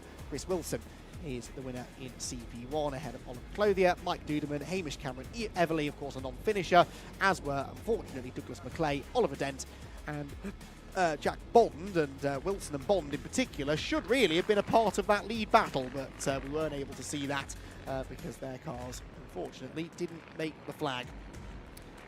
So, as we saw in race 1, it takes a little while for the drivers to make their way around. Gives me a chance just before we sign off to say a big thank you to all of the Brscc team for the brilliant event that they've put on. A lot of hard work from largely a volunteer crew who have put together this event. All of the marshals trackside as well. We massively appreciate your input and enthusiasm.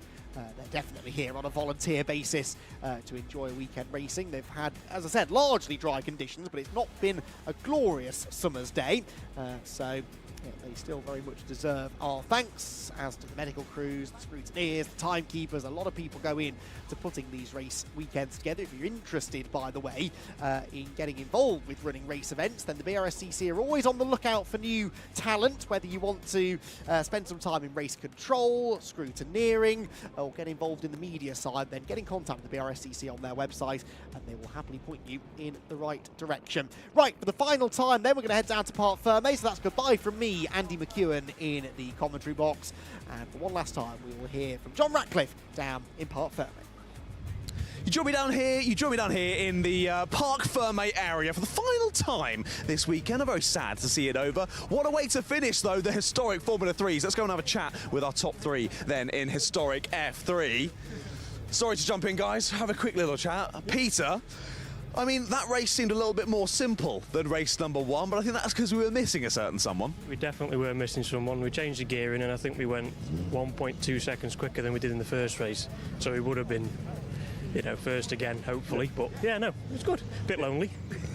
It did seem a little bit lonely. You were out there all lapping by yourself, absolutely flying. I want to say you were a good couple of seconds a lap quicker. And I think at the end you were 30, 35 seconds ahead of the next person. I mean, domination is probably the word I'd use. That's a nice word for it, yeah. Perfect, mate. When are you guys next out then, racing some of these? These are so beautiful. I've got to come and watch them. Silverstone Classic we're out, awesome. I believe. Dad, when are we out next? These. Not the Silverstone, though. Well done, Jay. Oh, this Silverstone Classic then, yeah. Right, yeah, it should be, I think we've got 64 of them. So, and it's the big circuit, so that'll be very interesting. Well, it's been interesting today to watch you guys out on circuit, but yeah, 64 at Silverstone, that'll be quite something. Best of luck for that, and well done on your win. Cheers, thank you very much. We've got the 98 just next to him, James Wilson. James, an interesting race. Talk us through from your perspective that one. It seemed like a lot of drivers were dropping like flies out there. Yeah. There's a few people dropping out, unfortunately. Last race there was a lot of people. We were dicing quite a few times with other racers, and then today I started 9th. I tried to sort of get through to the front, and I think Jack broke down on the second lap, and my brother Alex broke down the third lap. So a bit of a shame, unfortunately, but yeah, sometimes that happens with these cars. Exactly. I think you sort of come to expect it when you're dealing with a bit older machinery. But talk us through driving one of these as well. I've seen a lot of the drivers leaning out of the cockpit as well to get the weight over the front. What is it like driving one of these? Because I can't imagine many people at home will have any experience driving something like this. Yeah. I mean, the guys who lean out of the cockpit don't wear seatbelts. That's one of the things. You don't have to wear seatbelts in these cars. I wear a seatbelt, so I'm a bit more strapped in and I sort of cling on. But the guys, sometimes they hug the chassis if they don't wear the seatbelts.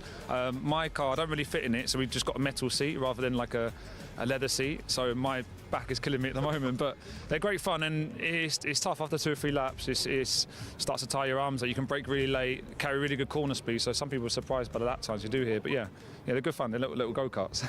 They look so much fun, but yeah, metal seat, my goodness. You're going to need a good masseuse when you get home, I think. One in the area, let me know. Yeah, get on the blower to a masseuse. Well, well done, mate. 2nd place overall. Cheers, well done. Right then, let's see if we can find 3rd on the podium. Number 76. I don't know if he's cleared off. Finley McIntosh, whereabouts is he? Finley! 3rd place in that one. Well done to you. Do you want to just talk us through that race from your perspective? Well, it was a bit of a surprise to me, to be honest, to be finishing 3rd. I really enjoyed it again. It's a fantastic circuit here. Yeah. I love it, yeah. Had you been here before? Never before, no. And it's the weather, I could see a few pings of rain. I was thinking, oh, heck, but it stayed off, thankfully. I know. Yeah. It's just starting to pitter-patter now, isn't it, now into Parc Fermé? Yeah. We were saying that up in the box. We were thinking, you guys don't have grip at the best of times. This could get a bit interesting. No, it does get very interesting when it rains, yeah. Amazing. Well, just amazing talking to you guys. I've been saying a couple of times, you guys have got to be madmen to race these things around, but you're out there giving it hell. It looks like a lot of fun. That's brilliant fun, yeah, even to an old man of my age. You're not so old, mate. 3rd place on the podium. Well done. That is a big surprise, and I'm delighted, absolutely delighted. You deserve a beer, I think. Yeah, probably. I've got to drive down to South Wales tonight, so okay. Despite my accent. You're live on TV. Oh, sorry. No beer for him. No beer. No. All right, mate. Well done. 3rd place. Congratulations. Fantastic. Well done. Right then, that was your top 3 then in the historic Formula 3 Championship.